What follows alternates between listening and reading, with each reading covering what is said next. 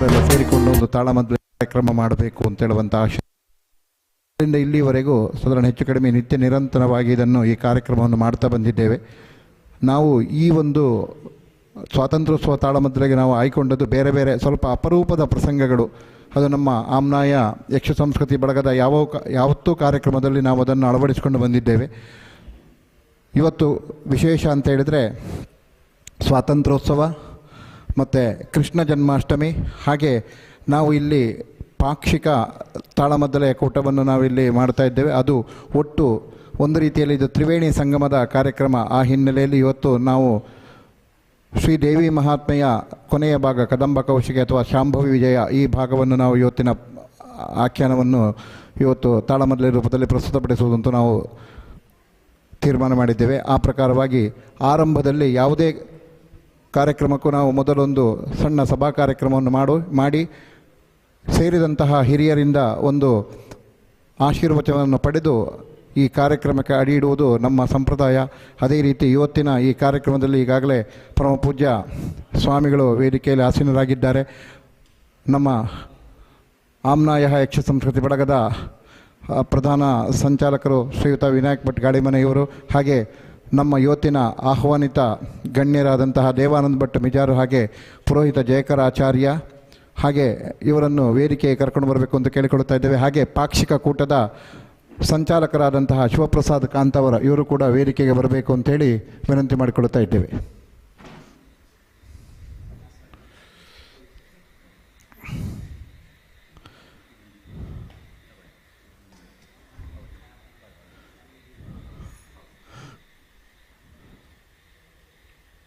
ಆರಂಭದಲ್ಲಿ ವಿನಾಯಕ್ ಭಟ್ ಗಾಳಿಮನೆ ಹಾಗೂ ಶಿವಪ್ರಸಾದ್ ಕಾಂತವರವರು ಸ್ವಾಮಿಗಳಿಗೆ ಫಲ ಸಮರ್ಪಣೆ ಮಾಡುವುದರ ಮೂಲಕ ಸ್ವಾಮಿಗಳಿಂದ ಆಶೀರ್ವಾದವನ್ನು ಪಡಿಬೇಕು ಅಂತೇಳಿ ಕೇಳಿಕೊಳ್ತಾ ಇದ್ದೇವೆ.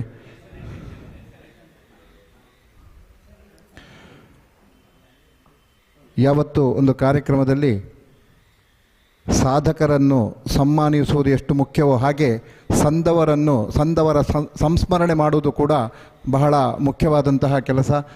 ಇಲ್ಲಿ ನಮ್ಮ ಎಲ್ಲರ ಒಡನಾಡಿ ಶ್ರೀಯುತ ಶ್ರುತಿಕೀರ್ತಿರಾಜ್ ಉಜಿರೆ ಇವರ ತೀರ್ಥರೂಪರು ಕೆಲವು ದಿನಗಳ ಮುಂಚೆ ನಮ್ಮನ್ನು ಅಗಲಿದ್ದಾರೆ. ಅವರ ಅಗಲಿಕೆಗೆ ಶಾಂತಿಯನ್ನು ಕೋರಿ ಎಲ್ಲರೂ ಎದ್ದು ನಿಂತು ಒಂದು ನಿಮಿಷ ಮೌನ ಪ್ರಾರ್ಥನೆ ಮಾಡಬೇಕು ಅಂತೇಳಿ ವಿನಂತಿ ಮಾಡಿಕೊಳ್ತಾ ಇದ್ದೇವೆ.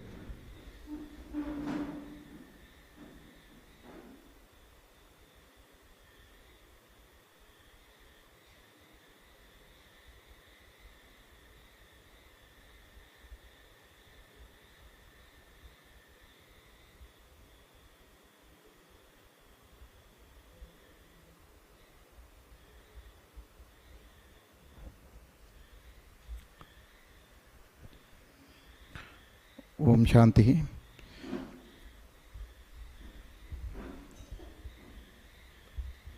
ನಮ್ಮ ಇವತ್ತಿನ ಈ ಸಭಾ ಕಾರ್ಯಕ್ರಮದಲ್ಲಿ ವೇದಿಕೆಯಲ್ಲಿ ವಿರಾಜಮಾನರಾಗಿರುವಂತಹ ಪರಮ ಪೂಜ್ಯ ಡಾಕ್ಟರ್ ಚಾರುಕೀರ್ತಿ ಭಟ್ಟಾರಕ ಪಂಡಿತಾಚಾರ್ಯವರ್ಯ ಮಹಾಸ್ವಾಮಿಗಳನ್ನು ಭಕ್ತಿಪೂರ್ವಕವಾಗಿ ಪ್ರಣಾಮಗಳನ್ನು ಸಲ್ಲಿಸುತ್ತಾ ಈ ವೇದಿಕೆಗೆ ಅವರನ್ನು ಸ್ವಾಗತವನ್ನು ಬಯಸ್ತಾ ಇದ್ದೇವೆ. ವೇದಿಕೆಯಲ್ಲಿರುವಂತಹ ಗಣ್ಯಮಾನ್ಯರು, ಶ್ರೀಯುತ ನಮ್ಮ ನಡುವೆ ಇರುವಂತಹ ಒಬ್ಬ ಅದ್ಭುತ ಸಂಘಟಕ ದೇವಾನಂದ ಭಟ್ರು ಮಿಜಾರು ಬೆಳವಾಯಿ, ಅವರ ಕಾರ್ಯಕ್ಷೇತ್ರಗಳು ಹಲವು ಫೋಟೋಗ್ರಫಿಯಿಂದ ತೊಡಗಿಕೊಂಡು ಯಕ್ಷಗಾನ ಚಂಡಮದ್ದಲೆ ವಾದವನ್ನು ತೊಡಗಿಕೊಂಡು ಬೇರೆ ಬೇರೆ ಆ ಒಂದು ಚಟುವಟಿಕೆಗಳಲ್ಲಿ ತಮ್ಮನ್ನು ಯಾವತ್ತೂ ಬ್ಯುಸಿಯಾಗಿ ಇಟ್ಟುಕೊಂಡವರು, ಅವರನ್ನು ಇವತ್ತಿನ ವೇದಿಕೆಗೆ ಹೃತ್ಪೂರ್ವಕವಾಗಿ ಸ್ವಾಗತಿಸ್ತಾ ಇದ್ದೇವೆ. ಹಾಗೆ ಪುರೋಹಿತ ಜಯಕರಾಚಾರ್ಯರು, ನಮ್ಮೆಲ್ಲರ ಆತ್ಮೀಯರು, ಆಮ್ನಾಯ ಯಕ್ಷ ಸಂಸ್ಕೃತಿ ಬಳಗದ ಕಾರ್ಯಕ್ರಮಕ್ಕೆ ಯಾವತ್ತೂ ಅವರು ನಿಮ್ಮೊಟ್ಟಿಗೆ ನಾವಿದ್ದೇವೆ ಅಂತೇಳಿ ಹೇಳಿ ನಮ್ಮನ್ನು ಯಾವತ್ತೂ ಪ್ರೋತ್ಸಾಹಿಸ್ತಾ ಇರುವವರು, ಅವರನ್ನು ಕೂಡ ನಮ್ಮ ಸಂಸ್ಥೆಯ ಪರವಾಗಿ ಹೃತ್ಪೂರ್ವಕವಾಗಿ ಸ್ವಾಗತವನ್ನು ಬಯಸ್ತಾ ಇದ್ದೇವೆ. ಹಾಗೆ ವೇದಿಕೆಯಲ್ಲಿ ಇರುವಂತಹ ನಮ್ಮವರೇ ನಮ್ಮ ತಂಡದ ಮುಖ್ಯಸ್ಥರು ವಿನಾಯಕ್ ಭಟ್ ಗಾಳಿಮನೆ ಹಾಗೂ ನಮ್ಮ ಈ ಪಾಕ್ಷಿಕ ಕೂಟದ ಸಂಚಾಲಕರು ಶಿವಪ್ರಸಾದ್ ಕಾಂತವರ ಇವರಿಬ್ಬರನ್ನು ಕೂಡ ಆತ್ಮೀಯವಾಗಿ ವೇದಿಕೆಗೆ ಸ್ವಾಗತಿಸ್ತಾ ಇದ್ದೇವೆ.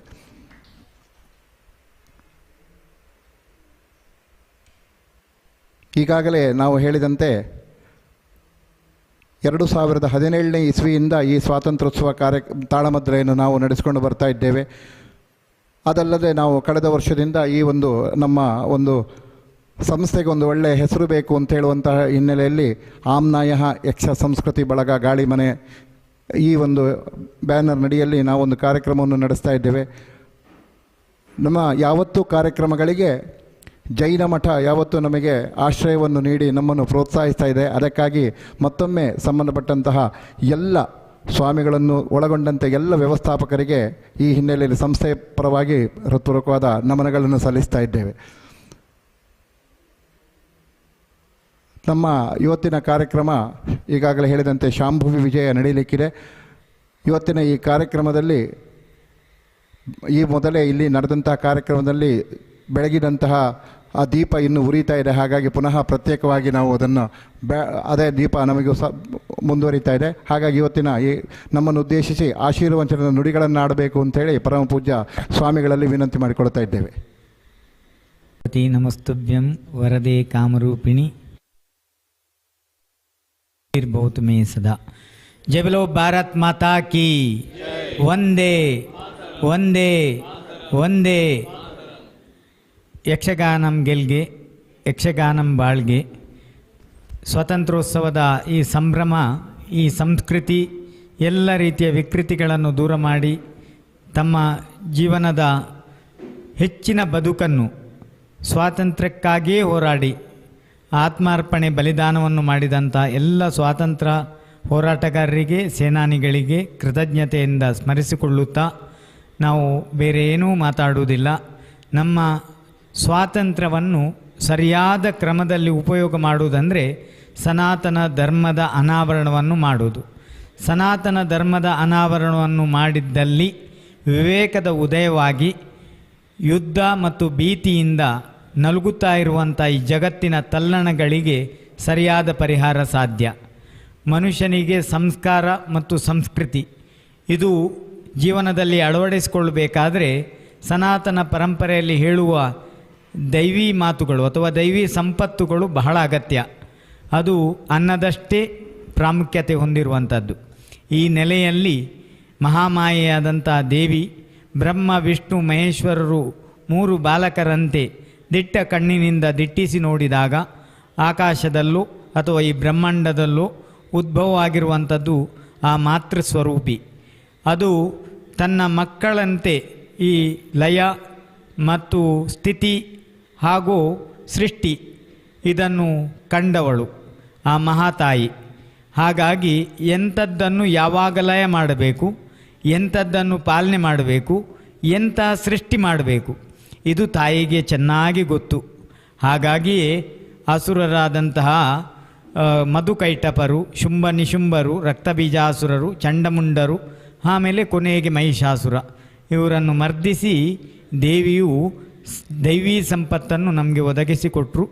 ಲೋಕದಲ್ಲಿ ಕಲ್ಯಾಣವಾಗುವ ಹಾಗೆ ಮಾಡಿದರು. ಅಂಥ ಜನನೀಯ ಕಥಾಮೃತವನ್ನು ಸುಂದರವಾಗಿ ನಮ್ಮ ಮುಂದೆ ಪ್ರಸ್ತುತಪಡಿಸಲಿಕ್ಕೆ ಇರುವಂಥ ಎಲ್ಲ ಮುಮ್ಮೇಳ ಮತ್ತು ಹಿಮ್ಮೇಳದ ಕಲಾವಿದರಿಗೆ ಭಗವಂತನ ಶ್ರೀರಕ್ಷೆ ಇರಲಿ.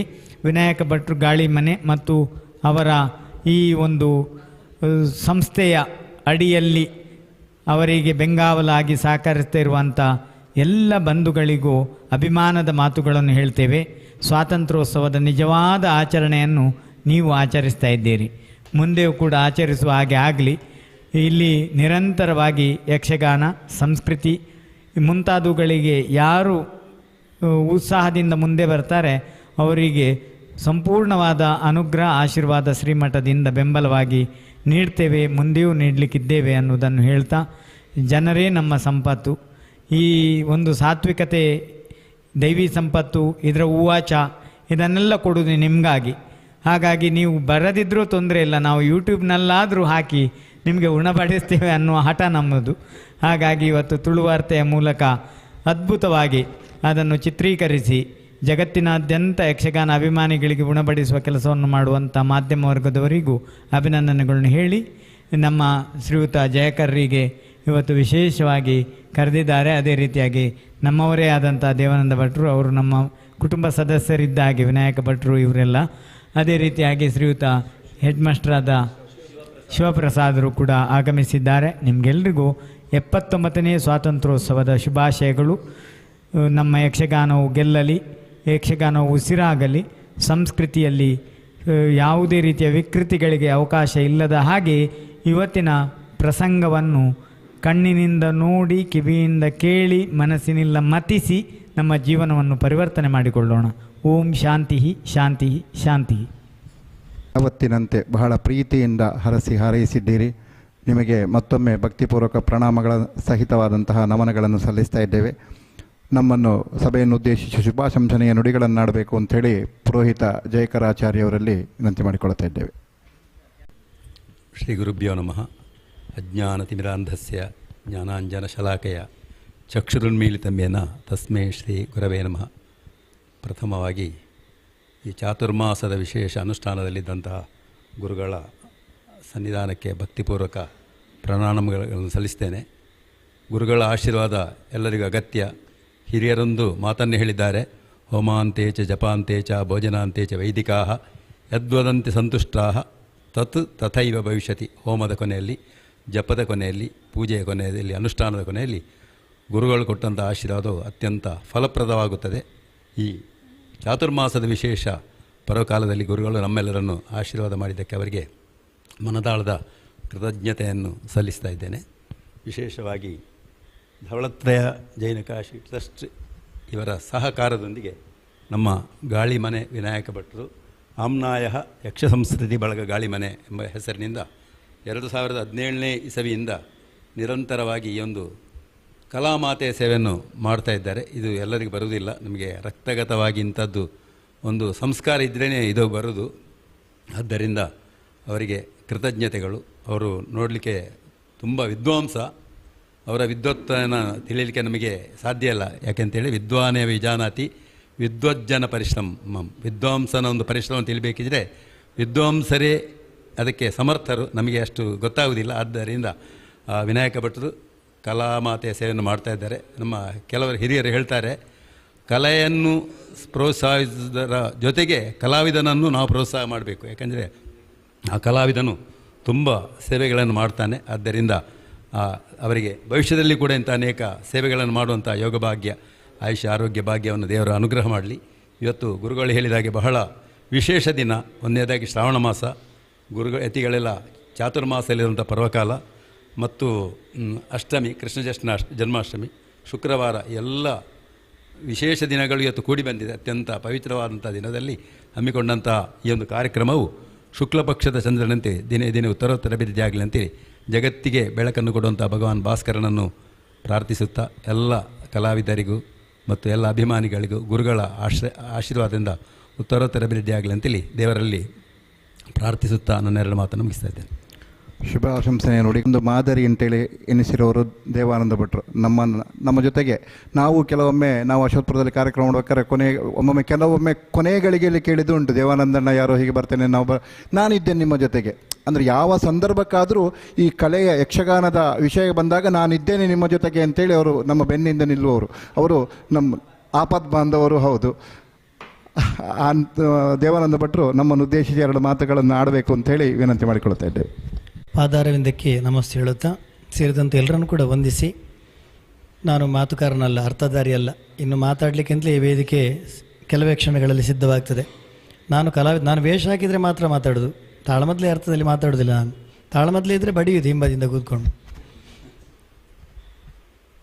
ನಾನು ಇತ್ತೀಚಿನ ದಿವಸಗಳಲ್ಲಿ ಭಾಳ ಸಂತೋಷಗೊಂಡಂಥ ಅನೇಕ ವಿಷಯಗಳಲ್ಲಿ ಈ ಒಂದು ವಿಷಯ, ಈ ಜೈನ ಕಾಶಿ ಇಂಥ ಪುಣ್ಯಭೂಮಿ, ಈ ಜೈನ ಮಠದ ಈ ಆವರಣದಲ್ಲಿ ಪೂಜ್ಯ ಸ್ವಾಮೀಜಿಗಳವರು ಯಕ್ಷಗಾನಕ್ಕೆ ಕೊಡುವಂಥ ಒಂದು ವಿಶೇಷ ಒಂದು ಪ್ರೋತ್ಸಾಹ ಮತ್ತು ಅವರಿಗಿರುವಂಥ ಆಸಕ್ತಿ, ಆ ಕಲೆಯ ಬಗೆಗಿನ ಶ್ರದ್ಧೆ. ಒಂದು ಬೆಳಿಗ್ಗೆ 3 ರಿಂದ 4 ಗಂಟೆಗೆ ಎದ್ದರೆ ಪೂಜ್ಯ ಸ್ವಾಮೀಜಿಯವರು ರಾತ್ರಿ 1 ಗಂಟೆಯವರೆಗೆ ಕೂಡ ತಾಳಮದ್ಲೆ ಕೂತು ಅಷ್ಟೇ ನಿಷ್ಠೆಯಿಂದ ಮತ್ತು ಪ್ರಾಮಾಣಿಕತನದಿಂದ ಶ್ರದ್ಧೆ ಭಕ್ತಿಯಿಂದ ಅದನ್ನು ಗಮನಿಸಿ ಅದರ ವಿಮರ್ಶೆ ಮಾಡಿದ ಕಲಾವಿದರನ್ನು ಪ್ರೋತ್ಸಾಹಿಸ್ತಾ ಇರುವಂಥ ಸ್ವಾಮೀಜಿಯವರಿಗೆ ನಾವು ಸಾವಿರ ಸಾಷ್ಟಾಂಗ ಹೊಡೆದರೂ ಕೂಡ ಕಡಿಮೆ. ಹಳೆಯ ಕಾಲದಲ್ಲಿ ನಾವು ಗಮನಿಸಿದ್ದೇವೆ ಬಂಧುಗಳೇ, ಯಕ್ಷಗಾನಕ್ಕೆ ಯಾವುದೇ ಒಂದು ಕಲೆಗೆ ರಾಜಾಶ್ರಯ. ಈಗ ಅಂಥದ್ದಿಲ್ಲ, ರಾಜ ಮನೆತನವೇ ಇಲ್ಲ, ಮತ್ತು ಆಶ್ರಯ ಇಲ್ಲಿಂದ ಮಠ ಮಂದಿರಗಳು ಆಶ್ರಯ ಕೊಡ್ತಿದ್ದವು ಅಂತೇಳಿ ಕಲಾವಿದರು ಅಲ್ಲಿ ಸಂತುಷ್ಟ ಮಾನಸರಾಗಿ ಅವರ ಕಲೆಗೆ ಬೇಕಾದಂಥ ಉದ್ದೀಪನದ ಎಲ್ಲ ಪ್ರೋತ್ಸಾಹಕದ ವಿಷಯಗಳು ಕೂಡ ಮಠಮಂದಿರದಿಂದ ಒಂದು ಕಾಲದಲ್ಲಿ ನಡೀತಾ ಇತ್ತಂತೆ, ನಾವು ಕೇಳಿಬಲ್ಲೆವು. ಆದರೆ ಅದು ಸ್ವಾತಂತ್ರ್ಯ ಸಿಕ್ಕಿ 79 ವರ್ಷ ಆಯ್ತಲ್ಲ, ಆದ್ದರಿಂದ ಎಲ್ಲರೂ ಸ್ವಾತಂತ್ರ್ಯರಾಗಿ ಅವರವರ ಮಟ್ಟದಲ್ಲಿ ಸಂಘಟನೆ ಮಾಡ್ತಾ ಎಲ್ಲ ಸಂಘಟಕರು ತಪ್ಪಲ್ಲ, ಒಂದು ಹಂತಕ್ಕೆ ಕಲೆ ಬೆಳೀತದೆ, ಮತ್ತೊಂದು ಹಂತಕ್ಕೆ ಈಗ ಹೆಚ್ಚಿನ ಕಲಾವಿದರು ಈ ಸಲ ಹೇಳೋದು ಮಳೆಗಾಲದಲ್ಲಿ ಕಳೆದ ವರ್ಷದಷ್ಟು ಕಾರ್ಯಕ್ರಮ ಇಲ್ಲ ಅಂತ. ಅದಕ್ಕೆ ಬೇರೆ ಬೇರೆ ಆಯಾಮಗಳಲ್ಲಿ ಕಲೆ ಸೊರಗ್ತಾ ಉಂಟು ಎನ್ನುವುದು ಕೂಡ ನಾವು ತಿಳಿಬೇಕಾದ ಒಂದು ಬಹಳ ದೊಡ್ಡ ಗಮನಾರ್ಹ ವಿಚಾರಗಳು. ಇದಕ್ಕೆ ಯಾರು ಕಲಾವಿದರು ಜವಾಬ್ದಾರ, ಸಂಘಟಕರು ಜವಾಬ್ದಾರ, ಅಥವಾ ಇಂಥ ಮಂದಿರಗಳು ಇದಕ್ಕೆ ಕಾರಣವೋ ಅಂತ ಕೇಳಿದರೆ ವಿಪರೀತವಾದಂಥ ಸಂಭಾವನೆಯ ವ್ಯವಸ್ಥೆ ಒಂದು ವಿಚಾರದಲ್ಲಿ ಹದಗೆಟ್ಟಿದೆ. ಪೂಜ್ಯ ಸ್ವಾಮೀಜಿಯವರು ಸಂಭಾವನೆ ಕೊಡೋದು ಕರೆಕ್ಟ್ ಉಂಟು ಈ ಕಾಲಘಟ್ಟದಲ್ಲಿ. ಆ ರೀತಿಯ ಸಂಭಾವನೆ ಕೊಟ್ಟರೆ ಮಾತ್ರ ಕಲೆ ಉಳಿತದೆ. ಒಂದು 10 ಜನ ಕಲಾವಿದರು ಮನೆಯಲ್ಲಿ ಕಲಾವಿದರನ್ನು ತರಿಸಿ ಮನೆಯಲ್ಲಿ ಕಾರ್ಯಕ್ರಮ ಮಾಡ್ತಾರೆ. ವಿಪರೀತ 1-2 ಪದ್ಯಕ್ಕೆ ಇಲ್ಲಿಂದ ಅಲ್ಲಿಗೆ ಪುರ್ಪುರ್ ಅಂತೇಳಿ ಕುಣಿದು ಬಾಯಿಗೆ ಬಂದದ್ದು ಆ ಪದ್ಯದ ಅರ್ಥವನ್ನು ಕೂಡ ಹೇಳದೆ, ಇದು ಲೈವ್ ಉಂಟು ನನಗೆ ಗೊತ್ತುಂಟು, ಪದ್ಯಕ್ಕೆ ಮತ್ತು ಪ್ರಸಂಗಕ್ಕೆ ಬೇಕಾದ ಅರ್ಥವನ್ನು ಕೂಡ ಹೇಳದೆ ಹೊತ್ತಿಗಾಗುವ ರಂಗ ಏರಿ 2 ಪದ್ಯ ಹಿಂದೆ ಹೋಗುವ, 2 ಪದ್ಯದ ರಂಗದಲ್ಲಿ ಕುಣಿದು ಹಿಂದೆ ಹೋಗುವಾಗ 5,000 8,000, ಇದಕ್ಕೆ ಅರ್ಥ ಇಲ್ಲ ಅಂತ. ಒಂದು ಹಂತಕ್ಕೆ ಕಲೆ ಉಚ್ಛ್ರಾಯ ಸ್ಥಿತಿಗೆ ಹೋಗ್ತದೆ, ಇನ್ನೊಂದು ಕಡೆ ಎಲ್ಲಿಯೋ ಒಂದು ಸೊರಗಿ ಪಾತಾಳಕ್ಕೆ ಇಳಿತಾ ಉಂಟು ಅಂತ. ಇದಕ್ಕೆ ಕಲಾವಿದರು ಕೂಡ ಜವಾಬ್ದಾರರು, ಸಂಘಟಕರು ಕೂಡ ಜವಾಬ್ದಾರರು, ಯಜಮಾನರುಗಳು ಕೂಡ ಜವಾಬ್ದಾರರು, ಮತ್ತು ಅಷ್ಟೇ ಮಠಮಂದಿರಗಳು ಕೂಡ ನಮ್ಮನ್ನು ಪ್ರೋತ್ಸಾಹಿಸ್ತಾ ಇರುವಂಥ ಪೂಜ್ಯ ಸ್ವಾಮೀಜಿಯವರು ಕೂಡ ಇದಕ್ಕೆ ಒಬ್ಬ ಹಕ್ಕುದಾರರು. ಯಾಕೆ ಹೇಳಿದರೆ ಅವರು ಯಕ್ಷಗಾನವನ್ನು ಅತೀವವಾಗಿ ಪ್ರೀತಿಸುವವರು. ಹೀಗೆ ಎಲ್ಲ ವಿಚಾರ ಗುಣಗಳಲ್ಲಿ ಕೂಡ ಕಲೆಯನ್ನು ನಾವು ಸರಿಯಾಗಿ ಅರ್ಥವಿಸಿ ಮುಂದಿನ ದಿನಗಳಲ್ಲಿ ಇದನ್ನು ಹಾಗೆ ಇದರ ಭವಿಷ್ಯವನ್ನು ಉಳಿಸುವುದು ಅದು ಯಾರ ಕೈಯಲ್ಲಿ ಅಂತ ಹೇಳುವಂಥ ದೊಡ್ಡ ಜವಾಬ್ದಾರಿ ಕಲಾವಿದರಿಗೆ, ಸಂಘಟಕರಿಗೆ ಎಲ್ಲರಿಗೂ ಕೂಡ ಇದೆ. ಕಲೆಯೊಂದು ಸಾಕಾರಗೊಳ್ಳುವುದು ಕಲಾವಿದನ ಚತುರತೆಯ ನಡೆಯಿಂದ, ಭಾವಪರವಶತೆಯ ಮಾಧುರ್ಯದಿಂದ, ಸರ್ವ ಸಮರ್ಪಣಾ ಭಾವದ ಸಮ್ಮಿಳಿತದಿಂದ ಹೌದು ಎನ್ನುವುದೇ ಹೌದಾದರೆ ಅಂಥ ಕಲೆಯನ್ನು ಮೈಗೂಡಿಸಿಕೊಂಡ ಕಲಾವಿದನೊಬ್ಬ ಜನಮಾನಸದ ಸೆಲೆಯಾಗ್ತಾನೆ, ಕಲೆಗೆ ಬೆಳಕಾಗ್ತಾನೆ, ಅಭಿವ್ಯಕ್ತಿಯ ಸಾಕಾರವಾಗ್ತಾನೆ. ಅಂಥ ಕಲಾವಿದ ಮಾತ್ರ ಆ ಕಲೆಯನ್ನು ಮೈಗಿಡಿಸಿಕೊಂಡು ಕಲೆಯನ್ನು ಎಷ್ಟು ಉಳಿಸುವಲ್ಲಿ ಅವ ಸಮರ್ಥನಾಗ್ತಾನೆ, ಮತ್ತು ಅದಕ್ಕೆ ಏನು ಜವಾಬ್ದಾರಿ ಅನ್ನೋದ್ರು ಕೂಡ ಅವನಿಗೆ ಬಿಟ್ಟ ವಿಚಾರ. ಅನೇಕ ಕಲಾವಿದರು ಕಲೆಗೆ ಬೆಳಕಾಗ್ತಾರೆ ಹೌದಾದರೂ ಕೂಡ ಅವರಿಗೆ ಜವಾಬ್ದಾರಿ ಎಷ್ಟು ಉಂಟು ಎನ್ನುವುದರ ಬಗ್ಗೆ ಕೂಡ ನಾವು ಚಿಂತಿಸಬೇಕಾದಂಥ ಒಂದು ಕಾಲಘಟ್ಟದಲ್ಲಿ ನಾವಿದ್ದೇವೆ. ಇಂಥ ಒಂದು ವಿಶೇಷ ಸಂದರ್ಭಗಳಲ್ಲಿ ಪೂಜ್ಯ ಸ್ವಾಮೀಜಿಯವರು ಇದೊಂದು ರಾಜಾಶ್ರಯ ನಮಗೆ. ಯಾರು ಬಂದರೂ ಕೂಡ ನೀವು ಬನ್ನಿ ಮಾಡಿ, ಒಬ್ಬ ಸಂಘಟಕ ಹೌದಾ ಅವನನ್ನು ಬೆನ್ನು ತಟ್ಟಿ ಪ್ರೋತ್ಸಾಹಿಸಿ, ಈರ್ನೆಯಪ್ಪ ಕಾರ್ಯಕ್ರಮ ಈರೊಂದು ಮಲ್ಪೊಡೆ ಮೂಲು ಅಂತ ಆ ಮಾತೇ ಸಾಕು. ಅವ್ರು ಭಾಳ ವಿಶೇಷ ಏನು ಕೊಡೋದಿಲ್ಲ, ನಮ್ಗೆ ಗೊತ್ತಿದೆ, ವೇದಿಕೆ ಇದೆ, ಸ್ಟೇಜ್ ಇದೆ, ಲೈಟ್ ಮೈಕ್ ಎಲ್ಲ ಇದೆ, ನೀವು ಮಾಡಿ ಅಂತ. ಇಂಥ ಪ್ರೋತ್ಸಾಹದಾಯಕವಾದಂಥ ಕೆಲವೇ ಮಠಮಂದಿರಗಳು, ಬೇಕಾದಷ್ಟು ಮಠಮಂದಿರಗಳಲ್ಲಿ ಬೇಕಾದಷ್ಟು ಸಂಪನ್ಮೂಲ ಕ್ರೋಢೀಕರಣತೆ ಇದ್ದರೂ ಕೂಡ ಕಲೆಗೆ ಎಷ್ಟು ಬೆಲೆ ಕೊಡ್ತಾರೆ ಅಂತ. ಪೂಜ್ಯ ಎಡನೀರು ಸ್ವಾಮೀಜಿಯವರು ಇದಕ್ಕೊಂದು ದೊಡ್ಡ ಹೆಸರು. ಮೊದಲ ಹೆಸರು ಜೈನ ಮಠದ ಸ್ವಾಮೀಜಿಯವರು.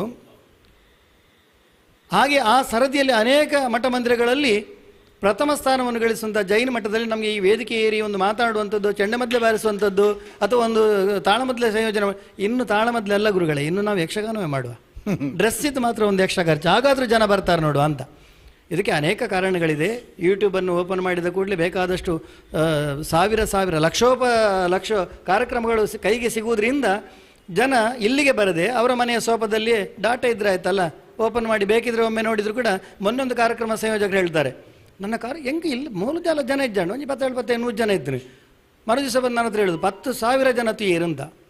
10,000 ಜನ ಕೂಡ ಇಡೀ ಕಾರ್ಯಕ್ರಮವನ್ನು ನೋಡುವುದಿಲ್ಲ, ವೇದಿಕೆಯನ್ನು ನೋಡ್ತಾರೆ, ವೇದಿಕೆಯ ಒಂದು ಚಂದವನ್ನು ನೋಡ್ತಾರೆ, ಆ ಕಲಾವಿದ ಯಾರಿದ್ದಾನಂತ ನೋಡ್ತಾರೆ, ಅಲ್ಲಿಗೆ ಬಂದು ಮಾಡಿ ಮಲಗ್ತಾರೆ, ಇಡೀ ಕಾರ್ಯಕ್ರಮವನ್ನು ನೋಡುವುದಿಲ್ಲ ಅವರು. ಇದೆಲ್ಲ ಈ ಆಧುನಿಕ ತಂತ್ರಜ್ಞಾನದ ಮಧ್ಯೆ ಕಲೆ ಎಲ್ಲಿ ಸೊರಗ್ತದೋ, ಕಲಾವಿದ ಎಲ್ಲಿ ಅಧಪತನ ಹೊಂತಾನೇನೋ ಒಂದು. ಈಗ ಹೊಸ ಕಲಾವಿದರು ಅನೇಕರು ತಯಾರಾಗ್ತಾರೆ. ಈ ಕಲಾವಿದರು ಇಲ್ಲಿ ಭಾಗವತರಿದ್ದಾರೆ, ನನಗೆ ಭಾಳ ಸಂತೋಷ. ಇಂಥ ಕಲಾವಿದರಿಗೆ ವೇದಿಕೆ ಬೇಕು. ವೇದಿಕೆ ಒಟ್ಟು ವೇದಿಕೆ ಅಲ್ಲ, ಒಂದು ಯೋಗ್ಯತೆ ಇದ್ದ ಒಂದು ಒಳ್ಳೆಯ ವೇದಿಕೆ ಸಿಕ್ಕಿದರೆ ಅವರ ಕಲೆ ಇನ್ನಷ್ಟು ವಿಜೃಂಭಿಸ್ತದೆ. ಇಂಥ ಅನೇಕ ಕಲಾವಿದರು ಯಕ್ಷಗಾನಕ್ಕಾಗಿ ಮುಖ ಮಾಡಿ ಬಂದಿರುವಂಥದ್ದು ನಮಗೆ ಭಾಳ ಸಂತೋಷ. ಮೇಳದಿಂದ ಬಂದಿದ್ದಾರೆ ನೋಡಿ, ಯಾಕೆ ಬಂದಿದ್ದಾರೆ? ಅನೇಕ ವಿಚಾರಗಳು ಈ ತಾಳಮದ್ದಲೆ ವೇದಿಕೆಯಲ್ಲಿ ಸಿಗ್ತದೆ. ಪ್ರಸಂಗದ ನಡೆಗಳೆಲ್ಲ ಸರಿಯಾಗಿ ತಿಳಿಬೇಕು ಅಂತೇಳಿದರೆ ತಾಳಮದ್ದಲೆಯನ್ನು ಸರಿಯಾಗಿ ನೋಡಿಕೊಳ್ಬೇಕು. ಮೊನ್ನೆ ನಾನು ಇದೇ ವೇದಿಕೆಯಲ್ಲಿ ನಾನು ಬಹಳ ಸಂತೋಷಪಟ್ಟೆ. ಇತ್ತೀಚಿನ ದಿವಸಗಳಲ್ಲಿ ತಾಳಮದ್ದಲೆಯಲ್ಲಿ ಭಾಳ ಸಂತೋಷಗೊಂಡದ್ದಿಲ್ಲ. ಸ್ವಾಮೀಜಿಯವರ ಹತ್ರ ಮರುದಿವಸ ಬಂದು ನಾನು ಹೇಳಿದ್ದೇನೆ ಮಠದಲ್ಲಿ, ನಿನ್ನೆ ತಾಳಮದ್ದೆ ಹೇಳಿದರೆ ತಾಳಮದ್ದಲೆ ಅಂತ. ಆ ಒಂದು ಶಲ್ಯ ಸಾರಥ್ಯ ತಾಳಮದ್ದಲೆ 2 ಪಾತ್ರಗಳು ಪ್ರಸಾದ್ ಸವಣರು ಕೂಡ ಒಳ್ಳೆ ಮಾಡಿದ್ದಾರೆ. ಕನ್ನಡಕಟ್ಟೆ ಗಣೇಶರ ಕೌರವ, ಜಬ್ಬರ್ರವರ ಶಲ್ಯ ಅದ್ಭುತವಾಗಿ ಮೂಡಿ ಬಂದಿತ್ತು. ತಾಳಮದ್ದಲೆ ಕಲಿಯುವ ಅಥವಾ ಮುಮ್ಮೇಳದ ಯಾವುದೇ ಒಬ್ಬ ಕಲಾವಿದ ಆ ಒಂದು ತಾಳಮದ್ದಲೆಯನ್ನು ನೋಡಿ, ಇನ್ನು ಬೇಕಿದ್ರೆ ನಿಮ್ಮ ಈ ಸೈಟಿಗೆ ಹೋಗಿ ಬೇಕಾದರೂ ನೋಡ್ಬೋದು. ಉತ್ತಮವಾಗಿ ನಿದ್ದೆ ಬರಲಿಲ್ಲ. 1 ಗಂಟೆ, ಸಾಮಾನ್ಯ 12 ಗಂಟೆ ಮುಗಿದಿದೆ. ಸ್ವಾಮೀಜಿಯವರು ಅಷ್ಟು ನಿಜವಾಗಿ ಅವರ ಆ ದಿವಸ ತುಂಬ ಸುಸ್ತಾಗಿತ್ತವರು, ಅವರ ಮುಖ ನೋಡುವಾಗ ಕಣ್ಣು ನೋಡುವಾಗ ಗೊತ್ತಿತ್ತು. ಆದರೂ ಅದನ್ನು ಎಷ್ಟು ಕೂತು ಸಂಭ್ರಮಿಸಿದ್ದಾರೆ ಅಂತ ಹೇಳಿದ್ರೆ ನನಗೂ ತುಂಬ ಸಂತೋಷವಾಯಿತು. ಹೀಗೆ ಕಾರ್ಯಕ್ರಮ ಇನ್ನಷ್ಟು ಬೆಳಗ್ಗೆ ಬರಲಿ, ಉತ್ತಮ ವೇದಿಕೆಯಾಗಿ ಮೂಡಿ ಬರಲಿ. ಪೂಜ್ಯ ಸ್ವಾಮೀಜಿಯವರ ಆಶೀರ್ವಾದ ನಮ್ಮೆಲ್ಲರಿಗೂ ಕೂಡ ಇರಲಿ ಅಂತ ಹೇಳಿ ನನ್ನ ಮಾತನ್ನು ಮುಗಿಸ್ತೇನೆ. ಯಕ್ಷಗಾನ ವಿಶ್ವ ಒಳ್ಳೆಯ ಮಾತುಗಳನ್ನಾಡಿದ್ದಾರೆ. ಜೊತೆಗೆ ಅದರ ಎರಡು ಮುಖಗಳನ್ನು ಸರಿಯಾಗಿ ತೆರೆದಿಟ್ಟಿದ್ದಾರೆ ದೇವಾನಂದ ಭಟ್ರು. ಈ ರೀತಿಯ ಅನುಭವ ನಮಗೆಲ್ಲ ಯಾವಾಗಲೂ ಬೇಕು. ಈ ಮಧ್ಯೆ MCC ಬ್ಯಾಂಕಿನ ಅಧ್ಯಕ್ಷರು, ಹಿರಿಯ ನ್ಯಾಯವಾದಿಗಳು ಶ್ರೀಯುತ ಬಾಹುಬಲಿ ಪ್ರಸಾದ್ರವರು ನಮ್ಮನ್ನು ಸೇರಿಕೊಳ್ತಾ ಇದ್ದಾರೆ. ಅವರಿಗೆ ಕೂಡ ಹೃತ್ಪೂರ್ವಕವಾಗಿ ಸ್ವಾಗತವನ್ನು ಬಯಸ್ತಾ ಇದ್ದೇವೆ. ದೇವಾನಂದ ಭಟ್ರಿಗೆ ನಮನಗಳನ್ನು ಹೇಳ್ತಾ ಮುಂದೆ ನಮ್ಮ ಈ ತಂಡದ ಮುಖ್ಯಸ್ಥರಾದಂತಹ ವಿನಾಯಕ್ ಭಟ್ ಗಾಳಿಮನೆ ಒಂದೆರಡು ಮಾತುಗಳನ್ನು ಆಡಬೇಕು ಅಂತೇಳಿ ವಿನಂತಿ ಮಾಡಿಕೊಳ್ತಾ ಇದ್ದೇವೆ. ಭ್ಯೋ ನಮಃ. ಪರಮಪೂಜ್ಯ ಚಾರುಕೀರ್ತಿ ಭಟ್ಟಾರಕ ಪಂಡಿತಾಚಾರ್ಯವರ್ಯ ಮಹಾಸ್ವಾಮಿಗಳ ಚರಣಾರವಿಂದಗಳಿಗೆ ಶಿರಸಾಷ್ಟಾಂಗ ಪ್ರಣತಿ ಕುಸುಮಗಳನ್ನು ಸಮರ್ಪಣೆ ಮಾಡ್ತಾ ಇದ್ದೇನೆ. ಸದಾಕಾಲ ನಮ್ಮನ್ನು ಪ್ರೋತ್ಸಾಹಿಸುವಂತಹ ಹಿರಿಯರಾದಂತಹ ಪುರೋಹಿತರು ಮತ್ತು ಸಂಸ್ಕೃತ ವೇದ ಪ್ರಾಧ್ಯಾಪಕರಾದಂತಹ ಆತ್ಮೀಯರಾದ ಜೈಕರ್ ಆಚಾರ್ಯರವರೇ, ಹಾಗೆ ತುಂಬ ಆತ್ಮೀಯತೆಯಿಂದ ಸದಾಕಾಲ ಪ್ರತಿಭೆಗಳನ್ನು ಪೋಷಿಸಿ ಬೆಳೆಸಿ ಹುಡುಕಿ ತಂದು ವೇದಿಕೆಗಳನ್ನು ಕೊಟ್ಟು ಬೇರೆ ಬೇರೆ ರೀತಿಯ ಕಾರ್ಯಕ್ರಮ ವೈವಿಧ್ಯಗಳನ್ನು ಮಾಡಿ ಎಲ್ಲ ಯಕ್ಷಗಾನ ಮತ್ತು ಸಂಗೀತದ ಅನೇಕ ಹೊಸ ಕಲಾವಿದರನ್ನು ಲೋಕಕ್ಕೆ ಬೆಳಕಾಗಿ ಪ್ರತಿಭೆಯ ಆಧಾರದಲ್ಲಿ ಕೊಟ್ಟಂತಹ ಯಕ್ಷದೇವ ಮಿತ್ರ ಕಲಾಮಂಡಳಿಯನ್ನು ಮುನ್ನಡೆಸ್ಕೊಂಡು ಹೋಗ್ತಾ ಇರುವಂತಹ 30 ವರ್ಷಗಳ ಪರಿಶ್ರಮದೊಂದಿಗೆ ಮುಂದೆ ಸಾಗ್ತಾ ಇರುವಂತಹ ದೇವಾನಂದ ಭಟ್ರವರೇ, ಈ ಒಂದು ಪಾಕ್ಷಿಕ ಸರಣಿ ಮತ್ತು ಆಮ್ನಾಯ ಯಕ್ಷ ಸಂಸ್ಕೃತಿ ಬಳಗ, ಇದರಲ್ಲಿ ನನಗೆ ನನ್ನ ಹೆಗಲಿಗೆ ಹೆಗಲಾಗಿ ಆತ್ಮೀಯತೆಯಿಂದ ನನ್ನ ಜೊತೆ ಸೇರಿ ಈ ಕಾರ್ಯಕ್ರಮವನ್ನು ನಡೆಸುವಲ್ಲಿ ನನ್ನ ಜೊತೆಗೆ ತುಂಬ ಪ್ರೀತಿಯಿಂದ ಸಹಕಾರವನ್ನು ಕೊಡ್ತಾ ಇರುವಂತಹ ಶಿವಪ್ರಸಾದ್ ಭಟ್ ಕಾಂತಾವರವರೇ, ಮುಂಭಾಗದಲ್ಲಿರುವ ಬಾಹುಬಲಿ ಅವರೇ, ಹಾಗೆ ಸಂಜಯ್ ಶೆಟ್ರೆ, ಹಾಗೆ ಎದುರಿಗಿರುವಂತಹ ಎಲ್ಲ ಆತ್ಮೀಯ ಬಂಧುಗಳೇ, ಮೊದಲನೇದಾಗಿ 79ನೇ ವರ್ಷದ ಸ್ವಾತಂತ್ರ್ಯೋತ್ಸವದ ಹಾರ್ದಿಕವಾದ ಶುಭಾಶಯವನ್ನು ಕೋರ್ತೇನೆ. ಜೊತೆಯಲ್ಲಿ ಇವತ್ತು ಕೆಲವು ಕಡೆ, ನಾಳೆ ಇನ್ನೂ ಕೆಲವು ಕಡೆ ಆಚರಣೆಗೊಳ್ಳಲಿರುವಂತಹ ಶ್ರೀಕೃಷ್ಣ ಜನ್ಮಾಷ್ಟಮಿಯ ಶುಭಾಶಯಗಳನ್ನು ಕೋರ್ತಾ ಇದ್ದೇವೆ. 2 ವಿಷಯಗಳು ಸರ್ವತಂತ್ರ ಸ್ವತಂತ್ರತೆಯನ್ನು ಹೇಳುತ್ತದೆ. ಶ್ರೀಕೃಷ್ಣ ಜನ್ಮಾಷ್ಟಮಿಯು ಅದನ್ನೇ ಹೇಳುತ್ತದೆ. ಭಾರತಕ್ಕೆ ಸ್ವಾತಂತ್ರ್ಯ ಬಂದಿದೆ ಅಂತಂದರೆ ನಾವು ಅಲ್ಲಿಯವರೆಗೆ ಕೈದಿಗಳಾಗಿದ್ವಿ, ಕಾರಾಗೃಹದಲ್ಲೇ ಇದ್ವಿ ಅನ್ನೋದು ಬ್ರಿಟಿಷರನ್ನು ಹಾಗೂ ಬೇರೆ ಬೇರೆ ರಾಜಮಾನ್ಯ ವ್ಯವಸ್ಥೆಗಳ ಹಿನ್ನೆಲೆಯಲ್ಲಿ ಬಂದಂತಹ ಕೆಲವೊಂದಿಷ್ಟು ಕಾರಾಗೃಹದ ಒಳಗಡೆಯಲ್ಲಿ ನಾವಿದ್ವಿ. ಸ್ವಾತಂತ್ರ್ಯ ಬಂತು ಅಂದರೆ ಸ್ವತಂತ್ರರಾದ್ವಿ. ಶ್ರೀಕೃಷ್ಣ ಹುಟ್ಟಿದ್ದು ಕಾರಾಗೃಹದಲ್ಲಿ, ಬ್ರಿಟಿಷರು ನಮ್ಮನ್ನು ಇಟ್ಟಿದ್ದು ಪರಕೀಯರು ಎನ್ನಬಹುದಾದಂತಹ ಕಾರಾಗೃಹದಲ್ಲಿ. 2 ಕಾರಾಗೃಹದಿಂದ ಮುಕ್ತಿಯನ್ನು ಕೊಟ್ಟಿದ್ದು ಶ್ರಾವಣ ಬಹುಳ ಅಷ್ಟಮಿ. ಮಧ್ಯರಾತ್ರಿಯ ಕಾಲದಲ್ಲಿ ಕೃಷ್ಣ ಲೋಕಮುಖದಲ್ಲಿ ನಮ್ಮನ್ನು ಉದ್ಧರಿಸುವುದಕ್ಕೆ ಬಂದಾಗ ತಾನಾಗಿ ಕಾರಾಗೃಹದ ಬಾಗಿಲು ತೆರೆದುಕೊಂಡಿತ್ತು. ಆ ಮುಖೇನ ಅವನಿಂದಲೇ ಪ್ರೇರಿತನಾಗಿ ಅವನ ತಂದೆ ವಸುದೇವ ಅವನನ್ನು ಕರೆದುಕೊಂಡು ಮುಂದೆ ಸಾಗಿದ. ನದಿಯೂ ಕೂಡ ದಾರಿಯನ್ನು ಬಿಟ್ಟುಕೊಡ್ತು ಅಂತ ಆಗುವಾಗ ಅವನು ಸರ್ವತಂತ್ರ ಸ್ವತಂತ್ರ ಎನ್ನುವ ಆ 3 ಶಬ್ದಗಳ ಸೇರುವಿಕೆಯಲ್ಲಾದಂತಹ ಪರಮ ಸ್ವಾತಂತ್ರ್ಯದ ಪರಮಾಧಿಕಾರದ ಸ್ವರೂಪವನ್ನು ತಿಳಿಸಿಕೊಡುತ್ತದೆ. ಇದನ್ನೇ ನಾವು ಇವತ್ತು ಆಚರಣೆ ಮಾಡ್ತೀವಿ. ಯಾರಿಗೂ ಬಂಧನ ಬೇಡ, ಎಲ್ಲರಿಗೂ ಬಿಡುಗಡೆ ಬೇಕು. ಯಾರಿಗೂ ಕೂಡ ಯಾವತ್ತೂ ತಾನಾಗಿ ಯಾವುದೋ ಒಂದು ಸಂಕೋಲೆಯಲ್ಲಿ ಸಿಲುಕಿಕೊಳ್ಳುವುದು ಬೇಡ.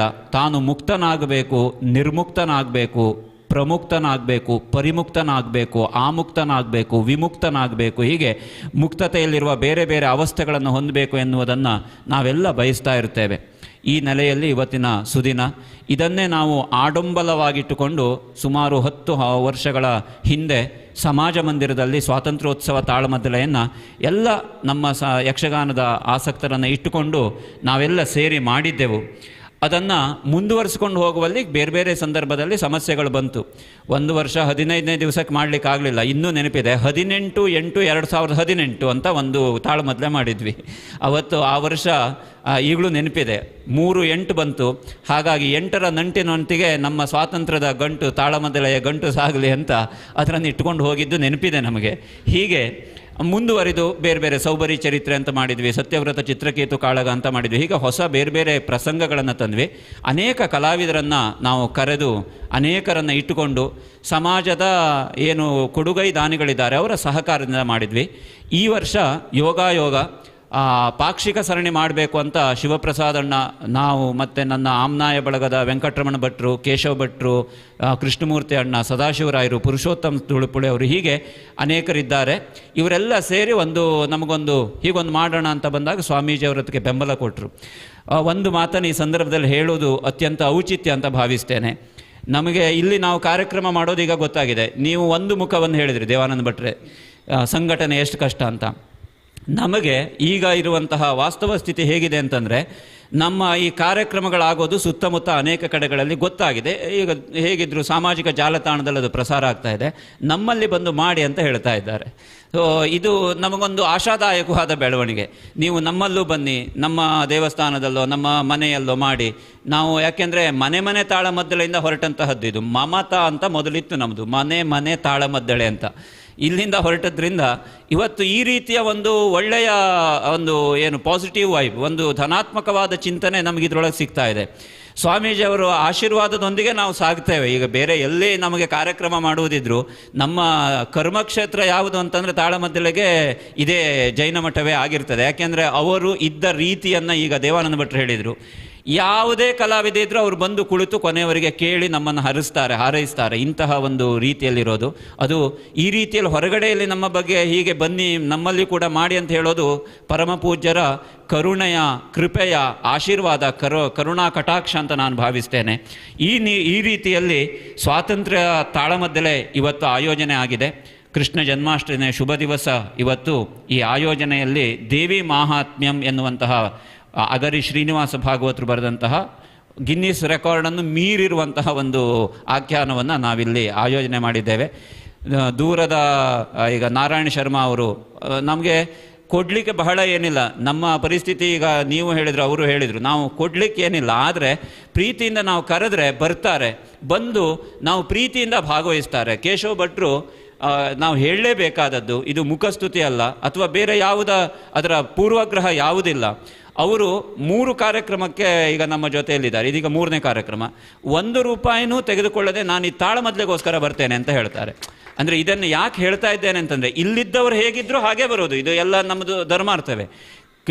ಅಲ್ಲಿಂದ ಅವರು ಬರೋದಲ್ಲದೆ ಓಂಕಾರ ಅಲ್ಲ ಕೇಶವಣ್ಣ, ಓಂಕಾರಮಯ ಅಂತ ನೋಡಿ, ಎದ್ನಿತ್ಕೊಳ್ಳಪ್ಪ ಒಮ್ಮೆ. ಆ ಹುಡುಗ ಅಲ್ಲಿ ಕಲಿತಾ ಇದ್ದಾನೆ, ಅವನನ್ನು ಕರ್ಕೊಂಡು ಬಂದಿದ್ದಾರೆ ಹಿಮ್ಮೇಳಕ್ಕೆ. ಅವನು ಕಲಿತಾ ಇದ್ದಾನೆ ಅಂದರೆ ಅವರ ಶಿಷ್ಯರವರು ವೇದ ಇತ್ಯಾದಿಗಳನ್ನು ಕಲಿಸ್ತಾರೆ ಅವರು ಉಚಿತವಾಗಿ.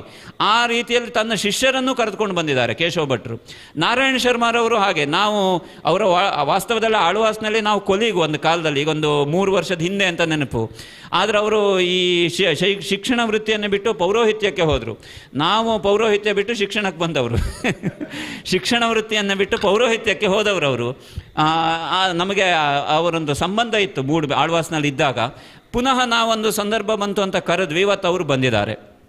ಹೀಗೆ ಯಾಕೆ ಈ ಮಾತು ಹೇಳ್ತೇನೆ ಅಂತಂದರೆ, ಋಣಾತ್ಮಕವಾದ ಏನು ಸಮಸ್ಯೆಗಳು ಇಲ್ಲಿ ಇದ್ದಾವೆ, ಭಟ್ರು ಏನು ಹೇಳಿದರು, ಅದ್ರ ಜೊತೆಗೆ ಇದ್ದಿದ್ರಲ್ಲೇ ಒಂದು ಧನಾತ್ಮಕತೆಯನ್ನು ಹುಡುಕುವ ಪ್ರಯತ್ನ ನಮ್ಮ ಆಮ್ನಾಯ ಯಕ್ಷ ಸಂಸ್ಕೃತಿ ಬಳಗ ಗಾಳಿಮನೆಯ ಉದ್ದೇಶ.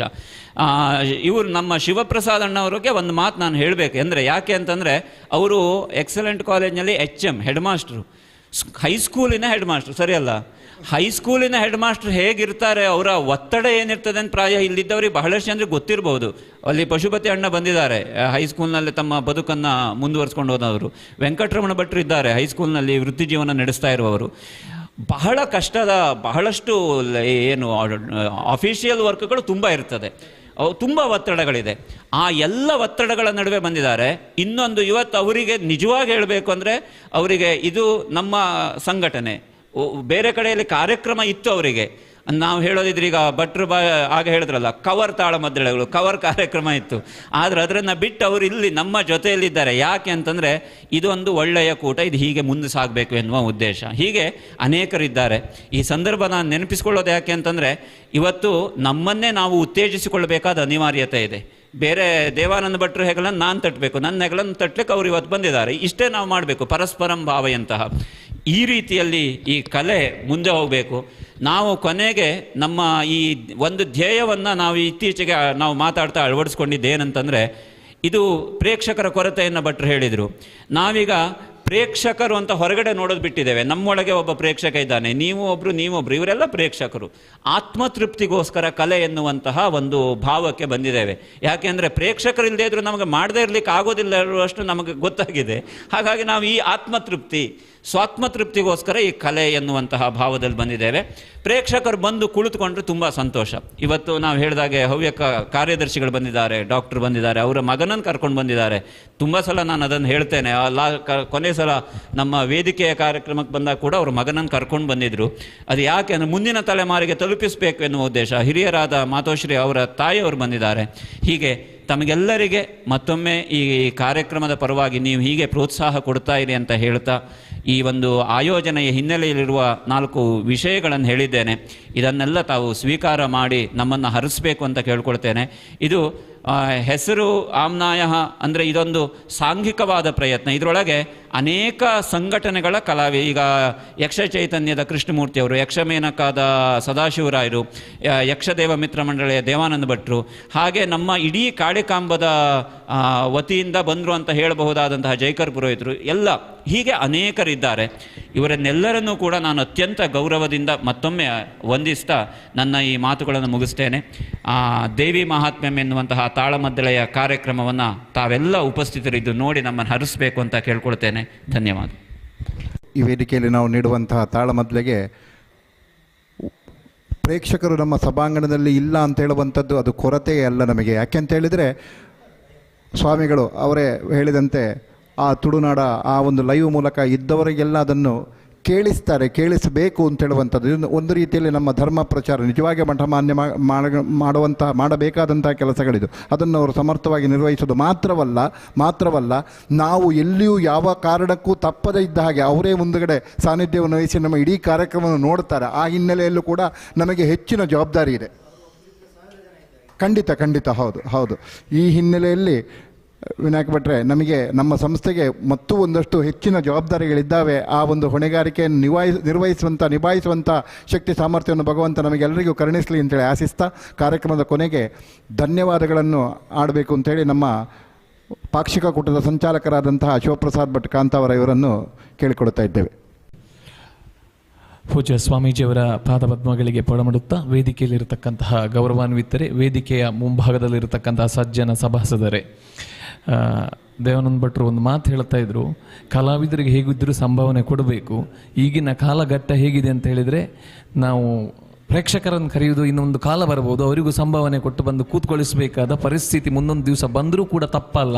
ಆದರೆ ಇಲ್ಲಿ ನಡೆಯುವಂಥ ಈ ಒಂದು ತಾಳಮದ್ದಳೆ ಕೂಟ ಅದಕ್ಕೆ ಅಪವಾದ. ಯಾಕಂದರೆ ಸಜ್ಜನ ಬಂಧುಗಳು ಈ ಒಂದು ಇಷ್ಟು ಜನ ಇದ್ದರೂ ಸಾಕು, ಎಂತಹ ಕೂಟ ಕೂಡ ಕಳೆಗಟ್ಟುತ್ತದೆ ಅನ್ನೋದನ್ನು ಹೇಳಲಿಕ್ಕೆ ಬಹಳ ಸಂತೋಷ ಆಗ್ತದೆ. ಅದಕ್ಕೆ ಈ ನಮ್ಮ ಮಠದಿಂದ ದೊರೆತಕ್ಕಂತಹ ಸ್ವಾಮೀಜಿಯವರ ಶ್ರೀರಕ್ಷೆ, ಅದೇ ರೀತಿ ಅವರ ಆಶೀರ್ವಾದ, ಪ್ರೋತ್ಸಾಹ ಸದಾ. ಸ್ವಾಮೀಜಿಯವರು ಇದರ ಮೊದಲನೇ ತಾಳಮದ್ದಳೆ ನನಗೆ ನೆನಪಿದೆ.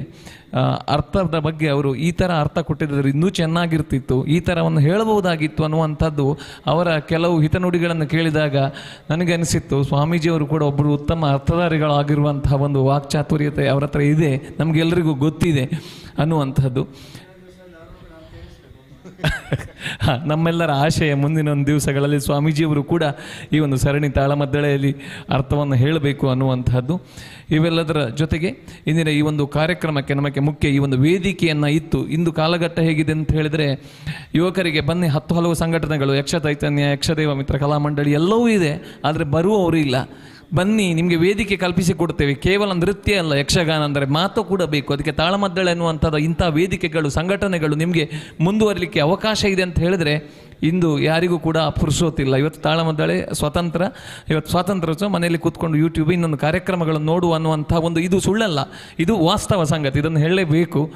ಹಾಗಾಗಿ ಇಂಥ ಒಂದು ಕಾಲಘಟ್ಟದಲ್ಲಿ ಈ ಸ್ವಾತಂತ್ರ್ಯೋತ್ಸವದ ಈ ಒಂದು ಸದವಸರದಲ್ಲಿ ನಮ್ಮ ಈ ಸರಣಿ ತಾಳಮದ್ದಳೆ ಕೂಟಕ್ಕೆ ಇಲ್ಲಿ ಅವಕಾಶ ಮಾಡಿಕೊಟ್ಟು ನಮಗೆಲ್ಲರಿಗೂ ಪ್ರೋತ್ಸಾಹ ಬೆಂಬಲವನ್ನು ನೀಡುತ್ತಾ ಇರತಕ್ಕಂಥ ಸ್ವಾಮೀಜಿಯವರ ಪಾದಪದ್ಮಗಳಿಗೆ ಮತ್ತೊಮ್ಮೆ ಪೊಡಮಾಡುತ್ತಾ ಅವರಿಗೆ ಧನ್ಯವಾದಗಳನ್ನು ಅರ್ಪಿಸುತ್ತೇನೆ.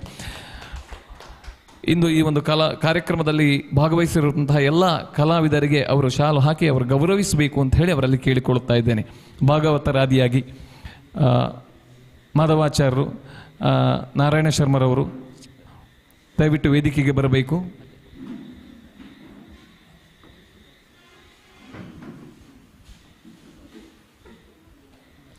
ಎಲ್ಲ ಹಿಮ್ಮೇಳ ಮುಮ್ಮೇಳದ ಕಲಾವಿದರುಗಳು ದಯವಿಟ್ಟು ವೇದಿಕೆಗೆ ಬರಬೇಕು, ಬಂದು ಸ್ವಾಮೀಜಿಯವರಿಂದ ಆಶೀರ್ವಾದವನ್ನು ಪಡೆಯಬೇಕು ಅಂತ ಕೇಳಿಕೊಳ್ಳುತ್ತೇನೆ.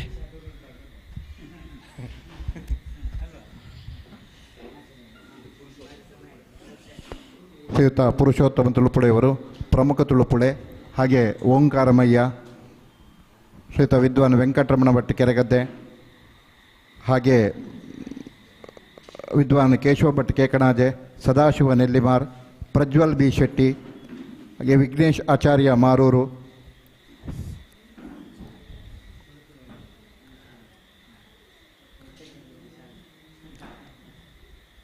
ಕಲೆಗೆ ವಯಸ್ಸು ಯಾವ ರೀತಿಯಲ್ಲಿ ಅಡ್ಡಿಯಾಗೋದು ಅನ್ನುವುದಕ್ಕೆ ಸದಾಶಿವ ಸರ್ ನಿಮ್ಮ ಒಂದು ವಿಡಿಯೋ ನಾನು ಹೇಳಬೇಕೋ ಬೇಡ ಅಂತ ಗೊತ್ತಿಲ್ಲ, ಬಹಳ ಇತ್ತೀಚೆಗೆ ಒಂದು ನೀವು ಬಹಳ ವೈರಲ್ ಆದಂತಹ ವಿಡಿಯೋ ಸರ್. ಅದರದ್ದೊಂದು ನಿಮ್ಮ ನೃತ್ಯ ನಿಜವಾಗಲೂ ಕೂಡ ಇದು ಅವರೊಬ್ಬರು ಕಲಾ ಸಂಘಟಕರಾಗಿ ಯಾವ ರೀತಿಯಾಗಿ ಕಲೆಯಲ್ಲಿ ಒಂದು ಮಗುವಿನ ರೀತಿಯಲ್ಲಿ ಅವರ ಮನಸ್ಸು ಆ ವಿಡಿಯೋ ನೋಡಿದಾಗ ಬಹಳ ಒಂದು ಖುಷಿ ಆಯ್ತು ಸರ್, ನೆನಪಾಯ್ತು ನನಗೆ. ಹೌದು,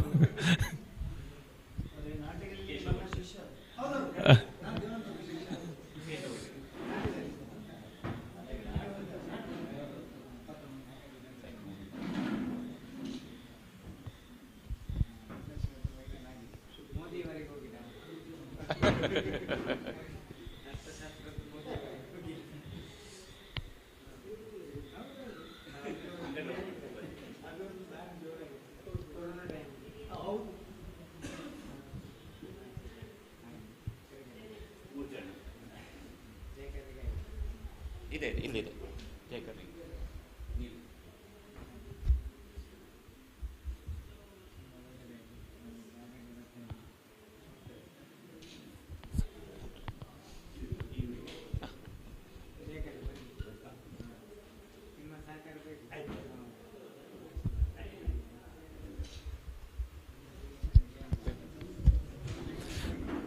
ವೇದಿಕೆಯಲ್ಲಿ ಉಪಸ್ಥಿತರಿರತಕ್ಕಂತಹ ಶ್ರೀ ದೇವಾನಂದ್ ಭಟ್ ಹಾಗೂ ಜಯಕರ ಪುರೋಹಿತ ಇವರಿಗೂ ಕೂಡ ಹೃತ್ಪೂರ್ವಕವಾದಂತಹ ಧನ್ಯವಾದಗಳನ್ನು ಅರ್ಪಿಸ್ತೀನಿ. ವೇದಿಕೆಯ ಮುಂಭಾಗದಲ್ಲಿ ಉಪಸ್ಥಿತರಿರುವಂತಹ ಎಲ್ಲ ಸಜ್ಜನ ಬಂಧುಗಳಿಗೂ ಕಲಾಭಿಮಾನಿಗಳಿಗೂ ಕೂಡ ಹೃತ್ಪೂರ್ವಕ ಧನ್ಯವಾದಗಳನ್ನು ಅರ್ಪಿಸಿ,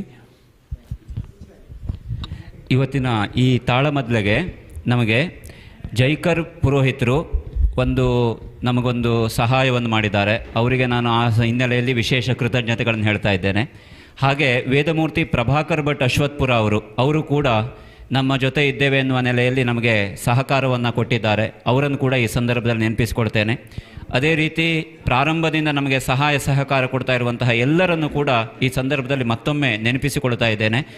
ಇನ್ನೀಗ ಕಿರು ಉಪಹಾರದ ವ್ಯವಸ್ಥೆ ಮಾಡಿದ್ದೇವೆ. ದಯವಿಟ್ಟು ಎಲ್ಲ ಸ್ವೀಕಾರ ಮಾಡಬೇಕು. ಅಲ್ಲಿಯವರೆಗೆ ಹಿಮ್ಮೇಳದ ಸೆಟ್ಟಿಂಗ್ ಮಾಡ್ತಾ ನಮ್ಮ ಪಾತ್ರಗಳ ಪರಿಚಯವನ್ನು ನಾವು ಹೇಳ್ತೇವೆ. ಆ ನೆಲೆಯಲ್ಲಿ ಎಲ್ಲರೂ ಸಹಕರಿಸಬೇಕು ಅಂತ ಕೇಳ್ಕೊಳ್ತಾ ಇದ್ದೇವೆ. ಕೆಲವೇ ನಿಮಿಷದಲ್ಲಿ ಅಭಿಮಾನಿಗಳೇ, ಇಂದು ಈ ವೇದಿಕೆಯಲ್ಲಿ ಪ್ರದರ್ಶನಗೊಳ್ಳಲಿರತಕ್ಕಂತಹ ಆಖ್ಯಾನ ಕದಂಬ ಕೌಶಿಗೆ ಶ್ರೀದೇವಿ ಮಹಾತ್ಮ್ಯಂ ಹಿಮ್ಮೇಳದಲ್ಲಿ ಭಾಗವತರಾಗಿ ಇಂದು ನಮ್ಮೊಂದಿಗೆ ಸಹಕರಿಸಲಿರುವಂಥವರು ಮಾಧವಾಚಾರ್ಯ ಸಂಪಿಗೆ, ನಾರಾಯಣ ಶರ್ಮಾ ಕಾಟುಕುಕ್ಕೆ, ಚಂಡಮದ್ದಳೆಯಲ್ಲಿ ಸರ್ವಶ್ರೀ ಪುರುಷೋತ್ತಮ ತುಳುಪುಳೆ, ಪ್ರಮುಖ ತುಳುಪುಳೆ, ಹಾಗೆ ಓಂಕಾರ ಮಯ್ಯ ಇವರು ನಮ್ಮೊಂದಿಗೆ ಸಹಕರಿಸಲಿದ್ದಾರೆ. ಅರ್ಥಧಾರಿಗಳಾಗಿ ಹಿಮ್ಮೇಳದಲ್ಲಿ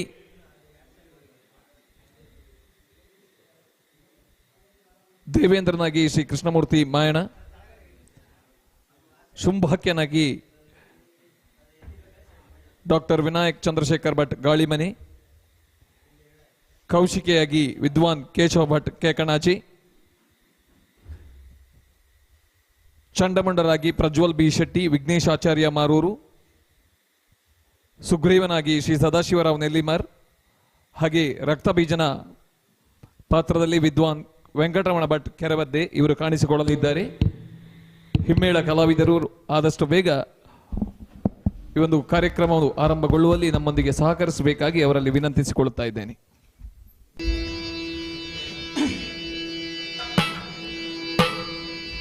ಸಾಧು ಸನ್ಮತಿಯ ಕೊಡು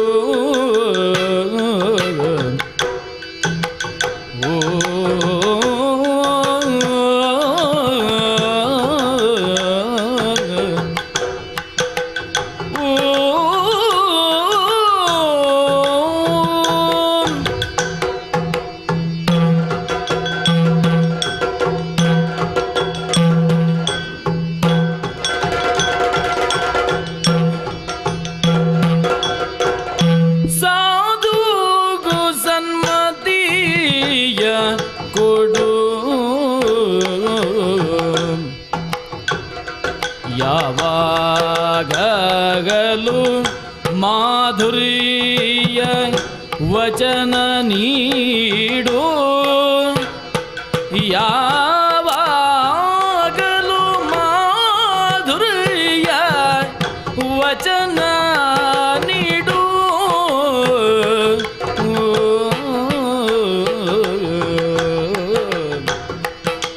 ಸಾಧು ಸನ್ಮತಿಯ ಕೊಡು, ಯಾವಾಗಲೂ ಮಾಧುರ್ಯ ವಚನ ನೀಡು.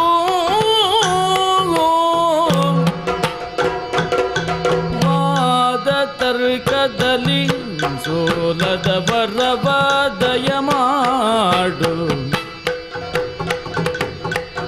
ಆದಿ ಶೃಂಗೇರಿ ಶ್ರೀ ಶಾರದೆ ನೀ ದಯವ ತೋರು, ನಿನ್ನ ನೋವಿದೆ ಶಾರದೆ ಶಾರದೆ.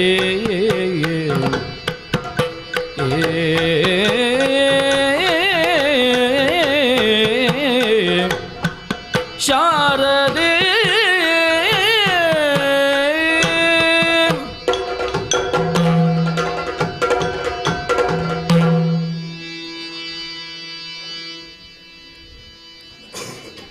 ಅಂಬುರುಗದಳನೇತ್ರೆ ಶ್ರೀ ದುರ್ಗಾಂಬಿಕೆಯ ಬಲಗೊಂಡು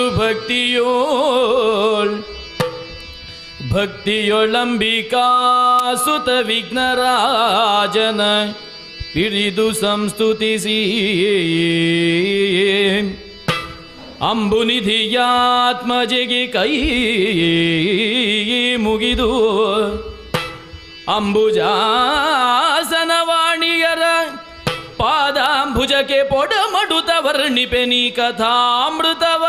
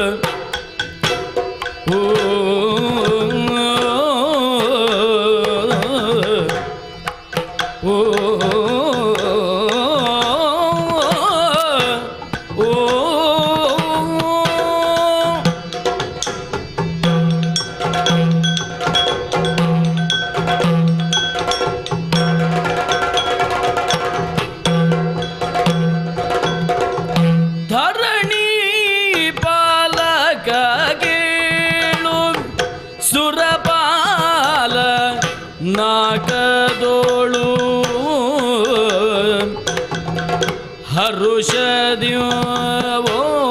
ಹರುಷದ್ಯೋಲಗದಿ ಮೆರೆಯೇ ವೈಭವದಿ. ಧರಣಿ ಪಾಲಕ ಕೇಳು ಸುರಪಾಲನಾಕದಲ್ಲಿ ಹರುಷದ್ಯೋಲಗದಿ ಮೆರೆಯೇ ವೈಭವದಿ. ವರುಣ ವಾಯು ಕುಬೇರ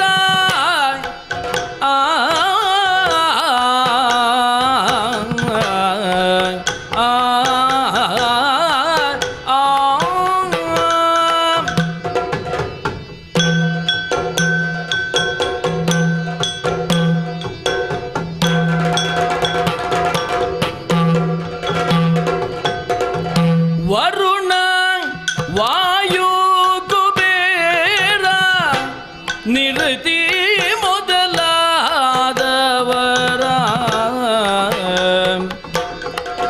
ಪರಿಪರಿಯ ಸುಮನಸರ ನೆರವಿಯನು ಗುಲುತ ಧರಣಿಗೆ ಪಾಲಕ ಕೇಳು ಓ ಓ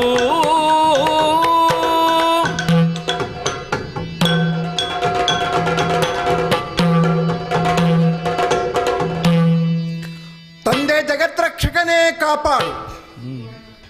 ಎಂದಿನಂತೆಯೇ ನಾಕಲೋಕದ ಈ ಶಿಪಿವಿಷ್ಟಪದಲ್ಲಿ ಕುಳಿತಿದ್ದೇನೆ.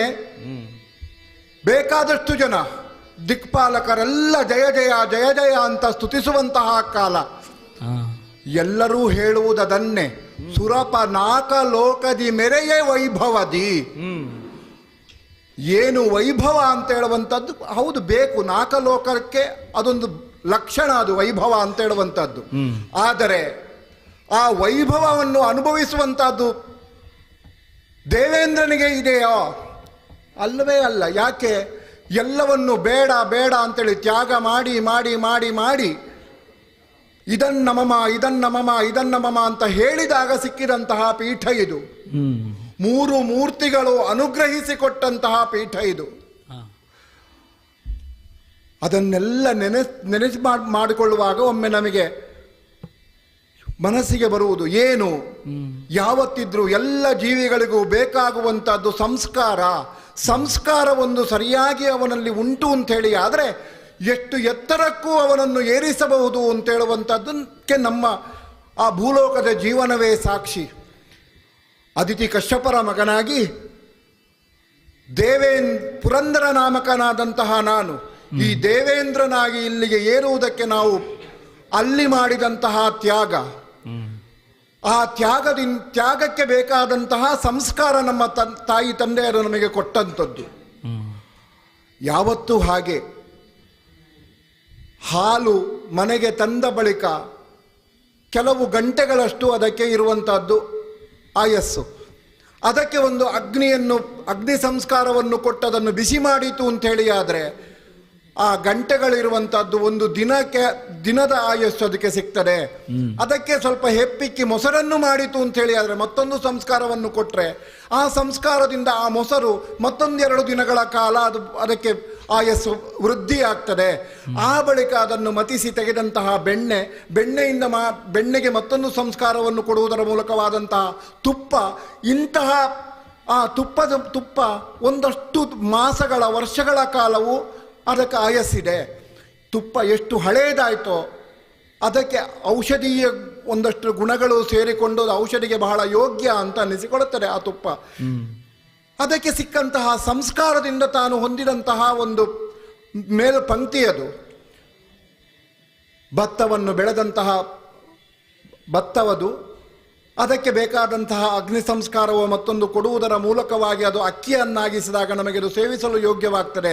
ಅಲ್ಲ, ಆ ಭತ್ತದಿಂದ ಮತ್ತೊಂದಷ್ಟು ಭತ್ತವನ್ನು ಬೆಳೆಯಬೇಕು ಅಂತೇಳಿ ಆದರೂ ಕೂಡ 1-2 ದಿನ ನೀರಿನಲ್ಲಿಟ್ಟು ಅದಕ್ಕೆ ಜಲ ಸಂಸ್ಕಾರವನ್ನು ಕೊಟ್ಟು ಬಿತ್ತನೆ ಮಾಡಿದಂತಹ ಭತ್ತ ಮಾತ್ರ ಅದು ಮತ್ತೆ ಪುನಃ ಮೊಳಕೆ ಹೊಡೆಯುವುದು. ಅಲ್ಲಿಯೂ ಸಂಸ್ಕಾರ ಬೇಕಾಗ್ತದೆ. ಇದು ದೇವೇಂದ್ರನ ಜೀವನ ರೂಪಿಸಿದಂತಹ ಬಗೆ. ಇದು ನಿತ್ಯವೂ ಮಾಡಿದಂತಹ ಹೋಮ ಹವನಗಳು, ಇದರ ಮೂಲಕವಾಗಿ ನಾವು ಸಂಪಾದಿಸಿದಂತಹ ಈ ಯೋಗ್ಯತೆ ಏನುಂಟು ಅಲ್ಲಿ ನಮಗೆ ನಮ್ಮ ಅಂತ ಹೇಳುವಂಥದ್ದು ಬೇಡ ಅಂತ ಹೇಳಿದ್ದು ಇಷ್ಟು ಯೋಗ್ಯತೆಯನ್ನು, ಇಷ್ಟು ಒಂದು ವೈಭವವನ್ನು ತಂದು ಕೊಟ್ಟಿದೆ. ಹಾಗಾಗಿ ನೀವು ಹೇಳುವುದು ದೇವೇಂದ್ರನು ವೈಭವದಿ ಮೆರೆಯುತ್ತಿದ್ದಾನೆ. ಬೇಕಾ ಸ್ವಾಮಿ ನಮಗೆ ಈ ವೈಭವ? ನಮಗಾಗಿ ಅಲ್ಲ, ಆದರೂ ಲೋಕ ರಕ್ಷಣೆಗಾಗಿ, ಲೋಕ ಮೂರರ ಕ್ಷೇಮಕ್ಕಾಗಿ ಈ ವೈಭವ ನಮಗೆ ಬೇಕು. ಆ ಹಿನ್ನೆಲೆಯಲ್ಲಿ ನಮ್ಮದಲ್ಲದಿದ್ರೂ ಕೂಡ ಉಳಿದಂತಹ 7 ಜನ ದಿಕ್ಪಾಲಕರನ್ನು ಸೇರಿಸಿಕೊಂಡು ಲೋಕ ಮೂರರ ಕ್ಷೇಮಕ್ಕಾಗಿ ಯಾವಾಗ ಭೂಲೋಕಕ್ಕೆ ಏನೇನನ್ನು ಕೊಡಬೇಕೋ, ಮಳೆಯೋ ಇತ್ಯಾದಿ ಇತ್ಯಾದಿ ಎಲ್ಲವನ್ನೂ ಸಕಾಲಕ್ಕೆ ಕೊಡುವುದರ ಮೂಲಕವಾಗಿ ಅಲ್ಲಿ ಸಮೃದ್ಧಿ ಉಂಟು ಅಂತ ಹೇಳಿ, ಆದರೆ ಆ ಸಮೃದ್ಧಿಯಿಂದ ಅಲ್ಲಿಯ ಋಷಿಗಳು ಮುನಿಗಳು ಇತ್ಯಾದಿಗಳೆಲ್ಲ ಸೇರಿಕೊಂಡು ಮಾಡುವಂತಹ ಒಂದಷ್ಟು ಸಂಸ್ಕಾರಯುತವಾದಂತಹ ಕೆಲಸ, ಹೋಮ ಹವನಗಳು, ಅದರಿಂದ ನಮಗೆ ಪರೋಕ್ಷವಾಗಿ ನಮಗೆ ಶಕ್ತಿಯದು ವೃದ್ಧಿಯಾಗ್ತದೆ. ಆ ಮೂಲಕ ಮತ್ತೆ ಪುನಃ ನಾವು ಅದರ ಫಲವಾಗಿ ಕೊಡುವಂಥದ್ದು ಮತ್ತೆ ಭೂಮಿಗೆ. ಇದು ಒಂದು ರೀತಿಯಲ್ಲಿ ಪರಸ್ಪರಂ ಭಾವಯೇತ್ ಅಂತ ಹೇಳುವಂತಹ ರೀತಿಯಲ್ಲಿಯೇ ನಾವು ನಮ್ಮ ಮತ್ತು ಆ ಭೂಲೋಕದ ಲೋಕಾಂತರದ ಸಂಬಂಧ ಇರುವಂಥದ್ದು. ಹೀಗೆ ಆಡುತ್ತಾ ಇರುವಂತಹ ಕಾಲಕ್ಕಾಗುವಾಗ ನಮಗೇನು ಬಾಧೆಗಳು ಇಲ್ಲ ಅಂಥೇಳಿ ಅಲ್ಲ, ಬರೀ ವೈಭವ ಮಾತ್ರ ಅಂಥೇಳಿ ಅಲ್ಲ. ರಾಕ್ಷಸರ ದಾಳಿ, ಹಿಂದೆ ಮಹಿಷಾಸುರ ಎಂಬವನು ಬಂದಿದ್ದಾನೆ, ಬೇಕಾದಂತಹ ರೀತಿಯಲ್ಲಿ ನಮಗೆ ಪೀಡೆಯನ್ನೂ ಕೊಟ್ಟಿದ್ದಾನೆ. ದೇವಿ ಹೇ ಪಾವನ ಚರಿತೆ ಅಂತೇಳುವಂತಹ ಮೂಲಕವಾಗಿ ಅವಳನ್ನು ಸ್ತುತಿಸಿದಾಗ 3 ಮೂರ್ತಿಗಳ ಸೇರಿಕೊಂಡು ನಾವೆಲ್ಲ ಅವರಿಗೆ ಬೇಕಾದಂತಹ ರೀತಿಯಲ್ಲಿ ಆ ಶಕ್ತಿಯನ್ನು ತುಂಬಿದಾಗ ಯಾವ ವರವನ್ನು ಆ ಮಹಿಷಾಕ್ಕೆ ತಾನು ಪಡೆದಿದ್ದನೋ ಆ ವರಕ್ಕೆ ಸರಿಯಾದಂತಹ ರೀತಿಯಲ್ಲಿ ಒಂದು ಮೂರ್ತಿಯೇ ತಳೆದು ಆ ಒಂದು ಶಕ್ತಿ ಅಂಬರದಿಂದ ಕೆಳಗಿಳಿದು ಬಂತು. ಆ ಒಂದು ದೇವಲೋಕದಲ್ಲಿ ನಮಗೆ ಬಾಧೆ ಕೊಟ್ಟಂತಹ ಮಹಿಷಾಕ್ಯನ ವಧೆಯನ್ನೂ ಆ ತಾಯಿ ಮಾಡಿದ್ಲು. ಆ ಮೂಲಕವಾಗಿ ನೀನು ಭಯಬೇಡ, ಸುರಲೋಕದಲ್ಲಿ ನೀನು ಶಾಶ್ವತವಾದಂತಹ ಆ ಸುಖದಿಂದ ನೀನು ಇರಬೇಕು ಅಂತೇಳುವಂತಹ ಅಭಯವಾಕ್ಯವನ್ನೂ ಕೊಟ್ಟು 3 ಮೂರ್ತಿಗಳ ಅನುಗ್ರಹ, ತಾಯಿಯ ಆಶೀರ್ವಾದ ಬಲ ಇಷ್ಟನ್ನೂ ಸೇರಿಸಿಕೊಂಡು ಆ ದೇವಲೋಕದಲ್ಲಿ ನಾವು ಇದ್ರೂ ಕೂಡ 3 ಲೋಕದ ಕ್ಷೇಮವದು ಹೇಗೆ ಅಂತ ಕೇಳಿದರೆ, ರಾಷ್ಟ್ರಂ ಧಾರಯತಾಂ ಧ್ರುವಂ ಎಂಬ ರೀತಿಯಲ್ಲಿ ಎಲ್ಲ ಕಡೆಗಳಲ್ಲಿಯೂ ಬೇಕಾದಂತಹ ರೀತಿಯಲ್ಲಿ ಸಮೃದ್ಧಿಯ ಹೊಣೆಗಾರಿಕೆ ನಮ್ಮದು ಎಂಬ ರೀತಿಯಲ್ಲಿ ಆಳ್ವಿಕೆಯನ್ನು ಕೊಡ್ತಾ ಇದ್ದೇವೆ. ಹಿಂದಿನ ಅನುಭವದಿಂದಲೇ ಸ್ವಾಭಾವಿಕವಾಗಿ ಪೀಠ ಏರುವಾಗ ನಾವು ಕೇಳುವುದು, ಮುಂದೊಂದು ದಿನ ಈ ಸ್ವರ್ಗಕ್ಕೆ ರಾಕ್ಷಸರ ದಾಳಿಯಾದರೆ ಏನು ಮಾಡ್ತೀರಿ ಅಂತೇಳಿ. ಎಲ್ಲ ದೇವತೆಗಳು ನಾವು ಅದನ್ನು ಎದುರಿಸಲು ನಾವು ಸಮರ್ಥರಿದ್ದೇವೆ ಅಂತ ಹೇಳುವಂಥದ್ದು. ಇದನ್ನು ಒಂದು ರೀತಿಯಲ್ಲಿ ಏನು ಅಂತ ಕೇಳಿದ್ರೆ ಅವರನ್ನು ಜಾಗೃತವಾಗಿಡುವಂತಹ ಕ್ರಮ ನಮ್ಮದು. ಹೇಗೆ ಅಂತ ಕೇಳಿದ್ರೆ ನಾವಿದ್ದೇವೆ. ಇದು ಒಂದು ರೀತಿಯಲ್ಲಿ ದಿನವೂ ಅವರು ಹೇಳುವಂಥದ್ದು, ದಿನವೂ ನಾವು ಕೇಳಿಸಿಕೊಳ್ಳುವಂಥದ್ದು. ಆದರೂ ಕೂಡ ಪ್ರತಿದಿನವೂ ಅದು ಬೇಕು. ಯಾಕೆ? ಅದು ಒಂದು ರೀತಿಯಲ್ಲಿ ನಮಗೆ ಈ ಒಂದು ವ್ಯವಸ್ಥೆಯನ್ನು ಕಾಪಿಡುವಲ್ಲಿ ಅದು ಪ್ರಮುಖ ಅಂತೇಳಿ ಭಾವಿಸ್ತಾ, ಯಾವುದೇ ರೀತಿಯ ಬಾಧೆಗಳಿಲ್ಲ, ಯಾವುದೇ ರೀತಿಯ ತೊಂದರೆಗಳಿಲ್ಲ ಸದ್ಯಕ್ಕೆ ಈ ದೇವಲೋಕದಲ್ಲಿ ಎಂಬುದನ್ನು ಎಲ್ಲರೂ ಹೇಳ್ತಿರುವಾಗಲೇ ಇವತ್ತಿನ ಈ ಸಭೆಯನ್ನು ಇಲ್ಲಿಗೆ ವಿಸರ್ಜಿಸ್ತೇನಂತೆ. ಮುಂದೇನು ಬರ್ತದೋ ನೋಡೋಣ.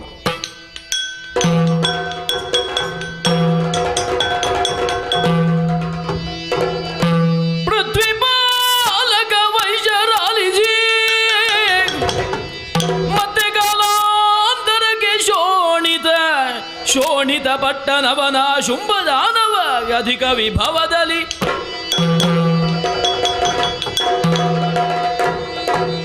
ಧನುಕುಮಾರಕ್ಕೆ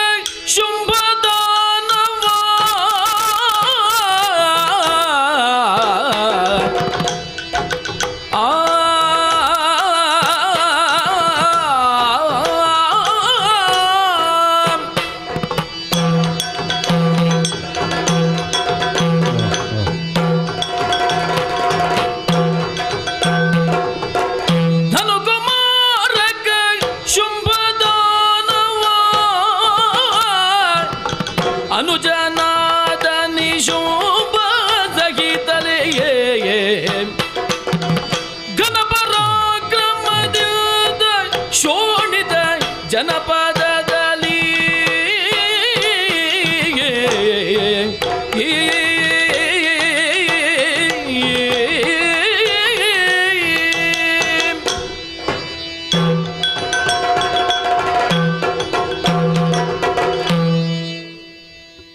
ಕಶ್ಯಪ ಸಂತಾನವಾದರೂ ನಮ್ಮನ್ನು ನಮ್ಮವರು ಆಡುವುದು ಹೇಗೆ? ಧನುಕುಮಾರಕ ಶುಂಭದಾನವ, ಹೌದಲ್ಲ? ಕಶ್ಯಪ ಸಂತಾನದ ನೆಲೆಯಲ್ಲಿ ನಮ್ಮನ್ನು ಗ್ರಹಿಸುವಂತಹ, ನಮ್ಮನ್ನು ಭಾವಿಸುವಂತಹ ನಮ್ಮ ಸಮೂಹ ಉಂಟು ಅಂತ ನೋಡಿದರೆ ಅವರಿಗೆಲ್ಲ ಧನುಕುಮಾರಕ ಶುಂಭದಾನ ಹೇಳುವಲ್ಲಿಯೇ ಸಂತೋಷ ಅಂತ ಕಾಣುತ್ತದೆ. ಹಾಗಾಗಿ ಸರ್ವರು ನಮ್ಮ ಕುರಿತಾಗಿ ಆಡುವ ಮಾತು ದಾನವ ಸಮ್ರಾಟ ವರ್ತಮಾನ ಕಾಲದಲ್ಲಿ ಯಾರು ಅಂತಂದ್ರೆ ಶುಂಭ. ತಲಾಂತರದಿಂದ ಪರಂಪರೆಯಿಂದ ಪರಂಪರೆಗೆ ದಾನವ ಸಾಮ್ರಾಜ್ಯದ ವಿಸ್ತಾರವನ್ನ ಮಾಡಿದಂತಹ ನಮ್ಮ ಹಿಂದಿನವರನ್ನು ಯೋಚನೆ ಮಾಡಬೇಕಾದದ್ದು ಈ ಪೀಠದಲ್ಲಿ ಕುಳಿತು ನಮಗೆ ಕರ್ತವ್ಯವಾಗುತ್ತದೆ. ಹೇಳಿಕೊಳ್ಳುವುದಕ್ಕೆ ಅಕ್ಕ ತಂಗಿಯರ ಮಕ್ಕಳು, ಧನುಕುಮಾರಕರಾದ ನಾವು ದಾನವರು, ದಿತಿ ಸಂತಾನದ ನೆಲೆಯಲ್ಲಿಯೇ ನಮ್ಮನ್ನು ದೈತ್ಯರು ದೈತ್ಯರು ಎನ್ನುವ ಹಾಗೆ ಕರೆದ್ರೆ, ನಮ್ಮ ಜೊತೆಯಲ್ಲಿಯೇ ಬಂದ ಕಶ್ಯಪ ಸಂತಾನದ ಮತ್ತೊಂದು ಮುಖ ಅದಿತಿ ಗರ್ಭ ಸಂಜಾತರು, ಆ ನೆಲೆಯಲ್ಲಿ ಆದಿತ್ಯರು ಆದಿತ್ಯರು ಎನ್ನುವ ಹಾಗೆ ಆಡಿದರು. ಸುರರು ಅಸುರರು ಎನ್ನುವಂತಹ ನೆಲೆ ಮತ್ತೆ ಬೆಳೆದು ಹೋಯಿತು. ಪ್ರಾಣಗಳನ್ನು ರಕ್ಷಿಸುವವರು ಸುರರು, ಪ್ರಾಣವನ್ನು ಅಪಹರಿಸುವವರು ಅಸುರರು. ಅಸೂನ್ ರಾತಿ ಇತಿ ಅಸುರ ಅಂತ ಲೋಕದಲ್ಲಿ ಇದಕ್ಕೆ ವ್ಯಾಖ್ಯಾನವನ್ನು ಬರೆದ್ರು. ನಮ್ಮ ಹಸುವನ್ನು ಹೀರುವುದಕ್ಕೆ ಬಂದಂತಹ ಸುರರನ್ನು ಯಾರೂ ಅಸುರರು ಅಂತ ಹೇಳುವುದಕ್ಕೆ ಸಿದ್ಧ ಇಲ್ಲ. ಹಾಗಂತ ನಾವು ನಮ್ಮ ಬದುಕನ್ನು ಕಟ್ಟಿಕೊಳ್ಳುವುದಕ್ಕೆ ಬೇಕಾಗಿ, ನಮ್ಮದ್ದೇ ಸಾಮ್ರಾಜ್ಯವನ್ನು ವಿಸ್ತಾರ ಮಾಡುವುದಕ್ಕೆ ಬೇಕಾಗಿ ಹಸುವನ್ನು ಹೀರುವುದಕ್ಕೆ ಹೋದರೆ ಅಸೂನ್ ರಾತಿ ಅಂತ ಬೃಹಸ್ಪತಾದಿಗಳೇ ಅವರೇ ವ್ಯಾಖ್ಯಾನ ಮಾಡಿದ್ರು. ಸುರರಲ್ಲದವರು ಅಸುರರು ಎನ್ನುವಂತಹ ಭಾವದಿಂದ ಅಸುರ ಎನ್ನುವಂತಹ ಪದ ಬಂತು, ಲೋಕದಲ್ಲಿ ಖ್ಯಾತಿ ಬಂತು. ಆದ್ರೆ ಅದನ್ನು ಹೇಳುವುದಕ್ಕೆ ಯಾರೂ ಸಿದ್ಧ ಇಲ್ಲ. ಪ್ರಾಣಹರಣ ಮಾಡುವವರು, ಧನಾಪಹರಣ ಮಾಡುವವರು, ಇವರನ್ನು ಅಸುರರು ಎನ್ನುವ ಹಾಗೆ ಹೇಳಬೇಕು ಅಂತ ಆಡಿದರು. ಹಾಗೆ ಹೌದು ಅಂತ ಆದ ಮೇಲೆ ಮತ್ತೆ ನೋಡುವುದಕ್ಕುಂಟು, ಹೇಳುವುದಕ್ಕುಂಟು. ಹಾಗೆ ಯೋಚನೆ ಮಾಡುವಾಗ ನಮ್ಮದಾದ ಪಾತಾಳ ಲೋಕ, ಅತಲ ವಿತಲಾದಿ 14 ಲೋಕಗಳ ವ್ಯಾಪ್ತಿ ವಿಸ್ತಾರದ ನೆಲೆಯಲ್ಲಿ ಅಧೋಲೋಕದ ತುತ್ತ ತುದಿಯಾಗಿ ಕಾಣುವ ಪಾತಾಳ, ಸುರಲೋಕದ ತುತ್ತ ತುದಿಯಾಗಿ ಕಾಣಬಹುದಾದಂತಹ ಸ್ವರ್ಗ, ಈ ಎರಡರ ನಡುವೆ ಇರಬಹುದಾದ ಕರ್ಮಭೂಮಿ ಅಂತ ಹೇಳಬಹುದಾದ ಭೂಮಂಡಲ, ಹೀಗೆ 3 ನೆಲೆಯಲ್ಲಿಯೂ ನಮ್ಮದಾದಂತಹ ವ್ಯಾಪ್ತಿ ವಿಸ್ತರಣೆಯನ್ನು ನಾವು ಯೋಚನೆ ಮಾಡಿದರೆ ಅದಕ್ಕೂ ಸಾಧ್ಯವಾಗಲಿಲ್ಲ ಮೊದಲು.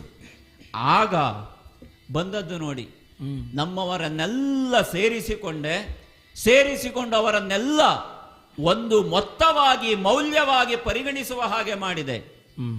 ನಾವು ಒಂದು ಕೆಲಸವನ್ನು ಆರಂಭ ಮಾಡಿದರೆ ನಮ್ಮ ಕೆಲಸ ಸರಿಯಾಗಿದೆ ಅಂತ ಹೇಳುವವರೆಲ್ಲ ನಮ್ಮ ಜೊತೆ ಬರ್ತಾರೋ ಇಲ್ವೋ?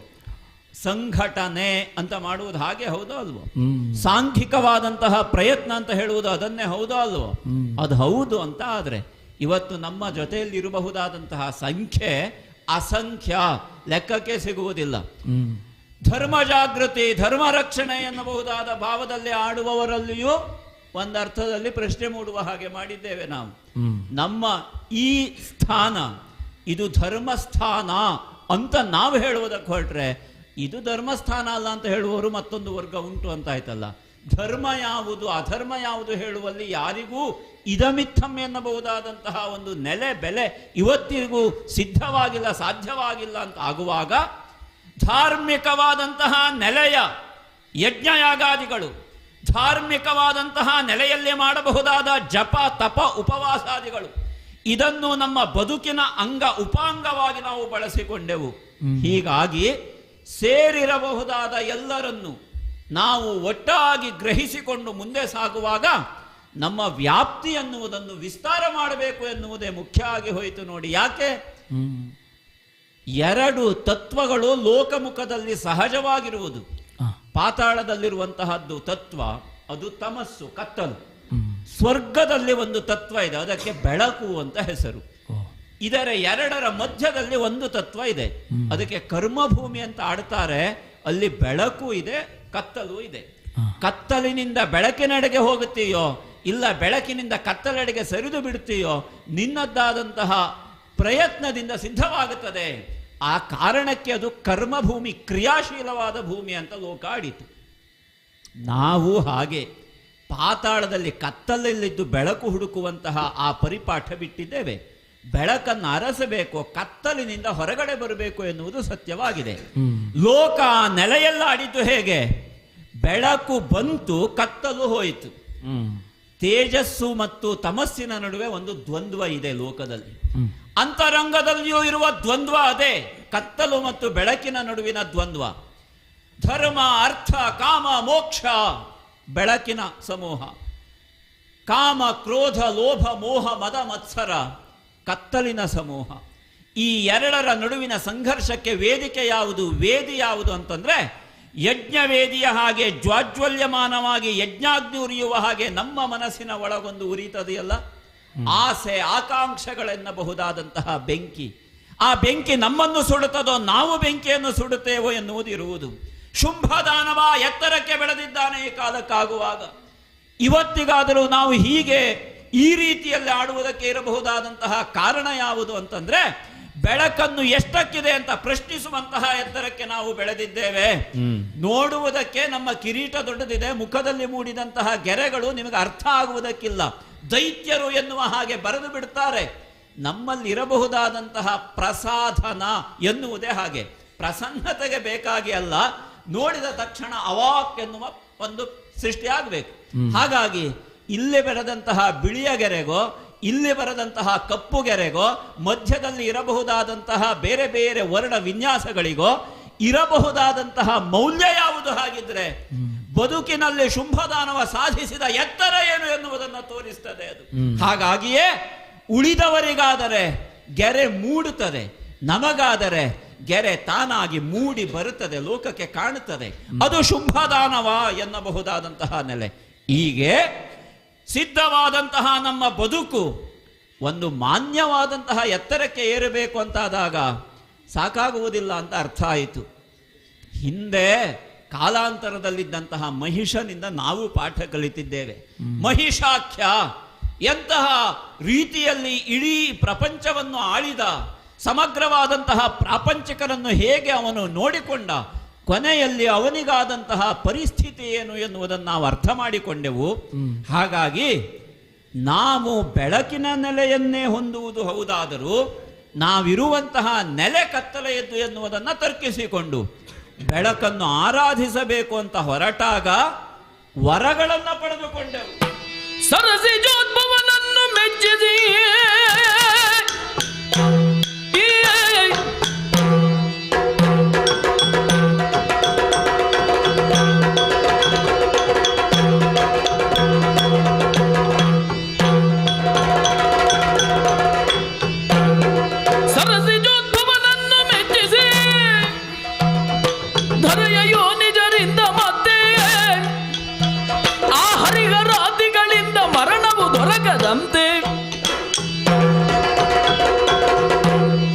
ಬೆಳಕನ್ನೇ ಆರಾಧಿಸಬೇಕು ಎನ್ನುವುದು ಬದುಕಿನ ತತ್ವ ಎನ್ನುವುದನ್ನು ಅರ್ಥ ಮಾಡಿಕೊಂಡಂತಹ ಶುಂಭ ಸರಸಿಜಾಸನ ಬ್ರಹ್ಮನನ್ನು ವರಬಲದಿಂದ ಮೆಚ್ಚಿಸಿದ್ದೇನೆ.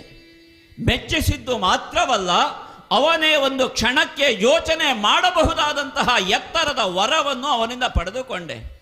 ನಾವು ಆಡಿದಂತಹ ಮಾತು ಅವನಿಗೆ ಪಥ್ಯವಾಗಲಿಲ್ಲ ಎನ್ನುವುದು ಅರ್ಥವಾದಾಗ ಕೇಳಿದ ವರ ಯಾವುದು? ಹಾಗಿದ್ರೆ ಬ್ರಹ್ಮ ವಿಷ್ಣು ತ್ರಿಮೂರ್ತಿಗಳಿಂದ ಮರಣ ಬರಬಾರದು, ತ್ರಿಮೂರ್ತಿಗಳ ಹೊರತಾದಂತಹ ನೆಲೆಯಲ್ಲಿ ಮರಣಗಳು ಎನ್ನುವುದು ನಮ್ಮ ಹತ್ತಿರ ಸುಳಿಯಬಾರದು ಎನ್ನುವ ಹಾಗೆ ವರವನ್ನು ಬೇಡಿಕೊಂಡೆವು.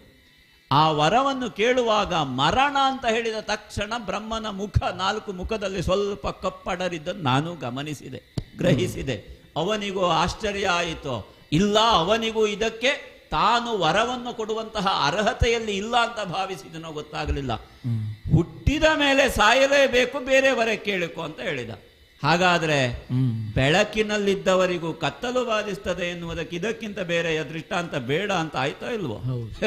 ಅವನಿಗೂ ನಾನು ಕೇಳಿದ ವರ ಕೊಡುವಲ್ಲಿ ಅವನಿಗೂ ಯಾವುದೋ ಒಂದು ಬೇರೆಯದ್ದಾದ ವ್ಯವಸ್ಥೆ ಉಂಟು. ಅವನು ಸ್ವತಂತ್ರನಲ್ಲ. ಎಲ್ಲರಿಗೂ ಬೇಕಾಗಿದ್ದು ಸ್ವಾತಂತ್ರ್ಯ. ಪ್ರತಿ ಕ್ಷಣವೂ ಬೇಕಾದದ್ದು ಏನು? ನಾನು ಸರ್ವ ತಂತ್ರ ಸ್ವತಂತ್ರನಾಗಬೇಕು. ಆ ಸ್ವಾತಂತ್ರ್ಯ ನಮ್ಮ ಬದುಕಿನ ಸ್ವೇಚ್ಛೆ ಯಾಗಕೂಡದು ಎನ್ನುವ ಎತ್ತರದಲ್ಲಿ ಯೋಚನೆ ಮಾಡಿದನೋ ಏನೋ. ಹಾಗಾಗಿ ಬ್ರಹ್ಮ ಹೇಳಿದ, ನೀನು ಅಮರನಾಗುವುದಕ್ಕಾಗುವುದಿಲ್ಲ. ಯಾಲ ಅಮರನಾಗುವುದಕ್ಕಾಗುವುದಿಲ್ಲ ಹೇಳುವುದಕ್ಕೆ ಕಾರಣ ಏನು? ನಾನು ಯೋಚನೆ ಮಾಡಿದೆ, ಇಲ್ಲ, ಈ ನೆಲೆಯಲ್ಲಿ ನಿನಗೆ ಅಮರತ್ವ ಸಿದ್ಧಿ ಆಗುವುದಕ್ಕೆ ಸಾಧ್ಯ ಇಲ್ಲ. ಅದಕ್ಕೆ ದೇವತತ್ವ ಅಂತ ಹೆಸರು. ನೀನೀಗ ವರದಿಂದ ದೇವತೆಗಳನ್ನು ಪ್ರಶ್ನೆ ಮಾಡ್ಬೋದು, ಆದರೆ ನೀನು ದೇವರಾಗ್ಲಿಕ್ಕೆ ಆಗುವುದಿಲ್ಲ. ಇಷ್ಟು ಹೇಳಿದ್ನ ಇಲ್ವೋ? ಆಗ ಹಠ ಮತ್ತು ಹೆಚ್ಚಾಯಿತು ನೋಡಿ. ದೇವರಾಗ್ಲಿಕ್ಕೆ ಆಗುವುದಿಲ್ವಾ? ಆಗಿದ್ರೆ ದೇವರಾಗುವುದಕ್ಕಾಗುವುದಿಲ್ಲ, ಅಮರತ್ವ ಸಿದ್ಧಿ ಇಲ್ಲ ಅಂತ ಆದ್ರೆ ಜಗತ್ರಯಗಳನ್ನು ಗೆಲ್ಲುವಂತಹ ಅರ್ಹತೆಯನ್ನಾದ್ರೂ ಅವನು ಕೊಡಬೇಕಲ್ಲ. ಹಾಗೆ ಕೇಳಿಕೊಂಡೆ, ಅಮರತ್ವದ ಸಿದ್ಧಿಯನ್ನು ಹೊರತುಪಡಿಸಿ ಕೇಳು. ಅಮರತ್ವಂ ಅಪಹಾಯ ಬ್ರೂಹಿ ವರಂ ವರಂ ದದ್ಮಿ, ವರವನ್ನ ಕೊಡ್ತೇನೆ. ಹೀಗೆ ಆಡುವಾಗ ಯೋಚನೆ ಬಂತು, ಹಾಗಾದ್ರೆ ಇನ್ನೀಗ ಕೇಳಲಿಕ್ಕಿರುವುದು ಒಂದೇ ಒಂದು ವರ. ಏನು? ಬದುಕಿದರೆ ಏನನ್ನು ಸಾಧಿಸಿ ಏನು ನನಗೆ ಅರ್ಥವಾಗಿದೆ. ಹಾಗಂತ ಬದುಕುವುದಕ್ಕೆ ಹೀಗೊಂದು ಅಡ್ಡಗಾಲು ಮರಣ ಎನ್ನುವುದು ಬರುತ್ತದೆ ಅಂತ ಯೋಚನೆ ಮಾಡುವಾಗ ಮರಣ ಬರಬಾರದ ಸ್ಥಿತಿ ಸಿದ್ಧ ಆಗಬೇಕು ಅಂತಾದ್ರೆ ಈ ಕಾಲಕ್ಕೆ ಅತ್ಯಂತ ಹೀನವಾದ ನಿಕೃಷ್ಟವಾದಂತಹ ಒಂದು ವರ್ಗ ಇದ್ರೆ ಮನುಷ್ಯ ವರ್ಗ ಅಂತ ನಾನು ಯೋಚನೆ ಮಾಡಿದೆ. ಇನ್ನೀಗ ಇರುವುದೇನು ಹಾಗಾದ್ರೆ? ಮನುಷ್ಯ ವರ್ಗದಿಂದ ಅಲ್ಲಿಯೂ ಪುನಃ ನಾವು ಹೇಳಲಿಲ್ಲ, ಋಷಿ ಮುನಿಗಳಾದ್ಯಾಗ ಅವರೇ ಹೇಳಿದ್ರಂತೆ, ಅಬಲ, ಹೆಣ್ಣಿಗೊಂದು ಹೆಸರು ಕೊಟ್ಟರು, ಅಬಲ, ಬಲವಿಲ್ಲದವಳು ಅಂತ ಅವರೇ ಹೇಳಿದ್ದಾರೆ. ಹಾಗಾದ್ರೆ ಅವರ ನೆಲೆಯಲ್ಲಿಯೂ ಅಬಲತ್ವವೇ ಇರಬಹುದಾದಂತಹ ಹೆಣ್ಣು ಹಾಗೇನಾದ್ರೂ ಬಂದ್ರೆ ಅವರಿಂದ ಮರಣ ಬರಲಿ ಎನ್ನುವಂತಹ ವರವನ್ನು ಪಡೆದುಕೊಂಡೆ. ಅದರ ಹೊರತಾಗಿ ಯಾರಿಂದಲೂ ಮರಣ ಬರಬಾರದು ಎನ್ನುವಲ್ಲಿ ವ್ಯಾಪ್ತಿ ಯಾವುದು? 3 ಲೋಕಗಳು. ಅದಲ್ಲ, ಇನ್ನೂ ವಿಸ್ತಾರ ಆದ್ರೆ 14 ಲೋಕಗಳು. 14 ಲೋಕಗಳಿಂದ ಯಾರಿಂದಲೂ ನನಗೆ ಮರಣ ಬರಕೂಡದು ಎನ್ನುವಂತಹ ವರವನ್ನು ಪಡೆದಂತಹ ನಾನು ಮಾಡಿದಂತಹ ಕಾರ್ಯ ಏನು? ಹಾಗಾದ್ರೆ ಪಾತಾಳ ಲೋಕವನ್ನು ನಮ್ಮದ್ದು ಹೇಗಿದ್ರೂ ಇದೆ, ಇನ್ನಾಗಬೇಕಾದದ್ದು ಕರ್ಮಭೂಮಿ. ಅದಕ್ಕೂ ಮಿಗಿಲಾಗಿ ಇನ್ನಿರುವುದು ಯಾವುದು ಹಾಗಿದ್ರೆ ಭೋಗ ಭೂಮಿಯನ್ನು ನಮ್ಮ ವಶ ಮಾಡಿಕೊಳ್ಳಬೇಕು. ದಿತಿ ಅದಿತಿ ದೈತ್ಯರು ಆದಿತ್ಯರು ಪ್ರಾರಂಭದಿಂದ ನನ್ನ ನಾಭಿಮೂಲದಲ್ಲಿ ಹುಟ್ಟಿದಂತಹ ಭಾವ ಅದು ಗರ್ಭವಾಗಿ, ಗರ್ಭ ಎನ್ನುವುದು ಈಗ ಒಡೆದು ಟಿಸಿಲೊಡೆದು ಬಂದು ಅದನ್ನ ತೂಗಿ ನೋಡಬೇಕಾದದ್ದು ನಾನು ಸ್ವರ್ಗದಲ್ಲಿ ಅಂತ ಭಾವಿಸಿಕೊಂಡು ನಮ್ಮವರಿಗೆ ಆಡಿದ್ದೇನೆ. ಸ್ವರ್ಗವನ್ನು ನಾವು ಈಗ ವಶ ಮಾಡಿಕೊಳ್ಳಬೇಕಾದದ್ದು ಮಾಡಿಕೊಳ್ಳುವುದಕ್ಕೆ ಯೋಗ್ಯವಾದ ಸಮಯ ಬಂದಿದೆ. ಯಾಕೆ ಸ್ವರ್ಗದ ವಶ? ಸ್ವರ್ಗವನ್ನು ಯಾಕೆ ವಶ ಮಾಡಿಕೊಳ್ಳಬೇಕು? ಲೋಕದಲ್ಲಿ 2 ತತ್ವ ಇದೆ. ನಾನಿದ್ದಲ್ಲೇ ಸ್ವರ್ಗವನ್ನ ಹೊಂದುವುದು ಒಂದು, ಇಲ್ಲ ಸ್ವರ್ಗವಿದ್ದಲ್ಲಿ ನಾನು ಹೋಗುವುದು ಮತ್ತೊಂದು. ನಮಗೆ ಬೇಕಾದದ್ದು ಭೌತಿಕವಾದಂತಹ ನೆಲೆಯ ಆ ಇಂದ್ರ ಎಷ್ಟಕ್ಕಿದ್ದಾನೆ ಅಂತ ನೋಡಬೇಕು. ಇಡೀ ಪರಮೈಶ್ವರ್ಯ ಸ್ಥಾನದಲ್ಲಿದ್ದವನಂತೆ. ಯೋ ಅಶ್ವನೋಹ ಅಂತಂಜಜ ಅಗ್ನಿಂ ಜಜಾನ ಸಜನಾಸ ಇಂದ್ರ. ಯಾರು ಅಗ್ನಿಯನ್ನು ಹುಟ್ಟಿಸಿಕೊಂಡನೋ, ಅಗ್ನಿಯನ್ನು ಹುಟ್ಟಿಸಿದವನು ಇಂದ್ರ ಅಂತ ಲೋಕ ವೇದ ಆಡಿತಂತೆ. ಅಗ್ನಿಯನ್ನು ಹುಟ್ಟಿಸಿದಂತಹ ಇಂದ್ರ ಆ ಅಗ್ನಿಯಿಂದಲೇ ನನ್ನನ್ನು ಎಲ್ಲರೂ ತೃಪ್ತಿಪಡಿಸಿ ಅಂತ ಆಡಿದ್ನಂತಲ್ಲ. ಇಲ್ಲಿಯವರೆಗೆ ಇಂದ್ರಾಯ ಸ್ವಾಹ ಅಂತ ಇದೆ, ಶಂಭವೇ ನಮಃ ಅಂತ ಇದೆ. ಎರಡನ್ನು ಬಿಟ್ಟು ಶುಂಭಾಯ ಸ್ವಾಹ ಇಲ್ಲ, ಶುಂಭನೇ ಇಂದ್ರನಾಗಿ ಶುಂಭೇಂದ್ರಾಯ ಸ್ವಾಹ ಬರಬೇಕು. ಒಂದು ಹೊಸ ಮಂತ್ರ ಸಿದ್ಧ ಆಗಬೇಕು. ಹಾಗಾಗಿ ಅದಕ್ಕೆ ಬೇಕಾಗಿ ಸ್ವರ್ಗವನ್ನು ವಶಪಡಿಸಿಕೊಳ್ಳುವುದಕ್ಕೆ ಸ್ವರ್ಗದ ಆ ಅಧಿಪತಿಯಾದ ಇಂದ್ರನಿಗೂ ಮೂಲ ಸ್ಥಾನದಲ್ಲಿರುವಂತಹ ಬ್ರಹ್ಮನ ಅಭೇದ್ಯವಾದ ವರ ಇದೆ ಅಂತ ಆದ್ರೆ ಮತ್ತೆ ಹಿಂದೆ ಮುಂದೆ ನೋಡುವುದಕ್ಕಿಲ್ಲ. ವರ ಪ್ರಮತ್ತನಾದಂತಹ ಶುಂಭ ನೇರವಾಗಿ ಸ್ವರ್ಗದ ಅಮರಾವತಿಯ ಬಾಗಿಲೆಡೆಗೆ ಸಾಗಿ ಹೋಗುತ್ತೇನೆ.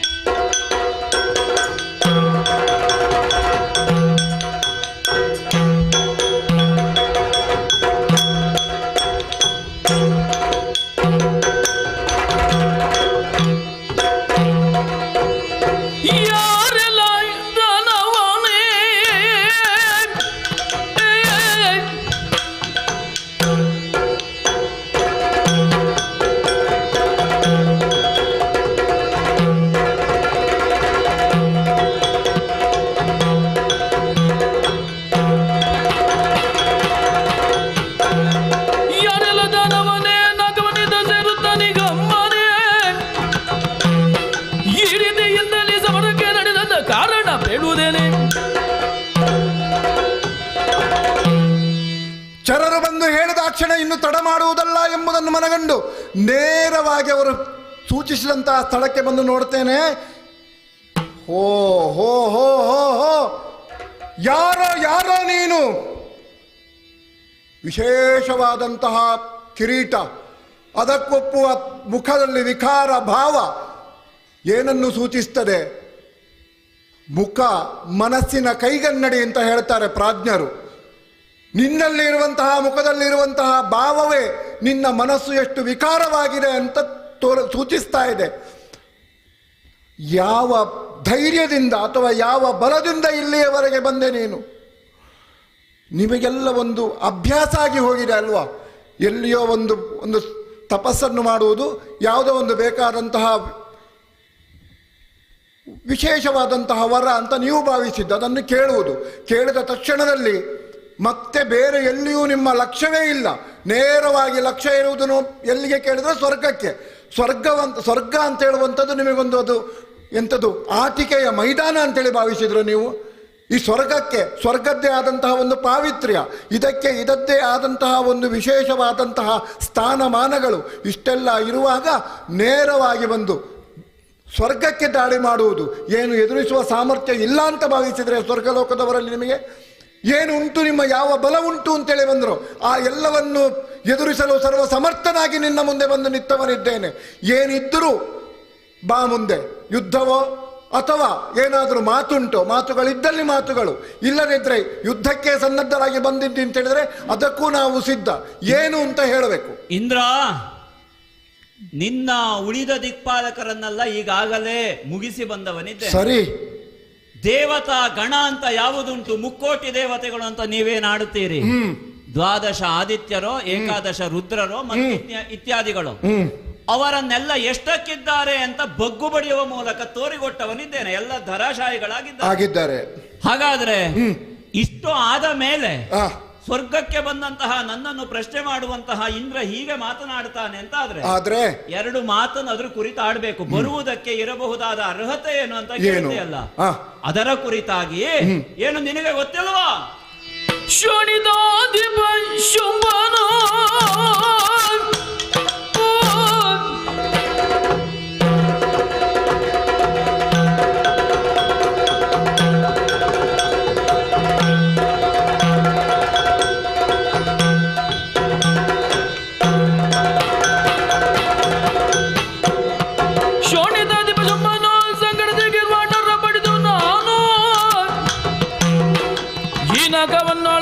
ಪೌರುಷವನ್ನು ಕಾಣಿಸೆನ್ನೊಡನೆ ನೀನು.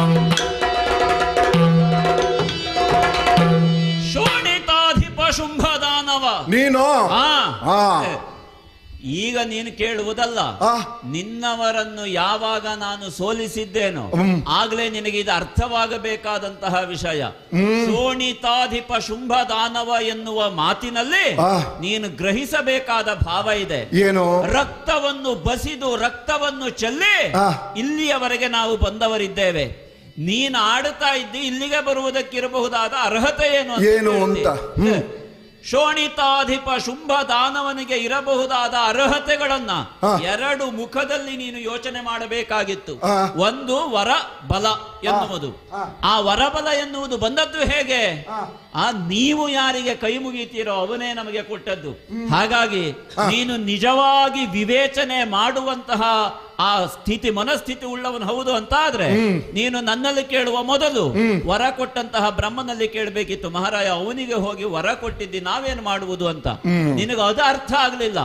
ವರ ಕೊಟ್ಟವರು ನಿಮ್ಮವರೇ, ನೀವು ಅರ್ಥ ಮಾಡಬೇಕು. ದೇವತೆಗಳು ನೋಡಿ ನಿಮ್ಮವರೇ ವರ ಕೊಡ್ತಾರೆ, ಮತ್ತೆ ಇನ್ನೊಂದು ಬಾಗಿಲಿನಿಂದ ವರ ಕೊಡುವುದು, ಮತ್ತೊಂದು ಬಾಗಿಲಿನಿಂದ ಏನುಂಟು ನಿನ್ನಲ್ಲಿ ಅಂತ ಕೇಳುವುದು. ದ್ವಿಮುಖ ನೀತಿ, ಎರಡು ನಾಲಿಗೆ ಇದ್ದಂತಹ ಒಂದು ಸರೀಸೃಪ.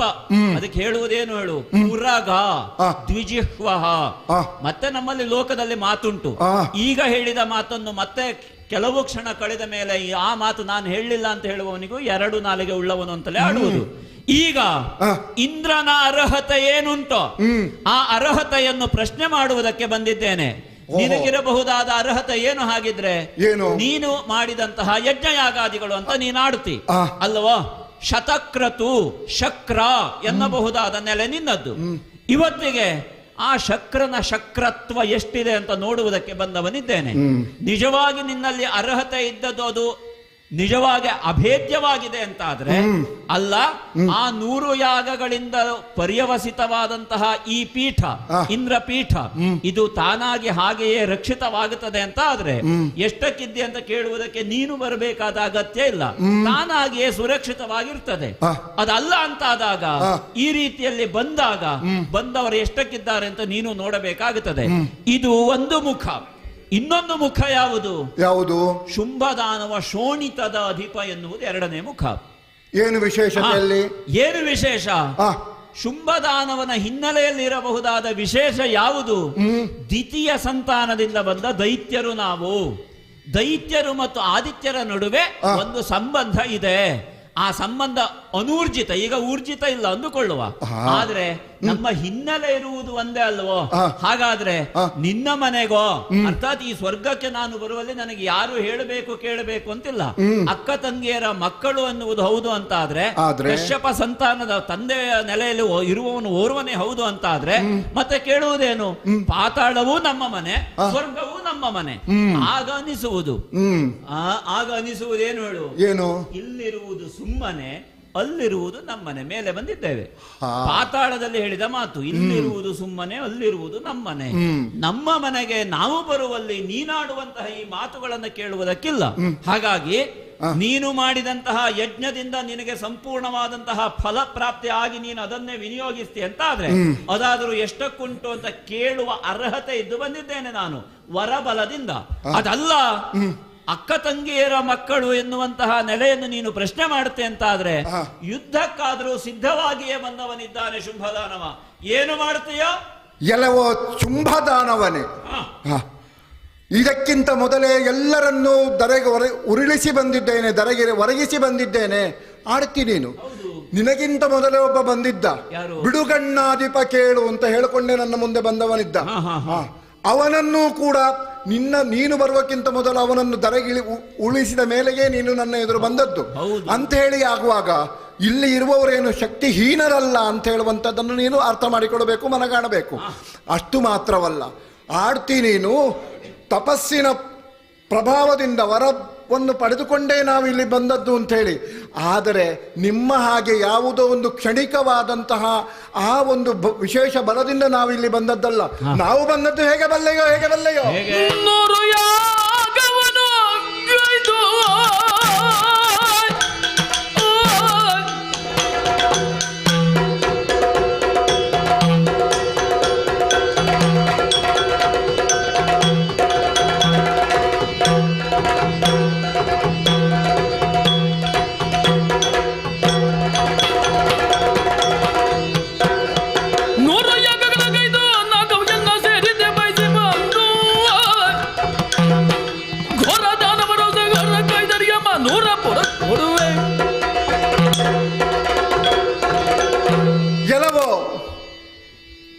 ಕೇವಲವಾಗಿ ಯಾವುದೋ ಒಂದು ವರ ಬಲದಿಂದ ನಾವಿಲ್ಲಿ ಬಂದದ್ದಲ್ಲ, ಅದು ಕ್ಷಣಿಕ ಅಂತ ಆಡಿದ್ದು ನಾನು.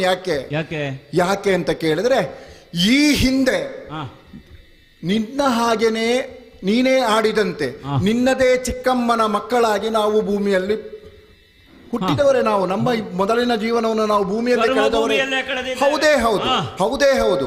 ಆದರೆ ಇಲ್ಲಿ ಬರುವುದಕ್ಕೆ ಕಾರಣ ನಮ್ಮ ವಿಶೇಷವಾದಂತಹ ನಮ್ಮ ಏನು ತ್ಯಾಗ ಬುದ್ಧಿ ಉಂಟು, ಅಂತಹ ತ್ಯಾಗದಿಂದ ನಮಗೆ ಸಿದ್ಧವಾದಂತಹ ಸ್ಥಾನ ಇದು.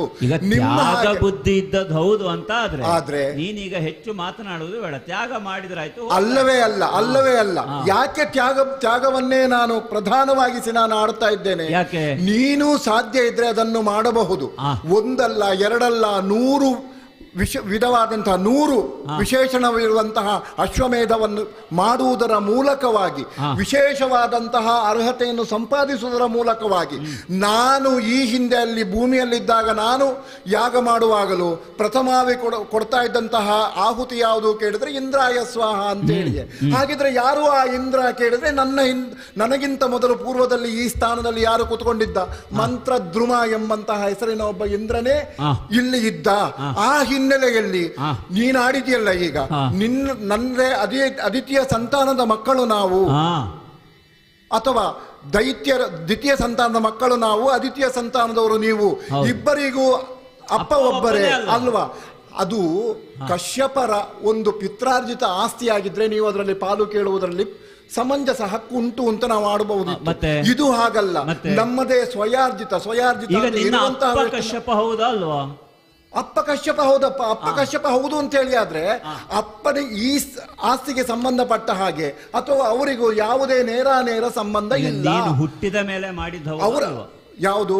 ಈಗ ನೀನು ಹೀಗೆ ಕಶ್ಯಪರ ಮಗನಾಗಿ ಜನಿಸಿದಂತಹ ಕಾರಣದಿಂದಲೇ ಅಲ್ವಾ ಇದು ಸಿದ್ಧವಾದದ್ದು? ಜನಿಸಿದಂತಹ ಕಾರಣದಿಂದ ಇದು ಸಿದ್ಧವಾದದ್ದಲ್ಲ. ಅದನ್ನೇ ನಾನು ಆಡುತ್ತಿರುವುದು. ಈಗ ನಿನ್ನ ಅಪ್ಪನನ್ನು ನಿನ್ನ ಕಶ್ಯಪ ಅಂತ ಹೇಳ್ತೀಯಲ್ಲ, ಈಗ ಇಂದ್ರ ಪದವಿ ಕಶ್ಯಪ ಅಂತ ಹೇಳುವಪ್ಪ, ಅಪ್ಪನನ್ನು ಕಶ್ಯಪ ಅಂತ ಹೇಳ್ಬೋದು, ನೀನು ಹೇಳ್ಬೋದು. ಹಾಗಾದ್ರೆ ಕಶ್ಯಪನನ್ನು ಅಪ್ಪನನ್ನಾಗಿ ಪಡೆದ ಮಾತ್ರದಿಂದಲೇ ಇದು ಸಿಕ್ಕಿದ್ದಲ್ಲ. ಇದು ಸಿಕ್ಕುವುದಕ್ಕೆ ಕಾರಣ ಏನು ಅಂತ ಉಪನಯ ಹಾಗಾಗುವುದಿಲ್ಲ. ಯಾಕೆ? ಕಶ್ಯಪನನ್ನು ಅಪ್ಪನನ್ನಾಗಿ ನೀನು ಹೊಂದಿದ ಕಾರಣಕ್ಕೆ ಇದನ್ನು ಪಡೆಯಲಿಲ್ಲ ಎನ್ನುವ ಕಾರಣದಿಂದ ಕಶ್ಯಪ ಅಪ್ಪ ಅಲ್ಲ ಅಂತ ಆಗುವುದಿಲ್ವ? ಅಲ್ಲವೇ ಅಲ್ಲ. ಆದರೆ ಅಲ್ಲಲ್ಲ, ಕಶ್ಯಪನನ್ನೇ ಅಪ್ಪನಾಗಿ ಪಡೆದಿದ್ದಿ ಎಂಬ ಕಾರಣದಿಂದಲೂ ನಿನಗಿದು ಸಿಕ್ಕುವುದಿಲ್ಲ. ಯಾಕೆ ಅಂತ ಕೇಳಿದ್ರೆ ಇಲ್ಲಿ ಇದಕ್ಕಿಂತ ಮೊದಲು ಇದ್ದಂತಹ ನಾನೇನು ಶಾಶ್ವತ ಅಲ್ಲ, ಇಲ್ಲಿ ಈಗ ಇರುವಂತಹ ನಾನು ಶಾಶ್ವತ ಅಲ್ಲ, ಇದಕ್ಕಿಂತ ಮೊದಲು ಇದ್ದಂತಹ ಅವರು ಯಾರೂ ಕೂಡ ಶಾಶ್ವತರಲ್ಲ. ಇದು ಯಾರಿಗೆ ಯಾವ ಮನ್ವಂತರದಲ್ಲಿ ಯಾರ್ಯಾರಿಗೆ ಇದನ್ನು ಕೊಡಬೇಕು ಅಂತೇಳಿ ನಿರ್ಣಯಿಸುವವರು ತ್ರಿಮೂರ್ತಿಗಳಿದ್ದಾರೆ. ಅವರು ತ್ರಿಮೂರ್ತಿಗಳ ಅನುಗ್ರಹವನ್ನು ನಿನಗೂ ಈಗ ಕಶ್ಯಪರು ಯಾವ ರೀತಿ ನನಗೆ ಸಂಸ್ಕಾರವನ್ನು ಕೊಟ್ಟಿದ್ದಾರೋ, ನನ್ನ ತಾಯಿ ಸಿಕ್ಕುವುದು ತಾಯಿನ ಸಂಸ್ಕಾರ, ನನಗೆ ಅದಿತಿ ದೇವಿ ಯಾವ ರೀತಿಯ ಸಂಸ್ಕಾರವನ್ನು ಕೊಟ್ಟಿದ್ದಾರೋ ಅದೇ ರೀತಿಯ ಸಂಸ್ಕಾರ ನಿನಗೆ ನಿನ್ನ ತಾಯಿಯಿಂದ ಸಿಕ್ಕಿದ್ದು ಹೌದು ಅಂತೇಳಿ ಆದ್ರೆ ನೀನೂ ಕೂಡ ಈ ರೀತಿಯ ತ್ಯಾಗಭೂಯಿಷ್ಠವಾದಂತಹ ಜೀವನವನ್ನು ಭೂಮಿಯಲ್ಲಿ ನೀನು ಸವೆಸಿದ್ದು ಅಂತೇಳಿ ಆದ್ರೆ ಇಷ್ಟು ನೀನು ಕಷ್ಟಪಡಬೇಕು. ಏನು ಹೇಳಿದೆಯಲ್ಲ, ರಕ್ತವನ್ನು ಧಾರೆಯನ್ನಾಗಿ ಹರಿದು ಶೋಣಿತಾಪುರದವರು ರಕ್ತವನ್ನು ಹರಿಸಿಯೇ ನಾವು ಇಲ್ಲಿವರೆಗೆ ಅದರ ಅಗತ್ಯ ಕ್ರಾಂತಿಯ ಮೂಲಕವಾಗಿ ಯಾವುದನ್ನು ನಾವು ಪಡೆಯುತ್ತೇವೆ, ಯಾವುದನ್ನು ನಾವು ಪಡೆಯಬೇಕು ಅಂತ ಹೇಳುವಂತಹದ್ದು ದಿಶೆಯಲ್ಲಿ ನಾವು ಪ್ರಯತ್ನಶೀಲರಾಗಿರ್ತೇವೆ. ಅದು ಯಾವತ್ತೂ ಶಾಶ್ವತವಾಗಿರುವುದಿಲ್ಲ. ಯಾವಾಗ ಕ್ರಾಂತಿಯನ್ನು ಹೊರಪಡಿಸಿ ಶಾಂತಿಯ ಮಾರ್ಗವಾಗಿ ಅಥವಾ ದೈವ ಸಮ್ಮತವಾದಂತಹ ಮಾರ್ಗವಾಗಿ ನಾವು ಯಾವುದನ್ನು ಪಡೆಯಲಿಕ್ಕೆ ಪ್ರಯತ್ನ ಪಡ್ತೇವೆ ಅದು ನಮ್ಮ ಜೀವನದಲ್ಲಿ ಶಾಶ್ವತವಾಗಿ ನಿಲ್ತದೆ. ಮಾತ್ರವಲ್ಲ, ಅದನ್ನು ನಮ್ಮನ್ನು ಮೇಲಕ್ಕೆ ಕೊಂಡು ಹೋಗುವುದರ ಮೂಲಕವಾಗಿ ನೀನು ಆಡುವುದು ನೋಡಿದ್ರೆ ಕಾಣ್ತದೆ ಇನ್ನು 10 ಅಂಗುಲ ಮಾತ್ರ ನಿನಗೆ ಬಾಕಿ, ಅಲ್ಲಿವರೆಗೆ ಏರಿದ್ದಿ ನೀನು. ಅದಕ್ಕೋಸ್ಕರನೇ ಹೀಗೆ ಮಾತನಾಡುವುದು. ಅಯ್ಯ, ಕಶ್ಯಪ ಸಂತಾನದ ಕುರಿತಾಗಿ ನೀನಾಡಿದಂತಹ ಮಾತು, ಕಶ್ಯಪ ಸಂತಾನವನ್ನ ಈಗಲೂ ನಾವು ಊರ್ಜಿತವಾಗಿಯೇ ನೋಡಬೇಕಾದದ್ದು. ಯಾಕೆ? ನಮಗೆ ಅವರಲ್ಲಿ ಋಣ ಇದೆ, ನಿನಗೂ ಇದೆ, ನನಗೂ ಇದೆ. ನೀನು ಅಂದಾಕ್ಷಣ ಅದು ಹೋಗುವುದಕ್ಕಿಲ್ಲ. ನಾನು ಇಲ್ಲ ಅಂತ ಹೇಳಲೇ ಇಲ್ಲ. ಮತ್ತೆ ಈಗ ಇಲ್ಲಿವರೆಗೆ ಆಡಿದ್ದೇನು? ಈಗ ನನಗೆ ಈ ಪೀಠದ ಕುರಿತಾಗಿ ನಿನಗೊಬ್ಬನಿಗೆ ಎನ್ನುವಂತಹ ಅಧಿಕಾರದ ವರ್ಗದಲ್ಲಿ ಆಡುವುದಕ್ಕಿಲ್ಲ. ನೀನು ಯಜ್ಞ ಮಾಡಿದ ಕ್ಷಣ ಬೇರೆ ಇಂದ್ರ ಆಗ್ತೀಯೋ, ನಿನ್ನ ತಂದೆ ಹೆಸರು ಬೇರೆ ಆಗ್ತದೋ, ನಿನ್ನ ತಾಯಿಯ ಅದು ಆಗುವುದಿಲ್ಲ. ಅಲ್ಲ, ಅದು ತಂದೆ ತಾಯಿಯ ಹಿನ್ನೆಲೆಯಲ್ಲಿ ಬಂದದ್ದಾದ್ರೆ ಮಾತ್ರ ಅದು ನಿನ್ನ ಮಾತು ಸಿದ್ಧವಾಗ್ತದೆ. ಇದು ತಂದೆ ತಾಯಿಯ ಹಿನ್ನೆಲೆಯಲ್ಲಿ ಬಂದದ್ದಲ್ಲ. ತಂದೆ ತಾಯಿಗಳ ಹಿನ್ನೆಲೆಯಲ್ಲಿ ಬರದೇ ಇದ್ರು ನಿನಗವರು ತಂದೆ ತಾಯಿ ಅಲ್ಲ ಅಂತ ಆಡುವುದಕ್ಕಿಲ್ವಲ್ಲ? ಅಲ್ವೇ ಅಲ್ಲ, ನಾನು ಹಾಗೆ ಆಡಿದ್ದೇ ಇಲ್ವಲ್ಲ. ನೀನು ಈಗಲೂ ಕೂಡ ಆದಿತ್ಯ ಹೌದಲ್ಲ? ಹೌದೇ ಹೌದು. ಆದಿತ್ಯ ಹೌದಂದ್ರೆ ಅದಿತಿಯ ಮಗ ಅಂತ ಅರ್ಥ ಆಯ್ತಾ ಇಲ್ವೋ? ಆ ಅದಿತಿಯ ಹಿನ್ನೆಲೆಯಲ್ಲಿ ಇರುವಂತಹವನೇ ಯಾರು? ಕಶ್ಯಪ ಹೌದಾ ಅಲ್ವಾ? ಅದು ಹೌದು ಅಂತ ಆದ್ರೆ ಕಶ್ಯಪರು ಬಂದು ಇಲ್ಲಿ ಇದು ನನ್ನದು ಪಿತ್ರಾರ್ಜಿತ ಆಡ್ತಾರೆ ಅಂತ ನಾನು ಆಡುವುದಕ್ಕಿಲ್ಲ. ಕಶ್ಯಪರಿಗೆ ಇದು ಅನಪೇಕ್ಷಿತ ಇರಬಹುದು, ಅದಿತಿಗೂ ಇದು ಅನಪೇಕ್ಷಿತ ಇರಬಹುದು. ಹೆಚ್ಚಾಕೆ ನನ್ನ ತಾಯಿಯಾದಂತಹ ದಿತಿಯು ಇದನ್ನು ಪ್ರಶ್ನೆ ಮಾಡುವುದಕ್ಕಿಲ್ಲದೆ ಇರಬಹುದು. ಹಾಗಂತ ಸಂದರ್ಭ ಬಂದಾಗ ದಿತಿಯ ಮಗನಾದಂತಹ ಈ ಶುಂಭದಾನವ ಸುಮ್ಮನೆ ಕುಳಿತುಕೊಳ್ಳುವುದಕ್ಕಿಲ್ಲ. ಎಷ್ಟಕ್ಕಿದ್ದಾನೆ ಅಂತ ಕೇಳ್ತಾನೆ. ನೀನಾಡಿದಂತಹ ವಾದವನ್ನು ಒಪ್ಪಿಕೊಳ್ಳುತ್ತೇನೆ. ಯಾವುದು? ದ್ವಿತೀಯ ಮಗನಾದ ಕಾರಣ ನಿನಗಿದು ಬರುವುದಕ್ಕಿಲ್ಲ. ಇದು ಪಿತ್ರಾರ್ಜಿತ ಅಲ್ಲ. ಅಲ್ಲವೇ ಅಲ್ಲ. ಪಿತ್ರಾರ್ಜಿತ ಕೇಳುವುದಕ್ಕೆ ಬಂದಂತಹ ಶುಂಭದಾನವನು ನಾನಲ್ಲ. ನೀನು ಅರ್ಥ ಮಾಡಿಕೊಳ್ಳಬೇಕು. ನಿನ್ನವರನ್ನು ಚಾನಹಾನಿ ಮಾಡುವ ನಿನ್ನ ಮಾತುಗಳೇ ಒಂದಕ್ಕೊಂದು ವಿರೋಧವಲ್ಲುಂಟು. ಇಲ್ಲಿಯವರೆಗೆ ನೀನು ಆಡಿದ್ದೇನು ಅಂತ ಕೇಳಿದ್ರೆ ಕಶ್ಯಪರ ಮಗನಾಗಿ ನಾನು ಇದನ್ನು ಕೇಳ್ತಾ ಇದ್ದೇನೆ. ಕಶ್ಯಪರ ಮಗ ನಾನು ಹೌದು, ಈ ಹಿನ್ನೆಲೆಯಲ್ಲಿ ಆಡ್ತಾ ಇದ್ದಿ. ಈಗ ಪಿತ್ರಾರ್ಜಿತವಾಗಿ ಹಿನ್ನೆಲೆಯಲ್ಲಿ ನಾನು ಕೇಳಲಿಕ್ಕೆ ಬಂದದ್ದಲ್ಲ ಅಂತೇಳಿ ಒಂದಕ್ಕೊಂದು ವಿರೋಧ ಅಂತೇಳಿ ನಿನಗೆ ಕಾಣ್ತದ ಇಲ್ಲ? ಈಗ ನಾನು ಹೇಳುವುದು ಕೇಳ್ತೀಯ, ನೀನೇ ಆಡ್ತಾ ಇರ್ತೀಯ? ಹೇಳು. ಹಾಗಾದ್ರೆ ನಾನು ಆಡುವುದಕ್ಕೆ ಹೊರಟದ್ದು ಅದನ್ನೇ. ಕಶ್ಯಪ ಸಂತಾನ ಅಂತ ನಾನು ಪಿತ್ರಾರ್ಜಿತ ಎನ್ನುವ ಭಾವದಲ್ಲಿ ಆಡಿರಲಿಲ್ಲ. ನೀನದನ್ನು ಪಿತ್ರಾರ್ಜಿತವಾಗಿ ನಾನು ಕೇಳುವುದಕ್ಕೆ ಬಂದಿದ್ದೇನೆ ಅಂತ ಭಾವಿಸಿದ್ದಕ್ಕೋಸ್ಕರ ನಾನು ಆಡಿದ್ದು. ಕಶ್ಯಪ ಸಂತಾನ ಪಿತ್ರಾರ್ಜಿತವೇ ಹೌದು ಅಂತ ಆದ್ರೆ ಇಷ್ಟು ದಿವಸ ಯಾಕೆ ಸುಮ್ಮನೆ ಕುಳಿತುಕೊಳ್ತಿದ್ದೆ? ಈಗ ಮೊನ್ನೆ ಹುಟ್ಟಿದಂತಹ ಶುಂಭನ ನಾನು ವರ್ಷ ಕೆಲವು ಕಳೆದಿದೆ. ಹಾಗಾದ್ರೆ ಪಿತ್ರಾರ್ಜಿತಕ್ಕೋಸ್ಕರ ಕೇಳುವುದಕ್ಕಲ್ಲ ಎನ್ನುವುದನ್ನು ಸ್ಪಷ್ಟಪಡಿಸುತ್ತಾ ನಾನು ಸುಮ್ಮನೆ ಬಂದವನಲ್ಲ. ಈಗ ಆಡಿದೆಯಲ್ಲ, ತ್ಯಾಗವೂ ಇಷ್ಟವಾಗಿ ಶಾಂತಿಯೇ ಪರಮ ದ್ಯೋತಕವಾಗಿರಬಹುದಾದದ್ದು. ಇದನ್ನು ಈ ಭೋಗ ಭೂಮಿಯಲ್ಲಿ ನಾನು ಒಪ್ಪಿಕೊಳ್ಳುವುದಕ್ಕಿಲ್ಲ. ಇಲ್ಲಿ ಇರಬಹುದಾದಂತಹದ್ದು ಭೋಗ, ಇಲ್ಲಿ ಭೋಗವಿದೆ ವಿನಃ ಇಲ್ಲಿ ಶಾಂತಿ ಇದೆ ಅಂತ ನಾನು ಆಡುವುದಕ್ಕಿಲ್ಲ. ಶಾಂತಿ ಇರಬಹುದಾದ ಧಾಮ ಯಾವುದು ನಾವು ಅರ್ಥ ಮಾಡಿಕೊಂಡಿದ್ದೇವೆ. ದೇವೇಂದ್ರನಾಗಬೇಕು ಅಂತಾದ್ರೆ ಇದು 100 ಆನಂದಗಳ ಮೌಲ್ಯ. ದೇವೇಂದ್ರನ ನಂತರದಲ್ಲಿ ತೇ ಇಮೆ ಶತಾನಂದಾಹ, ಅದರ ನಂತರದಲ್ಲಿ ಇರಬಹುದಾದಂತಹ ಅಜಾನಾಮಾನಂದ, ಪಿತೃನಾಮಾನಂದ, ಹೀಗೆ ದೇವತಾನಾಮಾನಂದ. ಆನಂದದ ಪರಿಕಲ್ಪನೆಯಲ್ಲಿ ಋಷಿ ಸಂಸತ್ತು ಸಿದ್ಧ ಮಾಡಿದಂತಹ ಬೇರೆ ಬೇರೆ ಸ್ತರಗಳಿದ್ದಾವೆ. ಆ ಸ್ತರಗಳನ್ನು ಗ್ರಹಿಸುವಾಗ ಇದೇನು ದೊಡ್ಡ ಮೌಲ್ಯ ಇರುವುದಲ್ಲ. ಅಂದ್ರೆ ಇಲ್ಲಿ ಶಾಂತಿ ಇದೆ ಅಂತ ಆಡುವುದಕ್ಕಿಲ್ಲ. ದೇವೇಂದ್ರ ಪುಣ್ಯಾತ್ಮ, ನಾನು ಹೇಳುವ ಮಾತಾಡ್ಲಿಕ್ಕೆ ದೇವೇಂದ್ರನೋರ್ವ ಇಲ್ಲಿರಬಹುದಾದಂತಹ ಈ ದೇವಕನ್ನಿಕೆಯರನ್ನು ಕುಣಿಸುವಾಗ ಇವನು ಶಾಂತನಾಗಿರ್ತಾನೆ ಅಂತ ನಾನು ಕಾಣುವುದಕ್ಕಿಲ್ಲ. ಅದಲ್ಲ, ಇಲ್ಲಿ ಬಂದಂತಹ ಬೇರೆ ಬೇರೆ ವರ್ಗದ ದೇವತೆಗಳು ಯಾಕೆ ದೇವಲೋಕಕ್ಕೆ ಬರುತ್ತಾರೆ ಅಂತಂದ್ರೆ ಸುಖವನ್ನು ಅಪೇಕ್ಷಿಸಿ ಬರುತ್ತಾರೆ ವಿನಃ ಶಾಂತಿಯನ್ನು ಅಪೇಕ್ಷಿಸಿ ನಾವು ಬಂದಿದ್ದೇವೆ ಅಂತ ಹೇಳುವುದು ನಾನು ಅರ್ಥ ಮಾಡಿಕೊಂಡದ್ದಿಲ್ಲ. ಯಾಕೆ? ನಮ್ಮಲ್ಲಿ ಇರಬಹುದಾದ ಸಂಕಲ್ಪ ವಾಕ್ಯ ಅದು. ಯಾವುದು ವಾಕ್ಯ? ನಾವು ಕೇವಲ ದುಃಖ ಇರಬಹುದಾದಂತಹ ಭೂಮಿಯಲ್ಲಿರುವುದಲ್ಲ, ಸುಖ ಮಾತ್ರ ಇರಬಹುದಾದ ದೇವತಾ ತತ್ವವನ್ನು ಅನುಸರಿಸಬೇಕು. ನಾವು ಹೊರಟದ್ದು ಯಾಕೆ? ಇದೇ ನೆಲೆಯಲ್ಲಿ. ಈಗ ನೀನಾಡಿದ ಮತ್ತೊಂದು ಮಾತು, ಯಾವ ಮಾತಾಡಿದೆ? ಕೇವಲ 100 ಯಾಗಗಳನ್ನು ನಾನು ಮಾಡಿ ನಾನು ಇದನ್ನು ಸಂಪಾದನೆ ಮಾಡಿದ್ದೇನೆ ಅಂತ ನೀನು ಆಡಿದೆ. 100 ಯಾಗಗಳನ್ನು ನೀನು ಮಾಡುವಲ್ಲಿ ನಿನಗಾದಂತಹ ಅನುಗ್ರಹ ವಿಶೇಷ ನಾನು ಸರತಿ ಸಾಲಿನಲ್ಲಿ ಕಾಯಬೇಕು ಅಂತ. ನಾನು 100 ಯಾಗ ಮಾಡಿದ್ರೆ ಕಾಯ್ತಿದ್ದೆ.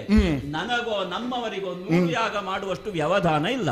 ನಮಗೆ ಶೀಘ್ರವಾಗಿ ಪ್ರಸಂಗ ಮುಗಿಬೇಕು, ಆಗಬೇಕು, ಶೀಘ್ರವಾಗಿ ಇಲ್ಲಿ ಸೇರ್ಬೇಕು. ಹಾಗಾಗಿ ನಾವು ಅದಕ್ಕೆ ಇನ್ನೊಂದು ಮಾರ್ಗ ಹುಡುಕಿದೆವು. ಆ ಮಾರ್ಗ ಯಾವುದು? ಬ್ರಹ್ಮನನ್ನು ಮೆಚ್ಚಿಸುವುದು, ಬ್ರಹ್ಮನಿಂದ ವರವನ್ನು ಪಡೆಯುವುದು. ವರ ಪ್ರಮತ್ತ, ನಾನೇ ಆಡಿಕೊಳ್ತೇನೆ.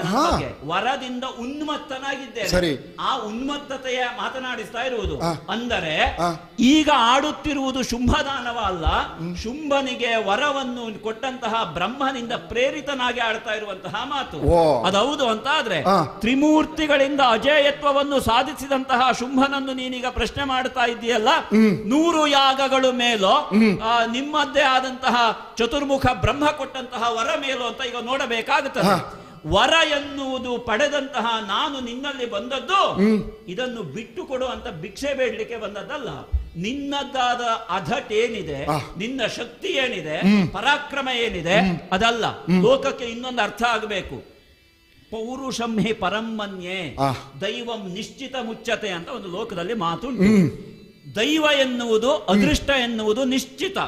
ಅದು ಹೇಗೆ ಗಾಣಕ್ಕೆ ಕಟ್ಟಿದಂತಹ ಕೋಣದ ಹಾಗೆ ಅಷ್ಟರೊಳಗೆ ಸುತ್ತಾ ಇರಬೇಕು. ಅದಕ್ಕೆ ಆ ಕಡೆಗೂ ಹೋಗ್ಲಿಕ್ಕಿಲ್ಲ, ಈ ಕಡೆಗೂ ಬರ್ಲಿಕ್ಕಿಲ್ಲ.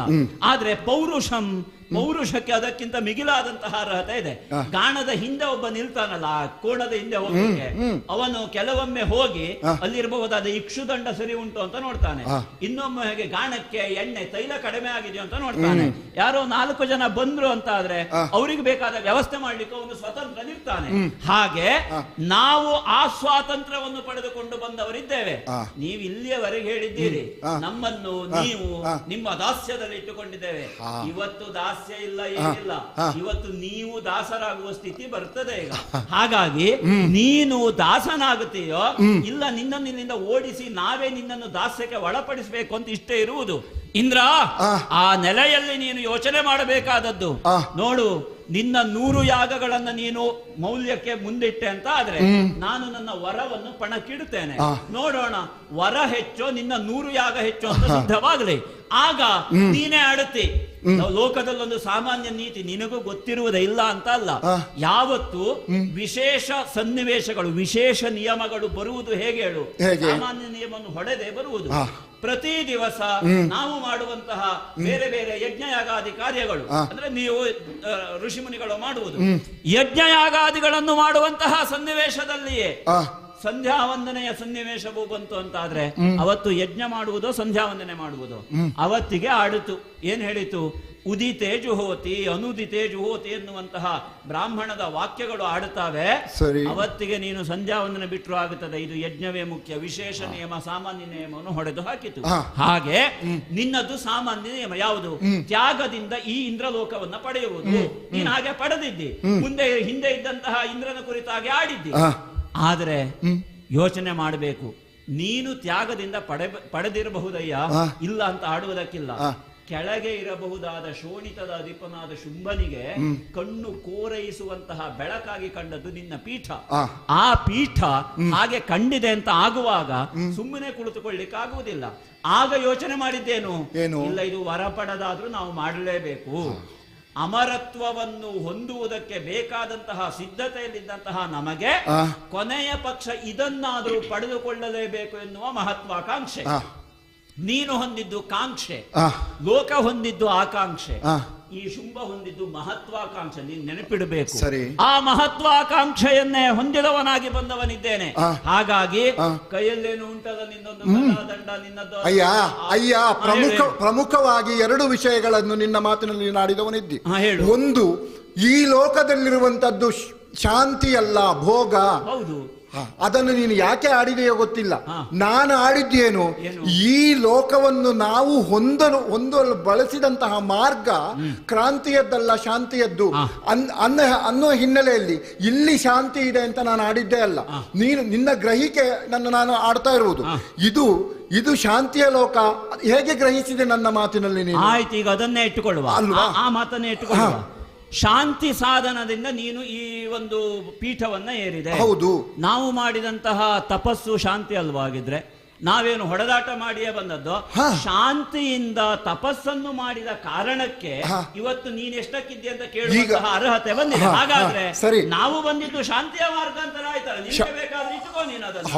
ಹೌದಪ್ಪ, ನೀನು ತಪಸ್ಸನ್ನು ಮಾಡುವಲ್ಲಿಯವರೆಗೆ ನಿನ್ನದು ಶಾಂತಿಯ ಮಾರ್ಗವೇ.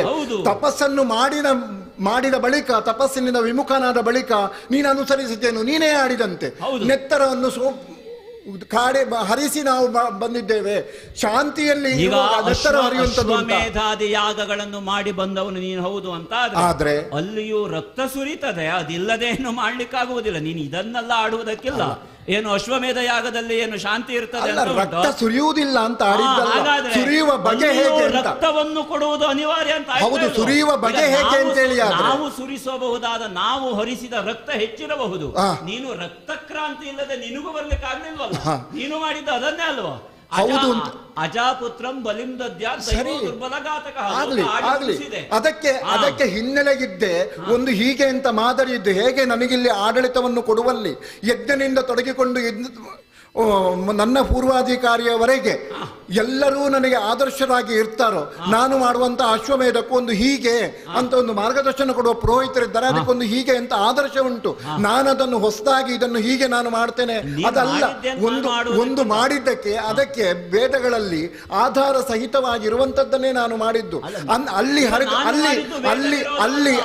ಅಲ್ಲಿ ನೆತ್ತರು ಹರಿದಿತು ಅಂತೇಳಿ, ನೆತ್ತರು ಹರಿದಿದೆ ಅಂತೇಳಿ ಆದ್ರೆ, ನಾನು ಮಾಡಿದಂತಹ ಕಾರ್ಯದಲ್ಲಿ ನೆತ್ತರು ಹರಿದಿದೆ ಅಂತೇಳಿ ಆದ್ರೆ ಅದಕ್ಕೆ ವೇದ ಬಲ ಇದ್ದೇ ನೆತ್ತರು ಹೊರದದ್ದು. ನಾನು ಮಾಡಿದ್ದು ವೇದ ವಿರೋಧ ಅಂತ ಆಡುವುದು.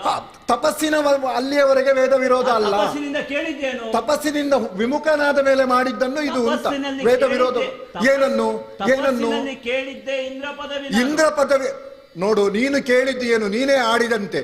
ನಾನು ಅಮರತ್ವ ಬೇಕು ನನಗೆ ಅಥವಾ ಅಮರಣತ್ವ ಬೇಕು, ಎರಡಕ್ಕೂ ವ್ಯತ್ಯಾಸ ಇದೆ. ಅಮರತ್ವ ಅಮರಣತ್ವ ಎರಡಕ್ಕೂ ವ್ಯತ್ಯಾಸ. ಇದನ್ನು ನಾನು ಕೇಳಿದ ಮೇಲೆ ಅಲ್ಲಿ ನಿಮ್ಮ ವ್ಯಾಪ್ತಿ ಏನುಂಟು? ಅಲ್ಲಿಯೇ ನೀವು ಇದ್ದುಕೊಂಡು ನಿಮ್ಮ ಆಡಳಿತವನ್ನು ನೀವು ಮಾಡಿದರೆ ನೀವು ಅಮರತ್ವ ಅಮರಣತ್ವ ಎರಡನ್ನೂ ನಿಮಗೆ ಸಾಧಿಸಬಹುದಾಗಿತ್ತು. ಆದರೆ ನಿಮಗೆ ಅಷ್ಟರಿಂದ ತೃಪ್ತಿ ಸಿಗಲಿಲ್ಲ. ನಿಮಗೆ ಇನ್ಯಾರದ್ದೋ ಆ ಒಂದು ಸ್ಥಾನದ ಮೇಲೆ ನಿಮ್ಮ ಕಣ್ಣು ಹೋಯಿತು. ಮತ್ತೆ ಆಡ್ತಿ ನೀನು ನಮಗೆ ಸ್ವಾತಂತ್ರ್ಯ ಸಿಕ್ಕಿದೆ ಅಂತ ಅದನ್ನೇ ತಿಳಿದವರು ಆಡಿದ್ದು. ಸ್ವಾತಂತ್ರ್ಯಕ್ಕೂ ಸ್ವೈರತೆಗೂ ಇಹುದು ವ್ಯತ್ಯಾಸ ಅಂತ ಆ ವ್ಯತ್ಯಾಸವನ್ನು ತಿಳಿದು ನೀನು ನಿನ್ನ ವ್ಯವಹರಿಸಿದ್ದಿ ಅಂತೇಳಿ ಆದ್ರೆ ಅದು ಶಾಂತಿಯ ಮಾರ್ಗವೇ ಆಗ್ತದೆ. ಅದರಿಂದ ಅದರಿಂದ ಸಿಕ್ಕುವಂತಹ ಸುಖವು ನನ್ನ ಹಾಗೆ ಶಾಶ್ವತದ್ದೇ ಆಗ್ತದೆ, ಆಧ್ಯಾತ್ಮ ಹಿನ್ನೆಲೆಯದ್ದೇ ಸುಖವು ನಿನಗೆ ಸಿಗ್ತದೆ. ಇಂದ್ರ ಹಾ. ನನಗೆ ಸ್ವಾತಂತ್ರ್ಯದ ಬಗ್ಗೆ ಪಾಠ ಮಾಡಬೇಕಾದದ್ದಿಲ್ಲ. ಇಂದ್ರನ ಸ್ವೈರತೆ ಏನಿದೆ ಎನ್ನುವುದು ಲೋಕಕ್ಕೆ ವಿದಿತವಾದದ್ದು. ನೀನು ಎಷ್ಟು ಈಗ 1000 ಕಣ್ಣಿದ್ದವನಲ್ವಾ ನೀನು? ಮತ್ತೆ ನಾನು ಆಡುವುದಕ್ಕಿಲ್ಲ. ಇಂದ್ರನ ಸ್ವೈರತೆ ಬಗ್ಗೆ ಬೇರೆ ಏನು ದೃಷ್ಟಾಂತ ಬೇಡ, ಬಿಡುವ.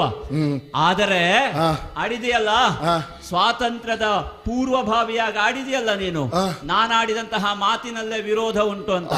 ನನ್ನ ಮಾತಿನ ಮೂಲ ಗ್ರಹಿಕೆ ಆಶಯ ಇದ್ದದ್ದು ಅದೇ, ಅಮರತ್ವವನ್ನು ಕೇಳಲಿಕ್ಕಿಲ್ಲ ಎನ್ನುವಂತಹದ್ದು ಸಿದ್ಧವಾದಾಗ ತ್ರಿಲೋಕ ವಿಜಯ ಎನ್ನುವಂತಹ ಸಾಧ್ಯತೆಯಲ್ಲಿ ನನಗೆಲ್ಲರೂ ತ್ರಿಮೂರ್ತಿಗಳನ್ನಲ್ಲೂ ನನಗೆ ಯಾವ ತೊಂದರೆಯೂ ಆಗಕೂಡದು ಎನ್ನುವ ಹೇಳಿದ್ದೇನೆ. ಅದನ್ನೇ ಊರ್ಜಿತಗೊಳಿಸುವುದಕ್ಕೆ ಬಂದಿದ್ದೇನೆ. ಇದು ತಾತ್ಪರ್ಯ. ನೀನು ಹೇಳಲಿಕ್ಕೆ ಬಿಡ್ಲಿಲ್ಲ, ಹಾಗಾಗಿ ಈಗ ಹೇಳುವಾಗ ಈಗ ನೀನು ವಹಿಸಿಕೊಡುವುದಕ್ಕೆ ಸಿದ್ಧ ಇಲ್ಲ ಅಂತ ಆಯ್ತು. ನಮ್ಮವರೆಲ್ಲ ಬಹಳ ಹೊತ್ತಿಂದ ಕಾಯ್ತಾ ಇದ್ದಾರೆ, ಜೊತೆಗೆ ಯುದ್ಧ ಆಗುತ್ತದೆ ಅಂತ. ಬಾ ಮುಂದಕ್ಕೆ ನೋಡೋಣ.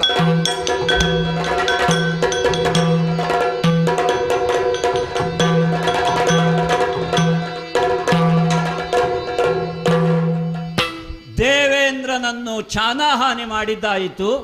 ನಮ್ಮ ಮಹತ್ವಾಕಾಂಕ್ಷೆಯ ಬಹಳ ದೊಡ್ಡದಾದಂತಹ ಗುರಿ ಇವತ್ತಿಗೆ ಸಾಧಿತ ಆಯಿತು.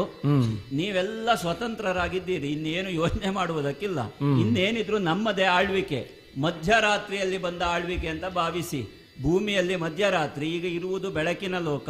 ಆದ್ದರಿಂದ ಇದು ಬೆಳಕಿನ ಲೋಕವಾದ್ರಿಂದ ಇದು ಭಾರತ, ಬೆಳಕಿನಲ್ಲಿ ರಥರಾದವರೇ ಇರುವುದು. ಆದ್ದರಿಂದ ಈ ಕಾಲಕ್ಕೆ ಭಾರತಕ್ಕೆ ಸ್ವಾತಂತ್ರ್ಯ ಬಂತು ಅಂತ ಹೇಳಿದ್ರು ಏನು ತಪ್ಪಾಗುವುದಕ್ಕಿಲ್ಲ. ಎಲ್ಲರಿಗೂ ಅಧಿಕಾರವನ್ನು ವಹಿಸಿಕೊಟ್ಟಿದ್ದೇನೆ. ತಮ್ಮದಾದಂತಹ ನಿಶುಂಭನನ್ನ ಕೂಡಿದ್ದೇನೆ. ಚಂಡಮುಂಡರಿದ್ದಾರೆ, ಧೂಮ್ರಾಕ್ಷನೋ, ಸುಗ್ರೀವನೋ, ರಕ್ತಬೀಜನೋ ಮೊದಲಾದಂತಹ ಪಟುಭಟರೆಲ್ಲ ಇವತ್ತಿಗೆ ಇಲ್ಲಿಯವರೆಗೆ ಗೂಡನ್ನು ಸೇರಿದಂತಹ ಹಕ್ಕಿ ಹೇಗೆ ಸ್ವತಂತ್ರವಾಗಿ ಹಾರ್ತದ ಹಾಗೆ ಸ್ವತಂತ್ರವಾಗಿ ಹಾರಾಡುವುದಕ್ಕೆ ಆರಂಭ ಮಾಡಿದ್ದಾರೆ. ಇನ್ನೇನಿದ್ದರೂ ಈ ದೇವಗದ್ದುಗೆಯಲ್ಲಿ ಕುಳಿತು 3 ಲೋಕವನ್ನು ಈ ಶುಂಭನ ಆಧಿಪತ್ಯಕ್ಕೆ ಒಳಪಡಿಸುವುದು. ಚರರಿಗೆ, ಚಾರರಿಗೆ ಎಲ್ಲರಿಗೆ ಹೇಳಿದ್ದೇನೆ, 3 ಲೋಕಕ್ಕೂ ಡಂಗುರ ಸಾರಿ. ಶುಂಭ ಇವತ್ತಿನಿಂದ ಇಂದ್ರ ಪದವಿಯಲ್ಲಿ ಅಧಿಷ್ಠಾತ್ರ ದೇವತೆ ಶುಂಭಾಯ ಸ್ವಾಹ ಎನ್ನುವುದು ವೈದಿಕರಾಡಬೇಕು ಅಂತ ಸಾರಿ. ದುರುಳ ಶುಂಭಾಸುರ ಸುರರನ್ನು ಸೋಲಿಸಿ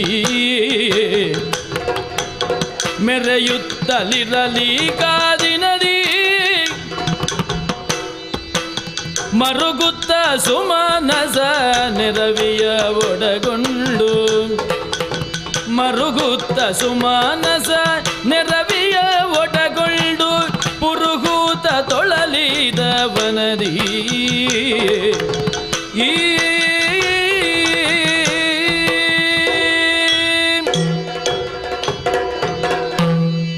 ಯುದ್ಧದಲ್ಲಿ ಸೋತಿದ್ದೇವೆ ಹಾಗಂತ ಹಸುವನ್ನು ಕಳಕೊಳ್ಳುವ ಹಾಗಿಲ್ಲ. ನಾವು ಸೋಲು ನಮ್ಮ ಪಾಲಿಗೆ ನಿರಾಶೆಯೂ ಹೌದು.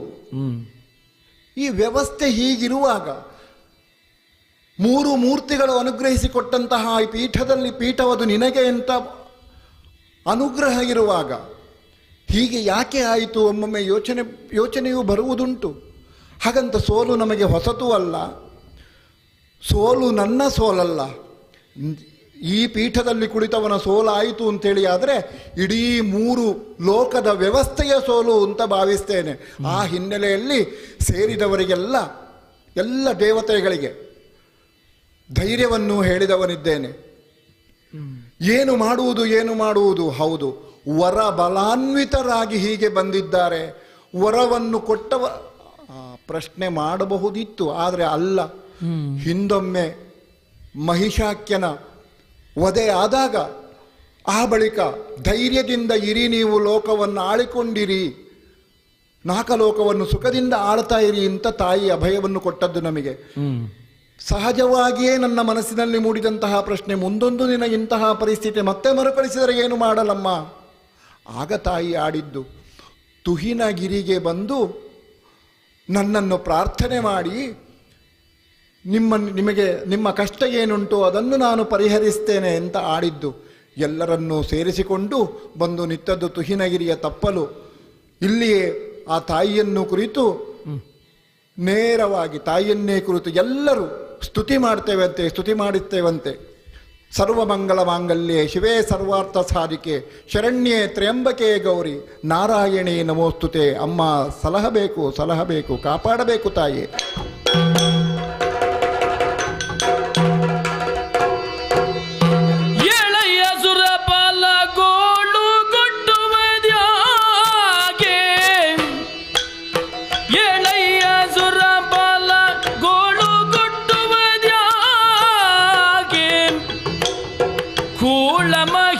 ನಿಮ್ಮನು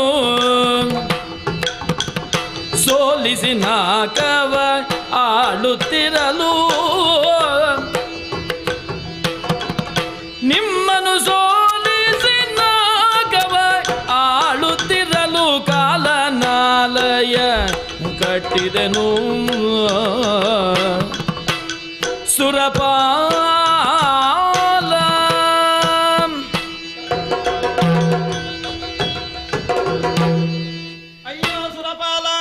ಅಮ್ಮ ಏಳು, ಎದ್ದೇಳು. ಪರಮ ಭಕ್ತಿಯಿಂದ ಸರ್ವ ದೇವತಾ ಸ್ತೋಮವೇ ಬಂದು ಈ ದುಹಿನಾದ್ರಿಯಲ್ಲಿ ಅತ್ಯಂತ ಪರಮ ಭಕ್ತಿ ಪರವಶರಾಗಿ ನನ್ನನ್ನು ಸ್ತುತಿಸಿದ್ದೀರಿ. ಆಶ್ಚರ್ಯವಾಗುತ್ತಾ ಇದೆ. ಯಾಕೆ ಕಾಲಾಂತರದಲ್ಲಿ, ಹಿಂದಿನ ಪ್ರಾಚೀನ ಕಾಲದಲ್ಲಿ ಒಂದೊಮ್ಮೆ ಮಹಿಷಾಖ್ಯನೆಂಬಂತಹ ದುರುಳನ ಉಪಟಳವಾದಂತಹ ಕಾಲಕ್ಕೆ ಸರ್ವ ದೇವತೆಗಳು ಕೂಡ ಒಟ್ಟು ಸೇರಿ ಸ್ತುತಿಸಿದಂತಹ ಸಂದರ್ಭ. ಆ ಸಂದರ್ಭದಲ್ಲಿ ನಿಮ್ಮೆಲ್ಲರ ಪ್ರಾರ್ಥನೆಯ ಫಲವಾಗಿ ನಾನು ಮೈದೋರಿದಂತಹ ಒಂದು ಸಂದರ್ಭ ನೆನಪಿದೆ. ಹೌದು. ಆ ಕಾಲಕ್ಕೆ ನಿಮ್ಮೆಲ್ಲರ ಶಕ್ತಿಯನ್ನು ಸ್ವೀಕರಿಸುತ್ತಾ ಮಹಿಷವಾಹಿನಿಯಾಗಿಯೇ ಆ ಮಹಿಷಾಸುರನನ್ನು ವಧಿಸಿ ನಿಮ್ಮದ್ದಾದಂತಹ ಯಾವ ನಾಕೀಯವಾದಂತಹ ವ್ಯವಸ್ಥೆ ಇತ್ತೋ ಆ ವ್ಯವಸ್ಥೆಯನ್ನು ಪುನರಪಿ ನಿಮಗೆ ಪ್ರದತ್ತ ಮಾಡಿದಂತಹ ಒಂದು ಅನುಗ್ರಹವನ್ನು ನಾನು ಮಾಡಿದವಳಿದ್ದೆ. ಹೌದಮ್ಮ. ಮತ್ತೆ ಯಾಕೆ ಭಯ ಬಂತೆ? ಇಲ್ಲದಿದ್ರೆ ಇಂತಹ ಒಂದು ದುರವಸ್ಥೆಗೆ ಈ ದೇವತೆಗಳು ಕಾರಣವಾಗಕೂಡದು ಹೇಳುವಂತಹ ಒಂದು ವಿಶೇಷ ಅನುಗ್ರಹವನ್ನು ಮಾಡಿದಂತಹ ನಾನು ಮತ್ತೆ ನಿಮ್ಮನ್ನು ನೋಡುವಂತಹ ಈ ಸಂದರ್ಭ ಬಂತು ಅಂತ ಆದರೆ ಯಾವುದೋ ಒಂದು ಅತ್ಯಂತ ದುಸ್ತರವಾದಂತಹ ಭಯ ನಿಮ್ಮನ್ನು ಆವರಿಸಿದೆ ಅಂತ ಅರ್ಥ. ಹೇಳಬಹುದಲ್ವೇ? ಅಮ್ಮ ಕೇಳಬೇಕು. ಜನನಿ ಕೇಳ್ಬಿನ್ನಗ ಧನುಜ ಮಹಿಷಗಿಂತ ಘನ ಪರಾಕ್ರಮಿ ಶುಂಭನು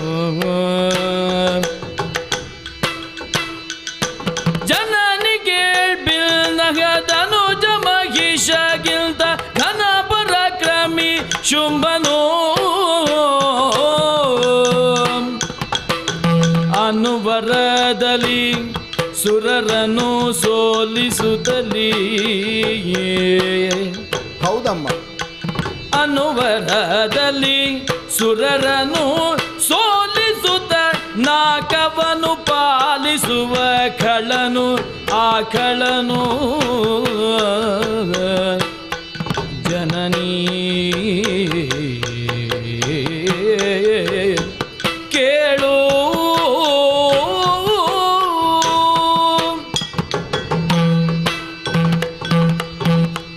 ಅಮ್ಮ ಸುರಪಾಲ, ಹಿಂದೆ ಬಂದಂತಹ ನಿಮ್ಮ ಕಷ್ಟಗಳನ್ನೆಲ್ಲ ಪರಿಹರಿಸಿ ನಿಮಗೆ ನಿಮ್ಮ ಗದ್ದುಗೆಯನ್ನು ಸುಖವಾಗಿ ಕೊಟ್ಟವಳು ನಾನು. ಹೌದೇ ಹೌದು. ಆ ನೆನಪಿನ್ನು ನಮ್ಮ ಮನಸ್ಸಿನಲ್ಲಿ ಹಸಿರಾಗಿ ಉಳಿದಿದೆ. ಆದರೆ ಏನು ಮಾಡೋಣ? ಯಾವ ಭೂಮಿಯಲ್ಲಿ ನಮ್ಮ ತ್ಯಾಗಭೂಯಿಷ್ಠವಾದಂತಹ ನಮ್ಮ ಜೀವನವನ್ನು ಕಳೆದಿದ್ದೆವೋ ಅಂತ ಜೀವನದಿಂದ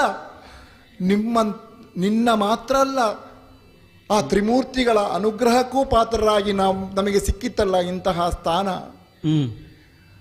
ಅವಾಗವಾಗ ಈ ಸ್ಥಾನಕ್ಕೆ ಯಾಕೆ ಈ ರೀತಿಯ ತೊಂದರೆಗಳು ಬರ್ತಿದ್ದಾವೋ ಗೊತ್ತಿಲ್ಲ.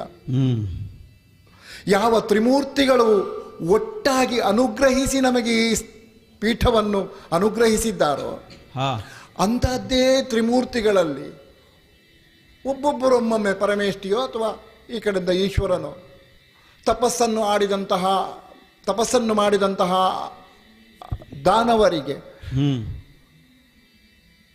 ನಿಮಗೆ ಆ ಸುರಲೋಕ 3 ಲೋಕ ವಿಜಯಿಯಾಗುವಂತಹ ರೀತಿಯಲ್ಲಿ ಅನುಗ್ರಹವನ್ನು ಮಾಡ್ತಾರೆ ಅಂತೇಳಿ ಆದರೆ ಒಂದು ಕಡೆಯಿಂದ 3 ಮೂರ್ತಿಗಳು ಸೇರಿ ನನಗೆ ಅನುಗ್ರಹ, 3 ಮೂರ್ತಿಗಳು ಅಲ್ಲಿ ಬೇರೆ ಬೇರೆಯಾಗಿ ಪ್ರತ್ಯೇಕವಾದಂತಹ ರೀತಿಯಲ್ಲಿ ಇನ್ನೊಬ್ಬರಿಗೆ ಅನುಗ್ರಹ ಮಾಡ್ತಾರೆ ಅಂತೇಳಿ ಅದರನ್ನೇ ಆಡಿದ್ದು.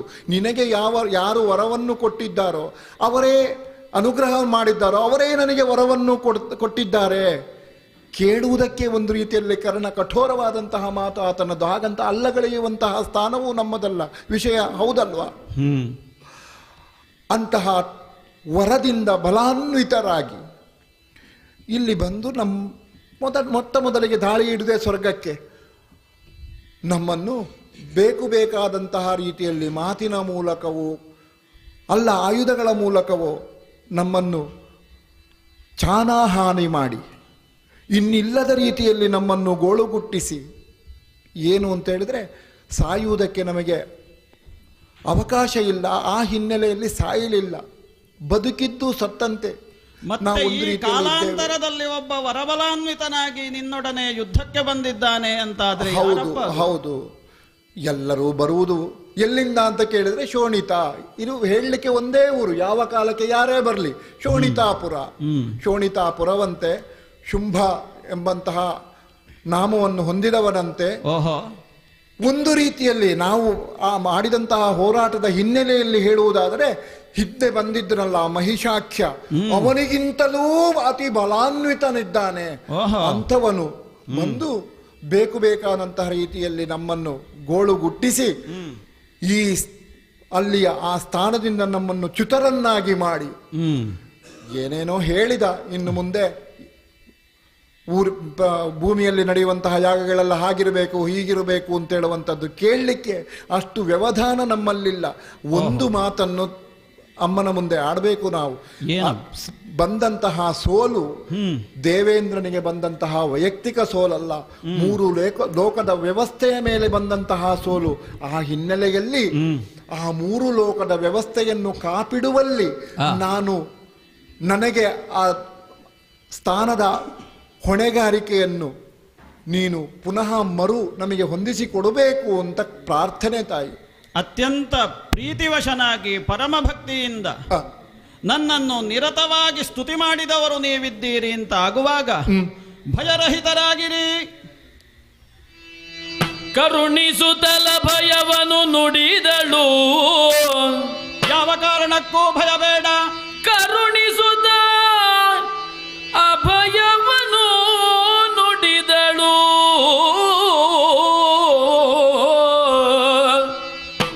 ಕಿರಿದು ಸಮಯದಿ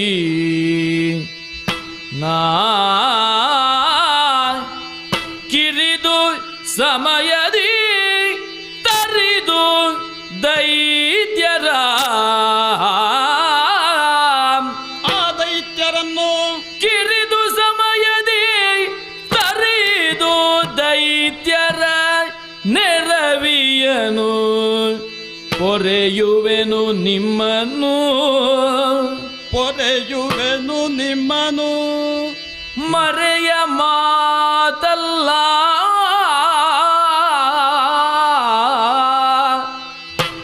ನಿಮ್ಮನು ಪೊರೆಯುವೆನು ಮರೆಯ ಮಾತಲ್ಲ. ಮರೆಸಿ ನಿಜವನು ನೀವು ತುಹಿನಗಿರಿಯೊಳಗಿರುತ್ತ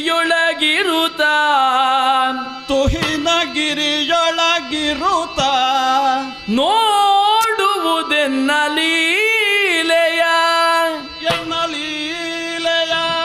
ಮರೆಸಿ ನಿಜವನು ತುಹಿನಗಿರಿಯೊಳಗಿರುತ್ತ ನೋಡುವುದೆನ್ನಲೀಲೆಯ ಹರುಷದೊಳಗೆಂದೆನುತ ತ್ರಿದಶರಿಗರುಹಿ ಶ್ರೀದೇವಿ ತ್ರಿದಶರಿಗರುಹಿ ಶ್ರೀದೇವಿ ಕರುಣಿಸುತ್ತಲ ಭಯವನ್ನು ನುಡಿದಳು ಕರುಣಿಸುತ್ತಲ ಭಯವನ್ನು ನುಡಿದಳು.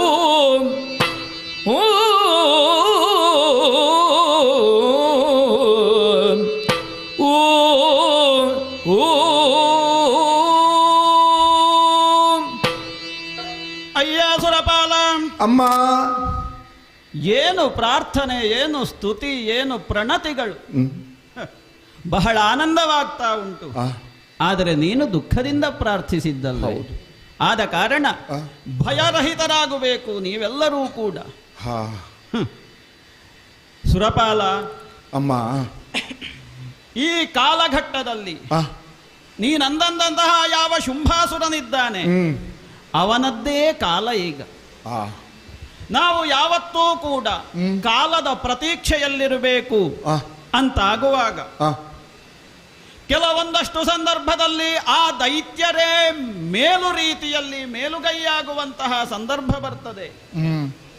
ಆದ ಕಾರಣ ನೀವು ಯಾರೂ ಕೂಡ ಭಯಗೊಳ್ಳುವಂತಹ ಪರಿಸ್ಥಿತಿ ಇಲ್ಲ. ಸಮಸ್ತ ದೇವತಾ ಸಂದೋಹವೇ ಮಕ್ಕಳ ರೀತಿಯಲ್ಲಿ ಮಕ್ಕಳಾಗಿಯೇ ಈ ಅಮ್ಮನನ್ನು ಸ್ತುತಿ ಮಾಡಿದ್ದೀರಿ ಅಂತಾಗುವಾಗ ಅಮ್ಮನ ಮಡಿಲು ವಿಸ್ತಾರ ಉಂಟಯ್ಯ. ಇನ್ನೇನು ಕೆಲವೇ ಕಾಲದಲ್ಲಿ ಯಾವಾಗ ಅತ್ಯಂತ ವರಬಲಾನ್ವಿತನೋ ಬಲದಿಂದ ಉನ್ಮತ್ತನೋ ಆದಂತಹ ಶುಂಭಾಸುರನಿದ್ದಾನೋ ಅವನದ್ದಾದಂತಹ ತಪಸ್ಸೋ ವಿದ್ಯೋನ್ನತಿಯೋ ಬಲೋನ್ನತಿಯೋ ಯಾವುದೇ ಇದ್ದರೂ ಕೂಡ ಅದು ಕೇವಲ ತಾತ್ಕಾಲಿಕವಾದಂತಹ ಶಕ್ತಿ. ಅದನ್ನು ನೀನು ಅರ್ಥೈಸಿಕೊಳ್ಳಬೇಕು.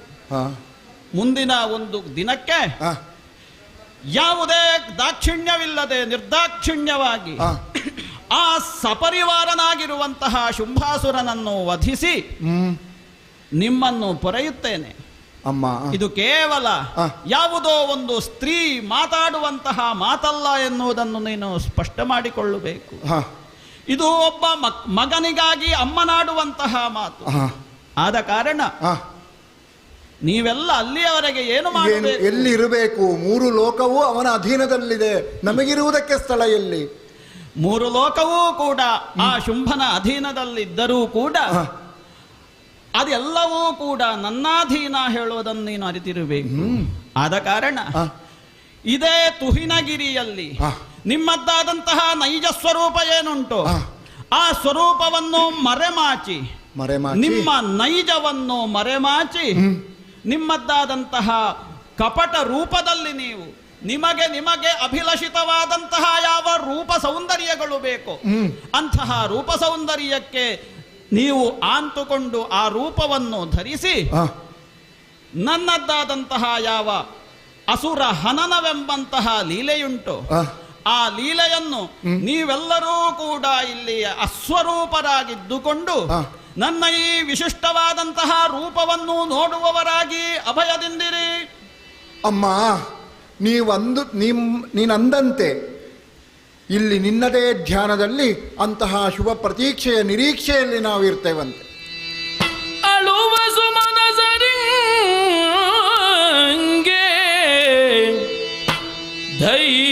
ಧೈರ್ಯವ ತಿಳುಹಿ ಸುಮನಸರಿಂಗೆ ಧೈರ್ಯವನ್ನು ಕೊಟ್ಟಿದ್ದೇನೆ. ಬಳಿಕ ಶಕ್ತಿ ರೂಪಿಣಿ ಬಳಿಕ ಶಕ್ತಿ ರೂಪಿಣಿ ಖಳರ ಬಳಿಗೈದುತ್ತ ಗೆಲುವಡ ಸಾಧ್ಯವೆಂದೆನುತ ಇದೇ ರೂಪದಲ್ಲಿ ಖಳರಲ್ಲಿಗೆ ಸಾಗುವಂಥದ್ದು ತನ್ಮೂಲಕವಾಗಿ ಅವರ ಹನನವನ್ನು ಗೈಯುವಂಥದ್ದು ಅಸಾಧ್ಯ ತಾನೆ. ತಿಳಿದಳ ಕ್ಷಣದೊಳಗೆ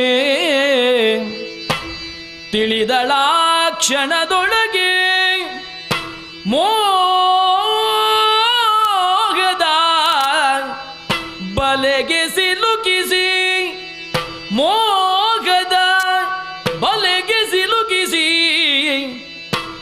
ಧನುಜರೆಲ್ಲರ ಕೊಲ್ಲುವ ಕಾರ್ಯವು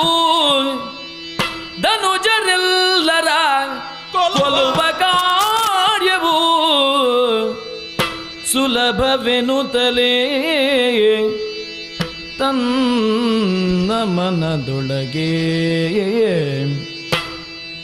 ಮೋಹದ ಬಲೆಗೆ ಸಿಲುಕಿಸಿ ಧನುಜರೆಲ್ಲರ ಕೊಲ್ಲುವ ಕಾರ್ಯವು ಸುಲಭವೆನು ತನ್ನ ಮನದೊಳಗೆ ಯೋಚಿಸಿಯೇ ಎಂದು ಯೋಚಿಸಿ ಮಗಮಾಯೆ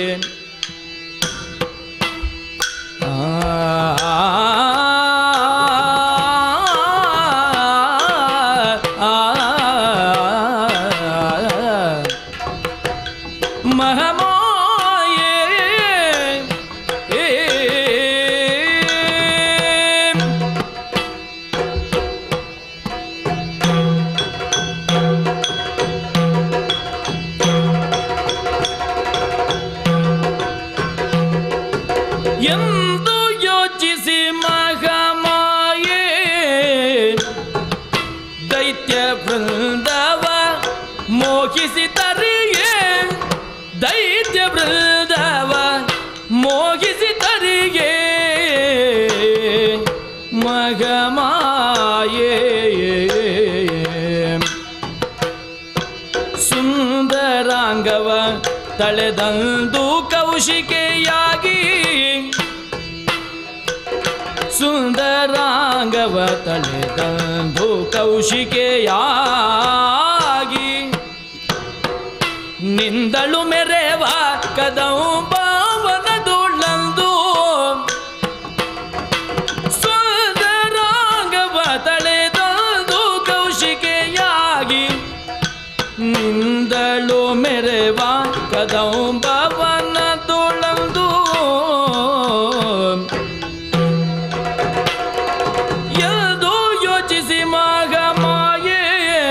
ದೈತ್ಯ ವೃಂದವ ಮೋಹಿಸಿ ತರಿಯೇ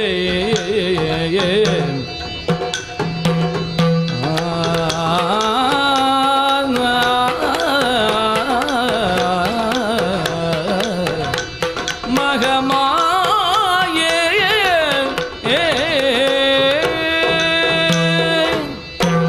ಯೋಚಿಸಿ ಅತ್ಯಂತ ಪ್ರೀತಿಯಿಂದ ಪೂಜಿಸಿ ಆರಾಧಿಸಿ ಅಂತರ್ಯಾಗದ ಮೂಲಕವಾಗಿ ನಾನು ಸಮಾರಾಧ್ಯಳೆಂಬಂತಹ ಪರಮ ಭಕ್ತಿವರವಶರಾಗಿ ನನ್ನನ್ನು ಸ್ತುತಿಸಿದ್ದಾರೆ ಅಂತ ಆಗುವಾಗ ಅವರ ಅಳುವನ್ನು ನಾನು ನಿಲ್ಲಿಸಬೇಕು ತಾನೆ. ಆಳುವ ಸುಮನಸರು ಇವಾಗ ಅಳುವ ಸುಮನಸರಾಗಿದ್ದಾರೆ. ಆಳುವವರು ಯಾವತ್ತೂ ಕೂಡ ಅಳಕೂಡದು. ಆಳೆತ್ತರಕ್ಕೆ ಏರಿದಂತಹ ದೇವತಾ ಸ್ತೋಮ ಇವತ್ತು ಆಳುವವರಾಗಿಯೇ ಇರಬೇಕು. ಆಳುವವರು ಇದ್ದಲ್ಲಿ ಹಾಳು ಮಾಡುವವರು ಒಂದಷ್ಟು ಜನ ಬರ್ತಾರೆ. ಆಗಮಾಪಾಯಿಗಳು ಬರುವುದು ಹೋಗುವುದು ನಿರಂತರವಾಗಿ ನೈರಂತರ್ಯದಿಂದ ಹಾಳಾಗುವಂತಹ ಪೀಠವೇ ಅಲ್ಲ ತಾನೇ ಅದು. ತ್ರೈಲೋಕ್ಯಾಧಿಪತ್ಯ ಅದು ಆ ದೇವೇಂದ್ರನಿಗೆ ಅಂತ ಆಗುವಾಗ ಅದರ ಶಾಶ್ವತೀಕರಣಕ್ಕೆ ಅನುಗ್ರಹಿಸಬೇಕಾದವಳು ನಾನೇ ತಾನೆ. ಆದ್ದರಿಂದ ಅಳುವ ಸುಮನಸರಿಂಗೆ ಧೈರ್ಯವ ತಿಳುಹಿದ್ದೇನೆ. ಮಕ್ಕಳಿಗೆ ಧೈರ್ಯ ಹೇಳಬೇಕಾದವರು ಅಮ್ಮಂದಿರೇ. ನನ್ನಲ್ಲಿ ಅಂತಹ ಯಾವುದೋ ಒಂದು ಶ್ರೀಮಾತೃತ್ವವನ್ನು ಕಂಡವರವರಿದ್ದಾರೆ ಅಂತಾಗುವಾಗ ಅವರಿಗೆ ಶ್ರೀಯನ್ನು ನಾನು ಕೊಡಬೇಕಾದ್ದು ನನ್ನ ಕರ್ತವ್ಯ ಮಾತೆಯಾಗಿ. ಅವರಿಗೆ ಮಾತೆಯಾಗಿ ಕೊಟ್ಟದ್ದಾಗಿದೆ. ಆದರೆ ನನ್ನ ಮೂಲ ಸ್ವರೂಪ ಏನು? ನಾನು ಶಕ್ತಿ ಸ್ವರೂಪಿಣಿಯಾಗಿದ್ದವಳು ಆಗಿದ್ದೇನೆ. ನಿರಂತರವಾದಂತಹ ಶಕ್ತಿಯೇ ನನ್ನಲ್ಲಿ ಸಮಾಹಿತವಾಗಿದೆ. ಅದೇ ಆ ದೇವತೆಗಳು ಒಂದು ಕಾಲಕ್ಕೆ ಬಂದು ನನ್ನಲ್ಲಿ ಕೇಳಿದರು, ಅರ್ಥ ಆಗದೆ, ಕಾಸಿತ್ವಂ ಮಹಾದೇವಿ, ನೀನು ಯಾರಾಗಿದ್ದಿ? ನಾನು ಹೇಳಿದೆ ಆ ಕಾಲಕ್ಕೆ, ಅಹಂ ಪರಬ್ರಹ್ಮ ಸ್ವರೂಪಿಣಿ ಅಂತ. ನಾನು ಪರಬ್ರಹ್ಮನ ಪಟ್ಟದ ಮಹಿಷಿಯಾಗಿರುವವಳು. ಪಟ್ಟದ ಮಹಿಷಿಯಾದ ಕಾರಣವೇ ಒಬ್ಬ ಏಕನಾಗಿದ್ದುಕೊಂಡು ಪರಬ್ರಹ್ಮನಿಗೆ ಸೃಷ್ಟಿಯಲ್ಲಿ ಸಹಕರಿಸುವವಳು, ಸ್ಥಿತಿಯಲ್ಲಿ ಸಹಕರಿಸುವವಳು, ಲಯದಲ್ಲಿ ಸಹಕರಿಸುವವಳು ನಾನೇ. ಆದ ಕಾರಣವೇ ಕೇವಲ ಶಕ್ತಿ ಸ್ವರೂಪಿಣಿಯಲ್ಲ, ತ್ರಿಮೂರ್ತ ಸ್ವರೂಪದಲ್ಲಿಯೂ ನಾನಿದ್ದೇನೆ. ಅದೇ ಆ ಬ್ರಹ್ಮನಲ್ಲಿ ರಜೋರೂಪವನ್ನಂತೂ ಅವನಿಗೆ ಶಾರದಾ ರೂಪದಲ್ಲಿ ಅವನ ಮಡದಿಯಾಗಿ ಸಕಲ ವಿದ್ಯಾಭಿಲಷಿತರಾಗಿ ಬರುವವರಿಗೆ ವಿದ್ಯೋಪದೇಶವನ್ನು ಮಾಡುವಂತಹ ಸರಸ್ವತೀ ನಾಮಕಳಾಗಿಯೂ ನಾನಿದ್ದೇನೆ. ಮಾತ್ರ ಅಲ್ಲ, ಸೃಷ್ಟಿಸಿದ್ದನ್ನು ಯಾವನೋ ಪಾಲನೆ ಮಾಡ್ತಾನೋ ವಿಷ್ಣು ನಾಮಕನು, ಅಂತಹ ವಿಷ್ಣುವಿಗೆ ಸತ್ವರೂಪಳಾಗಿ ಲಕ್ಷ್ಮಿಯಾಗಿಯೇ ಅನುಗ್ರಹಿಸ್ತೇನೆ. ಅದೇ ರೀತಿಯಲ್ಲಿ ಬೇಡದೇ ಇದ್ದಾಗ ಲಯ ಮಾಡುವಂತಹ ಯಾವ ಕರ್ತೃತ್ವ ಶಕ್ತಿ ಕೈಲಾಸವಾಸಿಯಾದಂತಹ ಪರಮೇಶನಿಗೆ ಇದೆಯೋ ಅಂತಹ ಪರಮೇಶನ ಮಡದಿಯಾಗಿ ತಮಃಪ್ರಧಾನ ಸ್ವರೂಪಿಣಿಯಾಗಿ ಪಾರ್ವತಿಯಾಗಿಯೂ ಅವನೊಂದಿಗೆ ಸಹಕಾರಿಣಿಯಾಗಿ ನಾನಿದ್ದವಳು. ಹಾಗಾಗಿಯೇ ನನ್ನನ್ನು ಅರಿತವರು ಮಹಾ ತ್ರಿಪುರ ಸುಂದರಿ ಎಂಬುದಾಗಿಯೂ ಪರಾ ಭಟ್ಟಾರಿಕಾ ಎಂಬುದಾಗಿಯೂ ಶ್ರೀವಿದ್ಯಾ ಎಂಬುದಾಗಿಯೂ ನಿರಂತರವಾಗಿ ಸ್ತುತಿ ಮಾಡುವಂತಹ ಶಾಕ್ತ ಭಕ್ತರೇ ನನ್ನಲ್ಲಿದ್ದಾರೆ. ಅಂತಹ ರಾಜರಾಜೇಶ್ವರಿಯಾಗಿ ತನ್ಮೂಲಕವಾಗಿ ಈ ಪ್ರಪಂಚವನ್ನು ಲೋಕಾಂತರಗಳನ್ನು ಆಳುವಂತಹ ರಾಜಾಧಿರಾಜರಿಗೆ ರಾಜಾಧಿದೇವಿಯಾಗಿಯೂ ಕೂಡ ಅನುಗ್ರಹ ಮಾಡುವವಳಿದ್ದೇನೆ. ಆದ ಕಾರಣವೇ ಇದನ್ನು ಎಲ್ಲವನ್ನೂ ಕೂಡ ಅರಿತಂತಹ ದೇವತೆಗಳು ನನ್ನನ್ನು ಪರಮಭಕ್ತಿ ಭಾವದಿಂದ ಸ್ತುತಿಸಿದ್ದಾರೆ ಅಂತಾಗುವಾಗ ಕಷ್ಟ ಬಂದದ್ದು ಹೌದು, ಇಷ್ಟವನ್ನು ಅನುಗ್ರಹ ಮಾಡಬೇಕಾದ್ದು ನಾನು ಹೌದು. ಹಾಗೆಂದು ಹೇಳಿದ್ದಾನೆ. ಮಹಿಷನಿಗಿಂತ ಅಧಿಕ ಸಮರ್ಥನು ಶುಂಭ ಎಂಬುದಾಗಿ. ಅವನ ಪರಿವಾರದವರು ಕೂಡ ಅಷ್ಟೇ ಸಮರ್ಥರಾಗಿದ್ದಾರೆ ಎನ್ನುವುದು ಸ್ಪಷ್ಟ. ಹಾಗೆಂತ ಇದೇ ಸ್ವರೂಪದಲ್ಲಿ ನಾನು ಸಾಗುವುದೇ ಇಲ್ವಲ್ಲ. ಈ ರೂಪದಲ್ಲಿ ನಾನು ಖಳರ ಗೆಲುವಡೆ ಅಸಾಧ್ಯ. ಯಾಕೆ? ಅವರು ಮಹಾಮಾಯಾವಿಗಳಾಗಿದ್ದಾರೆ. ಮಹಾಮಾಯಾವಿಗಳಾದರೆ ಅವರನ್ನು ಕೊಲ್ಲುವ ಬಗೆ ಹೇಗೆ? ಒಂದು ಆಲೋಚನೆ ಬಂದಿದೆ ಮನಸ್ಸಿಗೆ. ಹೇಗೆ? ಮಾಯಾವಿ ಮಾಯಯಾವಧ್ಯ. ಮಾಯಾವಿಗಳನ್ನು ಮಾಯಾ ಪ್ರಯೋಗಗಳನ್ನು ಮಾಡಿಯೇ ವಧಿಸಬೇಕು ಎನ್ನುವುದು ಕೂಡ ತಾತ್ಪರ್ಯ ತಾನೆ ಅಸುರವಧೆಯಲ್ಲಿ. ಯಾವ ಮಾಯೆಯನ್ನು ಆವರಿಸಬೇಕು ಅಂತ ಸಂಕಲ್ಪ ಮಾಡಿದವಾಗ ಈಗ ಶುಂಭ ಹತಕಾಮನಿದ್ದಾನೆ. ಅವನನ್ನು ಕಾಮಹತನನ್ನಾಗಿ ಮಾಡಬೇಕು. ಅಸುರರು ಬಲೆಗೆ ಬೀಳುವುದೇ ಈ ಮೂರಕ್ಕಲ್ವ. ಹೆಣ್ಣು, ಹೊನ್ನು, ಮಣ್ಣು. ಹೊನ್ನಿಗಾದರೂ ಕೂಡ ಹೊಂಚು ಹಾಕಲಾರರು ಅಸುರರು. ಮಣ್ಣಿಗಾದರೂ ಕೂಡ ಒಂದೊಮ್ಮೆ ತಣ್ಣಗೆ ಕೂತಾರು ಅಸುರರು. ಹೆಣ್ಣಿಗಾಗುವಾಗ ಹುಣ್ಣು ಬರಿಸಿಯಾದರೂ ಕೂಡ ಅದನ್ನು ಪಡೆಯುವುದಕ್ಕೆ ಅವರು ನಾನಾ ಪ್ರಕಾರದ ಮಾಯೆಗಳನ್ನು ಬಳಸಬಲ್ಲರು. ಹಾಗಾದರೆ ಆಲೋಚನೆ ಮಾಡಿದವಾಗ ಒಂದು ಮನಸ್ಸಿಗೆ ಹೊಳೆದದ್ದು, ಒಂದು ಹೊಳೆಯುವ ರೂಪವನ್ನ ಅಂತಾರೆ ಹೇಗೆ? ಹಾಗಾದರೆ ಈ ವಿಶಿಷ್ಟ ಸ್ವರೂಪ ಇದು ಅಂತರ್ಯಾಗ ಸಮಾರಾಧ್ಯರಾದಂತಹ ನನ್ನನ್ನು ಬಯಸುವವರಿಗೆ ಅರ್ಥ ಆದೀತು. ಬಹಿರ್ಯಾಗದ ಮೂಲಕವಾಗಿಯೂ ಕೂಡ ನನ್ನನ್ನು ಬಯಸುವವರಿಗೆ ಈ ಸ್ವರೂಪ ಅರ್ಥ ಆದೀತು. ಅಸುರರಿಗಾಗ ಆದಾಗ ಈ ಸ್ವರೂಪದ ಪರಿವೆಯೇ ಆಗಲಿಕ್ಕಿಲ್ಲ. ಒಟ್ಟಿನಲ್ಲಿ ನನ್ನ ಉದ್ದೇಶ ಏನೀಗ? ಅಸುರರನ್ನು ಹನನಗೊಳಿಸಬೇಕು, ಸುರರನ್ನು ರಕ್ಷಿಸಬೇಕು. ಹಾಗಾದರೆ ಸಂಕಲ್ಪ ಮಾಡಿದ ತಕ್ಷಣದಲ್ಲಿಯೇ ನನ್ನ ಮೂಲ ಸ್ವರೂಪ ಪಾರ್ವತಿ. ಆ ಪಾರ್ವತ್ಯಾಹ ಶರೀರಕೋಶಾತ್,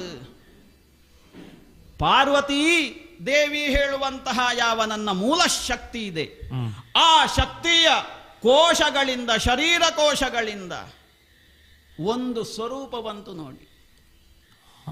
ಇದನ್ನು ಕಂಡವರೇ ನೋಡಿ ನನ್ನನ್ನು ದಿಗಂತದಲ್ಲಿ ಸ್ತುತಿ ಮಾಡುವುದಕ್ಕೆ ತೊಡಗಿದರು, ಕೌಶಿಕಿ ಎಂಬುದಾಗಿ. ಶರೀರ ಕೋಶಾದ್ಯತ್ತಸ್ಯಾಹ ಪಾರ್ವತ್ಯ ನಿಸ್ಸೃತಾಂಬಿಕ. ನನ್ನ ಒಂದೊಂದು ಕಾಲದ ಒಂದೊಂದು ಸ್ವರೂಪವೇ ಕೂಡ ದೇವತಾನುಗ್ರಹಕ್ಕೆ ಬೇಕಾಗಿತಾನೆ. ದೇವಾನಾಂ ಕಾರ್ಯಸಿದ್ಧ್ಯರ್ಥಂ ಆವಿರ್ಭವತಿ ಸಾಯದ ಉತ್ಪನ್ನೇತಿ ತದಾ ಲೋಕೆ ಸಾ ನಿತ್ಯಾಪ್ಯಭಿಧೀಯತೆ. ನಾನು ಬರ್ತೇನೆ, ನಾನು ಅವತರಣವನ್ನು ಮಾಡುತ್ತೇನೆ ಅನ್ನುವುದರಲ್ಲಿಯೇ ದೇವತಾ ಕಾರ್ಯ ಸಿದ್ಧಿ ಎಂಬುದೇ ಗುರಿ ನನ್ನದು ಅಂತ ಆಗುವಾಗ ಕೌಶಿಕೆಯಾಗಿದ್ದೇನೆ. ಎಂತಹ ರೂಪ ಇದು! ಈ ಕೌಶಿಕೆಯ ರೂಪ, ಈ ರೂಪಕ್ಕೆ ಮನಸೋಲದವರಿಲ್ಲ. ಭಕ್ತರೂ ಹೌದು, ಅಭಕ್ತರೂ ಹೌದು, ಒಳಗಿಳಿದು ನನ್ನನ್ನು ಕಾಣುವವರೂ ಹೌದು, ಹೊರಗಿಳಿದು ನನ್ನನ್ನು ಕಾಣಬಯಸುವವರೂ ಹೌದು.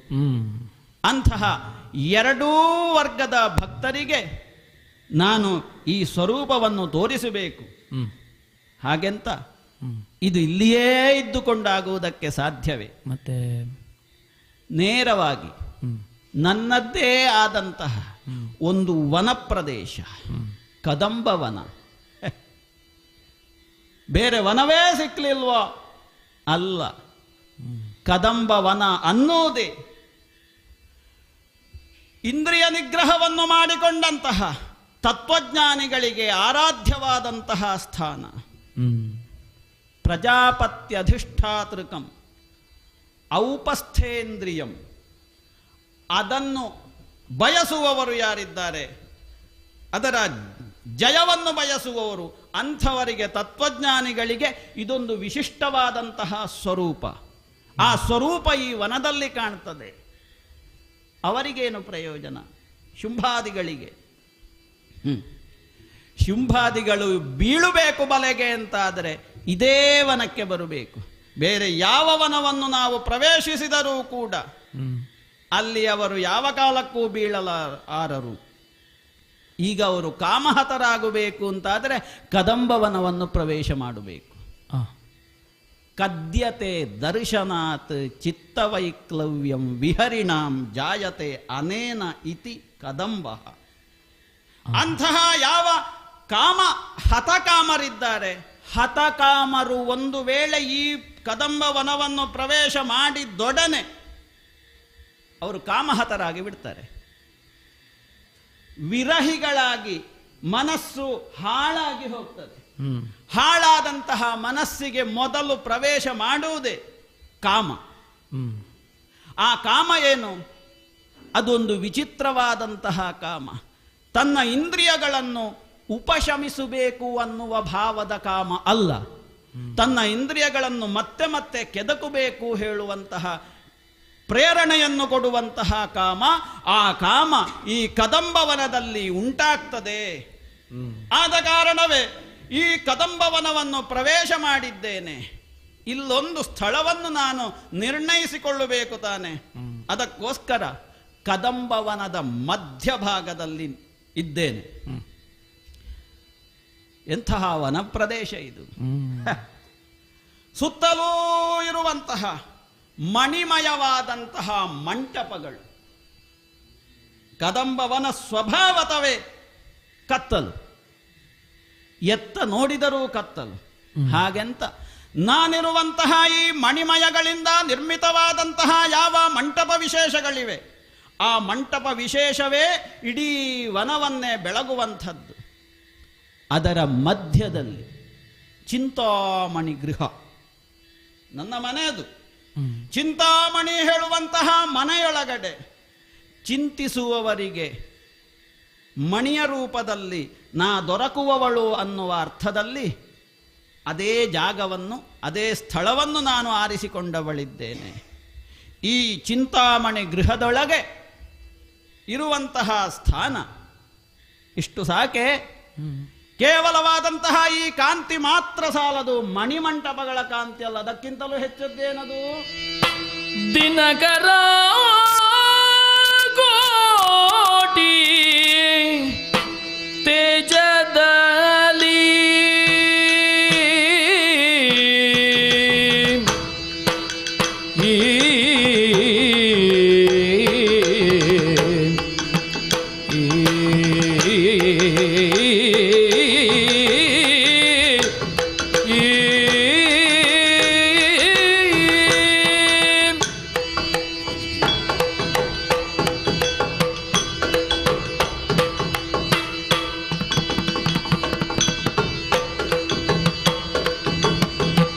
ದಿನಕರ ಕೋಟಿ ತೇಜದಲ್ಲಿ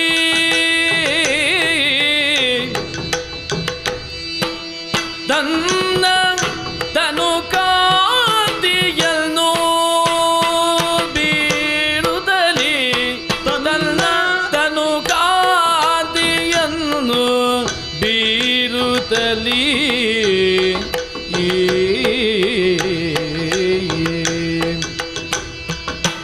ದಿನಕರ ಕೋಟಿ ತೇಜದಲ್ಲಿ ತನ್ನ ತನು ಕಾಂತಿಯನ್ನು ಬೀರುತ್ತಲಿ. ಮನವ ಮೋಹಿಸುವ ಗಾಯನವ ಪಾಡುತ್ತಲಿ. ಏನೋ ಮನವ ಮೋಹಿಸುವ ಗಾಯನವ ಪಾಡುತ್ತಲಿ. ಧನುಜರ ವಂಚಿಪೆ ಏನು ತಲೆಗೆ ಒಗಿಲದಿ. ಧನುಜರ ವಂಚಿಪೆ ಏನು ತಲೆ ಒಗಿಲದಿ.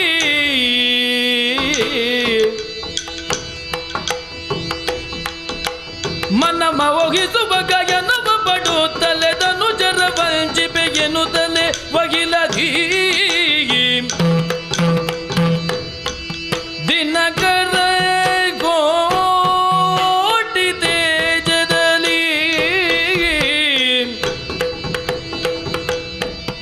ತನ್ನ ತನು ಕಾಂತಿಯನ್ನು ಬೀರುತ್ತಲಿ.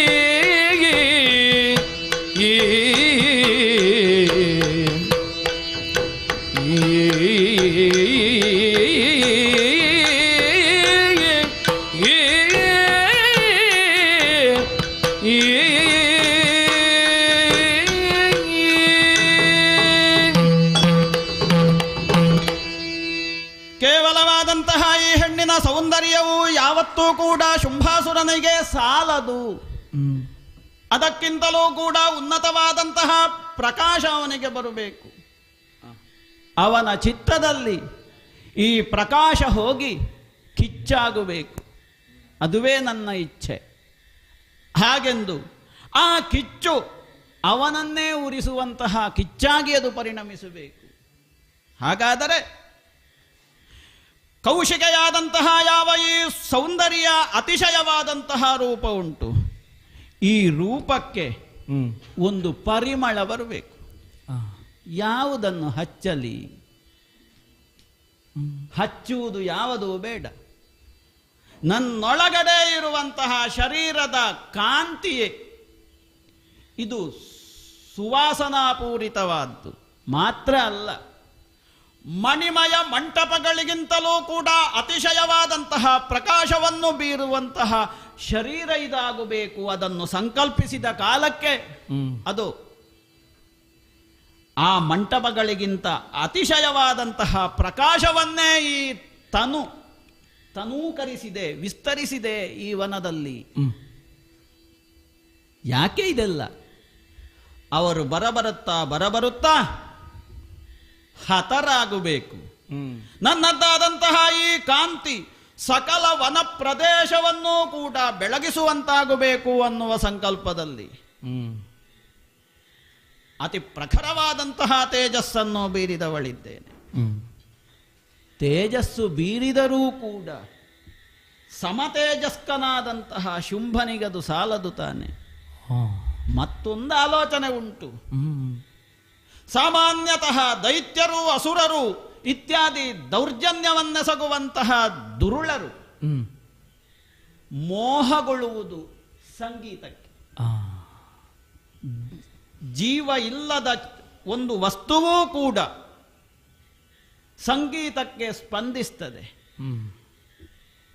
ಜೀವ ಇಲ್ಲದ್ದೂ ಕೂಡ ಚೈತನ್ಯಗೊಳ್ಳುತ್ತದೆ ಸಂಗೀತಕ್ಕೆ. ಹಾಗಿದ್ದಾಗ ಈ ಅಸುರನನ್ನು ಏಳಿಸಬೇಕು, ಎದ್ದೇಳಿಸಬೇಕು, ಅವನನ್ನು ಮೋಹದ ಬಲೆಗೆ ಬೀಳಿಸಬೇಕು ಅಂತಾಗುವುದಾದರೆ ಸಂಗೀತದ ರಸಮಯದ ಸಂಜೆಯನ್ನು ನಾನು ತೋರಿಸಬೇಕು. ಹೌದು, ಸಂಗೀತವು ನನ್ನಿಂದಲೇ ಹೊರಟದ್ದಲ್ವೇ. ಸಂಗೀತದ ಸಮಸ್ತ ರಾಗಗಳು ಕೂಡ ಅದರ ಸೃಷ್ಟಿಕರ್ತ್ರಿ ನಾನು. ಹಾಗಾಗಿ ನಾನಾ ಪ್ರಕಾರದ ರಾಗಗಳಿಂದ ಸಂಭೂಷ್ಟವಾದಂತಹ ಸಂಗೀತವನ್ನು ಹಾಡುತ್ತಾ ಈ ವನಪ್ರದೇಶದಲ್ಲಿ ಇರಬೇಕು. ಮನಸ್ಸಿನಲ್ಲಿ ಆಲೋಚನೆ ಮಾಡಿದ್ದೇ ತಡ ಇಳಿಯಿತು ನೋಡಿ. ನಾವೆಲ್ಲ ಇಳಿಯುವವರು. ಅದನ್ನು ಕಂಡು ಶ್ರೇಯಸ್ಸನ್ನು ಬಯಸುವವರು ಇಳಿಬೇಕು. ಶ್ರೇಯಸ್ಸನ್ನು ಬಯಸುವವರು ಇಳಿದಾಗ ಮಾತ್ರ ತಮ್ಮ ಜೀವನದಲ್ಲಿ ಏರುವುದಕ್ಕೆ ಸಾಧ್ಯ. ಶುಂಭನಿಗದ ಅರ್ಥ ಆದರೆ ಒಳಿತು. ದೇವತಾದಿಗಳಿಗೆ ಅರ್ಥ ಆಗಿದೆ. ಕನಕದ ಉಯ್ಯಾಲೆ ಬಂತು ನೋಡಿ. ಉಯ್ಯಾಲೆ ಕೇವಲವಾದಂತಹ ಸಂಕಲ್ಪ ಮಾತ್ರದ ಸೃಷ್ಟಿಯದು. ನನ್ನನ್ನು ಅರಿತವರಿಗೆ, ನನ್ನನ್ನು ಅರಿಯುವುದರ ಮೂಲಕವಾಗಿ ನನ್ನ ಸೇವೆಯನ್ನು ಸದಾ ಬಯಸುವವರಿಗೆ ಈ ಉಯ್ಯಾಲೆಯ ಅರ್ಥ ಆದೀತು. ಅಂತಹ ಕಶ್ಚಿತ್ ಶುಂಭಾದಿಗಳಿಗೆ ಇದು ಕೇವಲವಾಗಿ ಕಾಮವನ್ನು ಹೆಚ್ಚಿಸುವಂತಹ ಉಯ್ಯಾಲೆ ಅಂತ ಅರ್ಥ ಆಗಬೇಕು. ಅದು ಕೂಡ ಕನಕದ್ದು. ಯಾಕೆ? ಈ ಉಯ್ಯಾಲೆಯಲ್ಲಿರುವಂತಹ 4 ಸಂಕೋಲೆಗಳು ಸುವರ್ಣದ್ದು. ಆಗ್ನೇಯದಿಂದ ಪ್ರಾರಂಭಿಸಿ ನೈಋತ್ಯ, ವಾಯವ್ಯ, ಈಶಾನ್ಯ 4ಕ್ಕೂ ಕೂಡ 4 ದೇವತೆಗಳ ಸ್ವರೂಪ ಅದು.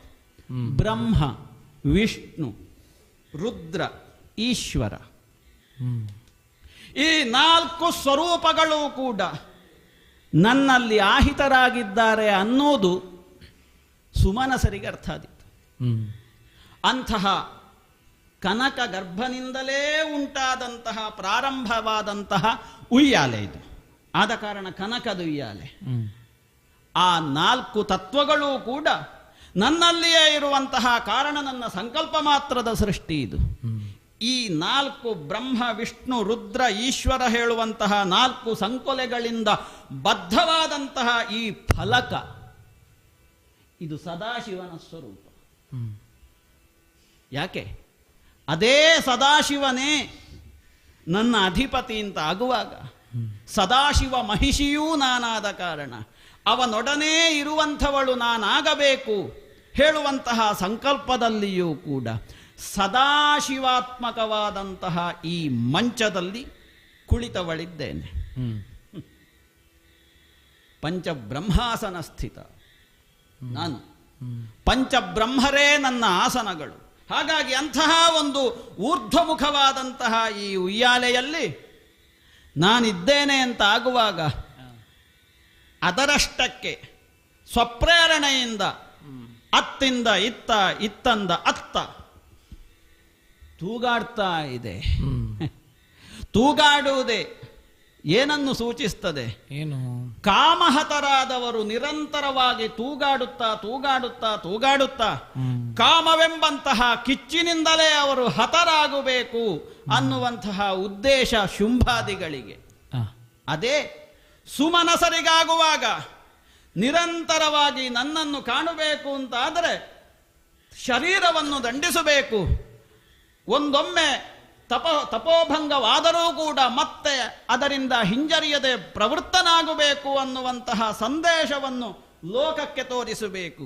ಆದ ಕಾರಣ ಪಂಚಬ್ರಹ್ಮರನ್ನು ಕೂಡಿಕೊಂಡಂತಹ ಸದಾಶಿವಾತ್ಮಿಕೆಯಾದಂತಹ ಸದಾಶಿವ ಫಲಕವನ್ನು ಧರಿಸುತ್ತಾ ಈ ಉಯ್ಯಾಲೆಯಲ್ಲಿ ಅತ್ಯಂತವಾದಂತಹ ಸೌಂದರ್ಯದಿಂದ ಕೂಡಿದ ಗಾಯನವನ್ನು ಪಾಡುತ್ತಾ ಪಾಡುತ್ತಾ ಆ ದೈತ್ಯಾದಿಗಳ ಆಗಮನದ ನಿರೀಕ್ಷೆಯಲ್ಲಿರ್ತೇನೆ. ನೋಡೋಣ ಮುಂದೆ ಏನಾಗ್ತದೆ. ಇತ್ತಲ ಘಳಜಂಡ ಮುಂಡರು ಧೂರ್ತ ಶುಂಭಾಸುರನ ನೇಮದಿ ಪೃಥ್ವಿಯೆಲ್ಲವ ಸಂಚರಿಸಿ ಶೋಧಿಸುವೆವೆಂದೆನುತ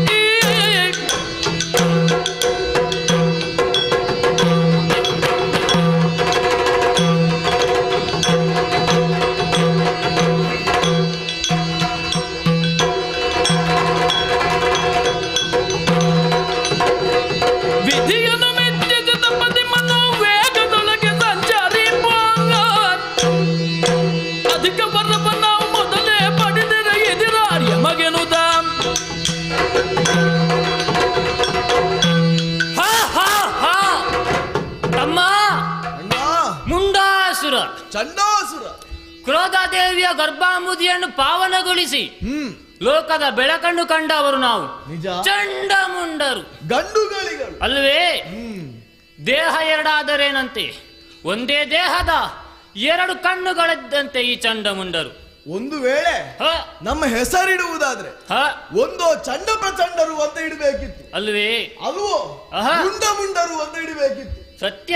ಚಂಡಮುಂಡರಂತ ಯಾಕೆ ಇಟ್ಟಿದ್ದಾರೆ ಅನ್ನೋದನ್ನು ಕೇಳಬೇಕಾದ್ರೆ ಅಪ್ಪನಲ್ಲಿಗೆ ಹೋಗಬೇಕು. ಅದೇ ಹೌದು. ಆದರೆ ಹೆಸರಿಟ್ಟದನ್ನು ಇಟ್ಟಿದ್ದಾರೆ. ಆದರೆ ಇಟ್ಟ ಹೆಸರಿಗೆ ಮೌಲ್ಯವನ್ನು ಕಲ್ಪಿಸಬೇಕಾದದ್ದು ಯಾರು? ಅದು ನಾವು ನಮ್ಮ ಜೀವನದಲ್ಲಿ ಸಾಧನೆಯನ್ನೇ ಧ್ಯೇಯವನ್ನಾಗಿರಿಸಿಕೊಂಡು, ಹೌದು, ಜೀವನದಲ್ಲಿ ಸಾಧನೆಯನ್ನೇ ಪಥವನ್ನಾಗಿರಿಸಿಕೊಂಡು ಸಾಗುವುದಕ್ಕೆ ಪ್ರಾರಂಭಿಸಿದವರು ನಾವು. ಹೌದು. ಏನು ಮಾಡಿದೆವು? ಏನು ಮಾಡಿದೆವು? ತಪಸ್ಸನ್ನು ಆಚರಿಸಿದೆವು. ಹೌದೌದು. ಅದು ಯಾರ ಕುರಿತಾಗಿ? ವಿಧಿಯ ಕುರಿತಾಗಿ ತಪಸ್ಸನ್ನು ಆಚರಿಸಿದೆವು. ವಿಧಿಯ ಮೂಲಕವಾಗಿ ಪಡೆದದ್ದು ಏನನ್ನು? ಬ್ರಹ್ಮಚರ್ಯೆಯನ್ನು. ತಮ್ಮ, ನಾವು ಬ್ರಹ್ಮಚರ್ಯೆಯನ್ನು ಯಾಕೆ ಪಡೆದದ್ದು? ಈ ಹಿಂದೆ ಅದೆಷ್ಟೋ ದಾನವರು ಅಮರತ್ವವನ್ನು ಪಡೆದಿದ್ದಾರೆ. ಹೇಗೆ? ನಾನಾ ರೀತಿಯಾದಂತಹ ಉಪಾಯವನ್ನು ಮಾಡಿ ಅಮರತ್ವವನ್ನು ಪಡೆದಕ್ಕೆ ಬೇಕಾಗಿ ತಪಸ್ಸನ್ನು ಗೈದವರು. ಕೇಳಿದ್ರು ಹೇಗೆ? ಒಳಗುವಲ್ಲ, ಹೊರಗುವಲ್ಲ, ಮೇಲುವಲ್ಲ, ಕೆಳಗುವಲ್ಲ. ಅದು ಹಿರಣ್ಯಕಶ್ಯಪ ಅಲ್ವೇ? ಆದರೂ ಕೂಡ ಅವನು ಸಾಯಲಿಲ್ಲವೇ? ಯಾಕೆ ಅವ ಸತ್ತ? ಅವ ಕೇಳಿದಂತ ವರ ಪರೋಕ್ಷವಾಗಿ ಇವನಿಗೆ ಸಾವನ್ನೇ ತಂದೊಡ್ಡಿತು. ಹಾಗಾದರೆ ಬ್ರಹ್ಮಚರ್ಯ ಎನ್ನುವುದು ಯಾಕೆ? ಬ್ರಹ್ಮಚರ್ಯ ಎನ್ನುವುದು ಯಾವಾಗ ನಮ್ಮಿಂದಲೇ ಚ್ಯುತಿಗೆ ಒಳಗಾಗುತ್ತದೋ ಅಂದೇ ನಮಗೆ ಅವಸಾನ ಎನ್ನುವುದು ಕಟ್ಟಿಟ್ಟ ಬುತ್ತಿ. ನಮಗೆ ಮರಣ ಬರುವುದಿದ್ದರೆ ಅದು ನಮ್ಮಿಂದಲೇ ಅಲ್ವೇ? ಇನ್ನೊಬ್ಬರಿಂದ ನಮಗೆ ಮರಣ ಇಲ್ಲ, ಸಾಧ್ಯವೇ ಇಲ್ಲ. ಎಲ್ಲಿ ತನಕ ನಮ್ಮ ಮನಸ್ಸು ಎನ್ನುವುದು ನಮ್ಮ ಕೈಯ ಹಿಡಿತದಲ್ಲಿರುತ್ತದೋ, ಎಲ್ಲಿವರೆಗೆ ನಮ್ಮ ನಿಯಂತ್ರಣದಲ್ಲಿರುತ್ತದೋ ಅಲ್ಲಿವರೆಗೆ ನಮಗೆ ಅವಸಾನ ಎನ್ನುವುದೇ ಇಲ್ಲ ಎನ್ನುವುದು ಸ್ಪಷ್ಟ. ಆದ್ದರಿಂದ ನಾವು ಅವಧ್ಯರು ಎನ್ನುವುದೇ ಸ್ಪಷ್ಟ. ಆಮೇಲೆ ಬ್ರಹ್ಮನಲ್ಲಿ ಕೇಳಿದ್ದೇನು? ಮನೋವೇಗವನ್ನು. ತಮ್ಮ, ನಮಗೆ ಮುಟ್ಟುವುದೊಂದು ಬೇಗ ಮುಟ್ಟಬೇಕು. ಹೊರಡುವಾಗ ತಡ ಆದ್ರೂ ಪರವಾಗಿಲ್ಲ, ಮುಟ್ಟುವುದೊಂದು ಬೇಗ ಮುಟ್ಟಬೇಕು. ಅದಕ್ಕಾಗಿ ಪಡೆದದ್ದು ಮನೋವೇಗವನ್ನು. ಇದು ನಮಗಿಂತ ಹೆಚ್ಚಾಗಿ ದಿನಕ್ಕೆ 2-3 ಕಡೆ ಕಾರ್ಯಕ್ರಮಕ್ಕೆ ಹೋಗುವವರಿಗೆಲ್ಲ ಹೆಚ್ಚು ಉಪಯೋಗಕ್ಕೆ ಬರ್ತದೆ. ಹೌದು ಹೌದು. ಒಂದು ಕಡೆಯಿಂದ ಹೊರಡುವಾಗ ಸ್ವಲ್ಪ ತಡ ಆದ್ರೂ ಮನೋವೇಗ ಉಂಟಲ್ಲ, ಮನೋವೇಗ ಉಂಟಲ್ಲ, ಇದು ಇನ್ನು ನಮ್ಮಿಂದ ಪ್ರಚಲಿತಕ್ಕೆ ಬರ್ತದೆ. ಸರಿ ಸರಿ. ನಮ್ಮ ಜಾಣ್ಮೆಗೆ ಮೆಚ್ಚಿದಂತಹ ಬ್ರಹ್ಮ ಕೇಳದೆ ಕೊಟ್ಟ ವರಗದ ದಂಡ. ವರಗದ ದಂಡವನ್ನು ಕೊಟ್ಟದ್ದು ಕೇಳದೆ ಕೇಳಿ ಕೊಡುವುದು ಬೇರೆ. ಕೇಳದೆ ಕೊಟ್ಟದಕ್ಕೆ ಮೌಲ್ಯ ಜಾಸ್ತಿ ಅಲ್ವೇ? ನಮ್ಮ ಯೋಗ್ಯತೆಯನ್ನು ಅರಿತು ಕೊಟ್ಟಿದ್ದಾನೆ ಎನ್ನುವುದು ಅಲ್ಲಿಂದ ನಮಗೆ ಪ್ರತಿಪಾದನೆಗೆ ಒಳಗಾಗುತ್ತದೆ. ಸತ್ಯ. ವರಗದ ದಂಡವನ್ನು ಹಿಡಿದು ಮತ್ತೆ ಹೊರಟದೆಲ್ಲಿಗೆ ತಮ್ಮ? ಹೋದದ್ದು ನೇರವಾಗಿ ಸ್ವರ್ಗಕ್ಕೆ. ದಾನವ ಶುಂಭನ ನೇಮದೊಳಗದ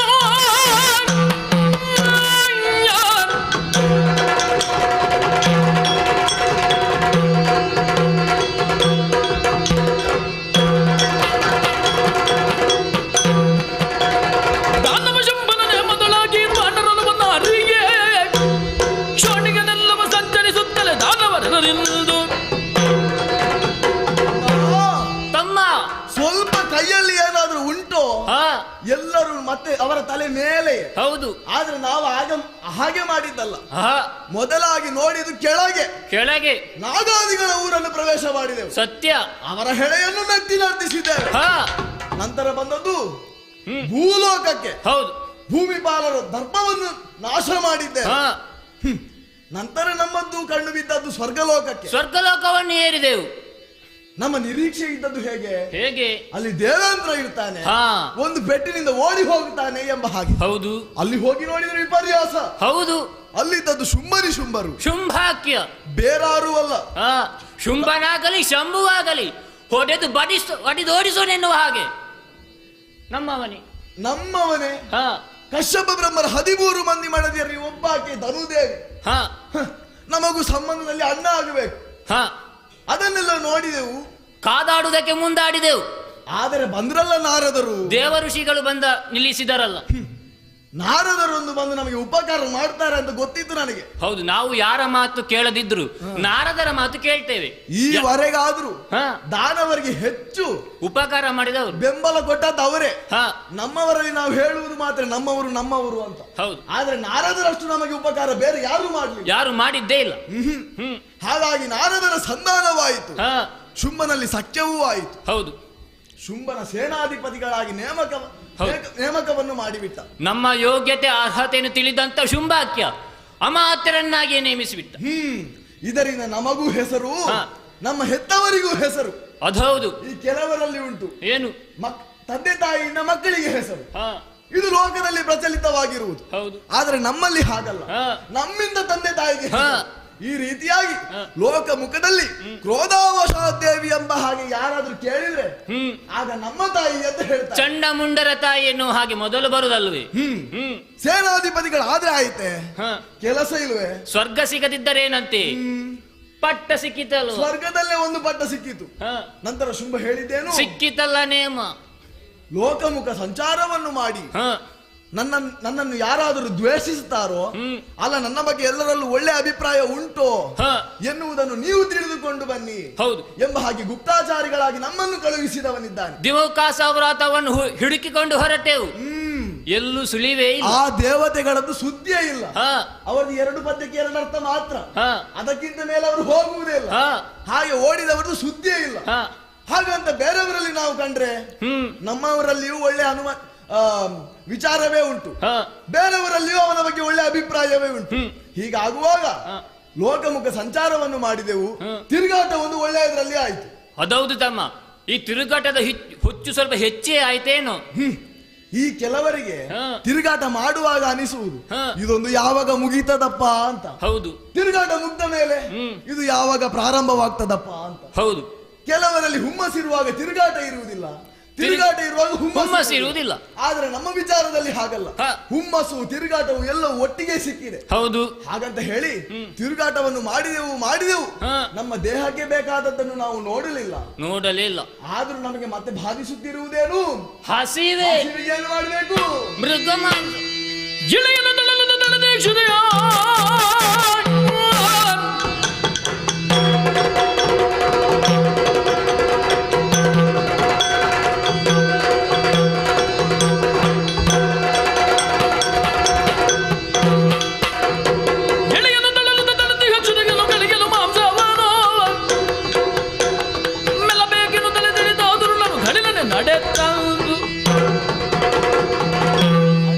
ತಮ್ಮ ಹೊಟ್ಟೆಯಲ್ಲಿ ಕ್ಷುದೆ, ಉದರ ಬಾಧೆ ಆದಾಗ ಏನು ಮಾಡಬೇಕು?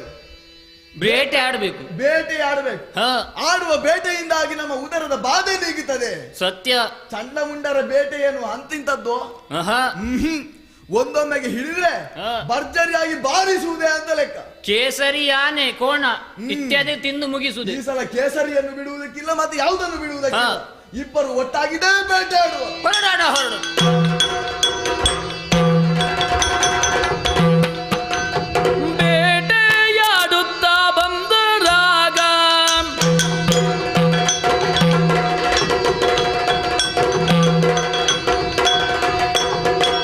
ಬೇಟೆಯಾಡುತ್ತಾ ಬಂದರಾಗ ಬಲು ಧೀರರೀಗ ಬೇಟೆಯಾಡುತ್ತಾ ಬಂದರಾಗ ನಡೆದು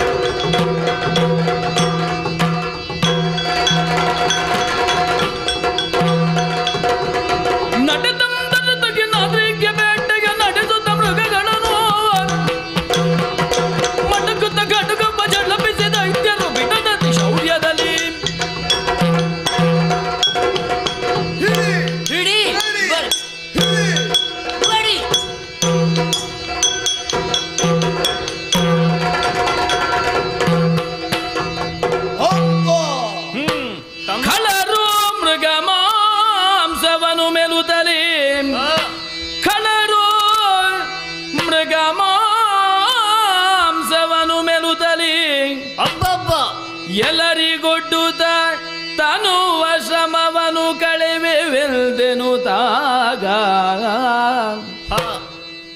ಎಲ್ಲರಿಗೊಡ್ಡುತ್ತ ತನುವ ಶ್ರಮವನು ಕಳೆವೆವೆಂದೆನು ತಾಗ ಬರಲು ಕದವು ಭವನದೆಡೆಗೆ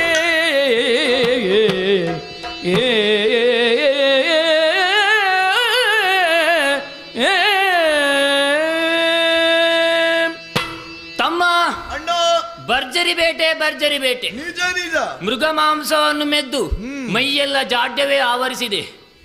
ಇನ್ನೇನಿದ್ರು ಮಲಗುದೆ. ಅಣ್ಣ ಮಲಗಿದ್ರೆ ಸುಮ್ಮನಲ್ಲಿಗೆ ಹೋಗುವುದು ಯಾರು? ಸ್ವಲ್ಪ ಹೊತ್ತು ಮಲಗು, ನನಗೇನು ಕೂಡುದಿಲ್ಲ ತಮ್ಮ. ಅಣ್ಣ ಹೊಟ್ಟೆ ಭಾರ ಅನಿಸ್ತಾ ಇದೆ. ನಿನ್ನ ಹೊಟ್ಟೆ ಭಾರ ಆದದ್ದಲ್ವ? ಹೌದು. ಕೈಗೆ ಆಯಾಸ ಆಗ್ಲಿಲ್ಲಲ್ಲ? ಇಲ್ಲ. ಹಾಗಾದ್ರೆ ನನಗೆ ಸ್ವಲ್ಪ ಗಾಳಿ ಬೀಸೋ. ಯಾರು ನಾನ? ಹಾ. ಎಲ್ಲಿಯಾದ್ರೂ ತಮ್ಮನಿಗೆ ಅಣ್ಣ ಗಾಳಿ ಬೀಸುದುಂಟ? ಅದು ಕ್ರಮ ಇಲ್ವೋ? ತಮ್ಮ ಏನಾದ್ರೂ ಅಣ್ಣನಿಗೆ ಗಾಳಿ ಬೀಸಬೇಕು. ಹಾಗಾದ್ರೆ ಏನು ಮಾಡುವುದು? ಏನು ಮಾಡೋಣ? ನಮ್ಮ ಈರುವರಲ್ಲಿಯೂ ಇನ್ನು ಯಾವ ಸಾಮರ್ಥ್ಯವೂ ಉಳಿದಿಲ್ಲ. ಆಹಾ. ಹಾಗಾದ್ರೆ ಎಲ್ಲರಿಗೆ ತನುವನ್ನೊಡ್ಡಬೇಕು. ಹೌದು. ಇಲ್ಲೇ ನಿಂತ್ರೆ ಆದೀತೋ? ಇದು ತಗ್ಗು ಪ್ರದೇಶ ಅಲ್ವೇನು? ಇಲ್ಲಿಗೆ ವಾಯು ಬರ್ತಾನೆ, ಆದ್ರೆ ಬರುವಾಗ ಸ್ವಲ್ಪ ವಿಳಂಬ ಆಗುತ್ತದೆ. ನಮಗೆ ಸಾಕಾಗುತ್ತದೆ ಅದು. ಹಾಗಾಗಿ ಏನು ಮಾಡುವುದು? ಸ್ವಲ್ಪ ಎತ್ತರದ ಪ್ರದೇಶವನ್ನು ಏರಿಕೊಂಡೆವು ಎಂದಾದ್ರೆ ವಾಯು ಬೇಗ ಬಂದು ತಲುಪುತ್ತಾನೆ. ನಮ್ಮ ಯಾವ ಆಯಾಸ ಇದೆಯೋ ಅದು ಬೇಗ ಶಮನ ಆಗುತ್ತದೆ. ಸತ್ಯ. ಆದ್ದರಿಂದ ಕಾಣುತ್ತಿದೆ ತುಹಿನಾದ್ರಿ ತಲುವದ ಸಮಯದಲ್ಲಿ ಕೇಳಿಸೆ ಏನದು ಭೇರಿಯನಾಗ. ತಳುವದ ಸಮಯದಲ್ಲಿ ಕೇಳಿಸೆ ನಲವಿನಿಂದುಯ್ಯಾಲೆಯಲಿ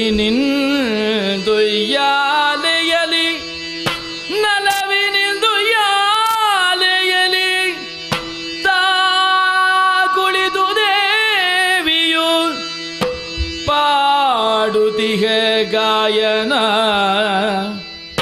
ತಾ ಕುಳಿತು ದೇವಿಯು ಪಾಡುತಿಹ ಗಾಯನವ ಆಲಿಸುತ್ತ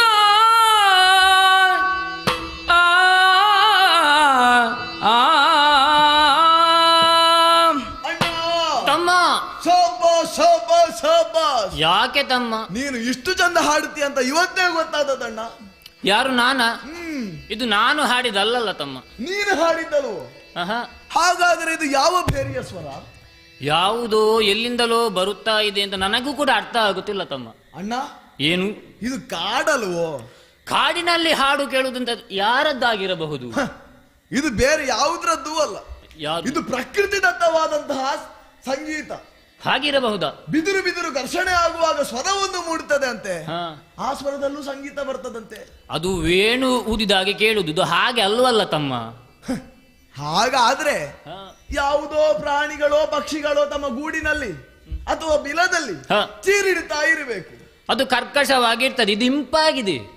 ಕೇಳಿದರೆ ಮತ್ತೊಮ್ಮೆ ಕೇಳಬೇಕು, ಮಗದೊಮ್ಮೆ ಕೇಳಬೇಕು ಎನ್ನುವ ಹಾಗೆ ಅನ್ನಿಸ್ತಾ ಇದೆ ಅಲ್ವಾ ಅಣ್ಣ? ಏನು ಅಂತಹ ಸಂಗೀತಗಾರರು ನಮ್ಮಲ್ಲಿ ಯಾರಿದ್ದಾರೆ? ನಮ್ಮಲ್ಲಿ ಹೆಚ್ಚಂತ ಹೇಳಿದ್ರೆ ಇದು ನಮ್ಮ ಆವರಣಕ್ಕೆ ಒಳಪಟ್ಟಂತಹ ಪ್ರದೇಶ. ಹೌದು. ಇಲ್ಲಿ ಬಂದು ಹಾಡಬೇಕಂತಾದ್ರೆ, ಸ್ವೇಚ್ಛೆಯಿಂದ ಹಾಡಬೇಕಂತಾದ್ರೆ ಅವರಲ್ಲಿ ಅಂತಹ ಸಾಮರ್ಥ್ಯ ಬೇಕು. ಆ ಸಾಮರ್ಥ್ಯ ಉಳ್ಳವರು ಯಾರಿದ್ದಾರೆ? ಇದವಳೆ ವೀಣಾಪಾಣಿ. ಯಾರು? ವೀಣೆಯ ಪಿಡಿದೀರ್ಪ ವಾಣಿ ಪರಿಯಲಿ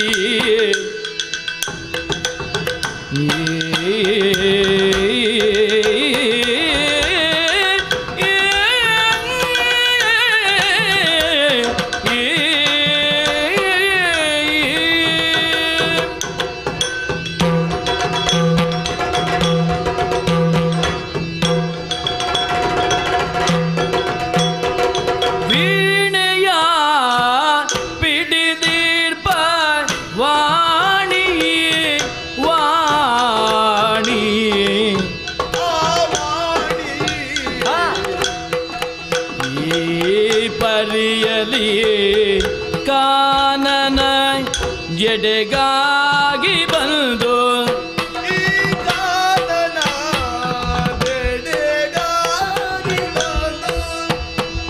ವೀಣೆಯ ಪಿಡಿದಿರ್ಪ ವಾಣಿಗೆ ಪರಿಯಲ್ಲಿ ಕಾನನ ಬೆಡೆಗಾಗಿ ಬಂದು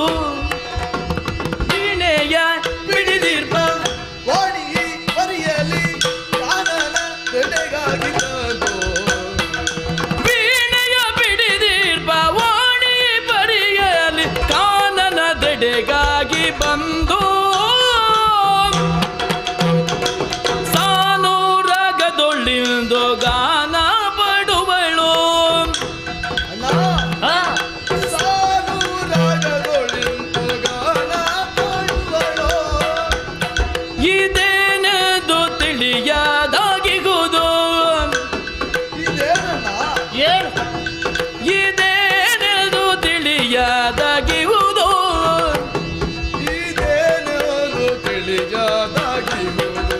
ಸಾನುರಗದೊಳಿಂದು ಗಾನ ಪಡುವಳು ಇದೇನೆಂದು ತಿಳಿಯದಾಗಿಹುದೋ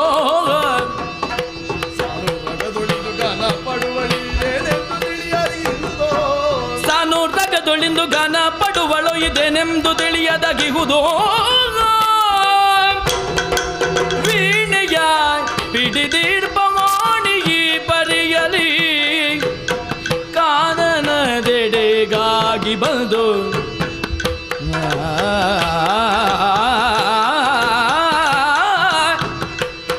ವಾಣಿ ವಾಣಿ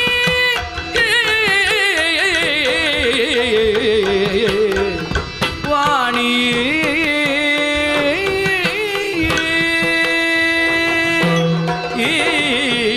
ಅಣ್ಣ ಅಣ್ಣ ಅಣ್ಣ ತಮ್ಮ ನಿನ್ನ ವಾಣಿ ಅದು ಸರಿ, ಅದು ವಾಣಿಯೇ ತಮ್ಮ. ಅಣ್ಣ. ಕಾಣುತ್ತಿರುವಂತಹ ದೃಶ್ಯಕ್ಕೂ ಕೇಳುತ್ತಿರುವಂತಹ ಧ್ವನಿಗೂ ಒಂದಕ್ಕೊಂದು ಅರ್ಥಾರ್ಥ ಸಂಬಂಧವೇ ಇಲ್ವಲ್ಲ ತಮ್ಮ. ಎಂತಹ ಎಂಟೆದೆ ಬಂಟನಿಗೂ ಕೂಡ ಇಂತಹ ಕಾಡಿಗೆ ಹೊಕ್ಕು ಹೊರಡುವುದಕ್ಕೆ ಹೆದರಿಯಾನು. ಅಂತಹ ಅಭೇದ್ಯವಾದಂತಹ ಕಾಡಿದು. ಇಂತಹ ಕಾಡಿನಲ್ಲಿ ಒಬ್ಬಾಕೆ ಹೆಣ್ಣೊಬ್ಬಳು ಹಾಡ್ತಾಳೆಂತಾದ್ರೆ ಗಂಡೆದೆಯವಳೇ ಇರಬೇಕು. ಸೂರ್ಯ ರಶ್ಮಿಯೇ ನೆಲಕ್ಕೆ ಸೋಕುವುದಿಲ್ಲ, ಅಷ್ಟು ದಟ್ಟವಾದಂತಹ ಕಾಡು. ಹೌದು ಅಲ್ವೇ? ಯಾರಿರಬಹುದು? ಮಾನವ ಸ್ತ್ರೀ ಇರಬಹುದಾ? ನೀನೆ ಹೇಳಿದ್ದಲ್ವೋ ಯಾವುದು? ಇದು ವಾಣಿ ಅಂತ. ವಾಣಿಯೇನ? ಇದು ವಾಣಿಯೇ, ಬ್ರಹ್ಮಣ ರಾಣಿ. ಸಕಲ ಕಲೆಗಳಿಗೆ ಅಧಿದೇವತೆ, ಸಕಲ ಶಾಸ್ತ್ರಗಳಿಗೆ ಅಧಿಷ್ಠಾತೃ ದೇವತೆ. ಸಾಕು ಮಾಡು. ಏನು ಏನು ವಾಣಿ? ನನಗೆ ಈಗ ಹೊಳೆದದ್ದು ಎಂತದ್ದು? ವಾಣಿ ಹೇಗೆ ಬರುವುದು? ಯಾಕೆ? ಅವಳು ಬ್ರಹ್ಮನ ರಾಣಿ ಅಲ್ವೋ? ಬ್ರಹ್ಮಣ ರಾಣಿ ಆದ್ರೆ ಏನು ವಿಶೇಷ? ಪಕ್ಕದಲ್ಲಿ ಇಲ್ಲದಿದ್ರೆ ಅವನಿಗೆ ಸೃಷ್ಟಿ ಮಾಡುವುದಕ್ಕೆ ಆಗುವುದಿಲ್ಲ. ಅದೌದು. ಹಾಗಿದ್ದಾಗ ಇನ್ನು ವಾಣಿಯಲ್ಲಿಂದ ಬರುವುದು? ಬ್ರಹ್ಮ ದಿನವೊಂದಕ್ಕೆ 84 ಲಕ್ಷ ಜೀವವರ್ಗಗಳ ಸೃಷ್ಟಿ ಮಾಡ್ತಾನಂತ. ಆ ಹೊತ್ತಿಗೆ ಅವನ ವಾಮ ಭಾಗದಲ್ಲಿ ಬ್ರಹ್ಮಣ ರಾಣಿ ಇರದಿದ್ರೆ ಅವಳು ಇಲ್ಲಿ ಬಂದ್ರೆ ಅಲ್ಲಿ 84 ಆಗುದು 24 ಆದ್ರೆ ಸೃಷ್ಟಿ ಕಾರ್ಯವೇ ನಡೆಯುವುದಿಲ್ಲ. ಸೃಷ್ಟಿ ಕಾರ್ಯ ನಡೆಯದಿದ್ರೆ 14 ಲೋಕವೇ ತಲ್ಲಣಗೊಳ್ಳುತ್ತದೆ. ಹಾಗಂತಾದ್ರೆ ಅವಳಲ್ಲ. ಹಾಗಾದ್ರೆ ಯಾರಿರಬಹುದು? ಇನ್ನು ಹಾಡುವವರು ನಮ್ಮಲ್ಲಿ ಯಾರಿದ್ದಾರೆ? ನಾಗಾದಿಗಳಿರಬಹುದು. ಅಣ್ಣ, ನಾಗಾದಿಗಳು ಏನಿದ್ರು ಹಾಡಿಗೆ ತಲೆದೂಗುವುದು ಮಾತ್ರ, ಹಾಡ್ಲಿಕ್ಕೆ ಅವರಿಗೆ ಬರುವುದಿಲ್ಲ. ಮಾತ್ರ ಅಲ್ಲ, ಅವುಗಳಿಗೆ 2 ನಾಲಿಗೆಯಲ್ಲಿ ಹಾಡ್ಲಿಕ್ಕೆ ಆಗ್ತದ? ಒಂದು ನಾಲಿಗೆಯಲ್ಲಿ ಶ್ರುತಿ ಹಿಡಿಯುವುದು ಕಷ್ಟವಿಲ್ಲ, ಇನ್ನು 2 ನಾಲಿಗೆ ಇದ್ರೆ ಯಾವ ಶ್ರುತಿ ಅಂತ ಹಿಡುವುದು? 2 ನಾಲಿಗೆ ಘರ್ಷಣೆ ಆಗಿ ಸ್ವರ ಬರ್ಲಿಕ್ಕಿಲ್ಲ, ಅದು ಅಪಸ್ವರ ಆದಿತ್ತು. ಹಾಗಾದ್ರೆ ಅವರೂ ಅಲ್ಲ, ನಾಗಾದಿಗಳಲ್ಲ. ಇನ್ನು ಬೇಡಿಕೆಯಲ್ಲಿರುವ ಕಲಾವಿದರು ಯಾರಪ್ಪ? ಯಾರಿರಬಹುದು? ನನಗೆ ಯಾರ ಹೆಸರು ನೆನಪು ಬರ್ತಿಲ್ಲ. ಒಮ್ಮೆ ನೀನು ನೆನಪು ಮಾಡಿ ಹೇಳು. ಅಣ್ಣ, ತುಂಬುರ.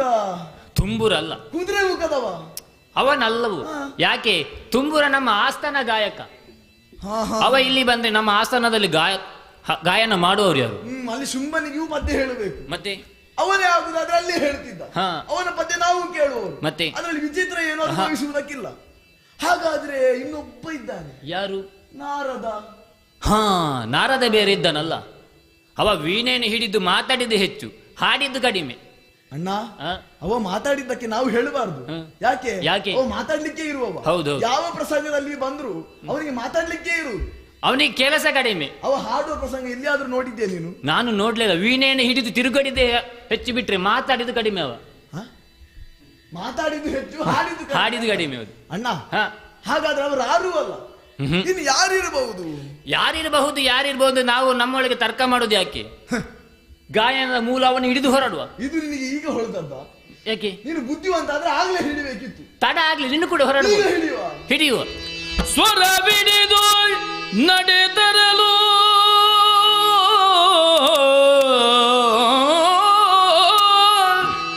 ಸ್ವರ ಬಿಡಿದು ನಡೆತರಲು ತನುವಿನ ಪರಿಮಳವು ನಾಸಿಕಕ್ಕೆ ಸೋಗಲು.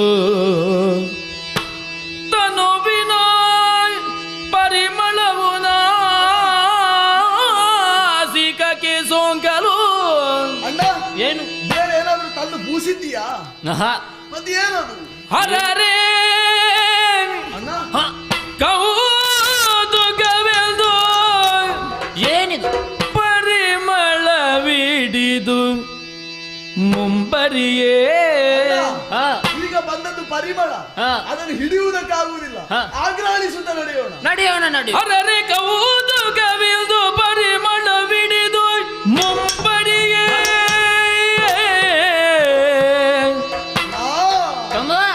ತರಣಿ ಕೋಟಿ ಪ್ರಕಾಶವದು, ತರಣಿ ಕೋಟಿ ಪ್ರಕಾಶವದು ಗೋಚರಿಸಲ್ ಅಚ್ಚರಿಯಿಂದ ಶೋಧಿಸಿ ಬರುತ್ತ ಕಂಡರು, ಶೋಧಿಸಿ ಬರುತ್ತ ಕಂಡರು ಸ್ವರ್ಣದುಯ್ಯಾಲೆಯಲಿ ದೇವಿಯನು ಕಂಡರು. ಸ್ವರವಿಡಿದು ನಡೆತರಲು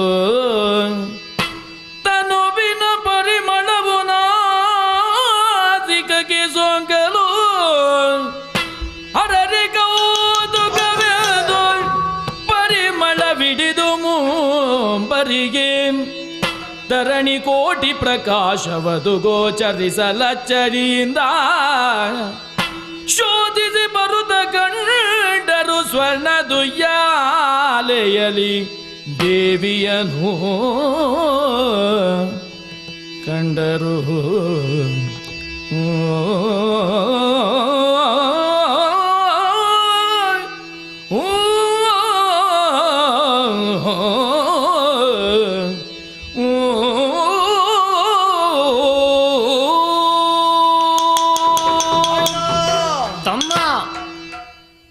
ನಮ್ಮ ಮೂಗಿಗೆ ಬಡಿದಂತಹ ವಾಸನೆ ಅಥವಾ ಸುಗಂಧ ಇದನ್ನು ಹಿಡಿದುಕೊಂಡು ನಾವು ಮುಂಬಡಿದು ಬಂದೇವೆ ಎಂದಾದ್ರೆ ಏನನ್ನ ಇದು?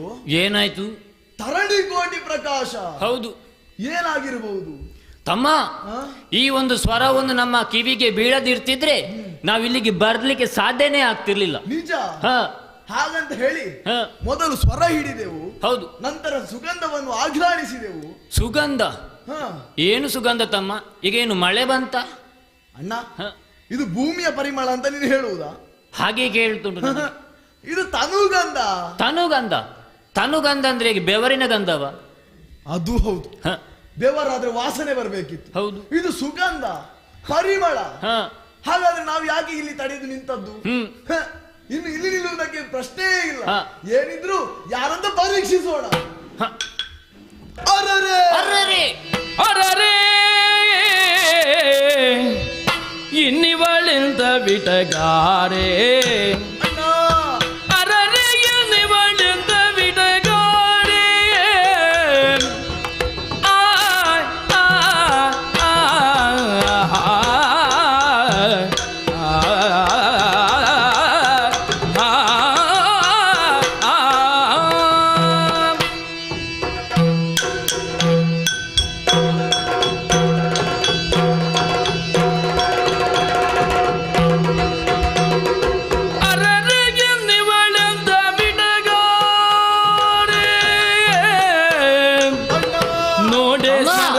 ಕುರ್ಗಣೆಯಂತೆ ಇಗಳು ನೀರೇ, ನೋಡೆ ಸ್ವರನ ಕುರ್ಗಣೆಯಂತೆ ಇಗಳು ನೀರೇ,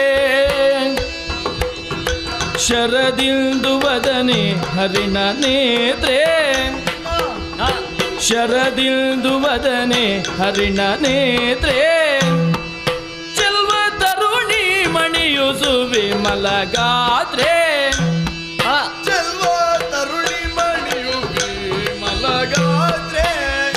ಶರದಿಂದು ವದನೆ ಹರಿಣ ನೇತ್ರೆ, ಚೆಲ್ವ ತರುಣಿ ಮಣಿಯು ಸುವೆ ಮಲಗಾದ್ರೆ,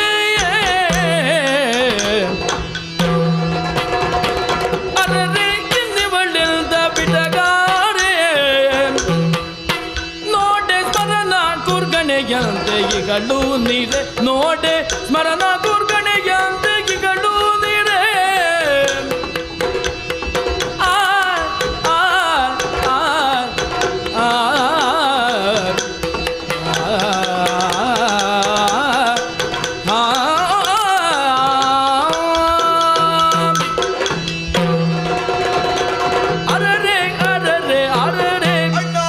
ಅರರೆ ಅರರೆ ಅರೆ ಏನನ್ನ ಅರೆ ತಮ್ಮ ತಮ್ಮ ಬೆಳಕಿನ ಮೂಲವನ್ನು ಹಿಡಿದುಕೊಂಡು ಮುಂದೆ ಮುಂದೆ ಬರುವಂತ ಕಾಲಕ್ಕೆ ಅರ್ರರೆ ತಮ್ಮ ಏನಿದು ಅತ್ತಿಂದಿತ್ತ ಇತ್ತಿಂದತ್ತ ಆಡುತ್ತಿರುವಂತ ಉಯ್ಯಾಲೆಯಲ್ಲಿ ಕುಳಿತಿರುವಂತಹ ತರುಣಿಯನ್ನೊಮ್ಮೆ ನೋಡು.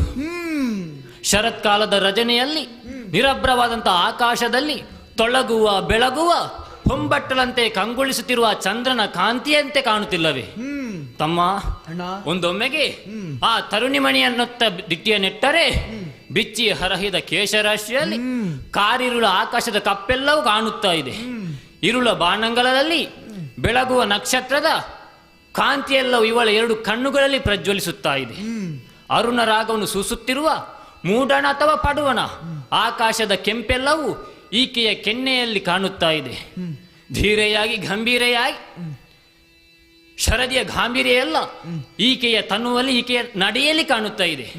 ಹಾಗಾದ್ರೆ ತಮ್ಮ, ಧೀರೆಯಾಗಿ ಗಂಭೀರೆಯಾಗಿ ಉಯ್ಯಾಲೆಯಲ್ಲಿ ಹಾಡುತ್ತಿರುವಂತ ಈ ವಿಟಗಾರ ಯಾರು ತಮ್ಮ? ಅಣ್ಣ, ಏನು ಯಾರು ಅನ್ನೋ ಪ್ರಶ್ನೆ ಮತ್ತೆ. ಆದ್ರೆ ನೀನು ಇಷ್ಟು ಹೊಗಳಿದ್ದನ್ನು ನಾನು ಇವತ್ತೇ ಕೇಳಿದ್ದು. ನಾನು ಹೊಗಳುವುದಿಲ್ಲ ಯಾರನ್ನು. ಇಷ್ಟೆಲ್ಲ ನಿನ್ನಲ್ಲಿ ಸಂಗ್ರಹ ಉಂಟಲ್ಲ, ಅದು ವಿಚಾರ ಅಲ್ಲ. ನೀನು ಏನು ಹೇಳಿದ್ದು? ವಿಟಗಾರೆ. ವಿಟಗಾರೆ ಅಂದ್ರೆ ಎಂತದ್ದು? ಸತ್ಯ ಹೇಳ್ಬೇಕ ತಮ್ಮ, ವಿಟಗಾರೆ ಅನ್ನುವ ಪದದ ಅರ್ಥ ನನಗೆ ಏನು ಅಂತಲೇ ಗೊತ್ತಿಲ್ಲ. ಪಕ್ಕನೆ ಅದು ಬಂದು ಹೋಯ್ತು. ಶಬ್ದಕ್ಕೆ ಅರ್ಥ ಗೊತ್ತಿಲ್ಲದಿದ್ರೆ ಹೇಳುವುದು. ಅಲ್ಲಿ ಒಂದು ಮಾತುಂಟಲ್ಲ, ಏನು? ಕೆಲವರು ಅರ್ಥ ಇದ್ದದನ್ನು ಹೇಳುವುದು, ಕೆಲವರು ಹೇಳಿದ ಮೇಲೆ ಅದಕ್ಕೆ ಅರ್ಥ ಬರುವುದು. ಹೌದು. ಹಾಗಾದ್ರೆ ಇದಕ್ಕೊಂದು ಅರ್ಥ ಕಲ್ಪಿಸುವ. ಏನು ಗೊತ್ತುಂಟ? ತನ್ನ ಇನಿಯನಿಗಾಗಿ ಕಾದು ಕುಳಿತಿರುವ ತುಂಬು ಯೌವನ ತರುಣಿಗೆ ವಿಟಗಾರೆ ಅಂತ ಹೆಸರು ಆಗಿರಬಹುದು. ನೀನು ಕೊಟ್ಟ ವ್ಯಾಖ್ಯಾನ. ಹೌದು ಹೌದು. ಅದಿರಲಿ, ನಾವು ಅರಸುತ್ತಾ ಬರುವಾಗ ನಮಗೆ ಕಂಡದ್ದು ತರಣಿಕೋಟಿ ಪ್ರಕಾಶ. ಹೌದು ತಮ್ಮ, ಇದು ಹೌದು. ಇದು ತರಣಿಕೋಟಿ ಪ್ರಕಾಶವೂ ಹೌದು, ತರುಣಿಕೋಟಿ ಪ್ರಕಾಶವೂ ಹೌದು. ಹೌದು ತಮ್ಮ. ಹೆಣ್ಣನ್ನು ನಾವು ಕಾಣಲಿಲ್ಲವೇ? ಸ್ವರ್ಗವನ್ನು ಸೇರಿದ್ದೇವೆ, ಪಾತಾಳದಲ್ಲಿ ಅಲೆದಿದ್ದೇವೆ, ಭೂಲೋಕವನ್ನು ಸೇರಿದ್ದೇವೆ. ಹೆಣ್ಣುಗಳನ್ನು ಕಾಣದಿದ್ದವರು ನಾವೇನು? ಎಷ್ಟೋ ಹೆಣ್ಣು ಮಕ್ಕಳನ್ನು ಕಂಡಿದ್ದೇವೆ. ಆದರೆ ಯಾವುದೇ ರೀತಿಯಂತಹ ಭಾವನೆ ಎನ್ನುವುದು ನಮ್ಮ ಮನಸ್ಸಿನಲ್ಲಿ ಮೂಡಿರಲಿಲ್ಲ ಅಲ್ವೇ? ಎಂಥ ಸೌಂದರ್ಯ, ಎಂಥ ಸೌಂದರ್ಯ! ನಾಕದ ಸತಿಯರ ನೂಕಲ್ಲಿ ಮಡುವಿಗೆ ಈಕೆಯ ಕಾಣದ ನೇತ್ರಗಳೇತಕ್ಕೆ. ನೀನು ಎಂತದ್ದು ಹೇಳಿದ್ದು ನನಗೆ ಅರ್ಥ ಆಗ್ಲಿಲ್ಲ. ನೀನು ಹೇಳಿದ್ದಿ ಅದು ನಿನಗೆ ಗೊತ್ತುಂಟಲ್ಲ. ಏನು ಗೊತ್ತಾ ತಮ್ಮ, ಆಕೆಯ ಕಂಡ ಮೇಲೆ ನನ್ನ ಕಣ್ಣು ನನಗೆ ಬೇಡ ಅಂತಾಗಿದೆ. ಇನ್ನು ಏನು ಪ್ರಯೋಜನ? ನನ್ನ ಅಕ್ಷಿಗಳು ಪಾವನವಾಯಿತು. ಯಾಕೆ ಹೀಗೆ ಹೇಳ್ತಿ? ನಾವು ಇಲ್ಲಿವರೆಗೆ ನೋಡಿದ ಹುಡುಗಿಯರು ಅಥವಾ ಹೆಣ್ಣು ಮಕ್ಕಳು ಈ ರೀತಿ ಇಲ್ಲ. ಯಾಕೆ? ನಾವು ನೋಡಿದವರೆಲ್ಲ ಅರೆಬರೆ ಹೊಂದಿದವರೇ. ಅದೌದು. ಕೆಲವರಿಗೆ ಕಣ್ಣು ಸರಿ ಇದ್ರೆ ಕಿವಿ ಸರಿ ಇರುವುದಿಲ್ಲ, ಹೌದು. ಕಿವಿ ಸರಿ ಇದ್ರೆ ಮುಖ ಸರಿ ಇರುವುದಿಲ್ಲ. ಹೀಗೆ ಅವರನ್ನು ಹೊಗಳುವಾಗ ನಮ್ಮ ನಾಲಗೆಯೂ ಸರಿ ಇರುವುದು. ಹೌದು ಅಣ್ಣ, ಏನು ಹಾಗೆ ಹೇಳುವುದಾದ್ರೆ ಸರ್ವಾಂಗ ಭೂಷಣೆಯಾಗಿ ಹೌದು ಶೋಭಿಸ್ತಾ ಇದ್ದಾರೆ. ಇವಳು ಯಾರಾಗಿರಬಹುದು? ಏನು ಚಂದ, ಏನು ಚಂದ! ಅಡಿಯೇನು, ಮುಡಿಯೇನು, ತುಟಿಯೇನು, ಕಟಿಯೇನು! ಮೆತ್ತುವಲ್ಲಿ ಮೆತ್ತಿ, ಕೆತ್ತುವಲ್ಲಿ ಕೆತ್ತಿ ಆ ಬ್ರಹ್ಮದೇವನೇ ನಮಗೆ ಸೃಷ್ಟಿಸಿ ಕಳಿಸಿದ್ದಾನು ಎನ್ನುವ ಹಾಗೆ ಭಾವನೆ ನನ್ನ ಮನದಲ್ಲಿ ಮೂಡುತ್ತಾ ಇದೆ ತಮ್ಮ. ಅಣ್ಣ, ಏನು ತಮ್ಮ? ಆಗ ಏನು ಹೇಳಿದ್ದು ನೀನು? ವಾಣಿ. ಇದು ಸರಿ, ಇದು ವಾಣಿ ಅಲ್ಲ. ಮತ್ತೆ ಯಾಕೆ ವಾಣಿ ಒಂದು ವೇಳೆ ಇಲ್ಲಿ ಬರ್ತಿದ್ರೆ ಇಂಥ ಸೃಷ್ಟಿ ಆಗುತ್ತಿತ್ತ? ಸಾಧ್ಯವೇ ಇಲ್ಲ. ವಾಣಿ ಅಲ್ಲೇ ಇದ್ದಾಳೆ, ಹಾಗಾಗಿ ಇಂಥ ಸೃಷ್ಟಿ ಒಂದು ಆಗಿದೆ. ಹಾಗಾದ್ರೆ ಇವಳು ಯಾರಾಗಿರಬಹುದು? ಅವಳು ಇಲ್ಲೇ ಬಂದು ಕುಳಿತಿದ್ದಾಳೆ ಎಂದಾಗುವಾಗ ಅವಳಿಗೆ ಮನೆ ಮಾರುಗಳಿಲ್ಲವೇ? ಇಲ್ಲವೇ? ಮನೆ ಮಾರುಗಳನೆ ಬಿಟ್ಟಿಗಳಿಗೆ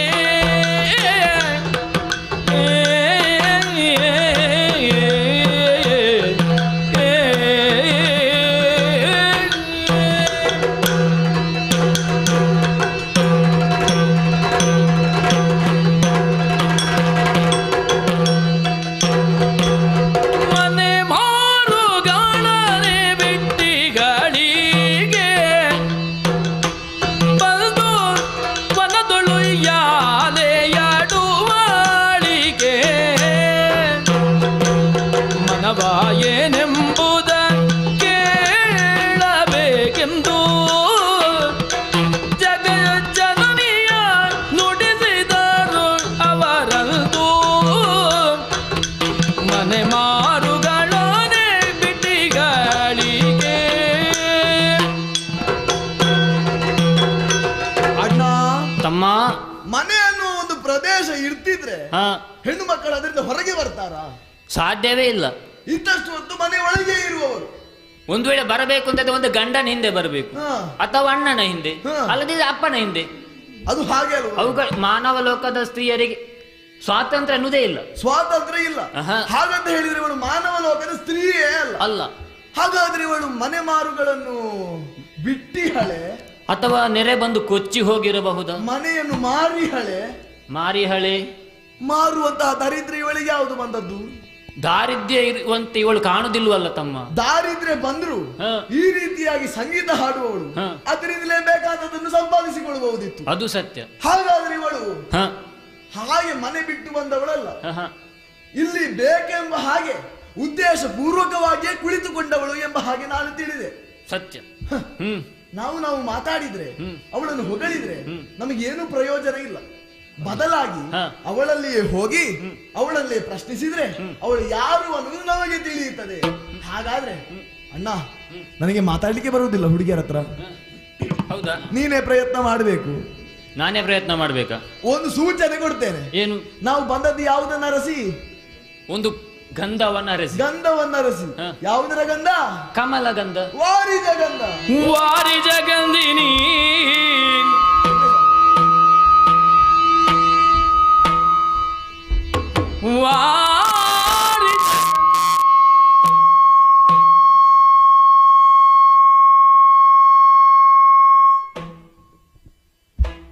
ಹಲೋ ಹಲೋ ಹಲೋ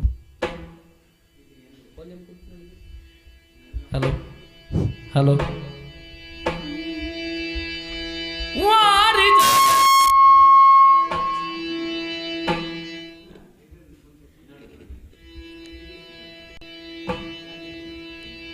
ವಾರಿಜ ಗಂಧಿನಿ ವೈಯಾರೆ ಯಾರು ನೀನು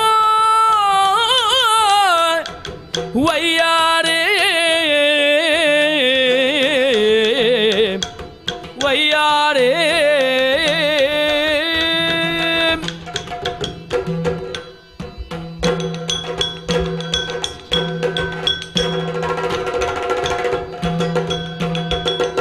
ವಾರಿಜ ಗಂಧಿನಿ ವೈಯಾರೆ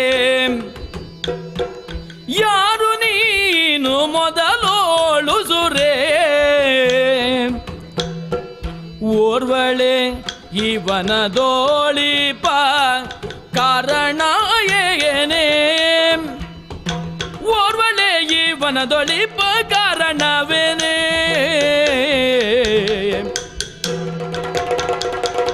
ಉಂಡರೀಕಾಂಬಗಿಯೇ ನಿನ್ನ ಗಂಡನ್ಯಾರು ಬೇಳೈ ಮುನ್ನ ಕಂಡು ಗರುಜವಾಯ್ತು ಮದುವೆಯಾಗದಿದ್ದರೆ ಚಂಡಮುಂಡರಿದಕೊ ನಾವು ಗಂಡು ಗಲಿಗಳಗುದು ದಿಟವು ಕಂಡು ಗರುಷವಾಯ್ತು ಬರಿಸಿ ಕೊಂಬ ಗದನಕ್ಕೆ ವಾರಿಜ ಗಂಧಿನಿ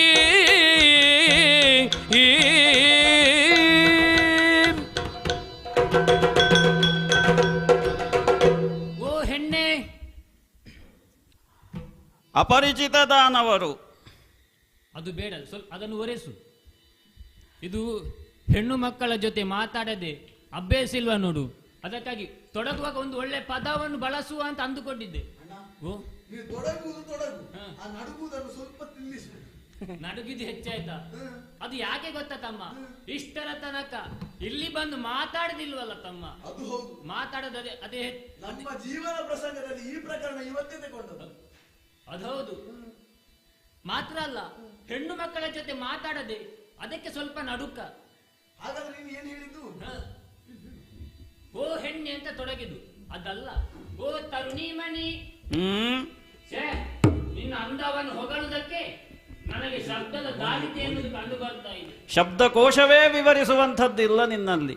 ಅದು ಹೌದು, ನಮ್ಮ ಹತ್ರ ಏನೂ ಇಲ್ಲ. ನಮ್ಮ ಮೂಗಿನ ಸೆಳೆ ಒಡೆಯುವ ರೀತಿಯಲ್ಲಿ ಪರಿಮಳ ಬರ್ತಾ ಇದೆ. ಮೂಗು ಶುದ್ಧ ಉಂಟು ಅಂತ ಅರ್ಥ. ಅಷ್ಟು ಗಾಢವಾದಂತ ಪರಿಮಳ. ಅದನ್ನೇ ಹುಡುಕುತ್ತಾ ಬರುವಾಗ ನಿನ್ನನ್ನು ಕಂಡೆ. ತಾವರೇ ಗಂಧ. ಹತ್ತಿರದಲ್ಲಿ ಯಾವುದೇ ಕೊಳ ಇಲ್ಲ, ತೊರೆ ಇಲ್ಲ, ಸರೋವರ ಇಲ್ಲ, ಆದರೂ ಕೂಡ ತಾವರೆ ಪರಿಮಳ ಬರ್ತಾ ಇದೆ ಅಂತ ಆದ್ರೆ ಆಶ್ಚರ್ಯವೇ ಆಯ್ತು. ನೀನಂದದ್ದು ಸರಿ, ಪ್ರಪಂಚದಲ್ಲಿ ತಾವರೆಗೆ ಪರಿಮಳವೇ ಇಲ್ಲ, ಅಂಥದ್ದರಲ್ಲಿ ತಾವರೆಯಲ್ಲಿ ನೀನು ಪರಿಮಳವನ್ನು ಕಂಡಿದ್ದಿ ಅಂತ ಆದರೆ ನಿನ್ನ ಮೂಗು ಕೂಡ ಗಾಢವಾಗಿಯೇ ಇದೆ, ಅತಿ ಸೂಕ್ಷ್ಮ ನನ್ನ ಮೂಗು. ಆಹಾ. ಅದನ್ನೇ ಹುಡುಕುತ್ತಾ ಬರುವಂತ ಕಾಲಕ್ಕೆ ನಿನ್ನನ್ನು ಕಂಡೆ. ಆ ದೇವರು ದೊಡ್ಡವ, ನಾವು ದೇವರು ದೊಡ್ಡವ ಅಂತ ಯಾವ ಕಾಲಕ್ಕೆ ಒಪ್ಪಿದ್ದೇ ಇಲ್ಲ. ಯಾಕೆ ಇಂಥ ಹೂವೊಂದು ನಮ್ಮ ಬಾಡುವ ಮೊದಲೇ ನಮ್ಮ ಕಣ್ಣಿಗೆ ಬಿತ್ತಲ್ಲ, ಅದಕ್ಕೆ ದೇವರು ದೊಡ್ಡವ ಅಂತ ಹೇಳಿ. ನಿನ್ನ ಪದ ಸಾಹಿತ್ಯದಲ್ಲಿ ನಿನ್ನ ಕಣ್ಣಿಗೆ ಹೂ ಬಿದ್ದದನ್ನು ಕಾಣಲೇ ಇಲ್ಲ ನಾನು. ಯಾವುದು? ಮತ್ತೆ ಹೂ ಬಿದ್ದಂತ ಹೇಳ್ತಿ? ಕಣ್ಣಿಗೆ ಬಿದ್ದದಲ್ವಾ, ಕಣ್ಣಿನಲ್ಲಿ ಕಂಡಿದ್ದು ಅದು ದೂರದಲ್ಲಿ, ಅದನ್ನು ನೀನು ಹೂ ಅಂತ ಹೇಳಿದ್ದು. ಅದೊಂದು ಅವಳನ್ನೇ ಹೇಳಿದ್ದು ನಾನು. ಇಂಥ ಅಮೋಘವಾದಂಥ ಸುಮಧುರವಾದಂಥ ಸಂಗೀತ, ಅದ್ವಿತೀಯವಾದಂಥ ಬೆಳಕಿನ ನೆಲೆಬೀಡು, ಕಮನೀಯವಾದ ಕಾನ್ಕೆ, ಕರ್ನಾಟಕವಾದ ಸಂಗೀತ. ಆಹಾ, ಇದನ್ನು ಅರಸುತ್ತಾ ಬರುವಾಗ ನಿನ್ನನ್ನು ಕಂಡೆ. ಓ ತರುಣಿಮಣಿ, ನೀನೇನು ಕಾಮನ ಕಟಾರಿಯೇ? ಆಹಾ, ಅದು ಒಳ್ಳೆಯ ಪ್ರಯೋಗ. ಯಾವುದು?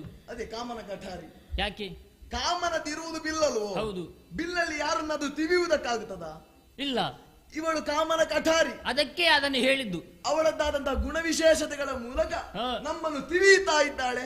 ಅವಳ ಸೌಂದರ್ಯ ಎನ್ನುವುದು ನಮ್ಮನ್ನು ಇರಿಯುತ್ತಾ ಇದೆ, ಅದಕ್ಕಾಗಿ ಕಾಮನ ಕಟಾರಿಯ ಅಂತ ಕೇಳಿದ್ದು. ಮತ್ತೆ ಇವ ಹೇಳಿದ್ದು ನೀನು ಮನೆ ಮಾರಿ ಬಂದದ್ದ ಅಂತ. ಮನೆಯನ್ನು ಮಾರಿದ್ದು ಹೌದು, ಮಾರಿಯಾಗಿ ಮನೆಯನ್ನು ಬಿಟ್ಟು ಬಂದದ್ದು ಹೌದು. ಎಂತ ಹೇಳಿದ್ದವಳು? ಮಾರಿಯಾಗಿ ಮನೆ ಬಿಟ್ಟು ಬಂದದ್ದಂತೆ. ಯಾರಿಗೆ? ನಮಗೆ ಮಾರಿ ಅಂತ ಹೇಳಿದ್ದ. ಮತ್ತೆ ಅದೆಲ್ಲ ನಮಗೆ ವಿಷಯವೇ ಅಲ್ಲ. ಅವಳು ನಮಗೆ ಮಾರಿ ಆದ್ರೆ ನಾವು ಹೆಮ್ಮಾರಿಗಳಾದೆವು. ಹೌದು, ಅದು ವಿಚಾರ ಅಲ್ಲ.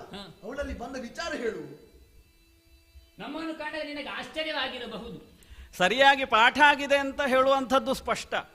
ಹಾಗಾಗಿಯೇ ಈಗಿನ ಕಾಲದಲ್ಲಿ ಸರಿಯಾಗಿ ಪಾಠ ಕಲಿಯುವವರು ಬಹಳ ಕಡಿಮೆ. ಅದರಲ್ಲಿ ನಿಮ್ಮನ್ನು ಕಂಡಾಗ ಸ್ಪಷ್ಟವಾಗಿ ಗುರುಮುಖೇನವಾಗಿಯೇ ಪಾಠ ಆಗಿದೆ ಅನ್ನುವಂತಹ ಹಿನ್ನೆಲೆಯಲ್ಲಿ ಆಶ್ಚರ್ಯ ಆದದ್ದು. ಅಂತೂ ನಾವು ಮಾತಾಡಿದ ಸರಿ ಉಂಟು. ನೀವು ಎಲ್ಲಿ ಹೋದರೂ ಇದೇ ಶೈಲಿಯಲ್ಲಿ ಮಾತಾಡಿದ್ರೆ ನಿಮಗೆ ಯಶಸ್ಸು ಉಂಟು. ಅಷ್ಟಾದ್ರೆ ಸಾಕು, ಇಲ್ಲಿಗೆ ಬಂದದಕ್ಕೆ ಸಾರ್ಥಕ. ಇದು ಮಾತುಂಟಲ್ಲ, ನಾಳೆ ಹೋಗಿ ಗುರುಗಳಲ್ಲಿ ಹೇಳಬೇಕು. ಅವರಿಗೆ ಸ್ವಲ್ಪ ಖುಷಿ ಆಗ್ತದೆ, ಮತ್ತೆ ನಮಗೆ ಮುಂದುವರಿಯುವುದಕ್ಕಾಗುತ್ತದೆ. ಮೊದಲ ಪ್ರಯತ್ನದಲ್ಲಿ ಹುಡುಗಿಯಲ್ಲಿ ಇಷ್ಟು ಚಂದ ಮಾತಾಡಿದ್ದಾರೆ ಅಂತ ಆಗುವಾಗ ಯಾರಿಗಾದ್ರೂ ಖುಷಿ ಆದಿತ್ತು. ನಮ್ಮ ಜನ್ಮ ಸಾರ್ಥಕ ಆಯ್ತು ಬಂದದಕ್ಕೆ ಅಲ್ವಾ? ಓ ಹೆಣ್ಣೆ, ಓ ನಮ್ಮನ್ನು ಸಾಮಾನ್ಯರೆಂದು ಭಾವಿಸಬೇಡ, ನಿಮ್ಮನ್ನು ಅಸಾಮಾನ್ಯರೆಂದೇ ನಿಶ್ಚಯಿಸಿದ್ದೇನೆ. ಚಂಡ ಪ್ರಚಂಡರು, ಓಹೋ, ಗಂಡುಗಲಿಗಳು, ಚಂಡ ಮುಂಡರು, ಪೃಥ್ವಿ ಮೂರರನ್ನು ಜಯಿಸಿದಂತ ವೀರ ವಿಕ್ರಮಿಗಳು ನಾವು. ಚಂಡ ಮುಂಡರೆಂದೇ ನಮ್ಮ ಹೆಸರು. ನಿನ್ನನ್ನು ಕೇಳೋ ಪ್ರಶ್ನೆ ಕೇಳೋದು ಏನು? ನೀನು ಸಂಗೀತ ಮನೆಯಲ್ಲಿ ಕೂಡ ಇದೇ ರೀತಿ ಆಡ್ತಾ ಇರ್ತೀಯ? ನನ್ನ ಜೀವನವೇ ಸಂಗೀತದ ಜೀವನ. ಹಾಗಾಗಿಯೇ ಈಗ ನನ್ನನ್ನು ಕಂಡಾಗ ನಿಮಗೆ ಯಾವುದೋ ಒಂದು ಕೌತುಕವೋ ಕುತೂಹಲವೋ ಉಂಟಾದದ್ದು ಸ್ಪಷ್ಟ ಅಲ್ವಾ? ಅದರ ಹಿನ್ನೆಲೆಯಲ್ಲಿ ಏನು, ನಾನು ಯಾರು, ಹೆತ್ತದ್ದು ಯಾರು, ಎಲ್ಲಿಂದ ಬಂದವಳು ಇತ್ಯಾದಿಯಾಗಿ ಅಲ್ವಾ ನಿಮ್ಮ ಜಿಜ್ಞಾಸೆ? ನೀನು ನಡುಗುವಾಗ್ಲೇ ಗೊತ್ತಾಯ್ತು ನೀನು ಎಂತ ಕೇಳ್ತಿ ಅಂತ. ಹೌದು, ಅವಳು ಮೊದಲೇ ಹೇಳಿದ್ಲಲ್ಲ. ಸರಿ, ನೀನು ಕೇಳಬೇಕಾದನ್ನು ಅವಳೇ ಹೇಳಿ ಆಯ್ತು. ಅದನ್ನೇ ಕೇಳುದು. ನೀನು ಯಾರು, ನಿನ್ನನ್ನು ಪೆತ್ತ ಅವರು ಯಾರು ತಿಳಿಸುವೆಯಾ? ಚಂಡಮುಂಡರೇ, ಚಂಡಮುಂಡರುಗಳೇ ನೀವು ಗಂಡುಗಲಿಗಳಗುದು ದಿಟವು, ಗಂಡುಗಲಿಗಳಗುದು ದಿಟವು.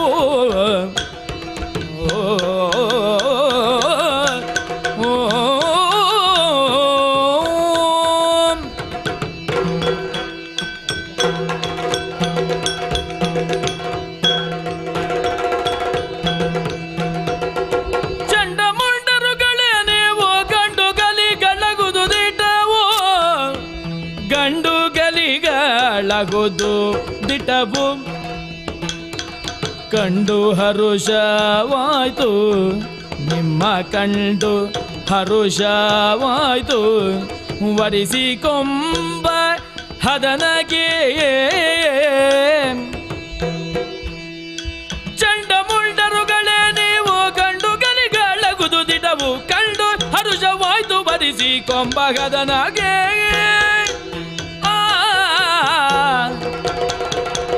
ಹಿಂದೆ ಗೈದೆ ಶಪಥ ಶಸ್ತ್ರಗೊಂಡು ಎನ್ನ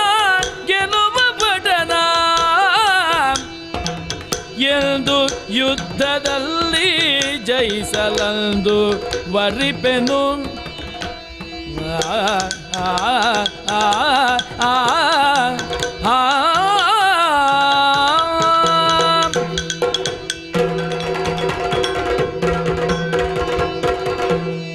ಅಯ್ಯ ಚಂಡಮುಂಡರೆ, ಓ ಹೆಣ್ಣೆ, ಮನೆಯಲ್ಲಿ ಹೆತ್ತವರು ಯಾರು ಎನ್ನುವುದಾಗಿ ಪ್ರಶ್ನಿಸಿದ್ದೀರಿ ನೀವುಗಳು. ಮೂರು ಲೋಕಗಳೇ ನನ್ನ ಒಳಗಡೆ ಇರುವಂಥದ್ದು.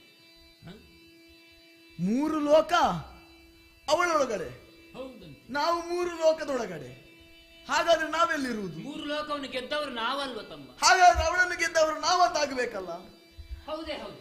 ಆದ ಕಾರಣವೇ ನನ್ನನ್ನು ಗೆಲ್ಲುವಂತಹ ಉದ್ದೇಶದಿಂದ ನೀವು ಪ್ರಶ್ನಿಸುತ್ತಾ ಇದ್ದೀರಿ. ಮನೆಯಲ್ಲಿ ಮನೆಯೇ ಇಲ್ಲ. ಮನೆ ಇಲ್ವಾ? ನಮ್ಮ ಊಹೆ ಸರಿ ಆಯಿತು, ಮನೆ ಇಲ್ಲ. ಹೆತ್ತವರು ಯಾರು? ಮೂರು ಲೋಕಗಳೇ ನನ್ನೊಳಗಿಡ ಇರುವ ಕಾರಣ ನನ್ನನ್ನು ಹೆತ್ತವರು ಅಂತ ಈ ಮೂರು ಲೋಕದಲ್ಲಿಯೂ ಇಲ್ಲ. ಮತ್ತೇನಿದು 10 ಸಂವತ್ಸರ ಕೊಡುಗೆಯು? 10 ಸಂವತ್ಸರ ಕೊಡುಗೆಯಾಗಬಹುದಿತ್ತು. ಆದರೆ ಆ 10 ಸಂವತ್ಸರೂ ಕೂಡ ನನ್ನಿಂದಲೇ ಸೃಜಿಸಲ್ಪಟ್ಟವರು. ಹಾಗಾದ್ರೆ ಇದು ಮೇಲಿಂದ ಬಿದ್ದದ್ದು, ಇಲ್ಲದ್ರೆ ಕೆಳಗಿಂದ ಎದ್ದದ್ದು. ಮೇಲಿನಿಂದ ಬಿದ್ದದ್ದು ಅಂತ ನಿಮ್ಮ ಭಾಷೆಯಲ್ಲಿ ನೀವು ಹೇಳಬಹುದು, ಆದರೆ ನನ್ನ ಭಾಷೆಯಲ್ಲಿ ನಾನು ಮೇಲಿನಿಂದ ಇಳಿದವಳು. ಮೇಲಿನಿಂದ ಇಳಿದವಳಂತೆ. ಮೇಲಿನಿಂದ ಇಳಿದವಳು. ಇಳಿಯುವುದಕ್ಕೆ ವ್ಯವಸ್ಥೆ ಏನುಂಟು? ಇಳಿಯುವುದಕ್ಕೆ ವ್ಯವಸ್ಥೆ ಏನು ಬೇಡಯ್ಯ. ಇಳಿಯುವ ಕ್ರಮ, ಇಳಿಯುವ ಶೈಲಿ, ಏರುವ ಧಾಟಿ, ಇದಿಷ್ಟು ಎರಡಿದ್ರೆ ಆಯ್ತು. ಹಾಗಾದ್ರೆ ನಿನಗೆ ಮನೆ ಇಲ್ಲ, ಮನೆ ಮಾರುಗಳಿಲ್ಲ, ಹೆತ್ತವರೂ ಇಲ್ಲ. ಹೆತ್ತವರೂ ಇಲ್ಲ. ಹಾಗಾದ್ರೆ ಸಂಬಂಧಿಕರು ಹೇಳುವಂಥದ್ದೇ ಇಲ್ಲ ನನಗೆ. ಈ ಬಂಧ ಸಂಬಂಧ ಹೇಳುವಂಥದ್ದೇ ಇಲ್ಲ. ಯಾಕಿಲ್ಲ? ಯಾವುದೇ ಬಂಧವನ್ನು ಎಲ್ಲಿಯೂ ನಾನು ಇಟ್ಟುಕೊಂಡಿಲ್ಲ ಅಯ್ಯ. ಯಾವುದೇ ಸಂಬಂಧಗಳು ಕೂಡ ನನಗಿಲ್ಲ ಅಂತ ಅನ್ನುವುದರ ಅರ್ಥ ಏನು? ಮೂರು ಲೋಕವೂ ನನಗೆ ಸಂಬಂಧಿಯೇ. ಹಾಗಾದ್ರೆ ಈ ಪ್ರಶ್ನೆಗಳಿಗೆಲ್ಲ ನಿನ್ನಲ್ಲಿ ಉತ್ತರ ಉಂಟು. ಇನ್ನು ಬಹು ಅಪೇಕ್ಷಿತ ಒಂದು ಪ್ರಶ್ನೆ ಉಂಟು. ಅಯ್ಯ, ನೀವು ಚಂಡಮುಂಡರು ಅಂತ ಹೇಳಿದಿರಿ. ನಿಮ್ಮದ್ದಾದಂತಹ ಸರ್ವ ಪರಾಕ್ರಮವನ್ನು ಕೂಡ ನೀವು ವರ್ಣಿಸಿದ್ದೀರಿ. ಹಾಗಾಗಿ ನನಗೆ ಕಾಣ್ತದೆ ನೀವು ಗಂಡು ಗಲಿಗಳೇ ಇರಬಹುದು. ಇವತ್ತಿಗೆ ನನಗೆ ಸಂತೋಷ ಆಯ್ತು. ಯಾಕೆ ಅಷ್ಟು ಸಂತೋಷ? ಈ ಹುಡುಗಿಯರ ಬಾಯಿಂದ ಒಂದು ಹೊಗಳಿಕೆ ಕೇಳುವಾಗ ಮನಸ್ಸಿಗೆ ಒಂದು ಮುದಾಗುತ್ತದೆ. ಇಲ್ಲದಿದ್ರೆ ಎಂತದ್ದು? ಆ ಶುಂಭನ ಆಸ್ಥಾನದಲ್ಲಿ ಆಸ್ಥಾನ ಭಟರು ಆ ಕರ್ಕಶ ಸ್ವರದಲ್ಲಿ ನಮ್ಮನ್ನು ಹೊಗಳುವುದಂತೆ. ಅದು ಹೊಗಳುವುದು ತೆಗಳುವುದು ಅಂತ ಸರಿ ಪರೀಕ್ಷೆ ಮಾಡಿದ ಮೇಲೆ ಗೊತ್ತಾಗಬೇಕು. ಅದು ಕೇಳಿ ಕೇಳಿ ಕಿವಿ ಕಿವುಡಾಗಿ ಹೋಗಿದೆ. ಇದು ಎಂತದ್ದಣ್ಣ? ಹುಡುಗಿ ನಮ್ಮನ್ನು ಹೊಗಳುವುದು. ಹೌದು. ಕಾಡಿನಲ್ಲಿರುವ ಹುಡುಗಿಯರು ಹೊಗಳಿದರೆ ನೀವು ಇನ್ನೂ ಹುಡುಕಬೇಕು ಅನ್ನೋದೇ ತಾತ್ಪರ್ಯ. ಕಾಡಿನಲ್ಲಿರುವ ಹುಡುಗಿಯನ್ನು ಕಾಡಬೇಕು ಅಂತ ಸ್ವಲ್ಪ ಮನಸ್ಸಿಗೆ ಕಾಡಿದೆ. ಆದ ಕಾರಣವೇ ನಿಮ್ಮ ಆ ಕಾಡಿನಲ್ಲಿರುವಂತಹ ಯಾವ ಭಾವ ಉಂಟು ಅದನ್ನು ಇನ್ನೂ ನೀವು ಒಳಗಡೆ ಇಳಿದು ಶೋಧಿಸಿದವಾಗ ನಾನು ಯಾರು ಎಂಬುದು ನಿಮಗೆ ಅರ್ಥ ಆದೀತು. ಆದ ಕಾರಣ ಹೇಳ್ತಾ ಇದ್ದೇನೆ, ಗಂಡುಗಲಿಗಳಾದ ಕಾರಣವೇ ನೀವು ವರಿಸುವಂತಹ ಉದ್ದೇಶದಿಂದ ಬಂದದ್ದು ಬಹಳ ಸಂತೋಷವಾಯಿತು. ಹಾಗಾದ್ರೆ ನಿನಗೆ ಗಂಡ ಇಲ್ಲ? ಯಾವ ಗಂಧವೂ ಇಲ್ಲ, ಬಂಧವೂ ಇಲ್ಲ. ಹಾಗೆಂತ ವರಿಸಬಹುದಿತ್ತು. ಆದರೆ ನನ್ನದೇ ಆದಂತಹ ಒಂದು ಪ್ರತಿಜ್ಞೆ ಉಂಟು. ಸಹಜವಾಗಿಯೇ ಪ್ರಪಂಚದಲ್ಲಿ ಹುಡುಗಿಯರು ಇತರರಿಗೆ, ಅಪ್ಪಮ್ಮಂದರಿಗೆ ಗೊತ್ತಾಗದೆ ಪ್ರತಿಜ್ಞೆಯನ್ನು ಮಾಡುವವರಿದ್ದಾರೆ. ಆದರೆ ಸಕಲ ಲೋಕಗಳೂ ಕೂಡ ನನ್ನ ಮಕ್ಕಳೇ ಹೇಳುವಂತಹ ಭಾವದಲ್ಲಿ ಮಕ್ಕಳ ಎದುರಲ್ಲಿಯೇ ನಾನು ಸ್ವತಃ ಪ್ರತಿಜ್ಞೆ ಮಾಡಿದವಳು, ಪ್ರತಿಜ್ಞಾಬದ್ಧಳಾದವಳು. ಅಣ್ಣ, ಏನು ಇದು ಸ್ವಲ್ಪ ಭಯಂಕರ ಉಂಟು. ಪ್ರತಿಜ್ಞೆ ಮಾಡಿದಳಂತೆ. ನಾವು ಮದುವೆ ಆದ್ರೆ ಮಕ್ಕಳು ಮೊದಲೇ ಸಿದ್ಧ ಉಂಟಂತೆ. ಯಾಕೆ? ನೀವು ಮದುವೆಯಾದರೂ ಕೂಡ ಮಕ್ಕಳು ಸಿದ್ಧ ಉಂಟು ಅಂತಂದ್ರೆ ಅರ್ಥ ಏನು? ನನ್ನದ್ದಾದಂತಹ ಪ್ರತಿಜ್ಞೆಯನ್ನು ಪೂರ್ಣವಾಗಿ ನೀವು ಕೇಳಿಲ್ಲ ಅನ್ನೋದೇ ಅರ್ಥ.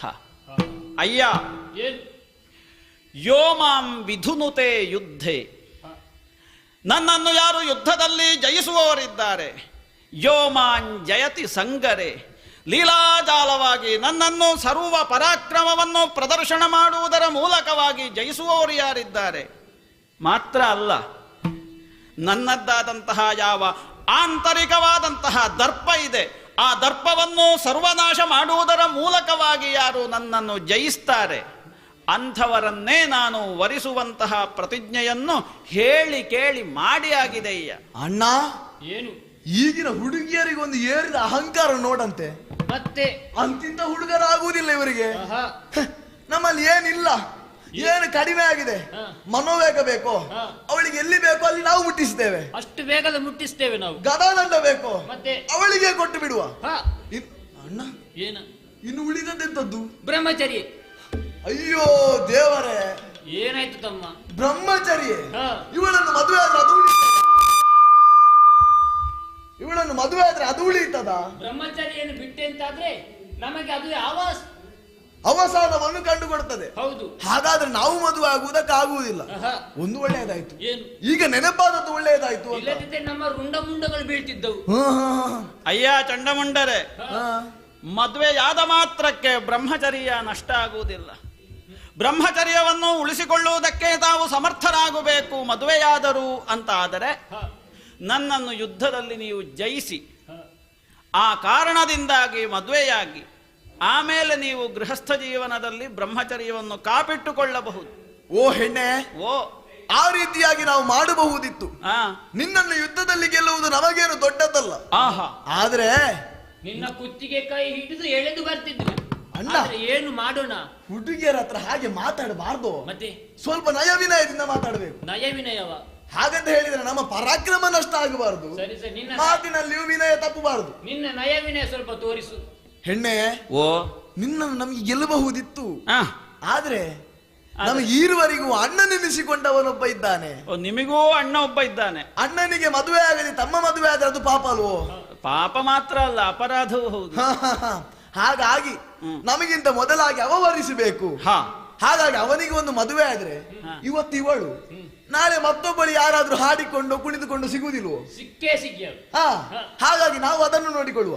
ಓ ಕಂಬು ಕಂಟಿನಿ, ಓ ಕಂಬು ಕಂಟಿನಿ, ಕೇಳು ನಿಜವಾ.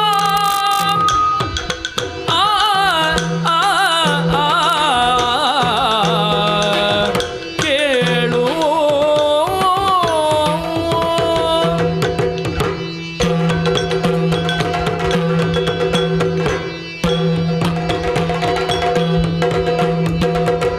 ಕಂಬು ಕಂಟಿನಿ, ಕೇಳು ನಿಜವಾ.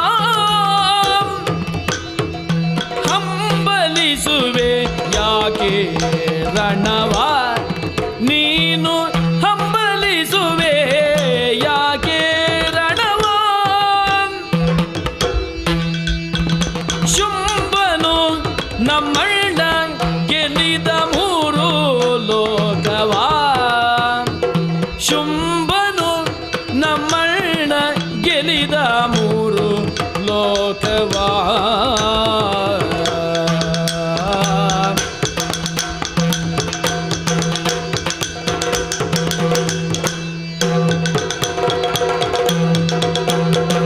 ಶುಂಭನು ನಮ್ಮಣ್ಣ ಗೆಲಿದ ಮೂರು ಲೋಕವಾ. ಜಂಬವೈರಿಪುರ ವಾಳುವನು, ಸಂಭ್ರಮದಲ್ಲಿ ವರಿಸುತ್ತಾಗವನ ವರಿಸುತ್ತ. ನೀ ಸಂಭ್ರಮದಲ್ಲಿ ವರಿಸುತ್ತವನ, ಕುಂಬಿನಿಯಲ್ಲಿ ಸುಖದಿ ಬಾಳು ಅಂಬುಜಾಮುಖಿ. ಕುಂಬಿನಿಯಲ್ಲಿ ಸುಖದಿ ಬಾಳು ಅಂಬುಜಾಮುಖಿ. ಕಂಬು ಕಂಠಿನಿ ಕೇಳು,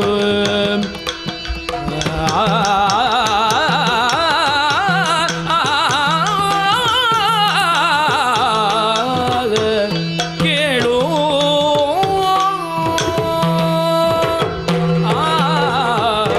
ಓ ಕಂಬು ಕಂಟಿನಿ, ಚಂಡಮುಂಡರೆ, ಓ ಆನೆಯ ಕುತ್ತಿಗೆ ಅವಳೆ. ಯಾಕೆ ಕರ್ದೆ? ಯಾಕೆ? ಈ ಕೆಲವು ಪ್ರಾಣಿಗಳಲ್ಲಿ ಒಂದೊಂದು ವಿಶೇಷತೆ ಉಂಟು. ಹೌದಾ? ಅದರಲ್ಲೂ ಆನೆಯೂ ಒಂದು. ಅದರ ಕುತ್ತಿಗೆಯಲ್ಲಿ ಒಂದು ಚೀಲ ಉಂಟದೆ ಒಳಗಡೆ. ಅದಕ್ಕೆ ಬೇಕಾದ ವಿಷಯವನ್ನಲ್ಲಿ ಸಂಗ್ರಹಿಸಿ ಇಟ್ರೆ ನಂತರದ ಉಪಯೋಗಕ್ಕೆ ಅದು ಉಪಯುಕ್ತವಾಗುತ್ತದೆ ಅಂತೆ. ಹೌದು. ಹಾಗೆ ನೀನು ಕೂಡ ಶಪಥವೆಂಬ ವಿಚಾರವನ್ನು ಕಟ್ಟಿಕೊಂಡು ಅದನ್ನು ಈಗ ಬಳಸಿಕೊಳ್ತಾ ಇದ್ದಿ. ಹೌದು. ಏನು ಹೇಳಿದೆ? ನಿನ್ನನ್ನು ಮದುವೆಯಾಗಬೇಕಾದವರು ನಿನ್ನನ್ನು ರಣದಲ್ಲಿ ಜಯಿಸಬೇಕು. ರಣದಲ್ಲಿ ಜಯಿಸಬಹುದು, ಆದರೆ ನಿನ್ನನ್ನು ಮದುವೆ ಆಗುವುದಕ್ಕೆ ನಮ್ಮಿಂದ ಆಗುವುದಿಲ್ಲ.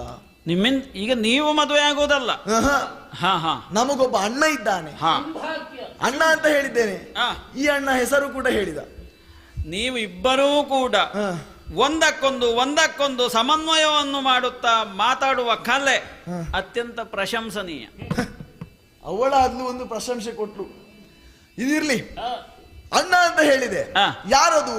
ಯಾರು? ಶುಂಭ. ಶುಂಭನೇ, ಶುಂಭಾಸುರ. ತ್ರಿಲೋಕ ವೀರನಾಗಿದ್ದಾನೆ. ಜಯಿಸಿದಂತ ಪ್ರಚಂಡ ಗಂಡುಗಲಿ. ನಾವು ಗಂಡುಗಳಿಗಳೇ, ಆದ್ರೂ ಈಗ ಅವನಡಿಯಲ್ಲಿದ್ದೇವೆ, ಅವನ ಸೇನಾಧಿಪತಿಗಳಾಗಿದ್ದೇವೆ. ನೀನೇ ಒಂದು ಊಹಿಸು, ನಾವೇ ಹೀಗಿದ್ದೇವೆ, ಇನ್ನು ನಮ್ಮನ್ನು ನಮಗೂ ಆಧಿಪತ್ಯವನ್ನು ಹೊಂದಿದಂತಹ ಶುಂಭನ ಪರಾಕ್ರಮ ಹೇಗಿರಬಹುದು? ಅಂತಹವನನ್ನು ನೀನು ವರಿಸಿದೆ ಎಂದಾದ್ರೆ ನೀನು ಹೇಳುತ್ತಿ ಲೋಕ 3 ನನ್ನೊಳಗೆ ಉಂಟು, ಲೋಕಕ್ಕೆ ನಾನು ತಾಯಿ ಅನ್ನೋ ಹಾಗೆ. ಹೌದು, ಶುಂಭನು ಹಾಗೆ ಲೋಕ 3ಕ್ಕೂ ತಂದೆ ಎನಿಸಿಕೊಂಡಿದ್ದಾನೆ. ಹಾಗಾಗಿ ತಂದೆ ತಾಯಿಯರು ಒಂದಾದ್ರಿ ಎಂದಾದ್ರೆ ಲೋಕದಲ್ಲಿ ಒಳ್ಳೆಯ ವಿಚಾರವನ್ನು ಪ್ರತಿಪಾದನಕ್ಕೆ ಯೋಗ್ಯವಾದದ್ದು ಹೊರಹೊಮ್ಮುತ್ತದೆ. ಆದ್ದರಿಂದ ಹೇಳುವುದು ನಾವಲ್ಲ, ಶುಂಭನಲ್ಲಿ ಈ ವಿಚಾರವನ್ನು ಹೇಳುತ್ತೇವೆ. ಅವನು ಯಾವ ತೀರ್ಮಾನವನ್ನು ಕೈಗೊಳ್ಳುತ್ತಾನೋ ಮುಂದಿನ ವಿಚಾರಕ್ಕೆ ಬಿಟ್ಟದ್ದು. ಆದ ಕಾರಣವೇ ಅಯ್ಯ ಚಂಡಮುಂಡರೆ, ಶುಂಭನಾಗಲಿ ಶಂಭುವಾಗಲಿ, ಶುಂಭನಾದರೂ ಅವ ಶಂಭುವಾಗಬಹುದು. ಯಾವಾಗ? ನನ್ನದ್ದಾದಂತಹ ಈ ಪ್ರತಿಜ್ಞೆ ಏನುಂಟು, ಶಪಥ ಏನುಂಟು, ಈ ಶಪಥವನ್ನು ಯಾರು ಪೂರೈಸುವಂತಹ ಎಂಟದೆಯ ಬಂಟನೆ ಯಾರಿರ್ತಾನೋ ಅಂತಹ ಅವ ಶಂಭುವಾಗಲಿ ಯಾರೇ ಆಗದರೂ ಕೂಡ ಅವನನ್ನು ನಾನು ವರಿಸುವಂಥದ್ದು ನಿಶ್ಚಯ. ನೀನೇ ಹೇಳಿದೆಯ ತಾನೆ, ಸಕಲ ಲೋಕಗಳನ್ನೂ ಕೂಡ ಜಯಿಸುವುದರ ಮೂಲಕವಾಗಿ ಸಕಲ ಸುರಸಂದೋಹವನ್ನು ಕೂಡ ಹೆದರಿಸಿ ಬಿಟ್ಟಿದ್ದಾನೆ, ಅಲ್ಲಿಂದ ಚ್ಯುತಿಗೊಳಿಸಿದ್ದಾನೆ ಶುಂಭ. ಹಾಗಿದ್ದಾಗ ಅದೇ ಅವನ ಆ ದಿವ್ಯವಾದಂತಹ ಪರಾಕ್ರಮ ಏನುಂಟು, ಆ ಪರಾಕ್ರಮದಿಂದ ನನ್ನನ್ನು ಜಯಿಸಿಕೊಂಡ ಅಂತ ಆದರೆ ನಾನು ಅವನನ್ನು ಮದುವೆಯಾಗ್ತೇನೆ. ಯೋಗ್ಯವಾದಂತಹ ಪ್ರತಿಜ್ಞೆ. ಸಂಸಾರ ಅಂತ ಆದ ಮೇಲೆ ಗಂಡ ಹೆಂಡಿರು ಇಬ್ಬರು ಸಮಾನವಾಗಿರಬಾರದಂತೆ. ಗಂಡ ಸ್ವಲ್ಪ ಹೆಚ್ಚಿರಬೇಕು, ಹೆಂಡತಿ ಸ್ವಲ್ಪ ಕಡಿಮೆ ಇರಬೇಕು. ಯಾವುದರಲ್ಲಿ ಅಂತ ಇರುವುದು? ಯಾವ ವಿಚಾರದಲ್ಲಿ? ಒಂದೇ ವಿಚಾರದಲ್ಲಿ ಹೆಚ್ಚು ಕಡಿಮೆ ಇರಬೇಕು. ಬೇರೆ ಬೇರೆ ವಿಷಯದಲ್ಲಿ ಬೇರೆ ಬೇರೆ ಹೆಚ್ಚು ಕಡಿಮೆ ಇರ್ತದೆ. ಆದ್ರೆ ಗಂಡ ಎನಿಸಿಕೊಂಡವ ಹೆಂಡತಿಗಿಂತ ಸ್ವಲ್ಪ ಆದ್ರೂ ಹೆಚ್ಚಿನವನಾದ್ರೆ ಅದು ಹೆಂಡತಿಗೂ ಮರ್ಯಾದೆ, ಗಂಡನಿಗೂ ಮರ್ಯಾದೆ. ಹಾಗಾಗಿ ಹೇಳುವುದು ಶುಂಭ ನಿನ್ನನ್ನು ಗೆಲ್ಲುತ್ತಾನೆ ಅನ್ನುವುದರಲ್ಲಿ ಎರಡು ಮಾತೇ ಇಲ್ಲ. ಅವ ಗೆದ್ದಾನು ಹಾಗಂತ ಹೇಳಿ ಅವ ಗೆದ್ದ ಮೇಲೆ ನೀನು ವರಿಸಬೇಕು, ಆ ಚಂದವನ್ನು ನಾವು ಕಾಣಬೇಕು. ಹೌದು, ಅಲ್ಲಿಯವರೆಗೆ ನೀನು ಈ ಕದಂಬ ವನದಲ್ಲಿ ಇರುತ್ತಿ ಎಂಬ ನಂಬಿಕೆಯೊಂದಿಗೆ ಶುಂಭನ ಆಸ್ಥಾನದಂತ ನಾವು ಸಾಗುತ್ತೇವೆ, ಹೋಗಿ ಬರ್ತೇವೆ. ಓಹೋ,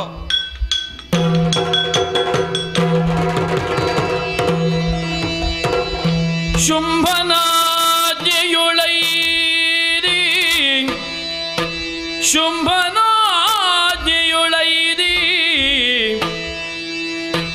ಮೆರೆವ ಕದಂಬವನವನೆ ಪೊಗುತ, ಮೆರೆವ ಕದಂಬವನವನೆ ಪೊಗುತ, ತ್ರೈ ಜಗದೌ ಲಾವಣ್ಯವನು ನೆರೆಗಂಡು ಸುಗ್ರೀವ,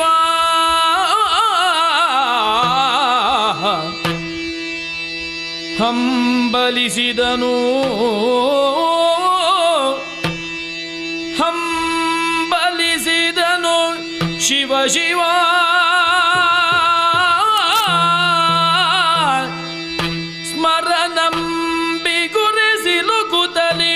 ನಮ್ಮಯ ಶುಂಭ ಕೆಟ್ಟನೋ ತಿಳಿದು ನೋಡಲಿ ಕೀಕೆ ಮಾನಿನಿಯೇ, ತಿಳಿದು ನೋಡಲಿ ಕೀಕೆ ಮಾನಿನಿಯೇ.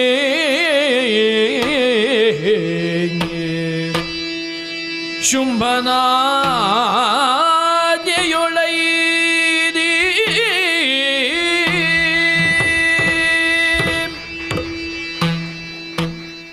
ಚಂಡಮುಂಡರ ಮಾತನ್ನು ಕೇಳಿ ಶುಂಭನು ನನಗೆ ಆಜ್ಞೆಯನ್ನೇ ಗೈದಿದ್ದಾನೆ. ಪ್ರಪಂಚದಲ್ಲಿ ಪಂಚಭೂತಗಳಿಂದೊಡಗೂಡಿದ ಲೋಕ ಪಾಲನೆಯವರೆಗೆ ಯಾವ ವಸ್ತುಗಳು ಶುಂಭನ ಆಜ್ಞೆಯಿಲ್ಲದೆ ಮಿಸುಕಾಡದು, ಅಂತಹ ಶುಂಭನ ಆಜ್ಞೆಯನ್ನು ಶಿರೋಧಾರಿಯಾಗಿಸಿ ಕದಂಬವನದತ್ತ ಮುಖ ಮಾಡಿದ್ದೇನೆ. ಶುಂಭದಾನವ ಆತನಲ್ಲಿರುವ ಪ್ರಜೆಗಳಿಟ್ಟುವಂತಹ ಮೂರ್ತಿ ಅಂದರೆ ಏನು? ಶುಂಭನ ಮೂರ್ತಿಯಲ್ಲ. ಶುಂಭನ ಆಜ್ಞೆ ಪಾಲಿಸುವರೇ ಶುಂಭನಲ್ಲಿ ಇರುವಂತಹ ಭೀತಿ ಒಂದನೆಯತಿ, ಶುಂಭನಲ್ಲಿರುವಂತಹ ಬಕುತಿ ಎರಡನೇತಿ, ಶುಂಭನಲ್ಲಿರುವಂತಹ ಭೀತಿ ಬಕುತಿ ಪ್ರೀತಿಗಳಿಂದ ಒಡಗೂಡಿದಂತಹ ಶುಂಭನ ಮೂರ್ತಿಯೇ ಅವನ ಆಜ್ಞೆಗಳನ್ನು ಪಾಲಿಸಲು ಪ್ರಜೆಗಳು ಕಾರಣ. ಇಂತಹ ಶುಂಭನ ಆಜ್ಞೆಯ ಶಿರೋಧಾರಿಯಾಗಿ ಅವನ ಆಜ್ಞೆಯನ್ನು ವಿರೋಧಿಸುವುದು ಸಲ್ಲ, ಮೀರುವುದು ಸಲ್ಲ. ಯಾಕೆ? ಶುಂಭನ ಅತಿ ಸಮೀಪವರ್ತಿ. ಶುಂಭನ ನಾನು ಭಕ್ತಿಯಿಂದಲೂ ಪ್ರೀತಿಯಿಂದಲೂ ಅವನ ಆಜ್ಞೆಯನ್ನು ಪಾಲಿಸುವವನು.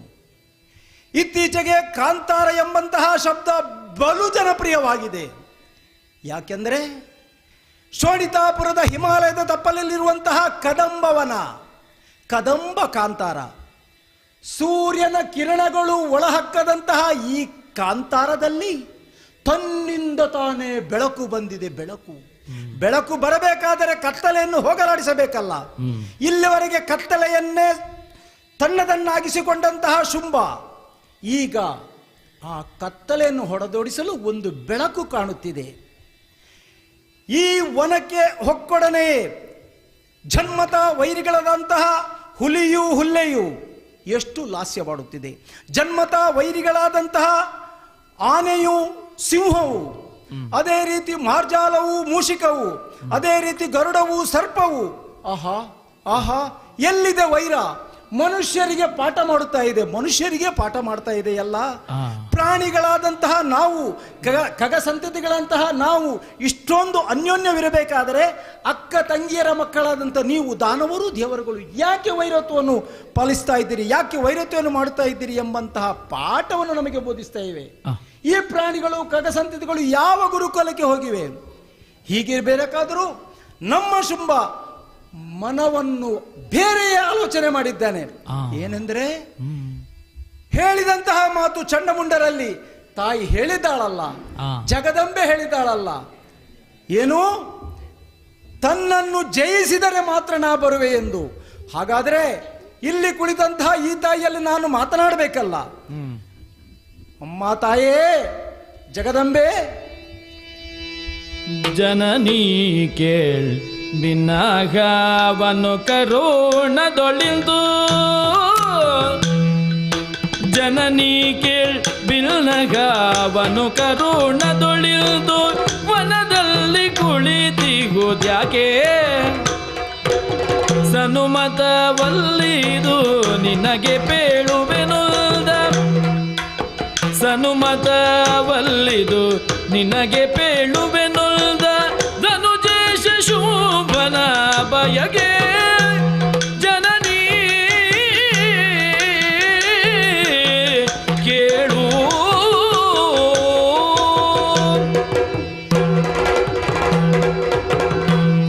ಶುಂಭನಿಗೆ ಯಾವ ಕೇಡುಗಾಲ ಬಂತೋ ಅಥವಾ ದಾನವ ಸಂತತಿಗೆ ಯಾವ ಕೆಟ್ಟ ಕಾಲ ಬಂತೋ ಗೊತ್ತಾಗುವುದಿಲ್ಲ. ಆದರೂ ಬಂದಂತಹ ಕೆಲಸವನ್ನು ಕೈಗೂಡಬೇಕಲ್ಲ. ಜನನೀ, ಶುಂಭನ ಸೇವಕನಾಗಿ ಬಂದಿದ್ದೇನೆ. ಶುಂಭನ ಸೇವಕ? ಶುಂಭನ ಆಜ್ಞಾನವರ್ತಿಯಾಗಿ ಬಂದಿದ್ದೇನೆ. ಜನನಿ, ಚಂಡಮುಂಡರಿಂದ ತಿಳಿದಂತಹ ಮಾತು, ನಿನ್ನ ಇರುವನ್ನು ನಮ್ಮ ಶುಂಭನು ಅರಿತಿದ್ದಾನೆ. ನೀನು ಎಲ್ಲವನ್ನು ಅರಿತೇ ಇದ್ದಿ. ಶುಂಭನಾರು ಅಥವಾ ಬಂದಂತಹವನು ಯಾರು ಎಲ್ಲವನ್ನೂ ಅರಿತೇ ಇದ್ದಿ. ಆದರೂ ನನಗೆ ನನ್ನ ದೊರೆಯ ಆಜ್ಞೆ ಈಡೇರಿಸಬೇಕಾಗಿದೆ.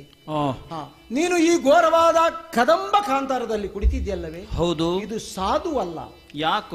ಯಾಕೆಂದ್ರೆ ನಮ್ಮ ಶುಂಭ ಇಲ್ಲಿವರೆಗೆ ಅದೆಷ್ಟೋ ಬಾರಿ ದೇವಲೋಕದಲ್ಲಿ ಕೂಡ ರಂಭಾದಿ ಊರ್ವಶಿ ಮೇನಕೆರೆಯನ್ನು ನೋಡಿದರೂ ಮೋಹಗೊಂಡವನಲ್ಲ. ಯಾವುದೇ ರೀತಿಯ ಒಂದು ಕಾಮ ಪಿಪಾಸೆಗೆ ಒಳಗಾದವನಲ್ಲ. ಆದರೆ ನಿನ್ನನ್ನು ಕಂಡ ನಂತರ ನಿನ್ನನ್ನು ಕಂಡಂತಹ ಚಂಡಮುಂಡರು ಅವರಾಡಿದ ಮಾತುಗಳ ನಂತರ ಆತ ನಿನ್ನನ್ನು ಬಯಸಿದ್ದಾನೆ. ಬಂದು ಹೇಳಿದರೆ ಅವರು ಹೇಳಿದ್ದಾರೆ. ಅಷ್ಟು ಮಾತ್ರವಲ್ಲ ತಾಯೇ ಕೇಳು, ಇದು ನಾನು ದೇಹ ಮಾತ್ರ. ನನ್ನ ಗ್ರೀವದಲ್ಲಿ ಬರುವಂತಹ ಸಂಪೂರ್ಣ ಮಾತುಗಳು ಇದು ಶುಂಭನ ಮಾತಾಗಿದೆ. ನಿನ್ನ ಹೆಸರೆಂತ? ನನ್ನ ಹೆಸರು ಸುಗ್ರೀವ. ಮಾತಾಡುವ ಶೈಲಿಯಲ್ಲಿಯೇ ನೀನು ಸುಗ್ರೀವನಿದ್ದಿ, ಶುಂಭನ ಅಮಾತ್ಯನಿದ್ದೇನೆ. ಹಾಗಾಗಿ ಅವನ ಯಾಜ್ಞೆಯಂತೆ ನಿನ್ನನ್ನು ಕರೆತರಲು ಹೇಳಿದ್ದಾನೆ. ಈ ಕಾಂತಾರದಲ್ಲಿ ಏನು ಮಾಡುತ್ತಿರುವೆ, ಈ ಕದಂಬವನದಲ್ಲಿ ಏನು ಮಾಡುತ್ತಿರುವೆ? ಈಗೋ ತಂದಂತಹ ರಥದಲ್ಲಿ ತಾನು ಬರಬೇಕು, ಶುಂಭನ ಮಡದಿಯಾಗಿ ನಿರಂತರ ಸುಖವಾಗಿ ಬಾಳಬೇಕೆಂದು ಶುಂಭನ ಆಜ್ಞೆಯಾಗಿದೆ. ಬಾ ತಾಯಿ.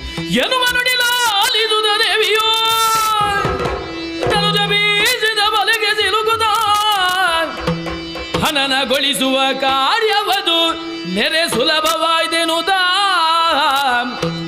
ಮನದಿ ನಿಶ್ಚಯಿಸುತ್ತ ಕಿರುನಗೆಯನು ತಳೆಯೇ ದಾನವನನು ರೊಳಿಸೆ ಜನಪದದಿ.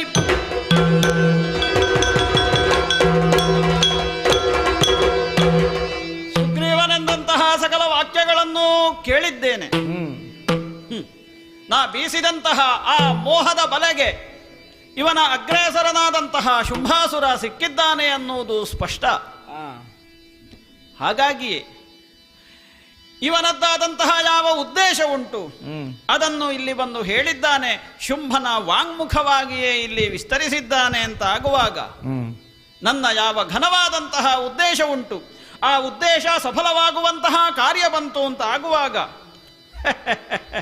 ಅಯ್ಯೋ ಅಯ್ಯೋ ಅಯ್ಯೋ ಅಯ್ಯೋ ಬಿದ್ದಿದ್ದಾನೆ ಪ್ರಜ್ಞಾಹೀನನಾಗಿ. ಇದುವೇ ನನ್ನ ಕಾರ್ಯಕ್ಕೆ ವಿಫಲತೆಯನ್ನು ತಂದುಕೊಡುವಂತಹ ಸಂದರ್ಭವೂ ಇರ್ತದೆ. ಆದ ಕಾರಣವೇ ತನ್ನದ್ದಾದಂತಹ ಯಾವ ಕರುಣಾಪೂರ್ಣವಾದಂತಹ ದೃಷ್ಟಿಯನ್ನು ಇವನ ಮೇಲೆ ಬೀರಿದ್ದೇನೆ. ಅಯ್ಯ ಹೆದರಬೇಡ. ಏನಿದು? ಬೆದರದಿರಯ್ಯ, ಬೇಳುವುದನ್ನೆಲ್ಲ ಲಾಲಿಸು, ಅಧಿಕ ಶುಂಭಾಖ್ಯನೆಂದು ಹದನವನೆಲ್ಲವ ಮೊದಲೇ ತಿಳಿದಿರೇ, ಹದನವನೆಲ್ಲವ ಮೊದಲೇ ತಿಳಿದಿರೇ, ಈ ವಿಧ ಬೀಳಲ್ಯಾಕೆ ಬಂದು ಬೆದರದಿರಯ್ಯ.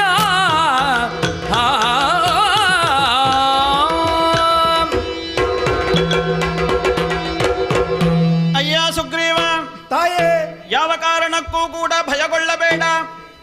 ತಾವು ಕಿರುನಾಗಿ ಆಡಿದುದೊಂದು ಮಾತ್ರ ಗೊತ್ತು ತಾಯಿ.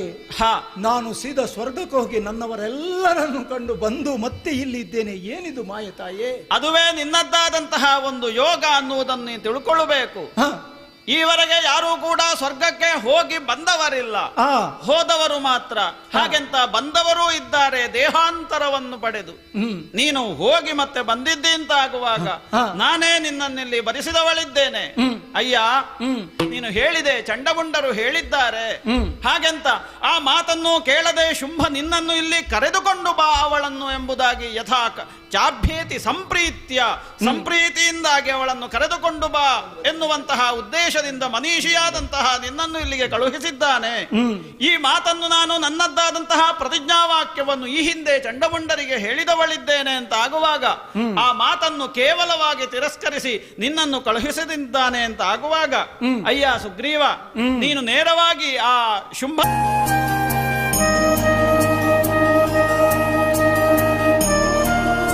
ಚಂಡನಾಡಿದ್ದಾಳೆ ಎನ್ನುವಂತಹ ವಾರ್ತೆಯನ್ನು ನಾವು ಕೇಳುತ್ತೇನೆ. ಅಯ್ಯ ನೀನು ಹೇಳಿದೆ, ಚಂಡಮುಂಡರು ಹೇಳಿದ್ದಾರೆ ಹಾಗೆಂತ ಆ ಮಾತನ್ನು ಕೇಳದೆ ಶುಂಭ ನಿನ್ನನ್ನು ಇಲ್ಲಿ ಕರೆದುಕೊಂಡು ಬಾ ಅವಳನ್ನು ಎಂಬುದಾಗಿ ಯಥಾ ಚಾಭ್ಯೇತಿ ಸಂಪ್ರೀತ್ಯ, ಸಂಪ್ರೀತಿಯಿಂದಾಗಿ ಅವಳನ್ನು ಕರೆದುಕೊಂಡು ಬಾ ಎನ್ನುವಂತಹ ಉದ್ದೇಶದಿಂದ ಮನೀಷಿಯಾದಂತಹ ನಿನ್ನನ್ನು ಇಲ್ಲಿಗೆ ಕಳುಹಿಸಿದ್ದಾನೆ. ಈ ಮಾತನ್ನು ನಾನು ನನ್ನದ್ದಾದಂತಹ ಪ್ರತಿಜ್ಞಾವಾಕ್ಯವನ್ನು ಈ ಹಿಂದೆ ಚಂಡಮುಂಡರಿಗೆ ಹೇಳಿದವಳಿದ್ದೇನೆ ಅಂತ ಆಗುವಾಗ ಆ ಮಾತನ್ನು ಕೇವಲವಾಗಿ ತಿರಸ್ಕರಿಸಿ ನಿನ್ನನ್ನು ಕಳುಹಿಸಿದ್ದಾನೆ ಅಂತ ಆಗುವಾಗ ಅಯ್ಯ ಸುಗ್ರೀವ, ನೀನು ನೇರವಾಗಿ ಆ ಶುಂಭನಲ್ಲಿ ಹೋಗಿ ಹೇಳಬೇಕು. ವರಿಸುವಂತಹ ಮನವಿದ್ದರೆ ಶಸ್ತ್ರ ಸನ್ನದ್ಧನಾಗಿ ಬಂದು ನನ್ನಲ್ಲಿ ಯುದ್ಧವನ್ನು ಕೈಗೊಂಡು ನನ್ನನ್ನು ಜಯಿಸಲಿ. ಅವ ಜಯಿಸಿದಂತಹ ಕಾಲಕ್ಕೆ ನಾನಾಗಿಯೇ ಸ್ವತಃ ಅವನ ಮನೆಯನ್ನು ಪ್ರವೇಶ ಮಾಡ್ತೇನೆ, ಅವನನ್ನು ವರಿಸ್ತೇನೆ. ಹೋಗಿ ಹೇಳಿದಂತೆ ಹಾಗೆ ಆಗಲಿ ತಾಯಿ.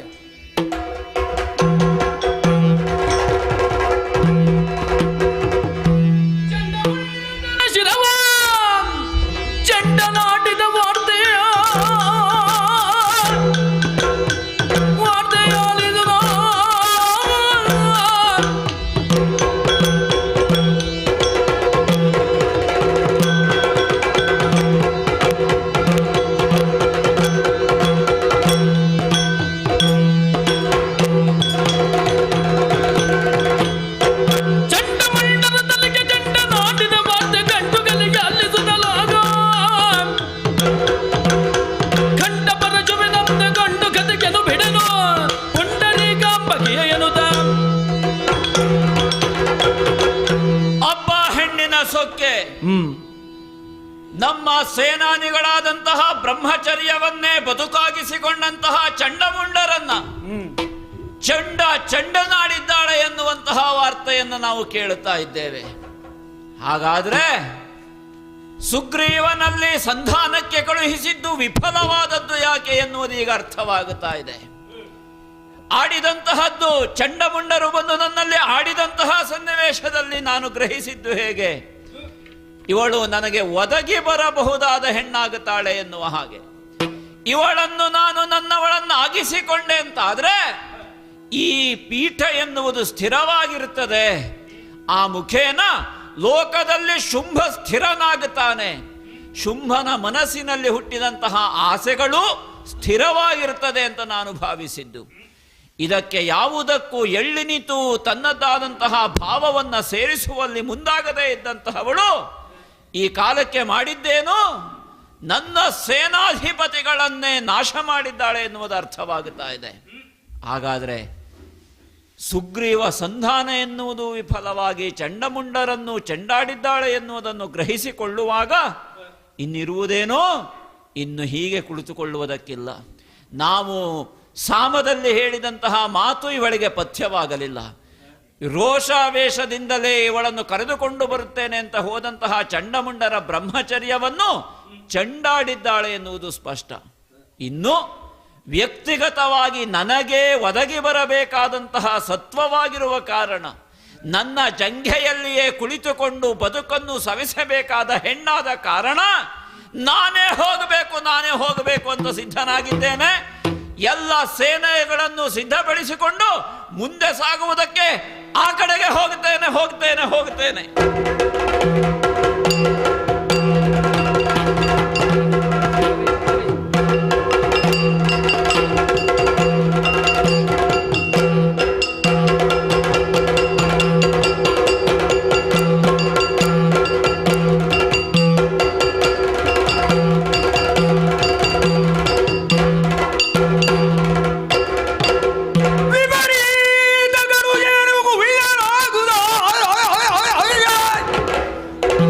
ಪರಿಮಿತ ಕೂಡಿಸುರ ಪಾದಾರ ಬಂದು ಕೃಪೆಯಿಂದರುವುದನಾಗ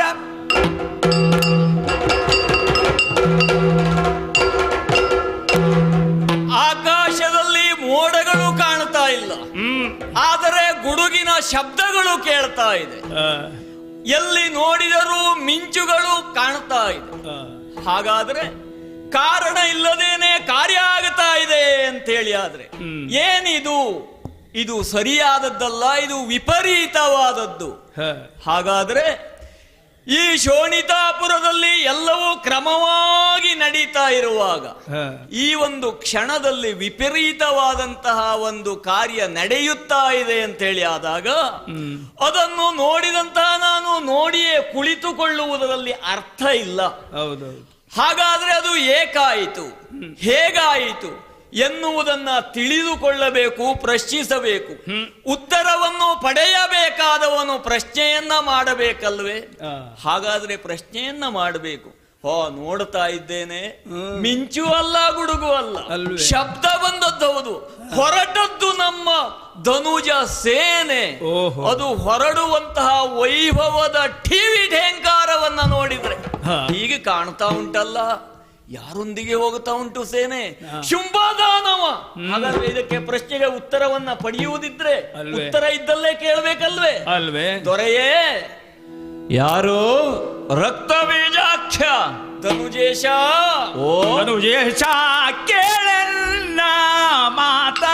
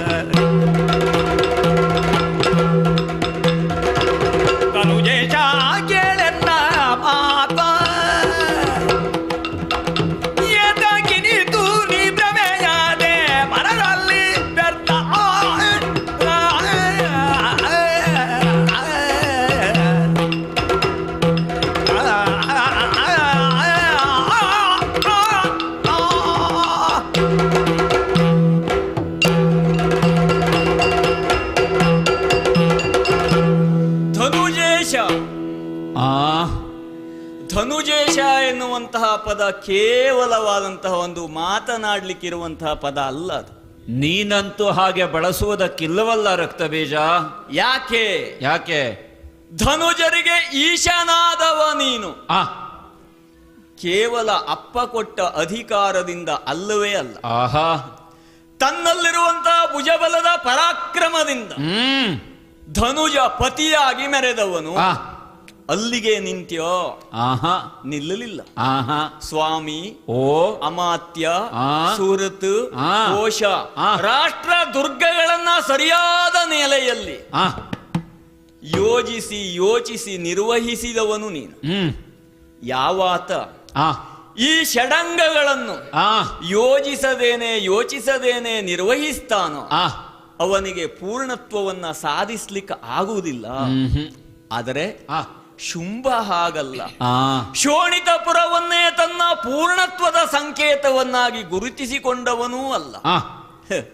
ಸ್ವರ್ಗವನ್ನ ಪಡೆಯಬೇಕು, ತ್ರಿದಶ ದಲ್ಲಣನಾಗಬೇಕು ಎನ್ನುವಂತಹ ಒಂದು ಯೋಚನೆಯನ್ನ ಮಾಡಿ ಯೋಜಿತವಾಗಿ ಹೊರಟವನ್ನೇ. ಶೋಣಿತ ನಮಗೆ ಜನ್ಮಸ್ಥಾನ. ಈ ಕಾಲಕ್ಕಾಗುವಾಗ ಸ್ವರ್ಗ ನಮ್ಮ ನಿಜವಾದಂತಹ ರಾಜಧಾನಿ ಅಂತ ಆಳ್ವಿಕೆಯನ್ನ ಮಾಡ್ತಾ ಇದ್ದವರು. ನಿಜವಾಗಿ ನಮಗೆ ಅಂತರಂಗ ತುಂಬಿದ್ದು ಯಾವಾಗ? ಸಾಮಾನ್ಯವಾದ ಯುದ್ಧಗಳ ಅನೇಕವನ್ನು ಗೆದ್ದವರು ನಾವು. ಆದರೆ ಆವಾಗ ಯಾವಾಗಲೂ ಪೂರ್ಣತ್ವದೆಡೆಗೆ ನಾವು ಹೋದವರೇ ಅಲ್ಲ ಅಂತ ಹೇಳಿ ಭಾವಿಸ್ತಾ ಇತ್ತು ಮನಸ್ಸು. ಎಷ್ಟು ತಂದರೂ ಕೂಡ ಸಾಕಾಗದು, ಇನ್ನೂ ಬೇಕು ಎನ್ನುವ ಭಾವ ಅಲ್ವೇ? ಆದರೆ ಒಂದು ದಿನ ನಾವು ತೃಪ್ತರಾದೆವು ಎನ್ನುವಂತಹ ಭಾವನೆ ನಮ್ಮ ಮನಸ್ಸಿನಲ್ಲಿ ಒಡಮೂಡಿತು. ಓಹೋ, ನಮ್ಮವರು ಎಷ್ಟೋ ಪ್ರಯತ್ನ ಪಟ್ಟರೂ ಕೂಡ ಆ ಸ್ವರ್ಗದ ಅಧಿಪತ್ಯವನ್ನ ಪಡೆಯಲಿಕ್ಕಾಗಲಿಲ್ಲ. ಆದರೆ ನೀವು ನಿಮ್ಮದಾದಂತಹ ಯೋಜಿತ ಕಾರ್ಯದಿಂದ ದೇವೇಂದ್ರನನ್ನು ಸೋಲಿಸುವ ಮೂಲಕ ಸುರಪ ಗದ್ದುಗೆಯನ್ನ ನಿಮ್ಮದಾಗಿಸಿಕೊಂಡು ಹೌದು ಈಗ ಪಾಲನೆಯನ್ನೂ ಮಾಡ್ತಾ ಇದ್ದೀರಿ. ವರ್ತಮಾನ ಕಾಲದಲ್ಲಿ ಮಾಡಬಹುದಾದಂತಹ ಯಜ್ಞಯಾಗಾದಿಗಳಲ್ಲಿಯೂ ಕೊಡುತ್ತಿರುವಂತಹ ತ್ಯಾಗ ಯಾರಿಗೆ ಅಂತ ಕೇಳಿದ್ರೆ ಶುಂಭಾಯ ಸ್ವಾಹ ಅಂತ ಮಾಡಿಟ್ಟಿದ್ದೇನೆ. ಇಂದ್ರಾಯ ಸ್ವಾಹ ಎನ್ನುವುದನ್ನೇ ತೆಗೆದು ಹಾಕಿ ಶುಂಭಾಯ ಸ್ವಾಹ, ಶುಂಭಾಯ ಇದನ್ನ ಮಮ, ಶುಂಭನಿಗೆ ಸಲ್ಲತಕ್ಕದ್ದು ಎನ್ನುವುದನ್ನು ಆಜ್ಞೆಯ ಮೂಲಕದಲ್ಲಿ ಹೇಳಿದವನಿದ್ದೇನೆ. ಋತ್ವಿಜರು ಯಾಗಗಳನ್ನು ಮಾಡುವಾಗ ನಿಮ್ಮ ಹೆಸರನ್ನು ಸ್ಮರಿಸಿ ಆಹುತಿಗಳನ್ನ ಕೊಡ್ತಾರೆ. ಆಹುತಿ ನಿಮ್ಮಲ್ಲಿಗೆ ಬಂದು ತಲುಪುತ್ತದೆ ಅಂತ ಹೇಳಿ ಆದ್ರೆ ಅದು ಪೂರ್ಣ ಎಂಬಲ್ಲಿಗೆ ದೇವತಾ ತತ್ವದ ಯಾವ ಒಂದು ಸಮೀಕರಣ ಇದೆಯೋ ಆ ಸಮೀಕರಣದ ಒಳಗೆ ಶುಂಭನು ಅಂತರ್ಹಿತನಾಗಿದ್ದಾನೆ ಎನ್ನುವುದು ಲೋಕ ತಿಳಿದ ಸತ್ಯ ಅಲ್ವೋ ರಕ್ತಬೀಜ? ನಾವು ಅರಿತುಕೊಂಡದ್ದೇ. ಪೂರ್ಣಮದಃ ಪೂರ್ಣಮಿದಂ ಪೂರ್ಣಾತ್ ಪೂರ್ಣಂ ಉದಚ್ಯತೆ ಪೂರ್ಣಸ್ಯ ಪೂರ್ಣಮಾದಾಯ ಪೂರ್ಣಮೇವ ಅವಶಿಷ್ಯತೆ. ಶುಂಭನ ಬದುಕಿನಲ್ಲಿ ಅದು ಆಯ್ತಲ್ಲ ಎನ್ನುವಂತಹ ಸಂತೋಷದಲ್ಲಿದ್ದವ್ರು ನಾವು. ಲೋಕ ನಮ್ಮನ್ನು ಅಪೂರ್ಣ ಅಂತ ಹೇಳುವುದಕ್ಕೆ ತೊಡಗಿದಾಗ ನಾವಿನ್ನು ಶೋಣಿತದ ರಕ್ತದಲ್ಲಿ ಬಿದ್ದು ಹೊರಳಾಡುತ್ತಿದ್ದೆವು. ಆ ಅಪೂರ್ಣತೆಯಿಂದ ಪೂರ್ಣತೆಯ ಎಡೆಗೆ ಸಾಗುವುದಕ್ಕೆ ಬೇಕಾಗಿ ಯಾವಾಗ ಕರ್ಮಭೂಮಿಗೆ ಬಂದವೋ ಆಗ ನಮ್ಮ ಪೂರ್ಣತೆ ಲೋಕದಲ್ಲಿ ಪ್ರಶ್ನಾರ್ಹವಾಯಿತು. ಯಾವಾಗ ದೇವೇಂದ್ರನನ್ನೇ ಚಾನಹಾನಿ ಮಾಡುವ ಮೂಲಕ ಇಂದ್ರನ ಗದ್ದುಗೆಯನ್ನು ನಾನು ಏರಿದೆನೋ ಆಗ ನೀನೋ ನಿನ್ನಂತಹವರು ಆಡಿದ ಮಾತು ಯಾವುದು ಅಂತಂದ್ರೆ ಪೂರ್ಣದಿಂದ ಪೂರ್ಣವನ್ನು ಸೇರಿಸಿ ಪೂರ್ಣವನ್ನು ಕಳೆದು ಪೂರ್ಣವನ್ನು ಗುಣಿಸಿ ಪೂರ್ಣವನ್ನು ಭಾಗಿಸಿದರೂ ಉಳಿಯುವುದು ಶುಂಭನೆನ್ನುವ ಪೂರ್ಣ ಮಾತ್ರ ಎನ್ನುವುದನ್ನು ನೀವು ಸಾರಿದ್ರಿ. ಆದರೆ ಪೂರ್ಣತ್ವ ಎನ್ನುವುದಕ್ಕೆ ಶೂನ್ಯತ್ವ ಎನ್ನುವಂತಹದ್ದು ಶಬ್ದಾರ್ಥವನ್ನ ಹುಡುಕಬೇಕಾಗುತ್ತದೆ. ಅಭಾವದಲ್ಲಿಯೂ ಪೂರ್ಣತೆ ಇದೆ, ಪೂರ್ಣತೆಯಲ್ಲಿಯೂ ಪೂರ್ಣತೆಯನ್ನು ಲೋಕದಲ್ಲಿ ತಿಳಿದ ಮುನಿ ಮನೀಷಿಗಳು ಆಡಿದರಲ್ವೋ ರಕ್ತಬೀಜ? ಸ್ವಾಮಿ, ದೇವತೆಗಳು ನಮ್ಮನ್ನ ಶೂನ್ಯರಾಗಿ ಪರಿಗಣಿಸಿದ್ರು. ಆದ್ರೆ ನಾವು ಪೂರ್ಣರಾಗಿ ಹೋಗಬೇಕು ಅಂತೇಳಿ ಆಸೆ ಪಟ್ಟು ಪೂರ್ಣತೆಯನ್ನ ಪಡೆಯುತ್ತಾ ಬಂದೆವು. ನನಗೆ ಈಗ ಮನಸ್ಸಿನಲ್ಲಿ ಬಂದದ್ದು ಹಾಗಾದ್ರೆ ನಾವು ನೋಡಿದ್ದು ಪೂರ್ಣತೆ ಅಲ್ವೋ? ಈಗ ಒಂದು ವೇಳೆ ಪೂರ್ಣವಾದದ್ದು ಆದರೆ ಅದರಲ್ಲಿ ತುಂಬಲಿಕ್ಕೆ ಏನುಂಟು ಜಗತ್ತಿನಲ್ಲಿ ಅದೆಲ್ಲವೂ ನಮ್ಮಲ್ಲಿ ಇದೆ. ಹಾಗಾದ್ರೆ ಇಲ್ಲಿಲ್ಲದೆ ಹೋದದ್ದನ್ನ ಮತ್ತೊಂದು ಕಡೆ ಇದೆ ಎನ್ನುವಂತದ್ದು ಒಂದು ಭ್ರಮೆ ಆಗುತ್ತದೆ. ಈಗ ನೀವು ಹೊರಟಂತಹ ರೀತಿಯನ್ನ ನೋಡಿದ್ರೆ, ಧನುಜೇಶನಾದಂತಹ ನೀವು ಹೊರಟಂತಹ ನೀತಿಯನ್ನ ನೋಡಿದ್ರೆ ನೀವು ಭ್ರಮೆಗೆ ಒಳಗಾಗಿದ್ದೀರಿ ಅಂತೇಳಿ ನಾನು ಭಾವಿಸ್ತಾ ಇದ್ದೇನೆ. ಯಾವ ವಿಷಯಕ್ಕೆ ರಕ್ತ ಬೀಜ ಹೀಗಾಡುವುದು ಸ್ವಾಮಿ? ಮಾವಯ್ಯ, ಒಂದು ಕೌಟುಂಬಿಕವಾಗಿಯೂ ಹೇಳ್ತೇನೆ, ಇನ್ನೊಂದು ವ್ಯಾವಹಾರಿಕವಾಗಿಯೂ ಹೇಳ್ತೇನೆ. ರಾಜಕೀಯ ಪ್ರಜ್ಞೆಯಲ್ಲಿಯೂ ನೀನಾಡುತ್ತಿ, ನೀನು ವ್ಯಾವಹಾರಿಕದ ಜೊತೆಗೆ ಸಂಬಂಧದ ನೆಲೆಯ ಮಾವ ಎನ್ನಬಹುದಾದ ಭಾವದಲ್ಲೂ ಆಡುವ ಯೋಗ್ಯತೆ ಉಳ್ಳವನು ನೀನು. ಮಾವ, ಓ, ಸಂಬಂಧವನ್ನೇ ಬೆಳೆಸಬೇಕು ಎನ್ನುವಂತಹ ಉದ್ದೇಶದಿಂದ ಹೊರಟು ನಿಂತವ ನೀನು ಅಂತ ಹೇಳಿದಾಗ ಮಾವನಾಗಿ ಸಂಬೋಧಿಸ್ತೇನೆ. ನೋಡು ನಿನ್ನ ಬುದ್ಧಿಯ ಸೂಕ್ಷ್ಮತೆ ಎಷ್ಟು ಆಳವಾಗಿದೆ ಅಂತ. ಸೈನ್ಯವನ್ನ ಸೇರಿಕೊಂಡು ಸಮಸ್ತ ಜನರನ್ನೂ ಸೇರಿಕೊಂಡು ಹೋಗ್ತಿ ಅಂತ ಹೇಳಿ ಆದಾಗ ದೊರೆಯೇ ಅಂತ ಕೇಳ್ತಾ ಇದ್ದೆ. ಆಹಾ, ಆದರೆ ಇಲ್ಲಿ ಪೂರ್ಣತೆ ಎನ್ನುವಂಥದ್ದು ಕಾಣ್ತಾ ಇಲ್ವಲ್ಲ. ಯಾವ ವಿಷಯ? ಅರಿಯದೆ ಮಾಡಿದರೆ ದೋಷ ಇಲ್ಲ, ಸರಿ. ಆದರೆ ಅರಿತೂ ಮಾಡಿದರೆ ಅದು ದೋಷ ಆಗುತ್ತದೆ. ಈಗ ದೋಷವಾದದ್ದು ಯಾವುದರಲ್ಲಿ, ಯಾವ ವಿಷಯಕ್ಕಾಗಿ ರಕ್ತ ಬೀಜ ಇದನ್ನು ಪೀಠಿಕೆಯಾಗಿ ಆಡುತ್ತಾ ಇದ್ದಾನೆ? ನಾನು ಹೊರಟಂತಹ ಕಾರ್ಯದ ಬಗ್ಗೆ ನಿನ್ನದಾದ ಅಭಿಪ್ರಾಯ ಏನು ರಕ್ತ ಬೀಜ? ಈಗ ಹೊರಟಂತಹ ಕಾರ್ಯ, ಈ ಕಾರ್ಯ ಮತ್ತು ಕಾರಣ ಎನ್ನುವಂಥದ್ದು ಎರಡು ಇರುತ್ತದೆ. ಹೌದು. ಕಾರ್ಯವನ್ನ ಸಾಧಿಸಬೇಕಾದ್ರೆ ಕಾರಣ ಇರ್ತದೆ. ಹೌದು. ಸರಿಯಾದ ಗುರಿಯನ್ನ ತಲುಪಬೇಕು ಅಂತೇಳಿ ಆದ್ರೆ ಸರಿಯಾದ ಮಾರ್ಗ ಇರಬೇಕು. ಹೌದು ಮಾವ. ಬಟ್ಟೆಯನ್ನ ಧರಿಸಿದ್ದೇವೆ, ಧರಿಸಿದ ಬಟ್ಟೆಯಷ್ಟೇ ನಡೆಯುವ ಬಟ್ಟೆಯೂ ಮುಖ್ಯ. ರಾಜ ಪೋಷಾಕುಗಳನ್ನ ಧರಿಸಿದವರು ರಾಜ ಮಾರ್ಗದಲ್ಲಿ ಸರಿಯಾಗಿ ನಡಿಬೇಕು. ರಾಜಮಾರ್ಗ ಅಂದ್ರೆ ಯಾವುದು? ಲೋಕ ರಂಜನೆಯ ಮಾರ್ಗವೇ ರಾಜಮಾರ್ಗ. ಹಾಗಾದ್ರೆ ಪ್ರಜೆಗಳು ಯಾರನ್ನು ಅನುಸರಿಸ್ತಾರೆ? ಯಾರು? ರಾಜನನ್ನು ಅನುಸರಿಸ್ತಾರೆ. ಒಂದು ಊರಿನಲ್ಲಿ ರಾಜ ಸತ್ಯಾತ್ಮನು ಧರ್ಮಾತ್ಮನು ಆಗಿದ್ರೆ ಅಲ್ಲಿರುವಂತಹ ಪ್ರಜೆಗಳು ಧರ್ಮಾತ್ಮರಾಗಿರ್ತಾರೆ. ಯಥಾ ರಾಜ ತಥಾ ಪ್ರಜಾ. ಸರಿ. ನಿನ್ನನ್ನ ನೋಡಿ ನಮ್ಮಲ್ಲಿರುವವರೆಲ್ಲರೂ ಧರ್ಮಿಷ್ಠರಾಗಿ ಧಾರ್ಮಿಕ ಕಾರ್ಯಕ್ರಮ ಆಗುತ್ತದೆ ಅಂತ ಹೇಳಿದ್ರೆ ಮನೆಯಲ್ಲಿ ಕೂರಲಾಗದೇ ಇಲ್ಲಿ ಬಂದು ಕೂರುವವರು ಎಷ್ಟು ಜನ? ಯಾಕೆ? ಮನೆಯಲ್ಲಿ ತೊಂದರೆ ಇದೆ ಅಂತ ಅಲ್ಲ. ಶುಂಭನ ಆಸ್ಥಾನ ಅಂದ್ರೆ ಅಷ್ಟು ಅದ್ಭುತವಾದದ್ದು. ಆದ್ರೆ ಈ ಪೂರ್ಣ ಆಸ್ಥಾನದಿಂದ ಶುಂಭನೆ ಹೊರಟು ನಿಂತಿದ್ದಾನೆ ಅಂದ್ರೆ ಇಲ್ಲಿ ಕೊರತೆ ಇದೆ ಅಂತ ಆಯ್ತು. ಮಾವ, ನೀವು ಹೊರಟದ್ದು ಎಲ್ಲಿಗೆ? ಇಲ್ಲಿಯವರೆಗೆ ನಡೆದಂತಹ ಘಟನಾವಳಿಗಳಿಗೆ ನೀನು ಸಾಕ್ಷಿಯಾಗೇ ಇದ್ದಿ ರಕ್ತ ಬೀಜ. ನಾನು ಆಡಬೇಕು ಅಂತ ಇಲ್ಲ, ವಿಸ್ತಾರ ಮಾಡಬೇಕು ಅಂತ ಇಲ್ಲ. ಆದರೂ ಯಾಕೆ, ಎಲ್ಲಿಗೆ ಅಂತ ಕೇಳುವಂತಹ ನಿನ್ನ ವಿನಯಶೀಲತೆಯ ಮಾತಿಗೆ ಒಂದರ್ಥದಲ್ಲಿ ನಾನು ಹೇಳಬೇಕಾದದ್ದು ಕರ್ತವ್ಯ ಅಂತ ನಾನು ಭಾವಿಸಿಕೊಳ್ಳುತ್ತೇನೆ. ಯಾಕೆ? ಮಾವ ಎನ್ನುವಂತಹ ನೆಲೆಯಲ್ಲಿ ನೀನು ಕೇಳುತ್ತಿ, ಮಹಾರಾಜ ಎನ್ನುವಂತಹ ಭಾವದಲ್ಲಿಯೂ ನೀನು ಮಾತನಾಡುತ್ತಿ. ನಾನು ಹೊರಟದ್ದು ಯಾಕೆ ಹಾಗಿದ್ರೆ? ಚಂಡಮುಂಡರು ಯಾವ ಕಾರಣದಿಂದ ಪ್ರೇಷಿತರಾಗಿ ಹಿಂದಿರುಗಿ ಬರುವಲ್ಲಿಯೇ ವಿಫಲತೆಯನ್ನ ಹೊಂದಿದ್ರು, ಸುಗ್ರೀವ ಯಾರಲ್ಲಿ ಸಂಧಾನಕ್ಕೆ ಹೋಗಿ ಸಂಧಾನ ವಿಫಲವಾಗಿ ಮರಳಿದನು, ಆ ನೆಲೆಯಲ್ಲಿಯೇ ಹೊರಟವನಿದ್ದಾನೆ ಶುಂಭದಾನವ. ಮಾಡಬೇಕಾದಂತಹ ಕಾರ್ಯದಲ್ಲಿ ಚಂಡಮುಂಡರೇ ವಿಫಲರಾದರು ಅಂತ ಆದರೆ ಅವರ ಬ್ರಹ್ಮಚರ್ಯವೋ ಅಲ್ಲಿ ನಿಲ್ಲಲಿಲ್ಲ ಅಂತ ಆಗುವಾಗ ಪರಮ ಪಾವನವಾದಂತಹ ಬ್ರಹ್ಮಚರ್ಯವನ್ನು ಬದುಕಾಗಿಸಿಕೊಂಡು ಈ ಶುಂಭನಿಗೋಸ್ಕರ ನಾವಿದ್ದೇವೆ, ನಾವು ದುಡಿಯುತ್ತೇವೆ, ನಾವು ನಿನ್ನ ಜೊತೆಯಲ್ಲಿದ್ದೇವೆ ಎನ್ನುವಂತಹ ಭಾವದಲ್ಲಿ ತನು ಮನವನ್ನು ಸಮರ್ಪಣೆ ಮಾಡಿದವರನ್ನೂ ಅಳಿಯುವ ಹಾಗೆ ಮಾಡಿದಳಲ್ಲ ಒಬ್ಬಳು ಹೆಣ್ಣು ಮಗಳು.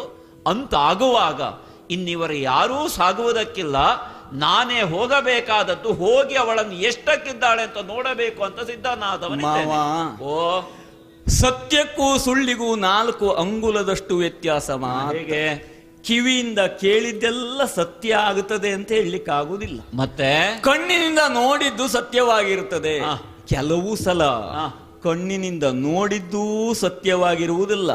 ನಿನಗೆ ಅವ್ರು ಏನ್ ಹೇಳಿದ್ರು? ತರುಣಿ ಅಂತ ಹೇಳಿದ್ರೆ ತರುಣಿಯನ್ನೇ ಮಾತನಾಡಿಸಕ್ಕೆ ಹೊರಟದ್ದು. ತರುಣಿ ಯವಳಲ್ಲ ಆದಿ ಮಾಯೆ.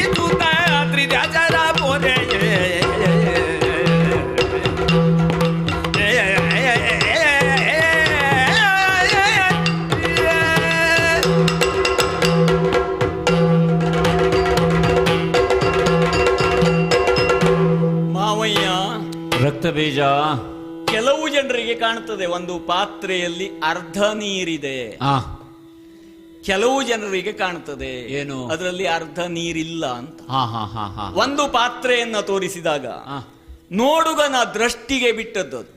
ಹಾಗಾದ್ರೆ ಅರ್ಧದಲ್ಲಿ ಇದ್ದದ್ದೂ ಸತ್ಯ, ಅರ್ಧ ಇಲ್ಲದೆ ಹೋದದ್ದು ಸತ್ಯ. ಸರಿ. ಹಾಗಾದ್ರೆ ಆ ಪಾತ್ರೆಯಲ್ಲಿ ಇದೆಯೋ ಇಲ್ವೋ ಅಂತ ಕೇಳಿದ್ರೆ ಇದೇನುವಂತಹ ಮನಸ್ಥಿತಿ ಇದ್ದವನು ಇದೆ ಅಂತ ಹೇಳ್ತಾನೆ, ಇಲ್ಲ ಎನ್ನುವಂತಹ ಮನಸ್ಥಿತಿ ಇದ್ದವನು ಪೂರ್ತಿ ಇಲ್ಲ ಅಂತ ಹೇಳ್ತಾನೆ. ಅವರವರ ಮನಸ್ಥಿತಿ.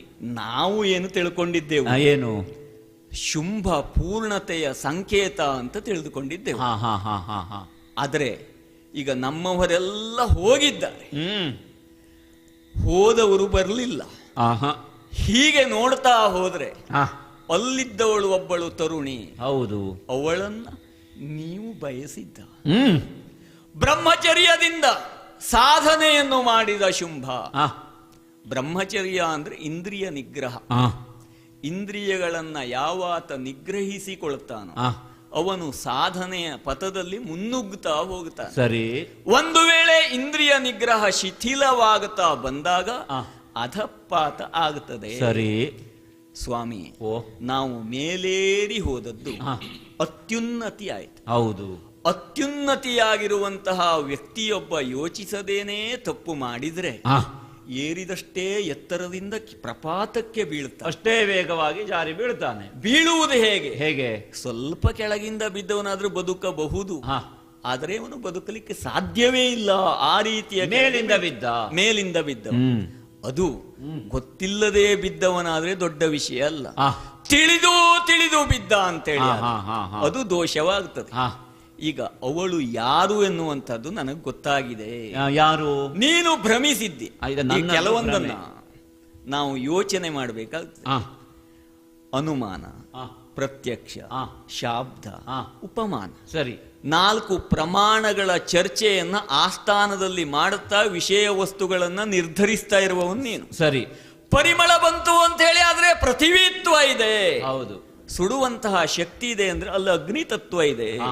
ಗಾಳಿಯನ್ನ ಗುರುತಿಸಬೇಕಾದ್ರೆ ಗಿಡಮರಗಳು ಅಲುಗಾಡುತ್ತವೆ ಎನ್ನುವಂತ ಅನೇಕ ದೃಷ್ಟಾಂತಗಳನ್ನ ಇಟ್ಟುಕೊಂಡು ವ್ಯವಹರಿಸುವಂತಹ ಮಾವ, ಹೌದು, ವ್ಯವಹರಿಸುವಂತಹ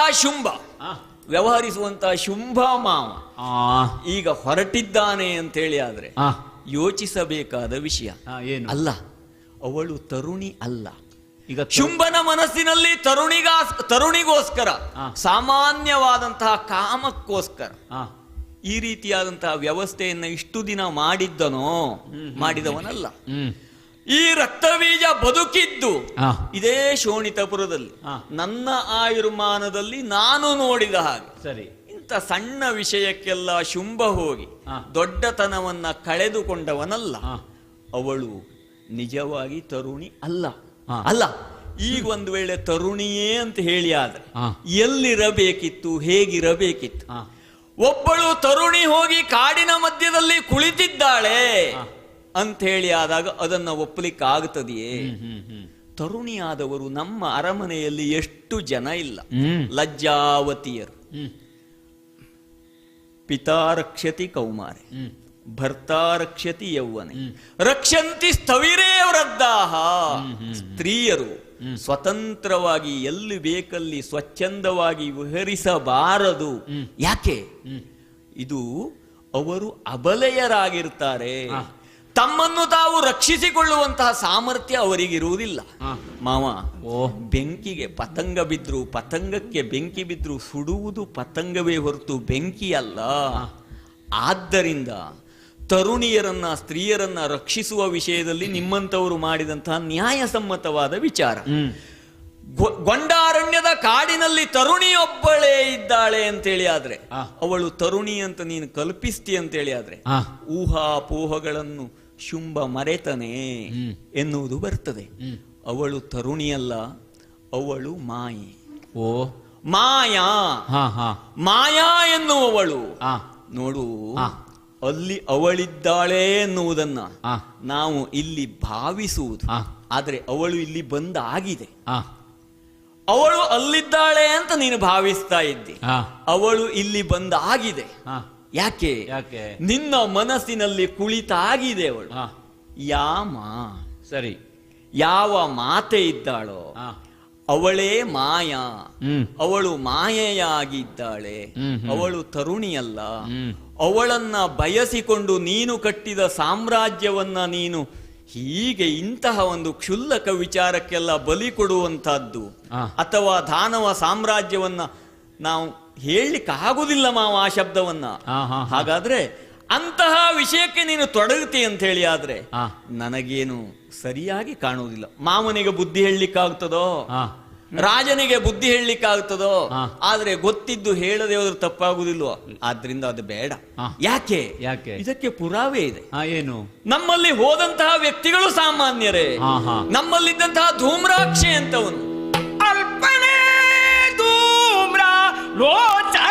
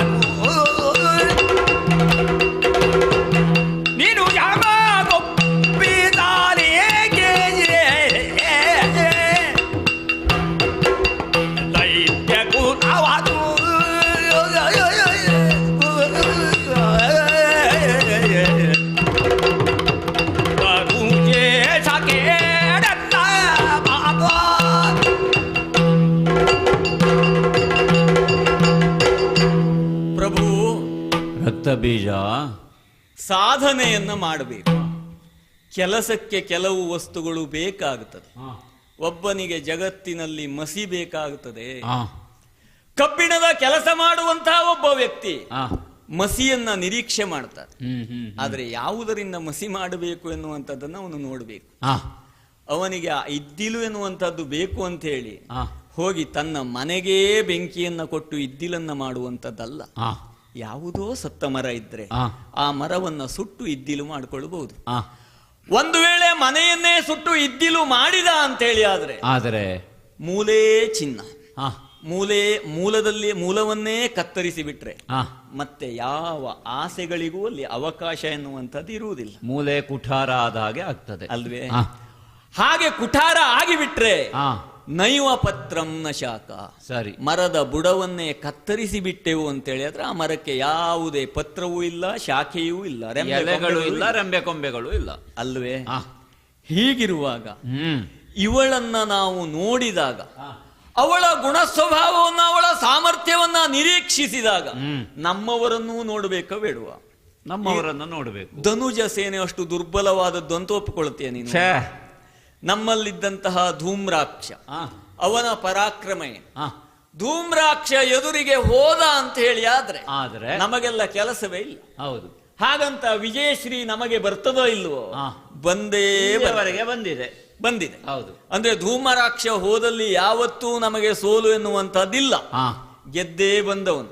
ಎದುರಿನ ಪಕ್ಷಕ್ಕೆ ನಿಜಾರ್ಥದಲ್ಲಿ ಧೂಮ್ರವಾಗಿ, ನಮ್ಮ ಪಕ್ಷಕ್ಕೆ ವಿಜಯದ ಬೆಳಕಾಗಿಯೇ ಇದ್ದವನು ಧೂಮ್ರಾಕ್ಷನಾಗಿದ್ದ. ಎದುರಿನವರು ಮುಖ ಮುಚ್ಚಿಕೊಂಡೇ ಬರಬೇಕು. ಅಲ್ಲ, ಮುಖ ಮುಚ್ಚಿಕೊಂಡು ಹೋಗಬೇಕು. ಮುಖ ಮುಚ್ಚಿಕೊಂಡು ಹೋದವರು ಮುಖ ತೋರಿಸುವಾಗೇ ಇಲ್ಲ. ಅಂತಹ ಪರಿಸ್ಥಿತಿಯನ್ನ ಧೂಮ್ರಾಕ್ಷ ತರುತ್ತಿದ್ದ. ಹೌದು, ಅಲ್ಪನಲ್ಲ. ಅಂತಹ ಮಹಾನ್ ವ್ಯಕ್ತಿ ಅಲ್ಲಿಗೆ ಹೋದಾಗ ಅವಳ ಹೂಂಕಾರದಿಂದ ಸತ್ತೋದ್ನಂತಲ್ಲ. ಹೌದು, ಇದು ವಿಷಯ ಗೊತ್ತಾಯ್ತಾ? ಗೊತ್ತಾಗಿದೆ. ನಮ್ಮಲ್ಲಿರುವಂತಹ ಅತ್ಯಂತ ಇಂದ್ರಿಯ ನಿಗ್ರಹವನ್ನು ಹೊಂದಿದಂತಹ ಚಂಡಮುಂಡರು, ಅಸಾಮಾನ್ಯ ವೀರರು.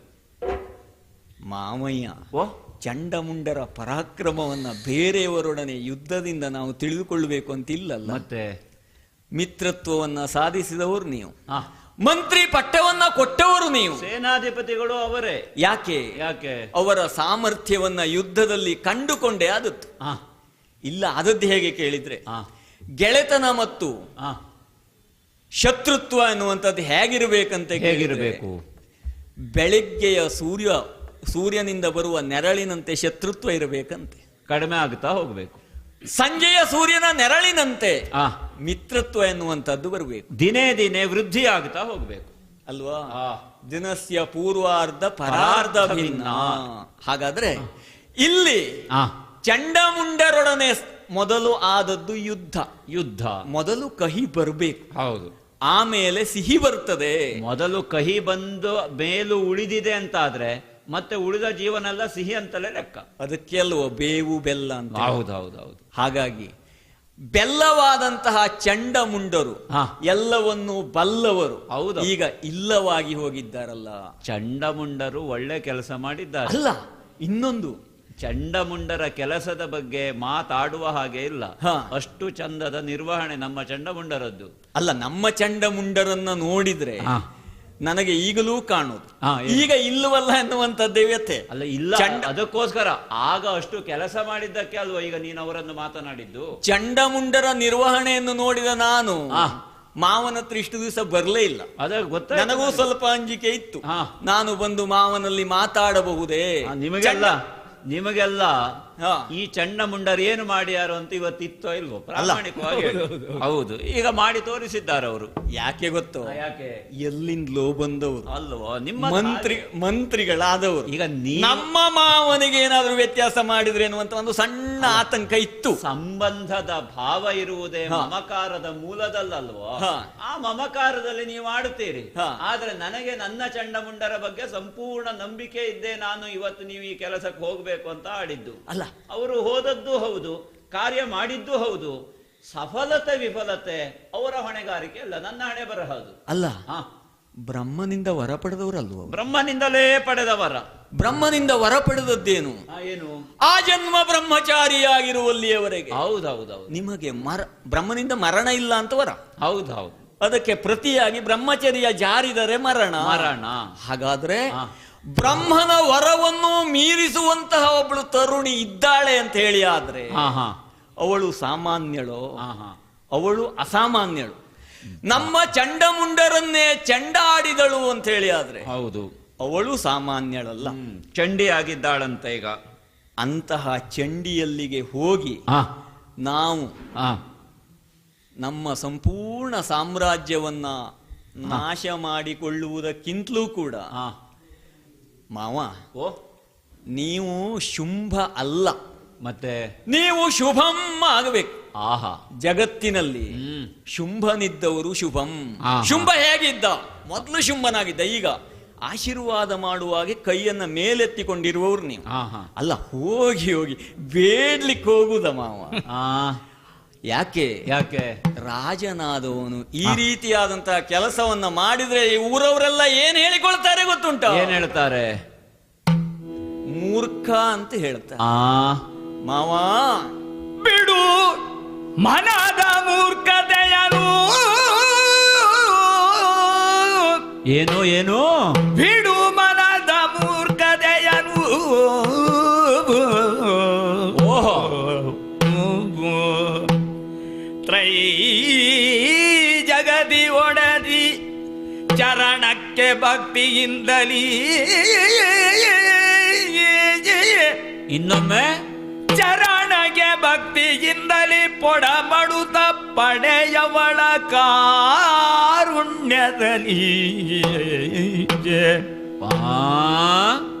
ಜಡಜ ಪೀಠನವರವ ತೆರಳಲಿ ಪಡೆದು ಸುಖವನು ಬಾಳುವುದೆನು ತಲಿ ಬಿಡು ಮನದ ಮೂರ್ಖತೆಯನು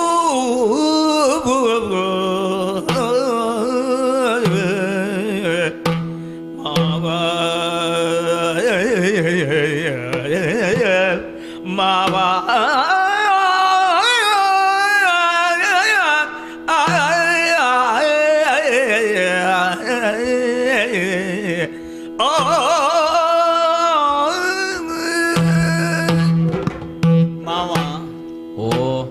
ಮನಸ್ಸೇಕಂ ವಚಸ್ಯೇಕಂ ಕರ್ಮಣ್ಯೇಕಂ ಮಹಾತ್ಮನಾಂ. ಮನಸ್ಸಿನಲ್ಲಿಯೂ ಒಂದೇ, ಮಾತಿನಲ್ಲೂ ಒಂದೇ. ಮನಸ್ಸಲ್ಲಿದ್ದದ್ದೇ ಮಾತಿನಲ್ಲಿ, ಅದೇ ಕೃತಿಯಲ್ಲಿ ತ್ರಿಕರಣ ಏಕೀಕರಣವಾಗುವುದು. ಹಾಗೆ ಅದೇ ವ್ಯತ್ಯಾಸ ಆದ್ರೆ ಅದು ದುರಾತ್ಮರ ಕೆಲಸ ಆಗುತ್ತದೆ. ಮನಸ್ಸಿನಲ್ಲಿ ಒಂದಿರುವುದು, ಮಾತಿನಲ್ಲಿ ಮತ್ತೊಂದು ಹೇಳುವುದು, ಮಾತನಾಡಿ ಕೃತಿಗೆ ಬರ್ಬೇಕಿದ್ರೆ ಇನ್ನೇನೋ ಆಗುವುದು. ಈಗ ರಕ್ತ ಬೀಜ ಯಾಕೆ ಹೇಳಿದ? ಒಬ್ಬ ಗಿಡವನ್ನು ನೆಡ್ತಾನೆ, ಈ ವರ್ಷ ನೆಟ್ಟ ಜಾಗದಲ್ಲೇ ಮುಂದಿನ ವರ್ಷವೂ ಗಿಡವನ್ನು ನೆಡ್ತಾನೆ ಅಂತೇಳಿ, ಆದ್ರೆ ಅವನೆಷ್ಟು ಬುದ್ಧಿವಂತ ಅಂತ ಯೋಚನೆ ಮಾಡಬೇಕು. ಒಬ್ಬ ಒಂದು ಗಿಡವನ್ನ ನೆಟ್ರೆ ಬೇರು ಬಂದಿದೆಯೋ ಇಲ್ವೋ ಅಂತೇಳಿ ದಿನವೂ ಕಿತ್ತು ನೋಡುವಂತದ್ದಕ್ಕೆ ಏನ್ ಹೇಳ್ತೇವೆ? ಬಾಲಿಶ ಅಲ್ವಾ? ಹೌದು. ಅವನಿಗೆ ಮೂರ್ಖ ಅಂತ ಹೇಳಿದ್ರೆ ತಪ್ಪಾಗ್ತದೋ? ಬಾಲಕರು ಮಾಡಿದ್ರೆ ಮೂರ್ಖತೆ ಅಲ್ಲ, ಅದೇ ದೊಡ್ಡವರು ಮಾಡಿದ್ರೆ ಹೌದು. ತಾನೇ ನೆಟ್ಟಂತಹ ಗಿಡ ಸರಿಯಾಗಿ ಫಲ ಕೊಡುವ ಮೊದಲೇ ಅದಕ್ಕೆ ಕುಟಾರಾಘಾತವನ್ನು ಮಾಡಿದ್ರೆ ತಪ್ಪಾಗುತ್ತದೆ. ಇಷ್ಟು ಸುಂದರವಾಗಿ ಕಟ್ಟಿದಂತಹ ಈ ಸಾಮ್ರಾಜ್ಯವನ್ನ ಕೇವಲ ಒಂದು ಕಾಮ, ಅಪೇಕ್ಷೆ, ಅದಕ್ಕೋಸ್ಕರ ಬಲಿ ಕೊಡ್ತಾ ಇದ್ದೀರಲ್ಲ, ಇದಕ್ಕೆ ನಾನು ಮೂರ್ಖತೆ ಅಂತ ಹೇಳದೆ ಹೋದ್ರೆ ತಪ್ಪಾಗುತ್ತದೆ ಮಾವ. ಒಂದು ಏನು ವ್ಯವಸ್ಥೆ ಉಂಟು. ವ್ಯವಸ್ಥೆ ಉಂಟು ಯಾವುದಕ್ಕೆ? ದೇವರನ್ನ ನಾವು ಒಲಿಸಿಕೊಂಡವರು. ನಮ್ಮವರು ಹೋದ್ರೆ ಹಠ ತೊಟ್ರೆ ಬ್ರಹ್ಮನನ್ನ ಒಲಿಸಿಕೊಳ್ಳುತ್ತೇವೆ, ಶಿವನನ್ನು ಒಲಿಸಿಕೊಳ್ಳುತ್ತ ಇದೆ, ದೃಷ್ಟಾಂತ ಇದೆ. ನೀವೇ ಒಲಿಸಿಕೊಂಡಿದ್ದ.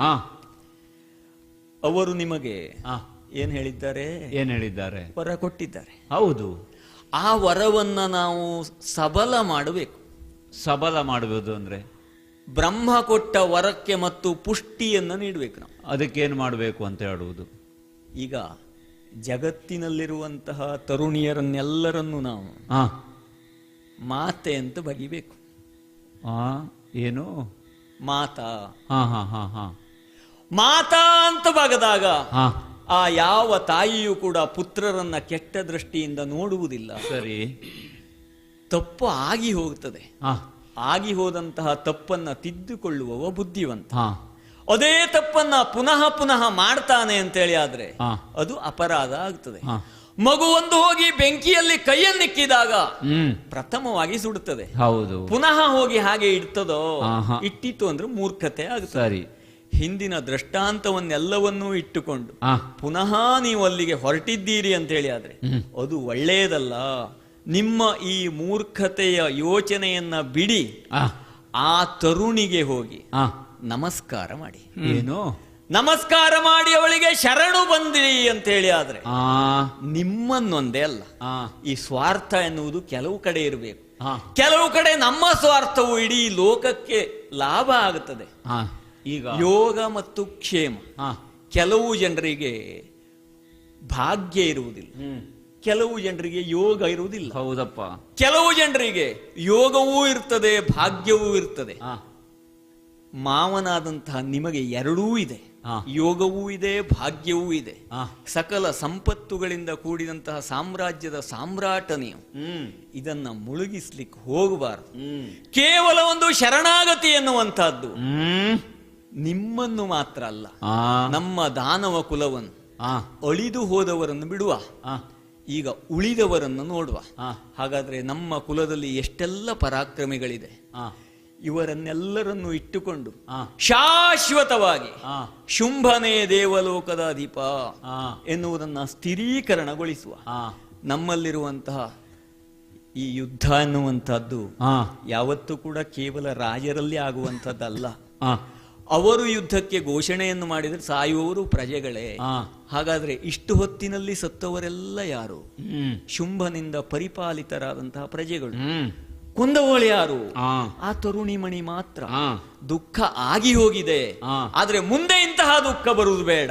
ಆದ್ದರಿಂದ ಈ ಯುದ್ಧವನ್ನ ಕೈಬಿಡಿ, ಸಾಕು ಮಾವ. ಒಮ್ಮೆ ಮಾವ ಅಂತ ಹೇಳುತ್ತಾ ಮತ್ತೊಮ್ಮೆ ಮಹಾರಾಜ ಎನ್ನುವಂತಹ ಭಾವದಲ್ಲಿ ಮಾತನಾಡುತ್ತಾ ಹಂತ ಹಂತವಾಗಿ ಆಡಿದ ಮಾತೇನು, ಅವಳನ್ನ ಬಿಟ್ಟು ಬಿಡಬೇಕು, ಅವಳಿಗೆ ಶರಣಾಗತಿ ಆಗಬೇಕು. ನಿನ್ನ ಮಾತು ಕೇಳಿ ಅರ್ಜಿಸುವುದೆಂದ ಸುಭಾಗ್ಯ ಬಿಡು ಬಿಡು ನಿಂದ ನುಡಿದ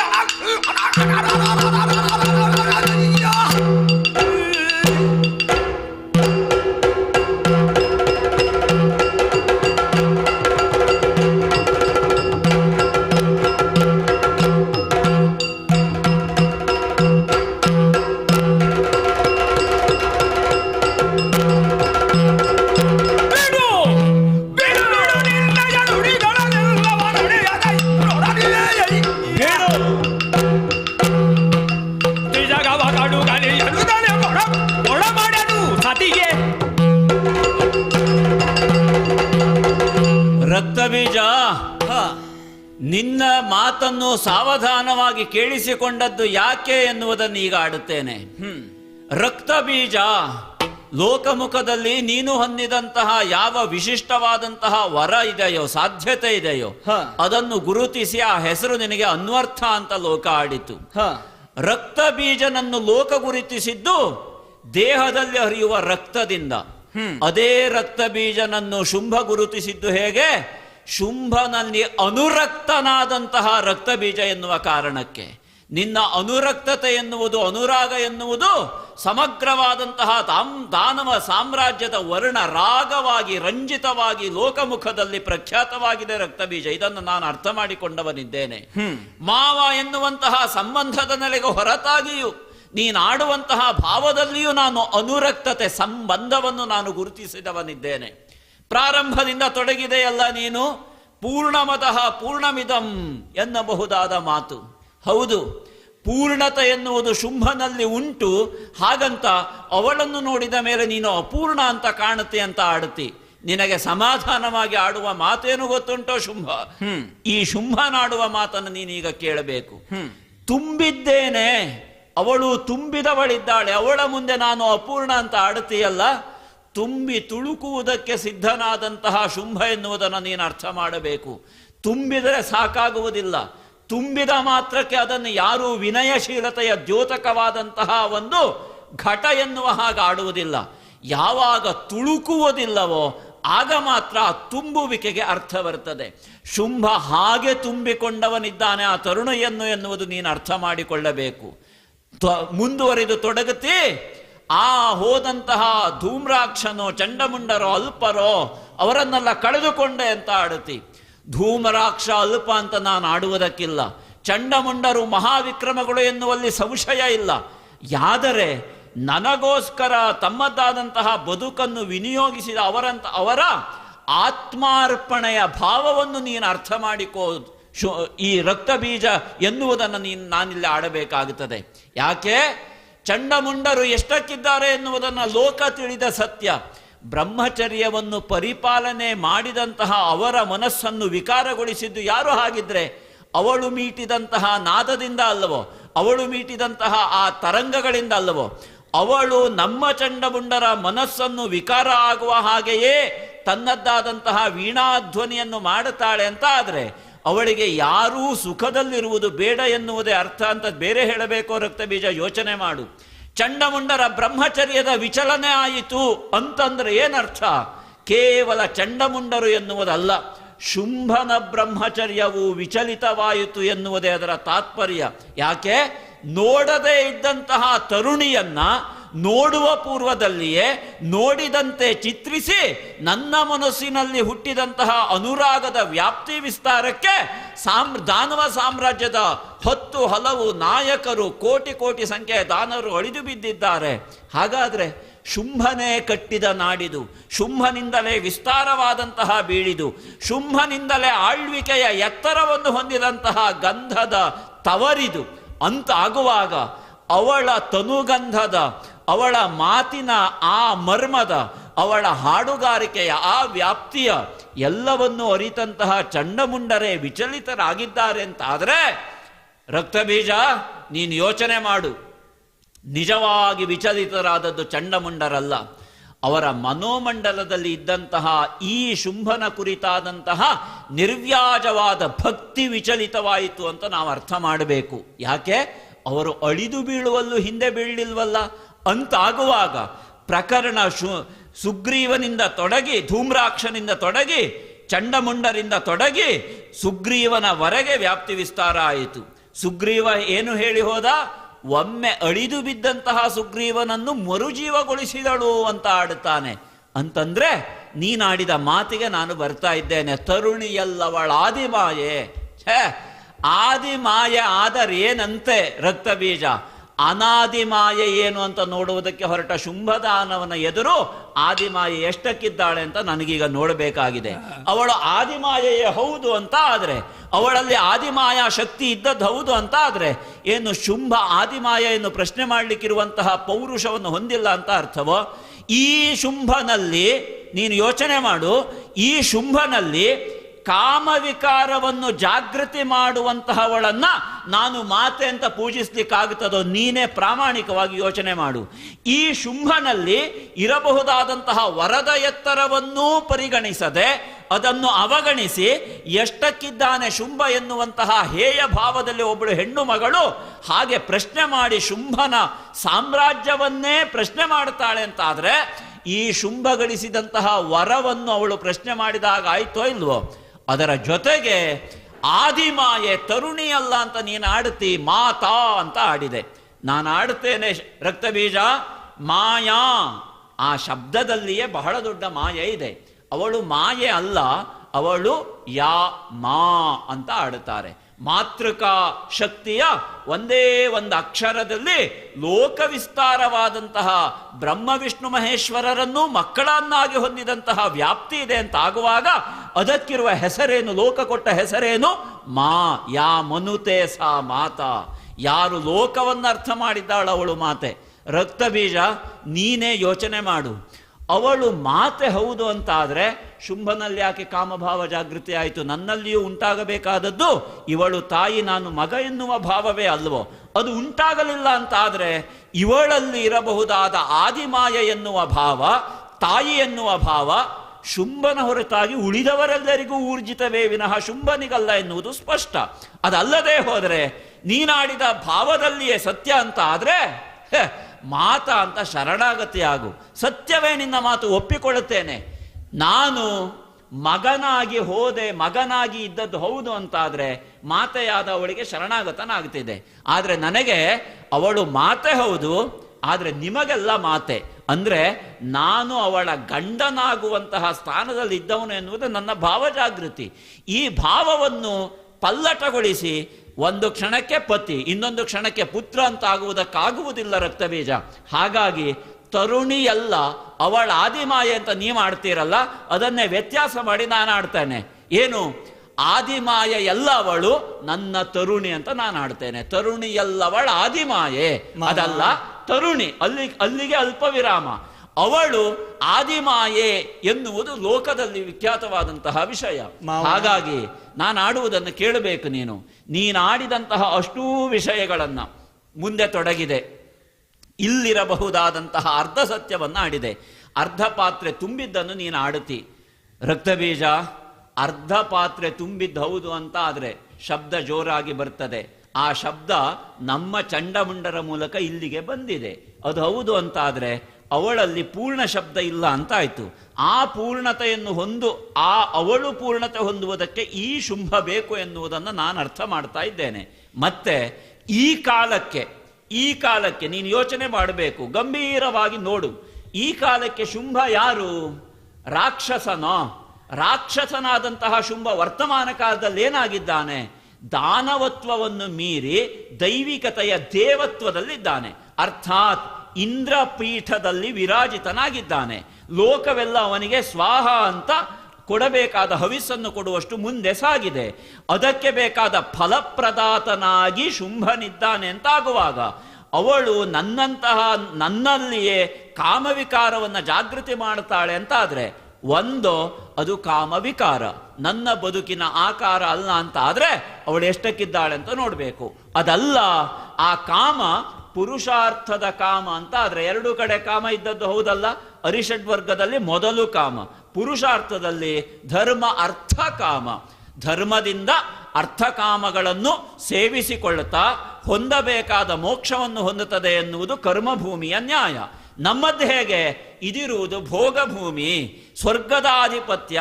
ಸ್ವರ್ಗದಲ್ಲಿದ್ದವನಿಗೆ 3 ಲೋಕದ ಆಧಿಪತ್ಯ ಇದ್ದದ್ದು ಸತ್ಯ ಅಂತ ಆದ್ರೆ, ನಾನಿರಬಹುದಾದದ್ದು ಪುರುಷಾರ್ಥದ ಕಾಮ ಅಂತ ಆದ್ರೆ, ರಕ್ತಬೀಜ ಅವಳು ಪುರುಷಾರ್ಥದ ಕಾಮಕ್ಕೆ ನನ್ನ ತೊಡೆಯನ್ನು ಏರಬೇಕಾದದ್ದೇ ಕರ್ತವ್ಯವಲ್ವೋ? ಹಾಗಾಗಿ ಆಡುತ್ತೇನೆ. ಕೊನೆಯದ್ದಾಗಿ, ನೀನಾಡಿದಂತಹ ಮಾತುಗಳೆಲ್ಲದಕ್ಕೂ ಕೂಡ ಅನುರಕ್ತತೆಯ ನೆಲೆಯಲ್ಲಿ ನನ್ನಲ್ಲಿ ಸಮಾಧಾನ ಇದೆ. ಆದರೆ ನೈತಿಕ ಬಲ ಏನು ಅಂತ ನೀನು ಕೇಳ್ತೆ ಅಂತ ಆದರೆ, ಅವಳು ಕಾಮವಿಕಾರ ಮಾಡಿದ್ದಕ್ಕೆ ನೀನೇನು ಆಡುತ್ತೆ ಅಂತ ನಾನು ಪ್ರಶ್ನೆ ಕೇಳಬೇಕಾಗುತ್ತದೆ.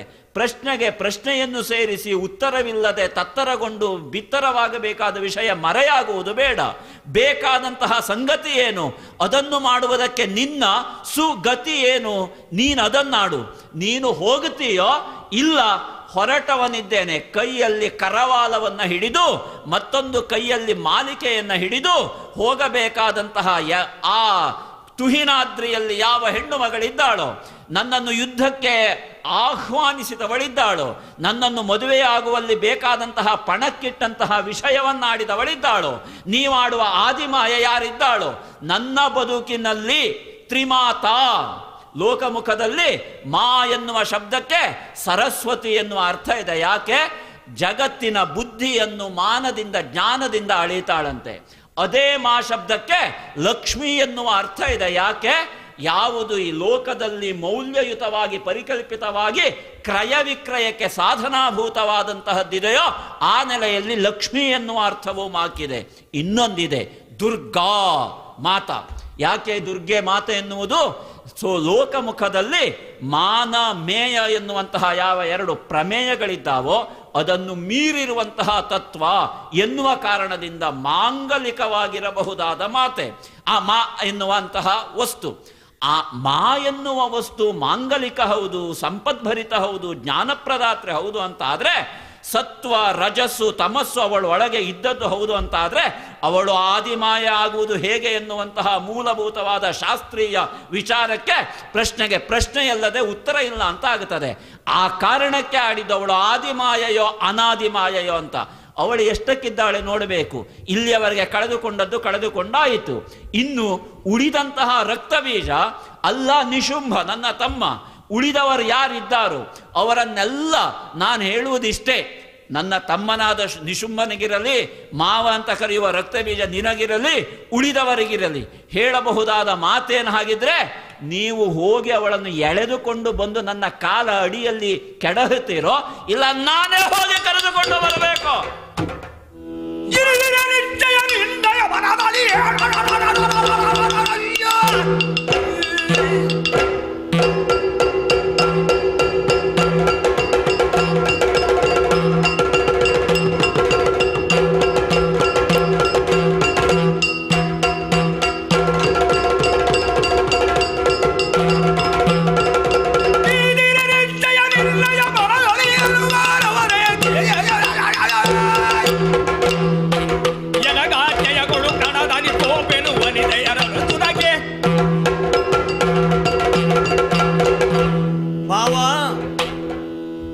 ಸುಗ್ರೀವನನ್ನ ಅವಳು ಕೊಂದಳು. ಆಮೇಲೆ ಅವನು ಬದುಕಿ ಬಂದ. ಹೇಗೆ ಬಂದ ಅಂತೇಳಿ ವಿಮರ್ಶೆಗೊಡ್ಡಿದಾಗ ಅವಳು ಬದುಕಿಸಿದಳು. ಹಾಗಾದ್ರೆ ಕೊಲ್ಲಬಹುದು, ಕೊಲ್ಲುತ್ತಾಳೆ, ಬದುಕಿಸುತ್ತಾಳೆ ಎನ್ನುವಂತಹ ವಿಚಾರವನ್ನು ತಿಳಿಸಿದಾಗ ನಾವು ಕೊಲ್ಲುವವರಾದರೂ ನಮ್ಮಲ್ಲಿ ಬದುಕಿಸುವ ಸಾಮರ್ಥ್ಯ ಇಲ್ಲದೆ ಹೋದರೂ ನಾವು ಹೋಗುತ್ತೇವೆ ಅಂತ ಹೇಳಿ ಹೊರಟಿದ್ದೀರಲ್ಲ ಪ್ರಭು, ನೀವು ಹೋಗುವುದು ಬೇಡ. ಈ ರಕ್ತ ಬೀಜ ಇಲ್ಲಿರುವಂತಹದ್ದು ಯಾವುದಕ್ಕೋಸ್ಕರ ಈ ರೀತಿಯಾದಂತಹ ಮಾತನ್ನಾಡಿದ? ಕೇವಲ ಹೇಡಿಯಾಗಿ ಇಲ್ಲಿ ಬದುಕಿ ಉಳಿಲಿಕ್ಕೆ ನಾನು ಹೇಳಿದ್ದಲ್ಲ. ಮತ್ತೆ ನಮ್ಮ ಕಣ್ಣಾರೆ ನಮ್ಮ ರಾಕ್ಷಸ ಕುಲ ನಾಶ ಆಗುತ್ತಾ ಇರುವುದನ್ನ ತಡೆಯಬೇಕು ಎನ್ನುವಂತ ಒಂದು ಸದುದ್ದೇಶದಿಂದ ಹೇಳಿದನೇ ಹೊರತು ಆ ತರುಣಿಯನ್ನ ತರಲು ಅಸಮರ್ಥನಾದವನಾಗಿ ಹೇಳಿದವನಲ್ಲ. ಹೋಗುವುದು ತರುಣಿಯನ್ನ ಕರೆತರಲಿಕ್ಕೆ, ಮಾತೆಯನ್ನ ಕರೆತರಲಿಕ್ಕೆ, ಮಾತೆಯನ್ನ ಮಾತಾಡಿಸ್ಲಿಕ್ಕೆ. ಅದಕ್ಕಾಗಿ ಹೊನ್ನಿನ ಅಂದಣವನ್ನ ಸಿದ್ಧಪಡಿಸಿಕೊಂಡು ಹೊರಟಿದ್ದೇನೆ.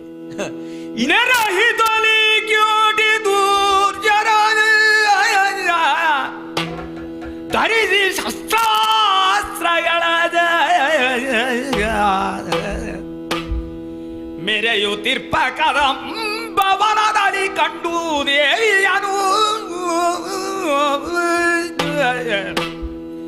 ನೆರಹುದಲಿ ಕೋಟಿ ದೈತ್ಯರ ಧರಿಸಿ ಶಸ್ತ್ರಾಸ್ತ್ರಗಳ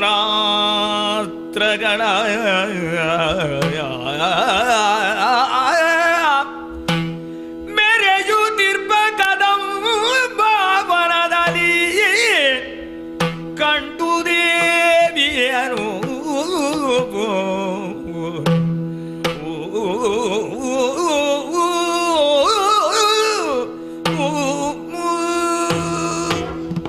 ಶುಂಭನಿಂದ ಒಂದು ಸೈನ್ಯ ಹೊರಡ್ತದೆ ಅಂತ ಹೇಳಿ ಆದ್ರೆ ಹಿಂದೆ ಇರುವವನು ರಕ್ತ ಬೀಜ ಅಲ್ಲ. ರಕ್ತ ಬೀಜ ಏನಂದ್ರು ಅಗ್ರೇಸರ. ಅಗ್ರೇಸರನಾದಂತಹ ರಕ್ತ ಬೀಜ ಹೊರಡುವ ಪರಿ ಯಾವುದು? ಹೇಡಿ ಎಂದದಿ ಕುಳಿತುಕೊಳ್ಳುವವನಲ್ಲ. ಕೋಟಿ ದೈತ್ಯರನ್ನ ಸಶಸ್ತ್ರ ಪಾಣಿಗಳನ್ನಾಗಿಸಿಕೊಂಡು ಸಕಲ ವಿಧ ಶಸ್ತ್ರಗಳನ್ನು ರಥದಲ್ಲಿ ಅಂಗಣದಲ್ಲಿ ತುಂಬಿಸಿಕೊಂಡು ಹೊರಡುವವನ್ನ. ಹೊರಡಬೇಕಾದ್ರೆ ನಮ್ಮ ಯೋಚನೆ ಯಾವುದು? ಗೆಲ್ಲಬೇಕು. ಉದ್ದೇಶ ಒಂದೇ, ಪೂರ್ಣತ್ವ. ಆ ಪೂರ್ಣತೆಯನ್ನ ಪಡೆದು ಬರಬೇಕು, ಮಾತೆಯನ್ನ ತರಬೇಕು, ತಂದು ಶುಂಭನಿಗೆ ಮದುವೆ ಮಾಡಿಸಬೇಕು ಎನ್ನುವಂತಹ ಉದ್ದೇಶದಿಂದ ಹೊರಟವನಲ್ವೇ ನಾನು. ಹಾಗಾದ್ರೆ ಈಗ ನಾನು ಹೊರಟು ಬಂದಂತಹ ಪ್ರದೇಶವನ್ನ ನೋಡ್ತಾ ಇದ್ರೆ ಕದಂಬವನ ಅಲ್ವೇ ಇದು? ನೋಡಿದನು ಕಲಿ ರಕ್ತ ಬೀಜನು,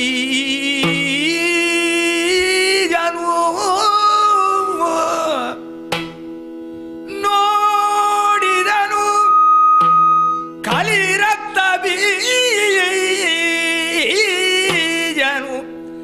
ಗಾಢ ಗರ್ವದಿ ಕುಳಿತ ಶಿವೆಯನು,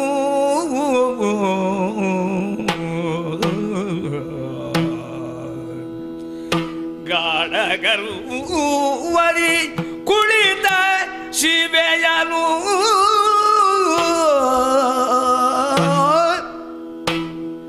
ಆಡಿದನು ಮನದೊಳಗೆ ಇವಳನು ತಿಳಿಯದೆಯೇ ಇನಿತಾಯ್ತೆ,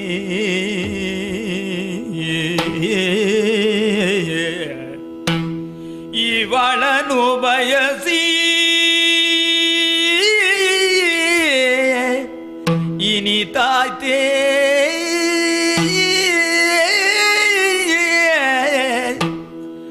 ಮಾಡಲಿನ್ನೇನ ಕಟ ಶುಂಭನ ಕೂಡೆ ಭಾಷೆಯನು ಒರೆದು ಬಂದೆನು,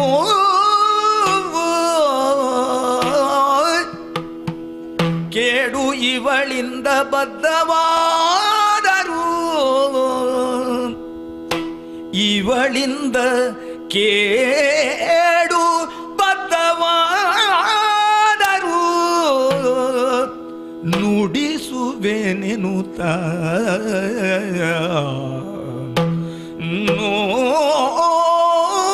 ನೋಡಿದನು ಕಲಿ ರಕ್ತ ಬೀಜರು.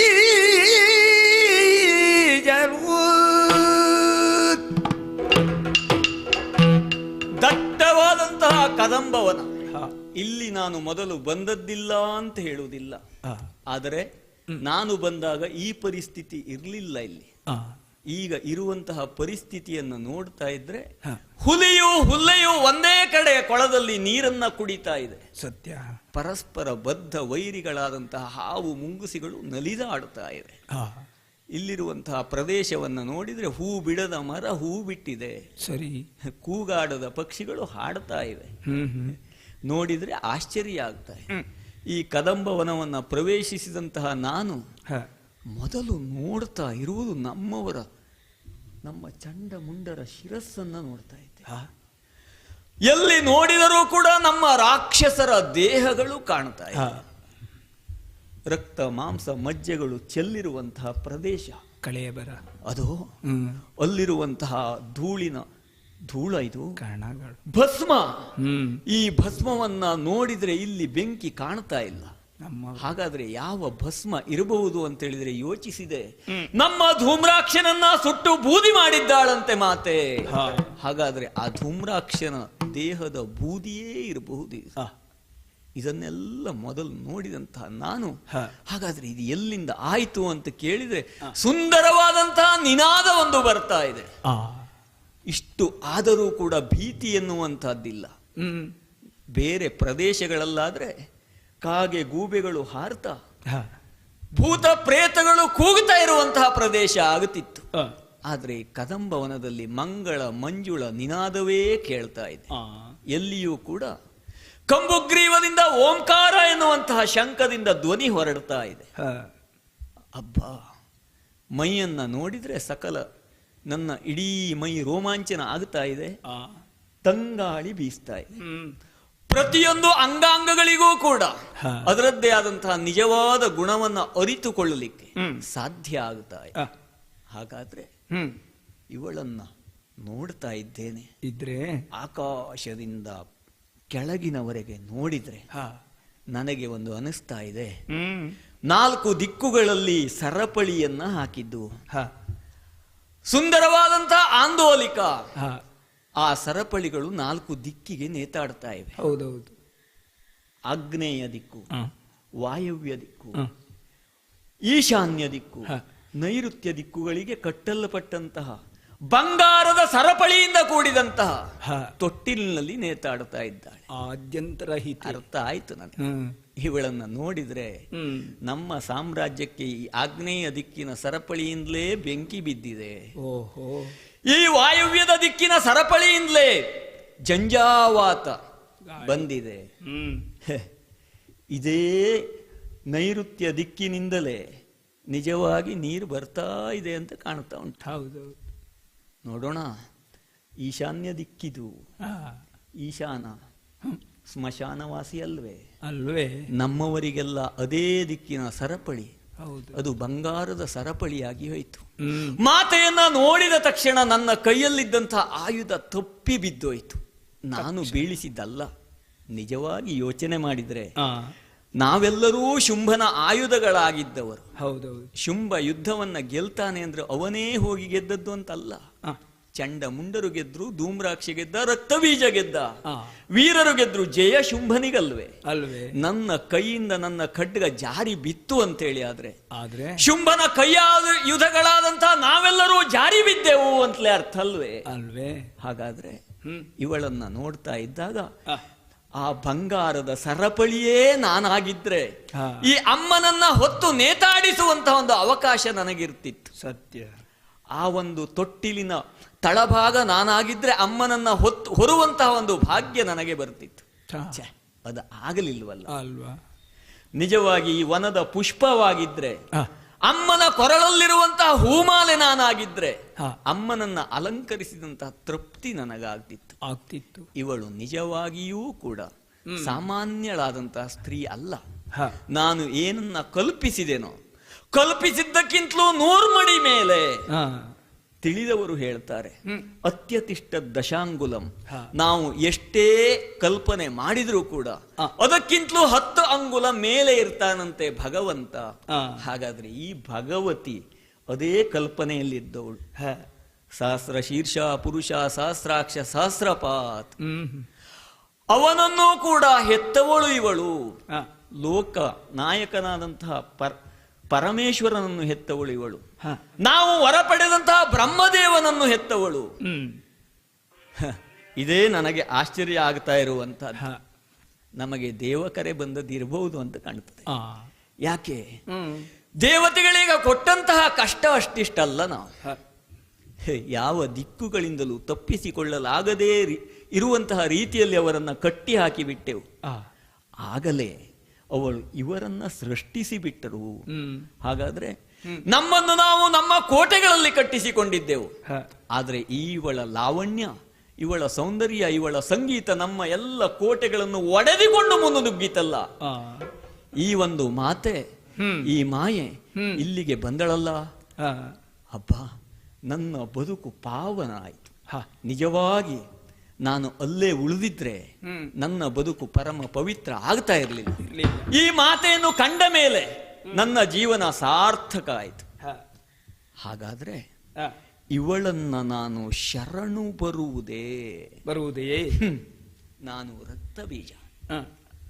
ಇವಳ ಮಾತಿನಿಂದ ಈ ಅಮ್ಮ ಎನ್ನುವವಳು, ಅಮ್ಮ ಅಂತ ಹೇಳಿದಾಗ ಹೊರಗಿನ ದೋಷ ಎಲ್ಲ ಹೊರಗೆ ಹೋಗ್ತದೆ ಒಳಗಿದು. ಅಂತ ಹೇಳಿದಾಗ ಹೊರಗಿನ ದೋಷ ಒಳಗೆ ಬರುವುದಿಲ್ಲ. ಪಾವಿತ್ರ್ಯವನ್ನ ನೀಡುವವಳು, ಜಗತ್ತಿನ ಕಣ್ಣನ್ನ ತೆರೆಸುವವಳು ಅಮ್ಮ. ಒಂದು ಶಿಶುವು ಹುಟ್ಟಿದಾಗ ಕಣ್ಣು ತೆರೆಸುವವಳು ಅಮ್ಮ. ಕಣ್ಣನ್ನ ತೆರೆಸಿದವಳು ಅಮ್ಮ ಇವಳು ಮಾತೆ. ಅಷ್ಟೇ ಅಲ್ಲ ಅಮ್ಮ, ನಾವು ಶೋಣಿತಪುರದಲ್ಲಿ ಸ್ತನ್ಯವನ್ನ ಪಾನ ಮಾಡಿ ರಕ್ತ ಬೀಜ ಆದವನು ನಾನು. ನಿನ್ನ ಸ್ತನ್ಯಪಾನವನ್ನು ಮಾಡಿದ್ರೆ ನಾನು ಅಮೃತ ಬೀಜನಾಗ್ತಿದ್ದೆ, ಜಗತ್ತಿಗೆ ಒಳ್ಳೆಯದನ್ನ ಮಾಡುವವನೇ ಆಗ್ತಿದ್ದೆ. ಆದರೆ ಭಾಗ್ಯ ಎನ್ನುವಂಥದ್ದು ಹೇಗೆ ಬರ್ತದೆ, ಯಾವಾಗ ಬರ್ತದೆ ಅಂತ ಹೇಳಲಿಕ್ಕೆ ಆಗುವುದಿಲ್ಲ. ಹಾಗಿದ್ರೆ ಅವಕಾಶಗಳು ಒಂದೊಂದು ಸಲ ಬರ್ತದೆ. ಬಂದಾಗ ಸರಿಯಾಗಿ ಉಪಯೋಗಿಸಿಕೊಂಡಾಗ ಮಾತ್ರ ಆ ಅವಕಾಶಕ್ಕೊಂದು ಬೆಲೆ ಅಲ್ಲ.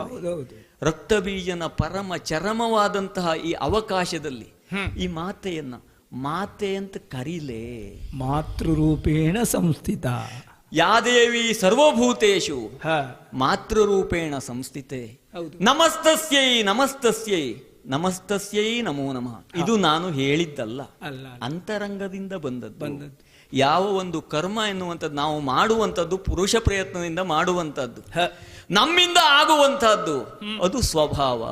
ಇವಳನ್ನ ನೋಡಿದಾಗ ನನ್ನ ಸ್ವಭಾವವೇ ಬದಲಾಗಿ ಹೋಯ್ತಲ್ಲ. ಅಮ್ಮ ತಾಯೇ, ನಿನ್ನನ್ನು ನೋಡಿದಾಗ ವಕ್ರೆ ನೀನೇ ನೆಲೆಗೆ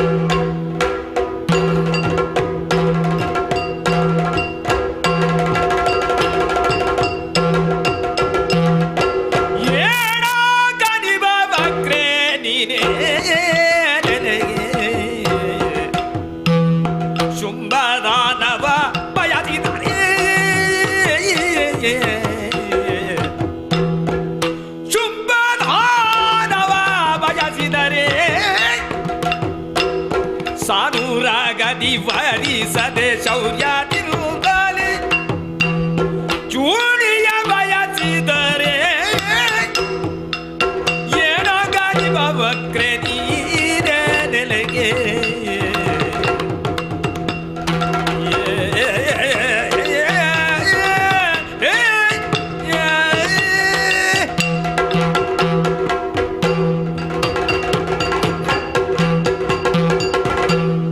ಅಮ್ಮ ಜನನಿ, ಇಡೀ ಜಗತ್ತಿಗೆ ಜನನಿಯಾದವಳು ನೀನು. ನಿನ್ನನ್ನ ನೋಡಿದಾಗ, ನಿನ್ನ ಕಣ್ಣನ್ನ ನೋಡಿದಾಗ ಏಣಾಂಕ ನಿಭವಕ್ತ್ರೆ, ಚಂದ್ರನಿಗೆ ಏಣಾಂಕ ಅಂತ ಕರೀತಾರೆ.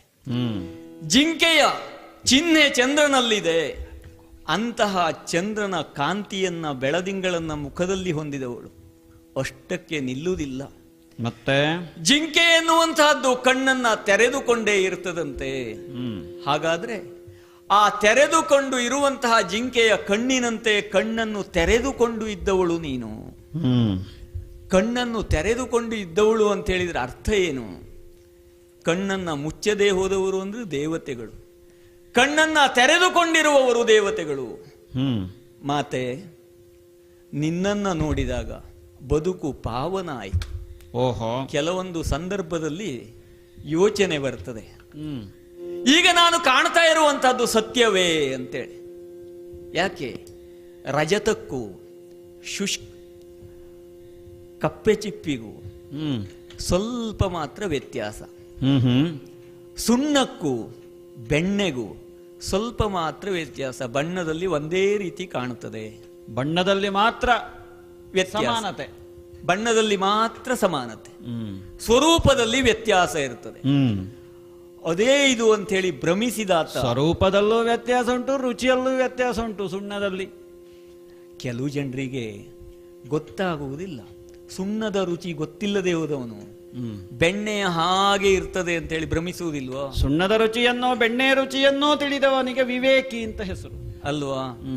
ಅಮ್ಮ, ಈಗ ನನಗೆ ಅಮ್ಮ ಕುಳಿತುಕೊಳ್ಳಲಿಕ್ಕೆ ಈ ಒಂದು ಪಲ್ಲಕ್ಕಿ ಬೇಕೇ ಅಂತ ಕಾಣುದು. ನಿರ್ಣಯ ಮಾಡುವನು ನೀನೇ ಅಲ್ಲ. ಅದೇ ನಾನು ನೋಡ್ತಾ ಇದ್ದದ್ದು ಸತ್ಯವೋ ಸುಳ್ಳೋ ಅಂತೇಳಿ. ಸತ್ಯವೋ ಸುಳ್ಳೋ ಅಂತ ಹೇಳುವ ಭಾವದಲ್ಲಿ ನೀನು ಮಾತಾಡ್ತಾ ಇದ್ದಿ ಅಂತಂದ್ರೆ ನನ್ನ ಜನ್ಮ ಪಾವನವಾಯಿತು ಅಂತಾನೂ ಹೇಳ್ತಾ ಇದ್ದಿ. ಹಾಗೆಯೇ ಹೇಳ್ತಾ ಇದ್ದೇನೆ. ಯಾಕೆ? ಸತ್ಯವೋ ಸುಳ್ಳೋ. ಈಗ ನಾನು ಒಂದನ್ನು ಸತ್ಯ ಅಂತ ಭಾವಿಸಿದ್ರೆ ಅದು ಸುಳ್ಳು ಅಂತ ಒಳ ಮನಸ್ಸು ಹೇಳ್ತದೆ. ಒಳ ಮನಸ್ಸು ಸತ್ಯ ಅಂತ ಭಾವಿಸಿದ್ರೆ ಹೊರ ಮನಸ್ಸು ಸುಳ್ಳು ಅಂತ ಹೇಳ್ತದೆ. ಈ ದ್ವಂದ್ವದಿಂದ ಹೊರಗೆ ಬಂದಾಗ ಮಾತ್ರ ಅರ್ಥ ಆದೀತು ನನ್ನನ್ನು. ಹಾಗಾಗಿ ದ್ವಂದ್ವವನ್ನಾಗಿಯೇ ಜಗತ್ತನ್ನ ತೋರಿಸುವವಳು ನೀನು. ಸತ್ಯ ಎದುರಿಗಿರುವಂತಹದ್ದು ಸತ್ಯವೋ ಅಥವಾ ಅಸತ್ಯವೋ ಎನ್ನುವುದನ್ನ ಅರಿತುಕೊಳ್ಳಲಿಕ್ಕೆ ಆಗುವುದಿಲ್ಲ ತಾಯಿ. ಯಾವುದು ಸತ್ಯ ಯಾವುದು ಮಿಥ್ಯ ಎನ್ನುವಂತಹದ್ದನ್ನ ತಿಳಿಯಲಿಕ್ಕಾಗದೇ ಹೋದಂತಹ ನಾವು ಸಾಮಾನ್ಯರು ಒಂದು ವೇಳೆ ತಿಳಿದು ಬಿಟ್ಟೆವು ಅಂತೇಳಿ ಆದ್ರೆ ನಿನ್ನಲ್ಲಿ ನಾವು ಲೀನರಾಗಿ ಬಿಡುತ್ತೇವೆ. ಮಾತೆ, ಬದುಕಿನಲ್ಲಿ ಸಂತೋಷವನ್ನ ಅನುಭವಿಸಿದವನ್ನ ನಿನ್ನನ್ನು ನೋಡಿ ಸಂಪೂರ್ಣ ತೃಪ್ತಿಯನ್ನ ಪಟ್ಟೆ. ಹಾಗಾಗಿ ಇಲ್ಲಿಗೆ ನಾನು ಬಂದ ವಿಷಯ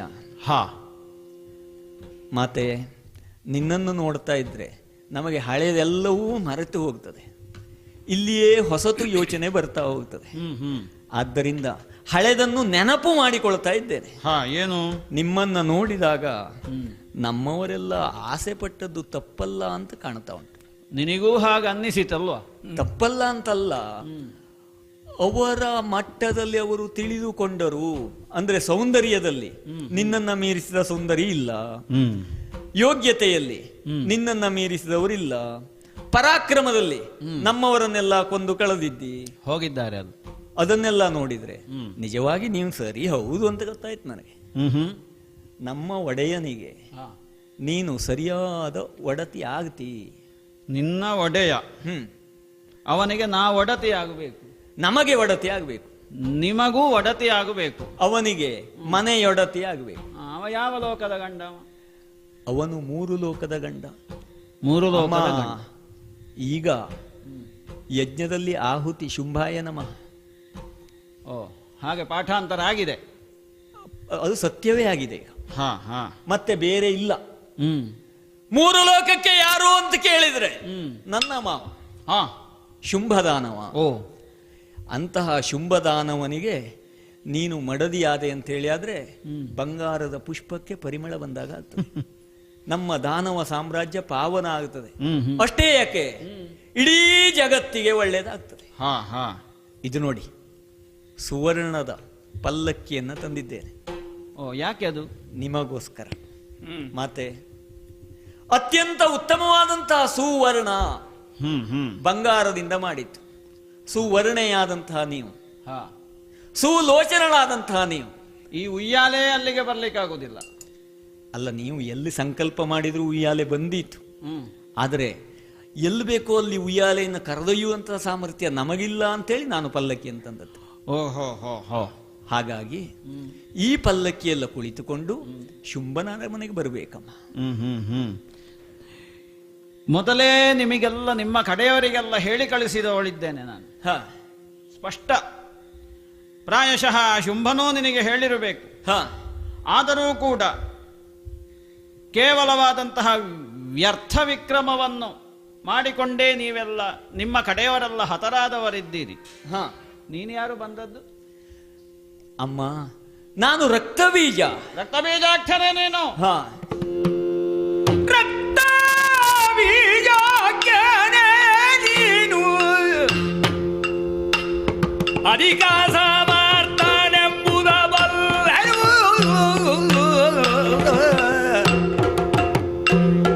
ರಕ್ತಬೀಜಾಕ್ಷರೇ ನೀನು ಅಧಿಕ ಸಮರ್ಥನೆಂಬುದ ಬಲ್ಲೆನು. ಸತ್ವ ಪರಿಗಿಸಬೇಕೆನುದ ದೇವಿಯು ಊರ್ನಾಡು ಸಮರಾಯ ಕೈಗಳು.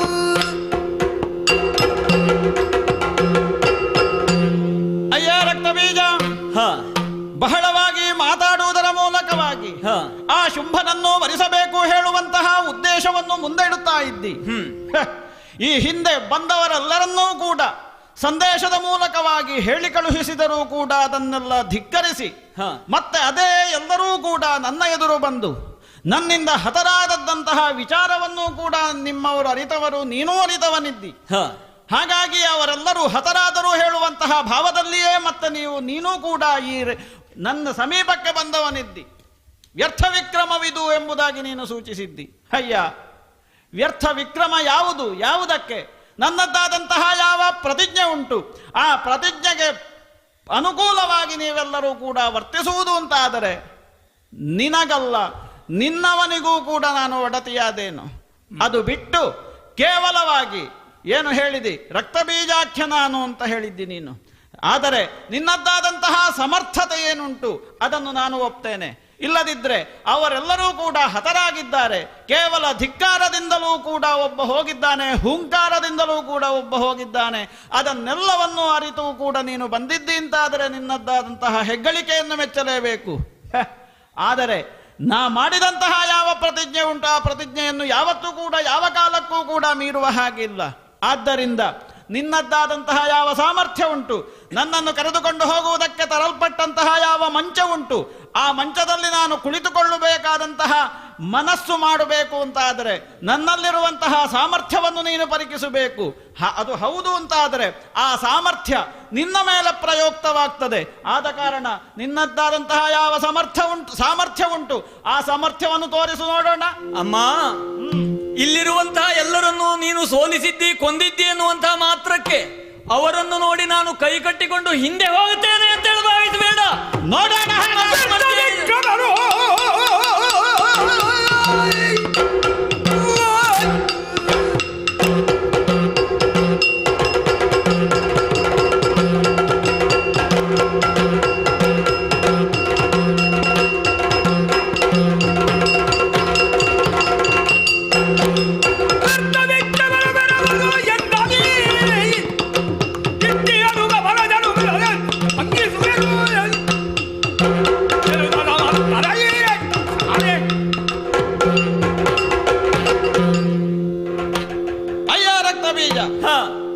ಬಹಳವಾಗಿ ಮಾತಾಡುವುದರ ಮೂಲಕವಾಗಿ ನನ್ನೊಡನೆ ನೀನು ಯುದ್ಧವನ್ನು ಮಾಡ್ತೀ ಅಂತಾದರೆ ನಿನ್ನ ಉತ್ಸಾಹವನ್ನು ಮೆಚ್ಚಲೇಬೇಕು. ಈ ಉತ್ಸಾಹ ಇದು ನಿರಂತರವಾಗಿ ನಡೆಯುತ್ತಾ ಅಥವಾ ಅರ್ಧದಲ್ಲಿಯೇ ಇದು ಮುಗಿದು ಹೋಗುತ್ತಾ ಹೇಳುವಂತಹ ಹಂತದಲ್ಲಿ ನೀನಿದ್ದಿ. ಆದ ಕಾರಣ ನಿನ್ನ ಸಾಮರ್ಥ್ಯವೋ ನಿನ್ನ ಯೋಗ್ಯತೆಯೋ ಅದನ್ನು ನೋಡೋಣ. ಹಾಗಾದರೆ ನೋಡೋಣ.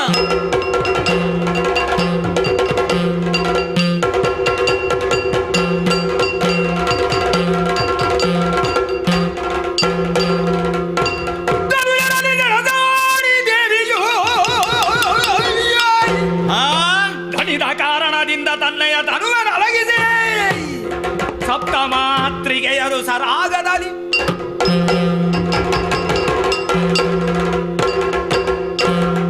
ಏನು ಬಹಳ ಭಕ್ತಿಯಿಂದಲೂ ಶಕ್ತಿಯಿಂದಲೂ ಕೂಡ ನನ್ನೊಡನೆ ಯುದ್ಧ ಮಾಡ್ತಾ ಇದ್ದಾನೆ. ಏನೋ ಒಂದು ಯುದ್ಧ ಮಾಡುತ್ತಾ ಮಾಡುತ್ತಾ ಶರೀರಕ್ಕೆ ಜಾಡ್ಯವು ಆವರಿಸಿ ಬಿಟ್ಟಿದೆ ಅಲ್ಲ, ಈ ಜಾಡ್ಯವನ್ನು ಹೋಗಾಡಿಸಬೇಕು. ಆದ ಕಾರಣ ನನ್ನ ಶರೀರವನ್ನು ಒಂದು ಸಲ ಅಲುಗಾಡಿಸಿ ಬಿಡ್ತೇನೆ ನೋಡು.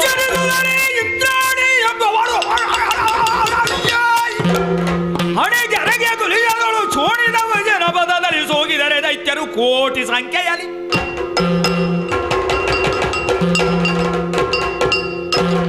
ಮಾತೆಯೊಂದಿಗೆ ಇಷ್ಟು ಹೊತ್ತು ಯುದ್ಧ ಮಾಡಿದ್ರು ಕೂಡ ಏನು ಒಂದು ಶೋಣಿತವು ಧರೆಗೆ ಬೀಳಲಿಲ್ಲ. ಆದರೆ ಸಪ್ತ ಮಾತೃಕೆಯನ್ನ ಮೈಕೊಡವಿ ಸೃಷ್ಟಿ ಮಾಡಿದಳು. ಏನಾಯಿತು? ಇಂದ್ರಾಣಿಯನ್ನು ಒಳಗದೆ ನನ್ನ ಹಣೆಗೆ ತಾಗಿತಲ್ಲ, ರಕ್ತ ಬೀಜನ ಹಣೆ ಒಡೆಯಿತು. ರಕ್ತ ಬೀಜನ ಹಣೆ ಬರಹ ಬದಲಾಯಿತು. ಹಾಗಾದ್ರೆ ಬ್ರಹ್ಮ ಹಣೆ ಬರಹವನ್ನ ಬದಲಾಯಿಸಿದ್ದ, ಹೊಡೆದಾಕಿತ್ತು. ರಕ್ತ ಬೀಜ ನಿನ್ನ ಹಣೆಯಿಂದ ರಕ್ತ ಧರೆಗೆ ಬಿದ್ದರೆ, ನಿನ್ನ ಮೈಯಿಂದ ರಕ್ತ ಧರೆಗೆ ಬಿದ್ದರೆ ನಿನ್ನಂತಹ ಅನೇಕ ಸಾವಿರಾರು ಲಕ್ಷಾಂತರ ರಕ್ತ ಬೀಜರು ಹುಟ್ಟಿಕೊಳ್ತಾರೆ ಅಂತ. ಹಾಗಾದ್ರೆ ಈಗ ಬ್ರಹ್ಮ ಬದಲಾಯಿಸಿದ ಹಣೆ ಬರಹವನ್ನು ಪರೀಕ್ಷಿಸುವಂತಹ ಕಾಲವು ಈ ರಣರಂಗದಲ್ಲಿ ರಕ್ತ ಬೀಜನಿಗೆ ಬಂದೊದಗಿತೆ. ಹಣೆಯನ್ನು ಗಟ್ಟಿಯಾಗಿ ಹಿಡಿದುಕೊಂಡಿದ್ದೆ, ಒಂದು ಹನಿ ರಕ್ತವೂ ಕೆಳಗೆ ಬೀಳ್ಲಿಕ್ಕೆ ಬಿಡ್ಲಿಲ್ಲ ಇನ್ನುವರೆಗೆ. ಹಾಗಾದ್ರೆ ಬ್ರಹ್ಮ ಪರೀಕ್ಷೆ ಆಗಲಿ, ದೊಡ್ಡ ಪರೀಕ್ಷೆ ಆಗಲಿ, ದೊಡ್ಡದು ಅಂದ್ರೆ ಬ್ರಹ್ಮ ಅಲ್ವೋ? ಹಾಗಾದ್ರೆ ನನ್ನ ಕೈಯನ್ನು ಹಣೆಯಿಂದ ಬಿಡ್ತೇನೆ. ಸಾವಿರ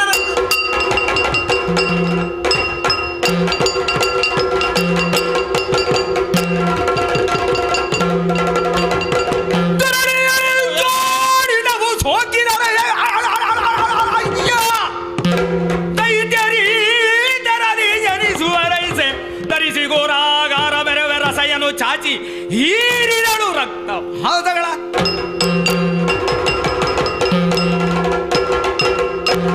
ರಕ್ತ ಬೀಜನ ಹಣೆಯಿಂದ ಬಿದ್ದಂತಹ ರಕ್ತಕ್ಕೆ ಭೂಮಿಯನ್ನು ಸೋಂಕಿದ ತಕ್ಷಣದಲ್ಲಿಯೇ ಕೋಟಿ ಕೋಟಿ ಸಂಖ್ಯೆಯಲ್ಲಿ ರಕ್ತ ಬೀಜಾದಿಗಳು ಹುಟ್ಟಿದ್ರಲ್ಲ. ಹೌದು. ಹಾಗಾದರೆ ಇದನ್ನು ಅಳಿಸಬೇಕು ಅಂತಾದರೆ ನನ್ನ ಸ್ವರೂಪವನ್ನು ನಾನು ವಿಸ್ತಾರ ಮಾಡಬೇಕು. ಮಾತ್ರ ಅಲ್ಲ, ರೂಪಾಂತರವನ್ನು ಮಾಡಬೇಕು. ಅದಕ್ಕೋಸ್ಕರ ರಕ್ತೇಶ್ವರಿ ಸ್ವರೂಪವನ್ನ ಅಂತಿದ್ದೇನೆ. ನನ್ನದ್ದಾದಂತಹ ರಸನೆಯನ್ನು, ನಾಲಿಗೆಯನ್ನು ದೀರ್ಘವಾಗಿ ವಿಸ್ತರಿಸಿ ಯಾವ ರಕ್ತ ಬೀಜಾದಿಗಳೆಲ್ಲ ಕೋಟಿ ಕೋಟಿ ಸಂಖ್ಯೆಯಲ್ಲಿ ಹುಟ್ಟಿದ್ದಾರೆ ಅವರನ್ನೆಲ್ಲರನ್ನೂ ಕೂಡ ಈ ನಾಲಿಗೆಯಿಂದ ಆಸ್ವಾದನೆ ಮಾಡುತ್ತಾ ಈ ರಕ್ತ ಬೀಜ ಇದ್ದಾನಲ್ಲ ಇವನನ್ನು ತರಿದು ಬಿಡ್ತಾನೆ.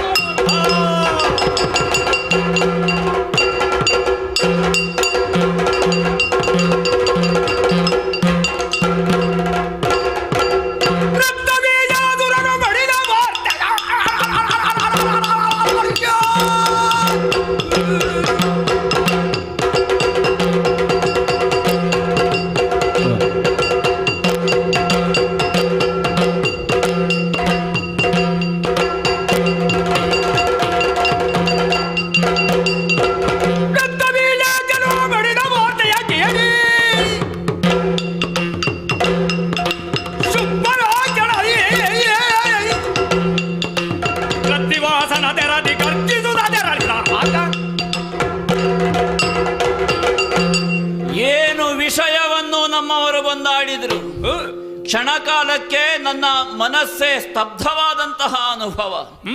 ಸರ್ವವನ್ನು ನನಗೋಸ್ಕರವೇ ತ್ಯಾಗ ಮಾಡಿದಂತಹ ರಕ್ತ ಬೀಜ ವರ್ತಮಾನ ಕಾಲದಲ್ಲಿ ತನ್ನ ಪ್ರಾಣವನ್ನೇ ತ್ಯಾಗ ಮಾಡಿದೆ ಎನ್ನುವಂತಹ ವಿಷಯವನ್ನು ಬಂದು ಆಡುತ್ತಾ ಇದ್ದಾರೆ. ರಕ್ತ ಬೀಜನನ್ನೂ ಮಡುಹಿದಳೆ ಹೆಣ್ಣು ಎನ್ನುವುದು ಈಗ ಅರ್ಥವಾಗುತ್ತಾ ಇದೆ.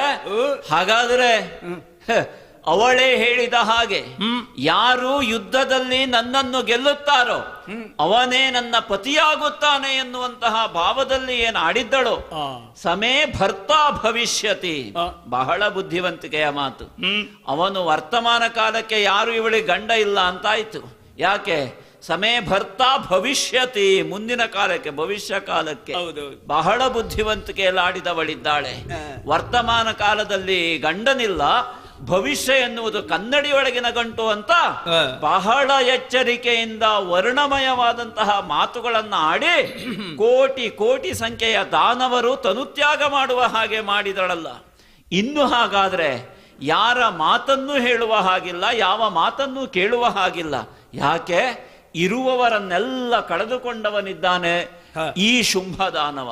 ಹೆಚ್ಚೇಕೆ ನನ್ನ ತಮ್ಮನನ್ನೂ ಕಳೆದುಕೊಂಡನಲ್ಲ. ನಿಶುಂಭನು ತಾನು ಹೋಗುತ್ತೇನೆ ಅಂತ ಹೋದಾಗ ಇವಳ ಆಘಾತಕ್ಕೆ ಶರಾಘಾತಕ್ಕೆ ಇವಳದ್ದಾದಂತಹ ಆ ಪ್ರಭೆಯ ಮುಂದೆ ಕುಂಠಿತ ಪ್ರಭನಾಗಿ ಕಳೆದು ಹೋದ. ಇನ್ನಿರುವುದು ಯಾರು ಹಾಗಿದ್ರೆ? ರಕ್ತಬೀಜನನ್ನೋ, ನಿಶುಂಭನನ್ನೋ, ಚಂಡಮುಂಡರನ್ನೋ, ಧೂಮ್ರಾಕ್ಷರನ್ನೋ, ಸುಗ್ರೀವರನ್ನು ಅಲ್ಲ, ಕೋಟಿ ಕೋಟಿ ಸಂಖ್ಯೆಯ ನಮ್ಮ ದಾನವ ವೀರರನ್ನು. ಹೆಚ್ಚೇಕೆ 3 ಲೋಕದ ಆಧಿಪತ್ಯವನ್ನೇ ಪಣಕ್ಕಿಟ್ಟ ಹಾಗೆ ಹೋರಾಟ ಮಾಡಿದ್ದೆಲ್ಲ ವ್ಯರ್ಥ ಅಂತಾಯಿತು. ಹಾಗಾದ್ರೆ ಇನ್ನಿರುವುದು 2 ಅವಕಾಶ. ನಾನು ಹೋಗಬೇಕು, ಒಂದು ಅವಳು ಎಷ್ಟಕ್ಕಿದ್ದಾಳೆ ಅಂತ ನೋಡುವುದಕ್ಕೆ ಬೇಕಾಗಿ ಅವಳನ್ನು ಒಲಿಸಿಕೊಳ್ಳುವುದು.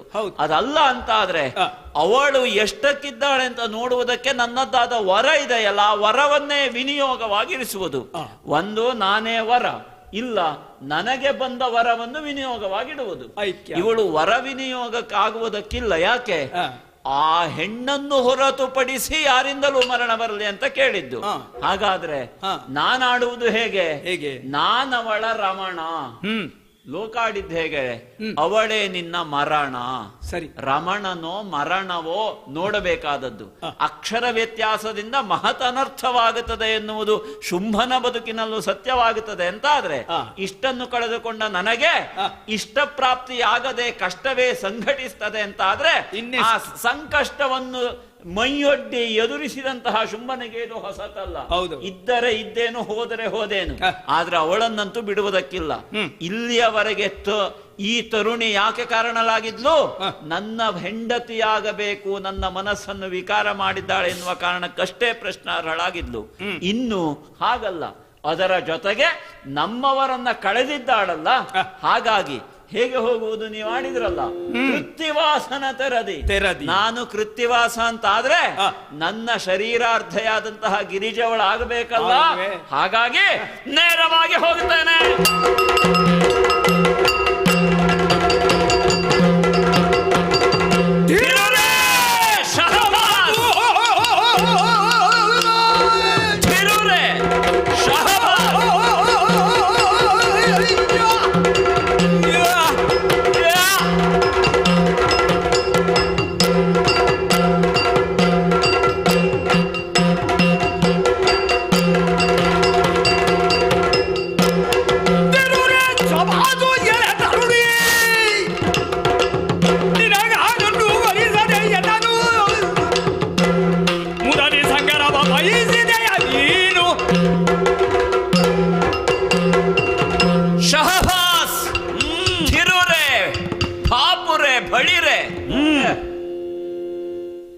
ಲೋಕವನ್ನೇ ಮೋಹನ ಮಾಡಬಹುದಾದಂತಹ ಶಕ್ತಿಯ ವಿಸ್ತಾರ ರೂಪವನ್ನು ವರ್ತಮಾನ ಕಾಲದಲ್ಲಿ ಕಣ್ಣು ತುಂಬಿಕೊಳ್ಳುತ್ತಾ ಇದ್ದೇನೆ.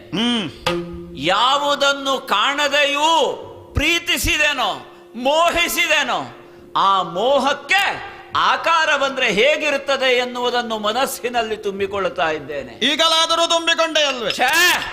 ತುಂಬಿ ತುಳುಕುವ ಭರದಲ್ಲಿದೆ ಆ ಭಾವ. ನಿನಗೆ ಅರ್ಥ ಆಗುವುದಿಲ್ಲ ಬಿಡು. ಯಾಕೆ? ನೀನಿರುವುದು ಹೇಗೆ ಎನ್ನುವುದನ್ನ ನಮ್ಮವರು ಬಂದು ಆಡಿದ್ದಾರಲ್ಲ, ಅದೇ ರೀತಿಯಲ್ಲಿದ್ದಿ ನೀನು. ಕನಕದ ಉಯ್ಯಾಲೆ ಸರಪಣಿ ಇರುವುದು ಆ ಆಕಾಶವನ್ನು ಆ ಕಡೆಗೆ ಧಿಕ್ಕರಿಸುವ ಹಾಗೆ. ಆಕಾಶದ ತುದಿ ಮೊದಲಿಲ್ಲದವಳು. ನಮ್ಮಲ್ಲಿ ಹಾಗಿದ್ದವರಿಗೆ ಹೇಳ್ತಾರೆ ಹಿಂದೆ ಮುಂದೆ ಇಲ್ಲದವರು ಇವರು ಅಂತ. ನಿನಗೂ ಅದೇ ಅರ್ಥ ಆಯ್ತು ನನಗೆ. ನಿನಗೆ ಹಿಂದೂ ಇಲ್ಲ, ಮುಂದೂ ಇಲ್ಲ. ನಿನಗೆ ಹಿಂದೂ ಬೇಡ, ಮುಂದೂ ಬೇಡ. ನಿನಗೆ ಏನೂ ಬೇಡ ಎನ್ನುವುದು ಅರ್ಥ ಆಗಿದೆ. ಏನೂ ಬೇಡದ ನಿನಗೆ ಬೇಕು ಅಂತ ನಾನು ಬೇಡಿಕೆ ಇಟ್ರೆ ಅದು ಬೇಡ ಅಂತ ಆಯ್ತಲ್ಲ. ಏನೇ ನೀನು ಬೇಟೆ ಆಡುವುದಕ್ಕೆ ಬಂದ ಬೇಟೆಗಾರ್ತೀಯ ನೀನು? ಅದಲ್ಲ. ಏನು ನಮ್ಮವರಾಡಿದ್ರು, ತರುಣಿಯಲ್ಲವಳ ಆದಿಮಾಯೆ. ನಿನ್ನ ಆದಿಮಾಯಾ ಶಕ್ತಿ ಎಷ್ಟಿದೆ ಅಂತ ನನಗೆ ಕಾಣಬೇಕಾಗಿದೆ. ಯಾಕೆ? ಬಂದವನು ಸಾಮಾನ್ಯನಲ್ಲ ಎನ್ನುವುದು ಬಂದ ನಮ್ಮವರೆಲ್ಲ ಆಡಿದ ವಿಚಾರದಿಂದ ನೀನು ಅರ್ಥ ಮಾಡಿಕೊಂಡವಳಿದ್ದಿ ತಾನೆ. ಚಂಡಮುಂಡರಿಂದ ತೊಡಗಿ ನಿನ್ನೆಯವರೆಗೆ ಬಂದಂತಹ ನನ್ನ ನಿಶುಂಭನವರೆಗೆ ಯಾರೆಲ್ಲ ಬಂದಿದ್ದಾರೋ ಬಂದವರೆಲ್ಲ ಶುಂಭನ ಗುಣ ಗಾನವನ್ನು ಮಾಡಿದ್ದಾರೆ. ನಿನ್ನದೇನು ಗಾನವೇ ಅದು.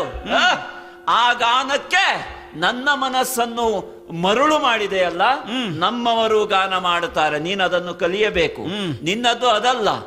ಹೆಣ್ಣಿಗೆ ಮರುಳು ಮಾಡುವ ಗಾನ ಇರಬಾರದು. ನಿನ್ನ ಗಾನ ಯಾವುದು? ನನ್ನನ್ನು ಮರುಳು ಮಾಡುವ ಗಾನ, ನನ್ನನ್ನು ಮರುಳು ಮಾಡಿ ಒಲಿಸಿಕೊಳ್ಳುವ ಗಾನ ಅಂತ ಕೇಳಿದ್ರೆ ಅದಿಲ್ಲ ನಿನ್ನದ್ದು. ಒಂದು ಹೌದು ಒಂದಲ್ಲ, ಅರ್ಧ ಜರತಿ ನ್ಯಾಯ. ಒಬ್ಬ ಆಡಿದ್ದನಂತೆ, ಕುಕ್ಕುಟದ ಮುಂಭಾಗ ಅದು ಲೋಕದಲ್ಲಿ ಪೂಜೆಗಿರಲಿ, ಕುಕ್ಕುಟದ ಒಳಗಿರುವ ಮಾಂಸ ಅದು ತಿನ್ನುವುದಕ್ಕಿರಲಿ, ಆಡಿನ ಮುಂಭಾಗ ಅದು ದೇವರಿಗಿರಲಿ, ಅದು ನೈವೇದ್ಯಕ್ಕಿರಲಿ, ಆಡಿನ ಮಧ್ಯದಲ್ಲಿರುವಂತಹ ವಾಪ ಎನ್ನುವ ಭಾವ ನನಗೆ ತಿನ್ನುವುದಕ್ಕಿರಲಿ. ಬಹಳ ಬುದ್ಧಿವಂತೆ ನೀನು ಆಡುತ್ತಿ. ಮದುವೆಗೂ ಸಂಘರ್ಷಕ್ಕೂ ಯಾವ ಯಾವ ಸಾಹಚರ್ಯ ಇದೆ ಅಂತ ನಿನ್ನಲ್ಲಿ ಈಗ ನಾನು ಕೇಳಬೇಕಾಗುತ್ತದೆ. ಶುಂಭನನ್ನು ವಿವಾಹ ಆಗುವಲ್ಲಿ ನೀನಿಟ್ಟ ಪಣ ಏನು? ಯಾರು ನನ್ನನ್ನು ಯುದ್ಧದಲ್ಲಿ ಗೆಲ್ತಾನೋ ಅವನನ್ನು ನಾನು ಮದುವೆ ಆಗುತ್ತೇನೆ. ಯುದ್ಧದಲ್ಲಿ ಗೆಲ್ಲುವುದಕ್ಕೆ ಸರಿ ಸಮಾನತೆ ಅಂತ ಒಂದು ಸಾಮಾನ್ಯ ನಿಯಮ. ನಿನಗದು ಲಕ್ಷ್ಯವೇ ಇಲ್ಲ. ನನಗೆ ಅರ್ಥ ಆಗಿದೆ, ನಿನ್ನಲ್ಲಿ ನಾನು ಆಡುವುದಕ್ಕೂ ಇಲ್ಲ. ಯಾಕೆ? ನೀನು ನಮಗೆ ಆ ನೆಲೆಯಲ್ಲಿ ಲಕ್ಷ್ಯವಲ್ಲ. ಹಾಗಂತ ಲಕ್ಷ ಲಕ್ಷ ಕೊಟ್ಟಿ ಆದರೂ ನಿನ್ನನ್ನು ನಾನು ಕ್ರಯ ಮಾಡುತ್ತೇನೆ ಅಂತ ಹೊರಟಾಗ ಕೋಟಿ ದಾನವರನ್ನ ಕಳೆದುಕೊಂಡಿದ್ದಾನೆ ಶುಂಭ.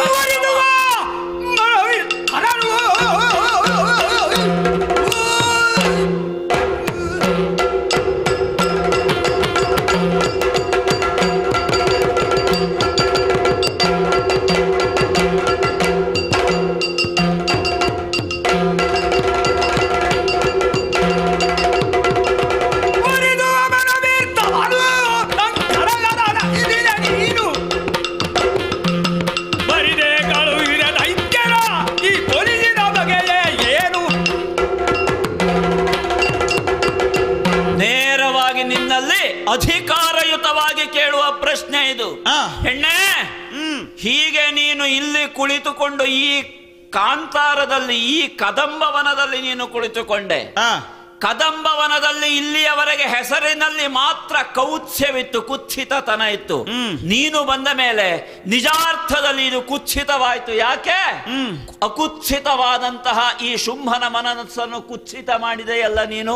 ನಿನಗೇನು ಅಧಿಕಾರ ಅಂತ ಕೇಳ್ತೇನೆ. ನಿನಗಿರಬಹುದಾದ ಅಧಿಕಾರದ ವ್ಯಾಪ್ತಿ ಏನು ಅಂತ ಕೇಳ್ತೇನೆ. ನನ್ನವರಲ್ಲಿ ಪ್ರಮುಖವಾಗಿ ಸೇನಾ ನಾಯಕತ್ವದ ನೆಲೆಯಲ್ಲಿ, ನನ್ನ ಮಂತ್ರಿಗಳ ನೆಲೆಯಲ್ಲಿ, ನನ್ನ ಬದುಕಿನ ಆಪ್ತ ಸಚಿವರ ನೆಲೆಯಲ್ಲಿ, ನನ್ನ ಆಪ್ತ ಮಿತ್ರರ ನೆಲೆಯಲ್ಲಿದ್ದಂತಹ ಚಂಡಮುಂಡರ ಬ್ರಹ್ಮಚರ್ಯವನ್ನು ವಿಚಲಿತ ಮಾಡಿದೆಯಲ್ಲ ನೀನು. ಯಾವ ಕಾರಣಕ್ಕೆ ಮಾಡಿದೆ? ನಿನಗಿರಬಹುದಾದ ಅಧಿಕಾರ ಏನು ಅಂತ ನಾನು ಕೇಳಬೇಕಾಗುತ್ತದೆ. ಅದಲ್ಲ, ಸುಗ್ರೀವನನ್ನು ಹನನ ಮಾಡಿ ಪುನಃ ಉಜ್ಜೀವನಗೊಳಿಸಿ ಕಳಿಸಿದೆಯಲ್ಲ, ಏನು ನಿನ್ನ ಕೃಪಾಕಟಾಕ್ಷಕ್ಕೆ ಭಿಕ್ಷೆ ಬೇಡಿದ್ದೇವ ನಾವು? ನಾನು ಆಡುವುದನ್ನು ಕೇಳಬೇಕು, ಮತ್ತೆ ನಿನ್ನದ್ದೇನಿದ್ರು. ಯಾವ ನೆಲೆಯಲ್ಲಿ ನಾವು ನಿನ್ನಲ್ಲಿ ಭಿಕ್ಷೆ ಬೇಡಿದ್ದೇವೆ ಹೇಳು? ನಮ್ಮವರನ್ನು ಕಳೆದುಕೊಂಡದ್ದರ ಬಗ್ಗೆ ನಮಗೆ ಚಿಂತೆ ಇಲ್ಲ. ನನಗೇನೆ ನಮ್ಮವರನ್ನ ಕಳೆದು ಹೋದವರಲ್ಲಿ ಮರಳಿ ಬದುಕಿಸಿ ಕೇಳು. ಈಗಲೂ ನನಗೋಸ್ಕರ ಪ್ರಾಣ ಕೊಡಲು ಸಿದ್ಧರಿದಂತಹ ಸ್ವಾಭಿಮಾನಿ ಸೈನ್ಯ ನಮ್ಮವರದ್ದು. ಹಾಗಾಗಿ ನಿನ್ನಲ್ಲಿ ಕೇಳ್ತೇನೆ, ಒಬ್ಬ ಸುಗ್ರೀವನನ್ನು ಕಳೆದು ಪುನಃ ಅವನಿಗೆ ಉಜ್ಜೀವನ ಮಾಡಿದೆಯಲ್ಲ, ಏನು ನೀನು ಒಬ್ಬಳೇ? ಹಾಗಿದ್ರೆ ನಿನ್ನದು ಏನು ಶಕ್ತಿ? ಸತ್ತವರನ್ನ ಬದುಕಿಸಿತ್ತಿ, ಬದುಕು ಬೇಕು ಅಂತ ಹೇಳಿದಂತಹ ಈ ಶುಂಭನನ್ನು, ನನ್ನ ಬದುಕಿಗೆ ನೀನು ಬೇಕು ಅಂತ ಹೇಳಿದಂತಹ ಈ ಶುಂಭನ ಮನಸ್ಸನ್ನು ಏನು ಹಿಡಿದು ಹಿಡಿದು ಹಿಂಡಿ ಹಿಪ್ಪೆ ಮಾಡುತ್ತೀಯಲ್ಲ, ನಿನಗಿರಬಹುದಾದ ಅಧಿಕಾರ ಏನು? ಏನು ನೀನು ಮೂರು ಲೋಕವನ್ನು ಮೀರಿರುವಂತಹ ಶಕ್ತಿಯೋ? ಹಾಗಿದ್ರೆ ಅದು ಹೌದು ಅಂತಾದ್ರೆ ನನಗ್ಯಾಕೆ ನೀನು ಹಾಗೆ ಗೋಚರಳಾಗುವುದಿಲ್ಲ? ಮೂರು ಲೋಕವನ್ನು ಗೆದ್ದಂತಹ ಶುಂಭನಿಗೆ ನೀನು ಮೂರು ಲೋಕವನ್ನು ಮೀರಿ ಹೆಣ್ಣು ಮಗಳು ಅಂತ ಯಾಕೆ ಗೋಚರ ಆಗುವುದಿಲ್ಲ ಅಂತ ನಾನು ಕೇಳಬೇಕಾಗುತ್ತದೆ.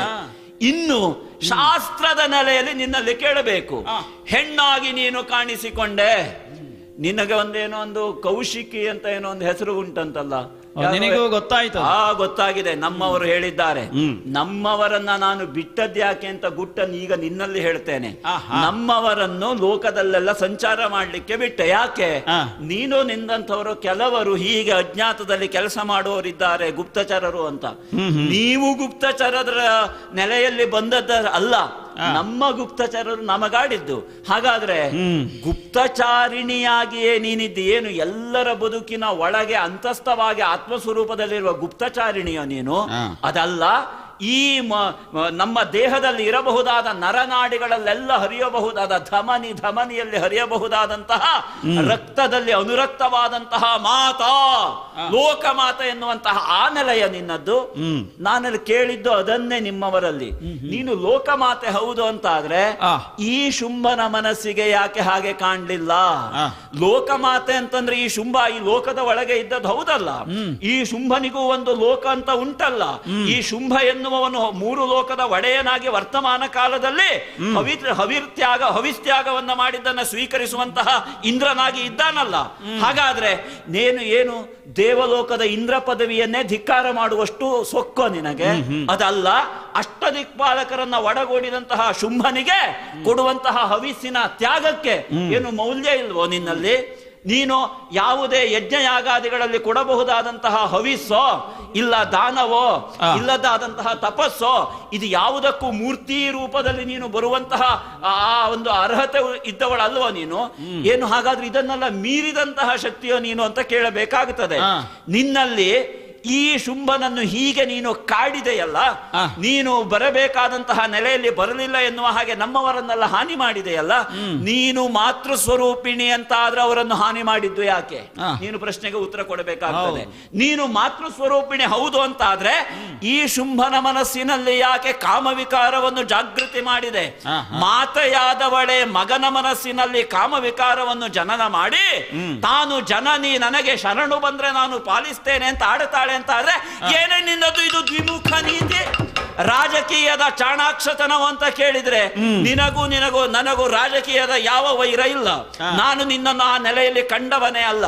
ಅದಲ್ಲ, ಲೋಕ 3ರ ಅಧಿನಾಯಕನಾದಂತಹ ನನ್ನನ್ನು ಒಲಿಸುವಲ್ಲಿ ಲೋಕ 3ನ್ನು ಮೀರಿದಂತಹ ಶಕ್ತಿ ನಿನ್ನದ್ದು ಹೌದು ಅಂತ ಆದ್ರೆ ನೇರವಾಗಿ ಬರಬೇಕಿತ್ತು. ಏನು ಕದಂಬವನದಲ್ಲಿ ಕುಳಿತು ಚಿಕ್ಕ ಮಕ್ಕಳ ಹಾಗೆ ತೊಟ್ಟಿಲಲ್ಲಿ ತೂಗುತ್ತಾ ಉಯ್ಯಾಲೆಯಲ್ಲಿ ಆಡುತ್ತಾ ನಾನೊಬ್ಬಳೇ ಸರ್ವತಂತ್ರ ಸ್ವತಂತ್ರಳು ಅಂತ ಇದ್ದೆ ಅಂತ ಆದ್ರೆ ಈಗ ದಿಟ್ಟಿಸಿ ನೋಡು, ಈ ಶುಂಭನಿದ್ದಾನೆ ಸರ್ವತಂತ್ರ ಸ್ವತಂತ್ರ.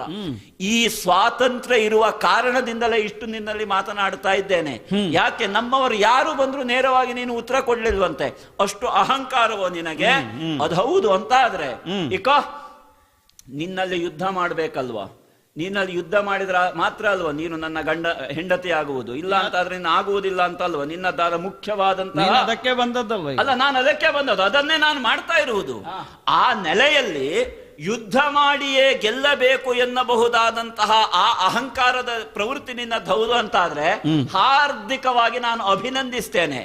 ಪೂರ್ವಭಾವಿಯಾಗ ನಾನು ಆಡಿದ್ದೇನೆ. ನೀನು ಹೆಣ್ಣು ಮಗಳು, ಅಬಲೆಯರು ಎನ್ನಬಹುದಾದ ಭಾವದಲ್ಲಿ ನಾವು ನೋಡಿದಂತಹ ಒಂದು ಕಾಲ ಇತ್ತು ನಿಮ್ಮನ್ನು. ಆದ್ರೆ ಈಗ ಅದೇ ಶುಂಭ ಹೇಳ್ತಾನೆ, ಅಬಲ ಅಲ್ಲ ನೀನು ಪ್ರಬಲ. ನಮಗೆ ಅರ್ಥ ಆಗಿದೆ ಅದು, ಇಲ್ಲ ಅಂತ ಅಲ್ಲ.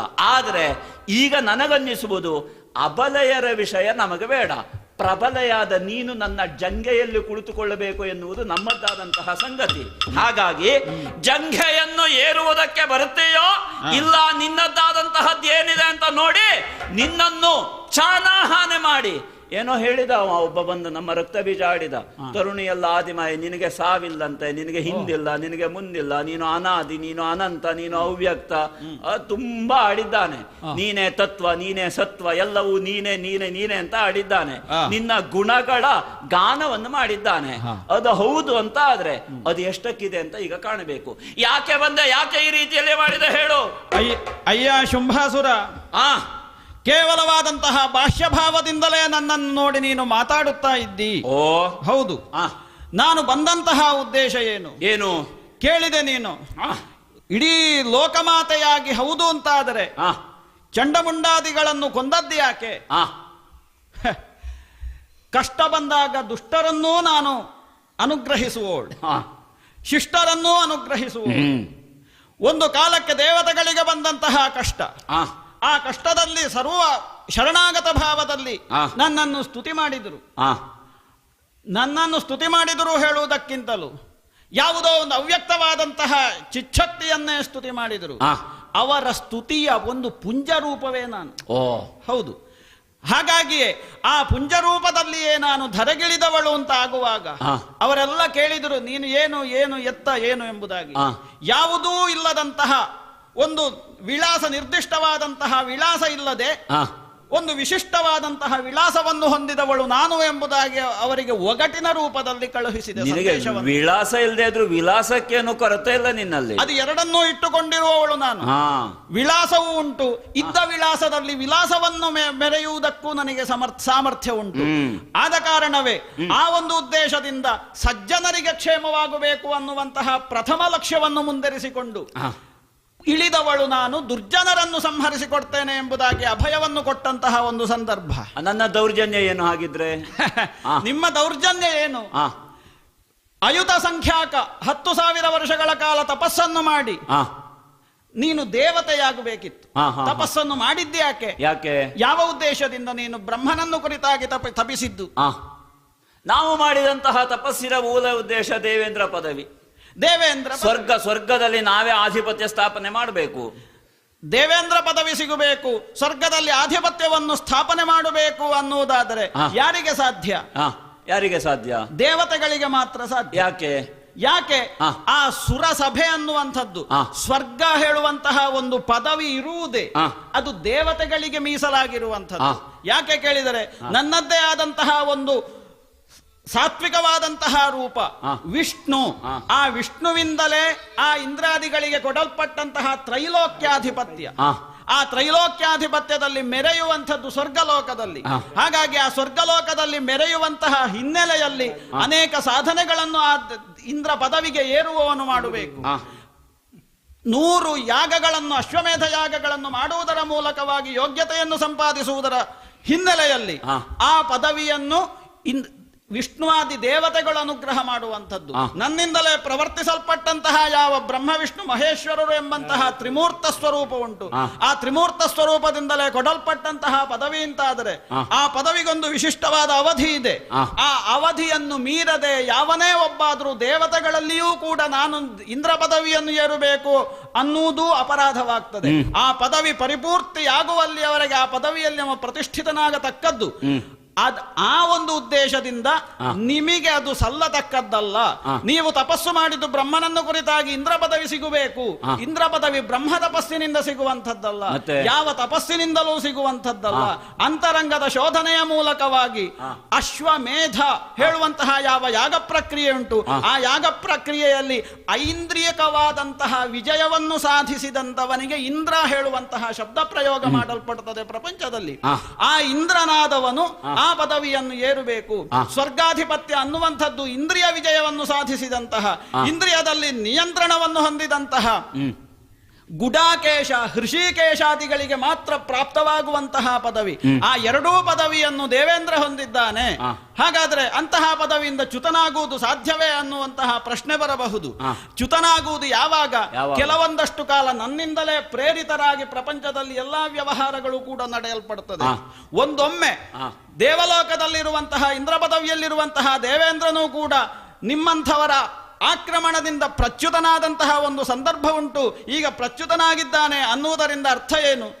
ದೇವಲೋಕ ಸ್ಥಿತವಾದಂತಹ ಯಾವ ಸ್ವರ್ಗಾಧಿಪತ್ಯ ಉಂಟು, ಆ ಸ್ವರ್ಗಾಧಿಪತ್ಯ ಅನ್ನುವಂಥದ್ದು ಅದರ ಹಿನ್ನೆಲೆ ಏನು, ಅದರ ಸಂದೇಶ ಏನು? ಇಂದ್ರಿಯ ನಿಗ್ರಹವನ್ನು ಪ್ರತಿಯೊಬ್ಬನೂ ಮಾಡಬೇಕು, ಸಮಗ್ರ ಪ್ರಪಂಚವನ್ನೇ ಬ್ರಹ್ಮಾಂಡವನ್ನೇ ಆಳಬಹುದು ಎನ್ನುವುದೇ ಸಂದೇಶ. ಆ ಸಂದೇಶವನ್ನು ತೋರಿಸುವುದಕ್ಕೋಸುಗವಾಗಿಯೇ ಕೆಲವೊಂದು ಸರ್ತಿ ದೇವೇಂದ್ರನೂ ಕೂಡ ಚ್ಯುತನಾಗತಕ್ಕದ್ದು, ಚ್ಯುತನಾಗಬೇಕಾಗ್ತದೆ. ಹಾಗೆಂತ ಶಾಶ್ವತವಾದಂತಹ ಚ್ಯುತಿ ಅಲ್ಲ ತಾನೇ ಅದು. ಪ್ರತಿಯೊಂದು ಈ ಹಿನ್ನೆಲೆಯಲ್ಲಿ ಮಹಿಷಾಖ್ಯನೇ ಮೊದಲಾದಂತಹ ದುರುಳರು ಬಂದಾಗಲೂ ಕೂಡ ಚ್ಯುತನಾದಂತಹ ಸಂದರ್ಭ ಇತ್ತು. ಆ ಕಾಲದಲ್ಲಿಯೂ ಕೂಡ ಮಹಿಷನಿಗೂ ಶಿಕ್ಷೆಯನ್ನು ಕೊಡುವುದರ ಮೂಲಕವಾಗಿ ಆ ದೇವಾದಿಗಳನ್ನು ಸಂರಕ್ಷಿಸಿದವಳು ನಾನಿದ್ದೇನೆ. ಮತ್ತೆ ಹೇಳಿದೆ ನೀನು ಆ ಸುಗ್ರೀವನನ್ನು ಕೊಂದು ಮತ್ತೆ ಬದುಕಿಸಿದಿ ಎಂಬುದಾಗಿ. ನೀನು ಅಲ್ಲಿಯೇ ಅರ್ಥ ಮಾಡಿಕೊಳ್ಳಬೇಕಿತ್ತು ನಾನು ಯಾರು ಎಂಬುದಾಗಿ. ಹಾಗೆಂತ ಬಂದಂತಹ ಉಳಿದಂತಹ ಚಂಡಮುಂಡಾದಿಗಳು, ಧೂಮ್ರಾಕ್ಷಾದಿಗಳು ಎಲ್ಲರೂ ಕೂಡ ನನ್ನ ಒಂದೊಂದು ಸ್ವರೂಪದಿಂದ ಅವರು ಹತರಾಗಿ ಹೋದ್ರು. ಅದರಿಂದಲೇ ನೀನು ಅರ್ಥ ಮಾಡಬೇಕು, ನಾನು ಆ ಸುಗ್ರೀವನನ್ನು ನೀನು ಸದ್ಭಕ್ತನಾಗಿರು ಎಂಬುದಾಗಿ ಅನುಗ್ರಹಿಸಿದೆ. ಯಾಕೆ?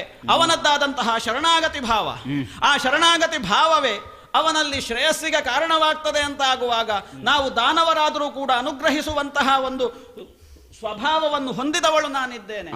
ಅದೇ ಚಂಡಮುಂಡಾದಿಗಳು ಕೂಡ ಒಂದು ಹಂತದಲ್ಲಿ ಕೇವಲವಾದಂತಹ ಭಾಷ್ಯಭಾವದಲ್ಲಿಯೇ ಅವರು ಕಾಮದಲ್ಲಿ ಮೆರೆದರು. ಕೇವಲವಾಗಿ ನನ್ನಲ್ಲಿ ತುಚ್ಛೀಭಾವದಿಂದ ಅವರು ಕಂಡು ನನ್ನನ್ನು ಆಕ್ರಮಿಸುವುದಕ್ಕೆ ಎಳೆದೊಯ್ಯುವುದಕ್ಕೆ ಬಂದರು. ಆ ಕಾಲದಲ್ಲಿ ನಾನು ಅಂಥವರನ್ನು ಶಿಕ್ಷಿಸಿದೆ. ಚಂಡಮುಂಡರು ಬ್ರಹ್ಮಚಾರಿಗಳು ತಪಸ್ಸನ್ನು ಮಾಡಿದವರು ಇರಬಹುದು, ಅಥವಾ ನೀನೂ ಕೂಡ ತಪಸ್ಸನ್ನು ಗೈದು 10,000 ವರ್ಷಗಳ ಕಾಲ ತಪಸ್ಸು ಅತ್ಯಂತ ವಿಶಿಷ್ಟವಾದಂತಹ ರೀತಿಯಲ್ಲಿ ತಪಸ್ಸು ಮಾಡಿದ್ದು ಹೌದು ಅಂತಾದರೆ ಆ ದೇವಲೋಕದ ಪದವಿಯ ಆಸೆ ನಿನ್ನಲ್ಲಿ ಇರಕೂಡದಿತ್ತು. ನಾನು ದೇವತೆಯಾಗಬೇಕು ಅನ್ನುವಂತಹ ಹಿನ್ನೆಲೆಯಲ್ಲಿ ಬ್ರಹ್ಮನ ತಪಸ್ಸನ್ನು ನೀನು ಮಾಡಿದ್ದು ಹೌದು ಅಂತಾದರೆ ಆ ಪದವಿ ಮುಂದಿನ ಯುಗದಲ್ಲಿ ಆದರೂ ನಿನಗೆ ಪ್ರಾಪ್ತವಾದೀತು. ಅದು ಬಿಟ್ಟು ಕೇವಲವಾಗಿ ನೀನು ನನ್ನಲ್ಲಿ ಬಾಹ್ಯಭಾವದಿಂದಲೇ ನನ್ನನ್ನು ಕಂಡು ನನ್ನಲ್ಲಿದ್ದಂತಹ ಯಾವ ಅಲೌಕಿಕವಾದಂತಹ ದಿವ್ಯವಾದಂತಹ ಶಕ್ತಿಗಳಿವೆ ಆ ಶಕ್ತಿಗಳನ್ನು ಯಾವುದನ್ನೂ ಕೂಡ ಅರಿಯದೆ ನೀನು ಎಲ್ಲರನ್ನೂ ಕೂಡ ಕಳುಹಿಸಿ ಅವರನ್ನೆಲ್ಲ ಸಾಯಿಸಿದೆ. ನೀನು ನಾನು ಸಾಯಿಸಿದ್ದಲ್ಲ, ನನ್ನಿಂದ ಸತ್ತದ್ದಲ್ಲ, ಅವರು ನಿನ್ನಿಂದ ಪ್ರೇರಿತರಾಗಿಯೇ ಮರಣವನ್ನು ಹೊಂದಿದ್ದು. ರಕ್ತಬೀಜನಾದರೂ ಕೂಡ ಅಷ್ಟೇ. ಅವ ಒಂದು ಹಂತದಲ್ಲಿ ಭಕ್ತಿಯಿಂದ ಪರವಶನಾಗಿ ನನ್ನನ್ನು ಸ್ತುತಿ ಮಾಡಿದ. ಅದೇ ಸ್ತುತಿ ಊರ್ಜಿತದಲ್ಲಿ ಇರ್ತಿದ್ರೆ ಅವ ರಕ್ತಬೀಜ, ಅವ ದೇವಬೀಜನಾಗಿಯೇ ಪರಿಣಾಮ ಹೊಂದುತ್ತಿದ್ದ. ಅದು ಬಿಟ್ಟು ನಿನ್ನ ಅಡಿಯಲ್ಲಿ ಅವ ಬಂದ ಕಾರಣವೇ ಅವ ಅಡಿಗಡಿಗೆ ಬಿದ್ದು ಹೋದ. ನೀನು ಕೂಡ ನಿಶುಂಭನೂ ಕೂಡ ಹಾಗೆ ನಿನ್ನ ಅನುಜನಾಗಿಯೇ ಬಂದು ಅವ ಸತ್ತು ಹೋದ. ಈಗ ನೀನು ಬಂದಿದ್ದಿ ಅಂತ ಆದರೆ ಅವರನ್ನೆಲ್ಲರನ್ನೂ ಕೂಡ ಕಳುಹಿಸಿ ನಿನ್ನ ಮದುವೆ ಆಗಬೇಕು ಹೇಳುವಂತಹ ಉದ್ದೇಶ ಇದ್ದುಕೊಂಡು ಅಂಥವರನ್ನೆಲ್ಲ ಕಳುಹಿಸಿ ಅವರನ್ನು ಕೊಂದು ನೀನು ಮದುವೆ ಆಗುವುದು ಯಾಕೆ? ಸಂಗ್ರಾಮ ಅನ್ನುವಂಥದ್ದು ನಿನಗೆ 2 ಸ್ವರೂಪದಲ್ಲಿ ಉಂಟು. ಒಂದು ಉತ್ಸಾಹಜವಾದ್ದು, ಮತ್ತೊಂದು ರತಿಜವಾದ್ದು. ರತಿಜವಾದ್ದು ಅನ್ನುವಂಥದ್ದು ಸುಖಪ್ರದವಾದಂತಹ ಯುದ್ಧ. ಆದರೆ ಅದು ಪ್ರಾಪ್ತಿಯಾಗಬೇಕು ಅಂತಾದರೆ ನನ್ನ ಈ ಪ್ರತಿಜ್ಞೆ ಏನುಂಟು ಆ ಪ್ರತಿಜ್ಞೆಯನ್ನು ನೀನು ಪೂರೈಸಬೇಕು.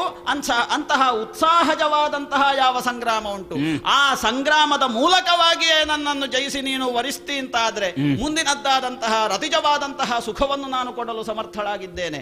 ಆದ ಕಾರಣ ಇದು ಎಲ್ಲವನ್ನೂ ಕೂಡ ಬಿಟ್ಟು ನೀನು ಕೇವಲವಾಗಿ ಒಂದು ಕನ್ಯೆಯನ್ನು, ಒಂದು ತರುಣಿಯನ್ನು ಜಡ ಹಿಡಿದು ಎಳೆದುಕೊಂಡು ಹೋಗಬೇಕು, ತನ್ಮೂಲಕವಾಗಿ ಮದುವೆಯಾಗಬೇಕು ಹೇಳುವಂತಹ ಭಾವದಲ್ಲಿ ಬಂದಿದ್ದೆ ಅಂತಾದರೆ ನನ್ನ ಈ ಪ್ರತಿಜ್ಞೆಯನ್ನು ನಾನು ಯಾವತ್ತೂ ಕೂಡ ಯಾವ ಕಾಲದಲ್ಲಿಯೂ ಕೂಡ ಅದನ್ನು ಮರೆಮಾಚುವವಳಲ್ಲ. ನಿನ್ನಲ್ಲಿ ಯೋಗ್ಯತೆ ಇದ್ರೆ ಹೆಚ್ಚು ಬೇಡ. ನೀನು ಆಡಿದೆಯಲ್ಲ, ನಿನ್ನನ್ನು ಎಳೆದುಕೊಂಡು ಹೋಗುವಾಗಿಲ್ಲ. ನಮಗೆ ಅರ್ಥ ಆಗಿದೆ, ಜಗತ್ತೇ ನಿನ್ನ ಹಿಂದೆ ಬರ್ತದೆ, ಜಗತ್ತನ್ನು ಎಳೆಯುವವಳು ನೀನು. ಇದು ಅರ್ಥ ಆಗಿದೆ ನಮಗೆ. ಆದ್ರೆ ನೀನಾಡಿದಂತಹ ಮಾತುಗಳು ಆಡಿದೆಯಲ್ಲ, ದೇವೇಂದ್ರನ ಪದವಿಯ ಕುರಿತು ನೀನು ಆಡುತ್ತಾ ಇದ್ದಿ, ಅದನ್ನು ಸಂರಕ್ಷಣೆ ಮಾಡುವರೆ ನೀನು ಬಂದಿದ್ದಿ ಅಂತ ಆಡುತ್ತಾ ಇದ್ದಿ. ಅಯ್ಯ ಹೆಣ್ಣೆ, ಯೋಚನೆ ಮಾಡಿ ನೋಡು. ಏನು ಅಶ್ವಮೇಧ ಯಾಗವನ್ನು ಮಾಡಿದವನಿಗೆ ಇದು ಸರತಿ ಸಾಲಿನಲ್ಲಿ ನಿಂತು ಸಿಗಬೇಕಾದದ್ದು. ಸರತಿ ಸಾಲಿನಲ್ಲಿ ನಿಲ್ಲುವಂತಹ ಅನಿವಾರ್ಯತೆ ಇಲ್ಲ. ಒಂದೊಂದು ಪದವಿ ಇಂದ್ರ ಪದವಿ ಅನ್ನುವಂಥದ್ದೇ 71 ಮನ್ವಂತರಗಳವರೆಗೆ ನಿಲ್ಲಬೇಕದು. ಅಲ್ಲಿಯವರೆಗೆ ಯಾರೂ ಕೂಡ ಕಾಯಬೇಕು ಅಂತಿಲ್ಲ. ಅಲ್ಲಿಗವರೆಗೆ ತಾನು ಸಾಧಿಸಬೇಕು ಅಂತಾದ್ರೆ ಕಾಯ ಬೇಕು. ಅದೇ ಈಗ ಕಾಯಬೇಕು ಎನ್ನುವುದು ಆ ನೆಲೆಯಲ್ಲಿ ನೀನು ಆಡುತ್ತೆ ಅಂತ ಆದ್ರೆ ಈಗ ಕಾಯಬೇಕು ಅಂತ ನೀನು ಆಡುತ್ತಿ. ಈ ಕಾಯವನ್ನು ತೋರಿಸಿ ನಮಗೆ ನಿನ್ನ ಕುರಿತಾಗಿ ಕೇಳಿದ ಆ ಕ್ಷಣದಿಂದಲೇ ಕಾಯುತ್ತಲಿದೆ. ಒಳಗೆ ಕಾಯಬೇಕು ಅಂತ ನೀನು ಬಯಸಿದ್ದಿ, ನನಗಾಗಿದೆ. ಜೊತೆಗೆ ನಿನಗೆ ಕಾಯ ಬೇಡ, ನಿನಗೆ ಕಾರ್ಯವೂ ಬೇಡ, ಕಾಯವೂ ಬೇಡ. ನನಗೆ ಕಾಯಬೇಕು, ಆ ಕಾಯಬೇಕು, ಜೊತೆಗೆ ಈ ಕಾರ್ಯ ಆಗಬೇಕು. ಹಾಗಾಗಿ ನೀನು ಆಡುತ್ತೀಯಲ್ಲ, ಆ ಇಂದ್ರನ ಪದವಿಯನ್ನು ಪಡೆಯುವಲ್ಲಿ ಇರಬಹುದಾದ 100 ಯಾಗ ಈಗ ನಾನು ಆಡುತ್ತೇನೆ. ಶುಂಭದಾನವ ತಾನು ಮಾಡಿದಂತಹ ತಪಸ್ಸಿಗೆ ದೇವತಾ ತತ್ವಗಳಲ್ಲಿ ಅನ್ಯತಮವಾದಂತಹ ಬ್ರಹ್ಮನಿಂದಲೇ ವರವನ್ನು ಪಡೆದೇ ಸಿದ್ಧನಾದದ್ದು ಹೌದು ಅಂತ ಆದ್ರೆ ನೀನು ಬಂದ ಸ್ವರೂಪವನ್ನು ನೋಡಿದ್ರೆ ನನಗೆ ಭವಿಷ್ಯ ಅರ್ಥ ಆಗುತ್ತದೆ. ಇದು ನಿಮ್ಮೆಲ್ಲರೂ ಸೇರಿಕೊಂಡೇ ಮಾಡಿದ್ದು. ಯಾವುದು ಇದು? ತಂತ್ರ. ಇದು ಅರ್ಥ ಆಗಿದೆ. ತಂತ್ರದ ಒಳಗೆ ಹೇಗೆ ಸಿಕ್ಕಿಸಬೇಕು ಅಂತ ದೇವತೆಗಳನ್ನು ನೋಡಿ ಕಲಿಬೇಕು. ಯಾಕೆ ಈ ಶುಂಭನಿಗೆ ಬೇರೆ ಯಾರಿಂದಲೂ ಮರಣ ಇಲ್ಲ. ಮರಣ ಇರುವುದು ಹೆಣ್ಣಿನಿಂದ. ಹೆಣ್ಣಿನಿಂದ ಮರಣ ಬರಬೇಕು ಅಂತ ಆದ್ರೆ ಹೆಣ್ಣು ಬಂದು ಯುದ್ಧ ಮಾಡ್ಲಿಕ್ಕಾಗುವುದಿಲ್ಲ. ಹೆಣ್ಣಿನ ಮುಂದೆ ಇವನೇ ಬಂದು ಯುದ್ಧವನ್ನು ಕೇಳುವ ಹಾಗೆ ಸಿದ್ಧ ಮಾಡಿದ್ರೋ ಏನೋ, ನನ್ನ ತರ್ಕ ಅಷ್ಟೇ. ನೀನು ಹಾಗೆ ಮಾಡಿದ್ದೆ ಅಂತಲ್ಲ, ಆದ್ರೆ ನೀನು ಆಡುವ ಹಾಗೆ ಸಮಯ ಭರ್ತಾ ಭವಿಷ್ಯತಿ ಅಂತ ನೀನು ಆಡುವ ಹಾಗೆ ಯುದ್ಧದಲ್ಲಿಯೇ ಗೆಲ್ಲಬೇಕು ಎನ್ನುವಂತಹ ತರ್ಕವನ್ನು ನೀನು ಮುಂದೊಡ್ಡಿದ್ದು ನೋಡಿದ್ರೆ ಯುದ್ಧದಲ್ಲಿ ನಿನ್ನನ್ನು ಗೆಲ್ಲಲಿಕ್ಕೆ ಈ ಗಂಡಿನಿಂದ ಆಗುವುದಿಲ್ಲ. ಆ ಯುದ್ಧದಲ್ಲಿ ಸೋಲುವುದು ಅನಿವಾರ್ಯ. ಯಾಕೆಂದ್ರೆ ಹೆಣ್ಣು ನೀನು, ಹೆಣ್ಣಾಗಿ ಬಂದವಳ ಮುಂದೆ ನನ್ನ ಕೈ ಸಾಲುವುದಿಲ್ಲ ಎನ್ನುವುದೇ ಸತ್ಯವಾದಂತಹ ವಾದ ಹೌದು ಅಂತ ಆದ್ರೆ ಇದು ದೇವತಾ ತತ್ವಗಳೆಲ್ಲ ಸೇರಿ ಮಾಡಿದ್ದು ಅಂತ ನಾನು ಭಾವಿಸ್ತೇನೆ.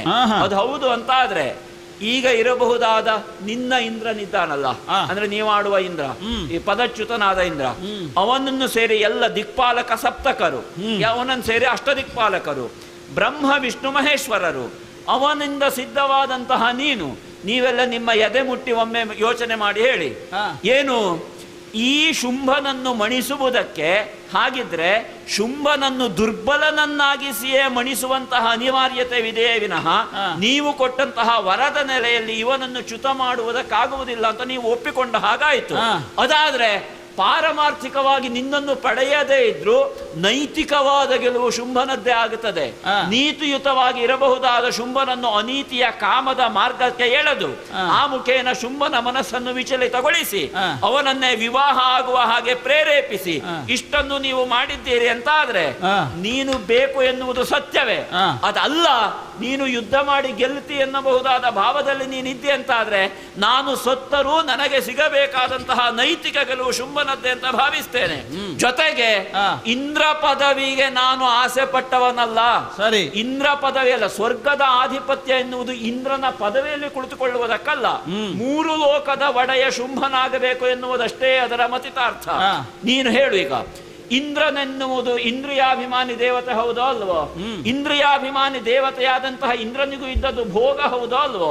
ಆ ಭೋಗ ಹೌದು ಅಂತ ಆದ್ರೆ ಇಂದ್ರಿಯಾಭಿಮಾನಿ ದೇವತೆಯಾಗಿ ಇಂದ್ರನ ಸ್ಥಾನದಲ್ಲಿ ಕುಳಿತಂತಹ ನನಗೆ ಒಂದು ಹೆಣ್ಣನ್ನು ಕಂಡಾಗ ಭೋಗವನ್ನು ಅನುಭವಿಸಬೇಕು ಅಂತ ಬಂದ್ರೆ ಏನು ತಪ್ಪು ನನಗೆ? ಆ ಇಂದ್ರನ ಪದವಿಯಲ್ಲಿ ಕುಳಿತಂತಹ ನನಗೆ ಈ ಲೋಕದ ಸರ್ವವೂ ಕೂಡ ಸಲ್ಲಬೇಕು ಅಂತ ಭಾವಿಸಿದ್ರೆ ಏನು ತಪ್ಪು? ಇದು ಈ ಪದವಿಯಲ್ಲಿ ಇರಬಹುದಾದ ನೆಲೆಯಲ್ಲಿ ನಾನು ಆಡ್ತಾ ಇರುವುದಲ್ಲ. ಆದರೆ ಹೆಣ್ಣೋರ್ವಳು ಮನಸ್ಸನ್ನು ಹೀಗೆ ವಿಚಲಿತಗೊಳಿಸಿದ ಕಾರಣದಿಂದ ನನಗೆ ಬಂದಂತಹ ಭಾವ ಇದು ಅಂತ ಆಡಿದ್ದು. ನಿನ್ನಲ್ಲಿ ನಾನು ಇದರ ಕುರಿತಾಗಿ ತರ್ಕ ಮಾಡುವುದಕ್ಕಿಲ್ಲ. ಯಾಕೆ? ಆದಷ್ಟು ಬೇಗ ನಿನ್ನನ್ನು ಕೂಡಬೇಕು, ಇಲ್ಲ ನನ್ನನ್ನು ಕಳೆದು ಕೊಳ್ಳಬೇಕು. ಕಳೆದುಕೋ ಅಂತ ಒಂದು ಮಾತುಂಟು. ಕಳೆದು ತನುವನ್ನು ಕಳೆದು ನಿನ್ನನ್ನು ಕೊಡುತ್ತೇನೆ ಅಂತ ಆದ್ರೆ ಅದಾದ್ರೂ ಆದೀತು. ಆ ನೆಲೆಯಲ್ಲಿಯೂ ಶುಂಭನಿಗೆ ಗೆಲ್ಲುವಂತ ನಾನು ಭಾವಿಸಿಕೊಳ್ತೇನೆ. ಅಯ್ಯ ಶುಂಭಾಸುರ, ಇಂದ್ರ ಪದವಿಯನ್ನೇರಿದಂತಹ ದೇವೇಂದ್ರ ಅಲ್ಲಿದ್ದಂತಹ ಸಕಲ ಭೋಗ ಭಾಗ್ಯಗಳನ್ನು ಕೂಡ ಅನುಭವಿಸುತ್ತಾ ಇದ್ದಾನೆ. ತತ್ಕಾಲದಲ್ಲಿ ಆ ಸ್ಥಿತಿ ಇಲ್ಲದಿದ್ದರೂ ಕೂಡ ಮೊನ್ನೆಯವರೆಗೆ ಅನುಭವಿಸುತ್ತಾ ಇದ್ದವನು. ಹೌದು. ಈಗ ನೀನು ಸ್ವರ್ಗವನ್ನು ಏರಿದ್ದಾನೆ. ಹೌದು. ನಿನಗೆ ಯಾವುದಾದರೂ ಅನುಭವಿಸುವುದಕ್ಕೆ ಸಿಕ್ಕಿದ? ನನಗೆ ನಿನ್ನನ್ನು ಅನುಭವಿಸಿದ್ರೆ ಎಲ್ಲ ಸಿಗ್ತದೆ ಅಂತ ಆಗಿದೆ. ನನ್ನನ್ನು ಅನುಭವಿಸುವುದು ನಿನಗೆ ಈವರೆಗೆ ಸಿಕ್ಕಲಿಲ್ಲ ಅಂತ ಆದರೆ ಉಳಿದಂತಹ ಸ್ವರ್ಗದ ಭೋಗ ಭಾಗ್ಯಗಳು ಯಾವುದೂ ಕೂಡ ನಿನ್ನ ಅನುಭವಕ್ಕೆ ಇಲ್ಲ ಅಂತ ಹೇಳುವುದರ್ಥ. ಸ್ವರ್ಗದ ಅನುಭವ ಇಲ್ಲ ಅಂತ ಆಡುವುದಕ್ಕಿಲ್ಲ. ಸ್ವರ್ಗ ಅನುಭವ ನನಗೆ ಸಿಕ್ಕಿದೆ. ಯಾವ ನೆಲೆಯಲ್ಲಿ? ಮಹತ್ವಾಕಾಂಕ್ಷೆಯ ಗೆಲುವಿನ ನೆಲೆಯಲ್ಲಿ. ಸ್ವರ್ಗ ಮಹತ್ವಾಕಾಂಕ್ಷೆ ಗೆಲುವನ್ನು ಬದಿಗಿಡ. ಯಾಕೆ ಬದಿಗಿಡಬೇಕು? ನೀನು ಸ್ವರ್ಗಾಧಿಪತ್ಯದಲ್ಲಿರುವಂತಹ ಯಾವ ರಂಭಾದಿ ಊರ್ವಶಿಯರ ಸುಖಭೋಗ ಅಥವಾ ಇನ್ನಿತರ ಸಕಲ ಭೋಗ ಭಾಗ್ಯಗಳ ತವರು ಮನೆಯಾಗಿರುವಂತಹ ಸ್ವರ್ಗದ ಯಾವುದಾದರೂ ಒಂದು ನಿನ್ನ ಅನುಭವಕ್ಕೆ ಬಂದಿದ? ಸ್ವರ್ಗದ ಭೋಗ ಭಾಗ್ಯಗಳನ್ನು ಅನುಭವಿಸುವುದಕ್ಕೆ ನಾನು ಪಡೆದವನಿದ್ದೇನೆ, ಸಂಶಯ ಇಲ್ಲ. ಆದರೆ ಸ್ವರ್ಗದ ಅನುಭವವನ್ನು ಪಡೆಯುವುದಕ್ಕೆ ನೀನು ನಿನ್ನದಾದಂತಹ ಇಂದ್ರಾದಿಗಳು ಬಿಡಲಿಲ್ಲ. ಅದಕ್ಕೋಸ್ಕರ ಅದು ನೀನೀಗ ಬಿಡಲಿಲ್ಲ ಅಂತ ಆದರೆ ಅದು ನಿನ್ನ ಪಾಲಿಗೆ ಇಲ್ಲ ಅಂತ ಅರ್ಥ. ಯಾಕೆ ಇಲ್ಲ? ಯಾಕೆ ಇಂದ್ರ ಅಲ್ಲಿ ಇದ್ದುಕೊಂಡು ಸರ್ವಾಧಿಪತ್ಯವನ್ನು ವಹಿಸಿಕೊಂಡು ಸರ್ವ ಭೋಗಗಳನ್ನು ಅನುಭವಿಸುತ್ತಾ ಇದ್ದಾನೆ ನಿರಂತರವಾಗಿ. ಆದರೆ ನಿನಗದು ಯಾವುದೂ ಕೂಡ ಪ್ರಾಪ್ತವಾಗಿಲ್ಲ. ನೀನು ಕೇವಲವಾಗಿ ಒಂದು ಈ ಹೆಣ್ಣನ್ನು ಹೆಣ್ಣು ಅಂತ ಹೇಳುವ ಭಾವದಲ್ಲಿಯೇ ನೀನು ಪರಿಗ್ರಹಿಸುವ ಕಾರಣವಾಗಿಯೇ ನಿನಗೆ ಅದು ಯಾವುದೂ ಕೂಡ ಸಿಕ್ಕಲಿಲ್ಲ. ನನ್ನಲ್ಲಿ ಯಾವುದೋ ಒಂದು ವಿಶಿಷ್ಟವಾದ ಮಾತೃತ್ವವನ್ನು ನೀನು ಕಾಣುತ್ತೆ ಅಂತ ಆದ್ರೆ ಅದು ಮುಂದಿನ ಯುಗಗಳಲ್ಲಿ ನಿನಗೆ ಸಿಕ್ಕಿತು. ಹಾಗಾಗಿ ನೀನು ಈಗ ಆಲೋಚನೆ ಮಾಡಬೇಕಾದ್ದು ಏನು? ನಿನ್ನದ್ದಾದಂತಹ ಯಾವುದೇ ಶಕ್ತಿಯೋ ನಿನ್ನ ತಪಸ್ಸು, ನಿನ್ನ ಬ್ರಹ್ಮನನ್ನು ಒಲಿಸಿಕೊಂಡು ಮಾಡಿದಂತಹ ತಪಸ್ಸು ಅದು ಯಾವುದು ಕೂಡ ಸ್ವರ್ಗ ಪ್ರಾಪ್ತಿಗೆ ಇರುವಂತಹದ್ದಲ್ಲ. ಸ್ವರ್ಗ ಪ್ರಾಪ್ತಿ ಮಾಡಬೇಕು ಅಂತಾದ್ರೆ ಬ್ರಹ್ಮನನ್ನು ತಪಸ್ಸು ಮಾಡುವ ಕ್ರಮ ಇಲ್ಲ. ಬ್ರಹ್ಮನನ್ನು ತಪಸ್ಸು ಮಾಡುವುದು ಯಾಕೆ? ಅಜೇಯತ್ವವನ್ನು ಪಡೆಯಲಿಕ್ಕೆ ಅಷ್ಟೇ. ಅಜೇಯತ್ವದಲ್ಲಿ ಸ್ವರ್ಗಾಧಿಪತ್ಯ ಅನ್ನುವಂಥದ್ದು ಅಂತರ್ಭಾವವಾಗುವುದಿಲ್ಲ. ಹಾಗಾಗಿ ಸ್ವರ್ಗಾಧಿಪತ್ಯವನ್ನು ಮಾಡಬೇಕು, ಅನುಭವಿಸಬೇಕು ಅಂತಾದ್ರೆ ಅದಕ್ಕಿರುವಂತಹ ವ್ಯವಸ್ಥೆಯೇ ಬೇರೆ, ಪ್ರಕ್ರಿಯೆಗಳೇ ಬೇರೆ. ಬ್ರಹ್ಮನಲ್ಲಿ ನಾನು ಪಡೆದಂತಹ ಅಜೇಯತ್ವದ ವ್ಯಾಪ್ತಿಯಲ್ಲಿ ಮೂರು ಲೋಕವನ್ನು ನಾನು ಏಕತ್ರಗೊಳಿಸಿದ್ದೇನೆ. ಅದೀಗ ಎಷ್ಟು ದಿವಸ ನಿಲ್ತದೆ ಎನ್ನುವುದು ಬೇರೆ. ಆದರೆ ನಾನದನ್ನು ಪಡೆದಿಲ್ಲ ಅಂತ ನೀನು ಆಡುವುದಕ್ಕಿಲ್ಲ. ಇಲ್ಲಿಯವರೆಗೆ ಪಡೆದದ್ದು ಸತ್ಯ ಅಲ್ವಾ? ಈಗ ನೀನು ಆಡುದಿಯಲ್ಲ, ನೀನು ಆಡಿದ್ದಕ್ಕೆ ಬರ್ತೇನೆ. ಸ್ವರ್ಗಾದಿ ಸುಖ ಭೋಗಗಳು ಎಷ್ಟು ಸಿಕ್ಕಿದೆ ಅಂತ ಆಡುತ್ತಿ. ಸ್ವರ್ಗಾದಿ ಸುಖ ಭೋಗಗಳಲ್ಲಿ ಅನ್ಯತಮವಾದ ಹವಿರ್ಭಾಗವನ್ನು ನಾನು ಸ್ವೀಕರಿಸಿದ್ದೇನೆ, ಅಷ್ಟು ಸಾಕು ನನಗೆ. ಅದರೊಳಗೆ ಏನು ಕೊರತೆ ಆಗಲಿಲ್ಲ. ರಂಭಾದಿ ತರುಣಿಯರ ವಿಷಯ ಹೇಳಿದರೆ, ತರುಣಿಯರ ವಿಷಯವನ್ನು ನಾನು ಹೀಗೆ ಬಳಸಿಕೊಂಡು ಬೆಳೆಸುವುದಕ್ಕೋಸ್ಕರ ಸ್ವರ್ಗಾಧಿಪತ್ಯವನ್ನು ಬಯಸಿದ್ದಲ್ಲ. ಜೊತೆಯಲ್ಲಿ ಅಜೇಯತ್ವವನ್ನು ಅಮರತ್ವವನ್ನು ಕೇಳುವ ಸಮಯದಲ್ಲಾದರೂ ಅಜೇಯತ್ವದ ಹಿಂದಿರುವ ಮರ್ಮ ಏನು? ಅಮರತ್ವ ಅಂತಂದ್ರೆ ದೇವತಾ ತತ್ವ ಹೌದೋ ಅಲ್ವೋ? ಅಮರತ್ವ ಕೊಡುವುದಕ್ಕಾಗುವುದಿಲ್ಲ ಅಂತ ಆಡಿದ. ಆಗ ನಾನು ಅದರ ಬದಲಾಗಿ ಕೇಳಿದ್ದು ಅಜೇಯತ್ವ. ಅಜೇಯತ್ವವನ್ನು ಯಾಕೆ ವಿನಿಯೋಗಿಸಿದೆ? ಅವನು ರಾಜಕೀಯದಲ್ಲಿ ಬ್ರಹ್ಮ ತಂತ್ರವಾಗಿ ಅಮರತ್ವ ಕೊಡುವುದಕ್ಕೆ ಆಗುವುದಿಲ್ಲ ಅಂತ ಆಡುವಾಗ ನಾನು ಅದನ್ನೇ ಮತ್ತೊಂದು ಮಾರ್ಗದಲ್ಲಿ ಅಜೇಯತ್ವವನ್ನು ಸಾಕು ನನಗೆ, ಅಜೇಯತ್ವದ ನೆಲೆಯಲ್ಲಿಯೇ ನಾನು ಕಲ್ಪಿತವಾಗಿ ಮೂರು ಲೋಕವನ್ನು ಆಡುತ್ತೇನೆ ಅಂತ ಆಡಿದ್ದೇನೆ. ಹಾಗಾಗಿ ಅಜೇಯತ್ವ ಸಿದ್ಧಿಯಾಗಿದೆ, ಇಂದ್ರ ಪದವಿ ಸಿದ್ಧಿಯಾಗಿದೆ, ಹವಿರ್ಭಾಗ ಸಿದ್ಧಿಯಾಗಿದೆ. ನೀನಾಡಿದ ರಂಭಾದಿನಾದಿಯರ ವಿಷಯ ಅಥವಾ ನೀನು ಸೇರಿದ ಅಮೃತತ್ವವನ್ನು ಪಡೆದುಕೊಳ್ಳಲಿಲ್ಲ, ಅಮೃತಪಾನ ಆಗಲಿಲ್ಲ ಅಂತ ಆಡ್ತೀಯಲ್ಲ. ನೀನೇ ನನ್ನ ಬದುಕಿನ ಅಮೃತ, ನೀನೇ ನನ್ನ ಬದುಕಿಗಿರಬಹುದಾದ ಸರ್ವ ಸೌಭಾಗ್ಯ, ನೀನೊಂದು ಸಿಕ್ಕಿದೆ ಅಂತ ಆದ್ರೆ ಈಗ ಈ ಮೂರು ಲೋಕ ಅಲ್ಲ 10 ಅಂಗುಲ ಮೇಲೆ ಹೋದೇನು ನಾನು. ನೀನು ಮುಂದೆ ಜೀವದಲ್ಲಿದ್ದೆ ಅಂತ ಆದರೆ ಬೇಕಾದಷ್ಟು ವಿಮರ್ಶೆ ನೋಡೋಣ. ಈಗ ಮಾತನ್ನು ನೋಡೋಣ.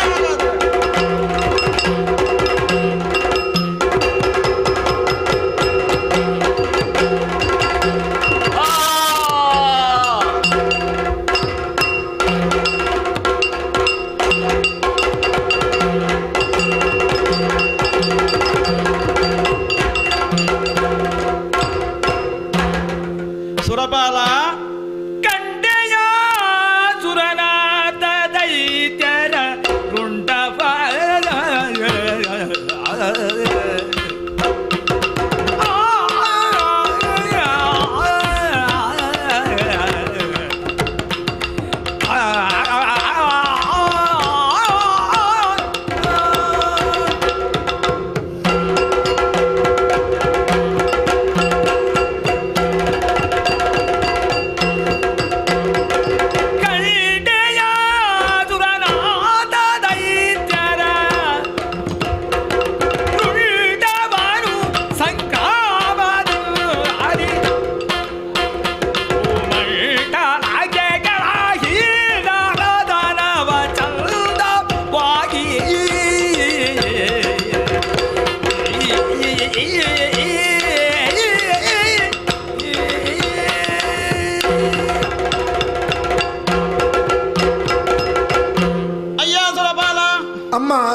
ಸಂತೋಷವಾಯಿತೆ. ಸಕಲ ದುರುಳರನ್ನೂ ಕೂಡ ಕೇವಲವಾದಂತಹ ನನ್ನ ಅಲೌಕಿಕವಾದ ಶಕ್ತಿಯಿಂದ ಅವರನ್ನೆಲ್ಲ ಸಂಹರಿಸಿದಂತಹ ಲೀಲೆಯನ್ನು ನೀನು ಕಂಡು ಅನುಭವಿಸಿದೆಯ ಸುಖವನ್ನು. ಅಯ್ಯ ಸುರಪಾಲ, ಇನ್ನು ಮುಂದೆ ಯಾವುದೇ ರೀತಿಯ ಭಯಗೊಳ್ಳುವಂತಹ ಸಂದರ್ಭ ಬೇಡ. ಒಂದು ವೇಳೆ ಅಂತಹ ಭಯ ಬಂತು ಅಂತ ಆದರೆ ಅವಿರತವಾದಂತಹ ಭಕ್ತಿಯಿಂದ ನನ್ನನ್ನು ನೀನು ಪ್ರಾರ್ಥಿಸಬೇಕು, ನಿನ್ನವರು ಪ್ರಾರ್ಥಿಸಿಕೊಳ್ಳಬೇಕು. ಅಮ್ಮ, ಮುಂದಕ್ಕೆ ನಿನ್ನನ್ನು ಈ ರೀತಿಯಾಗಿ ನಾವು ನೋಡಬೇಕು ಅಂತ ಹೇಳಿದ್ರೆ ಏನು ಮಾಡಬೇಕು? ಯಾವ ಯುಗದೊಳಗೆ ಬೊಮ್ಮೆಗೆ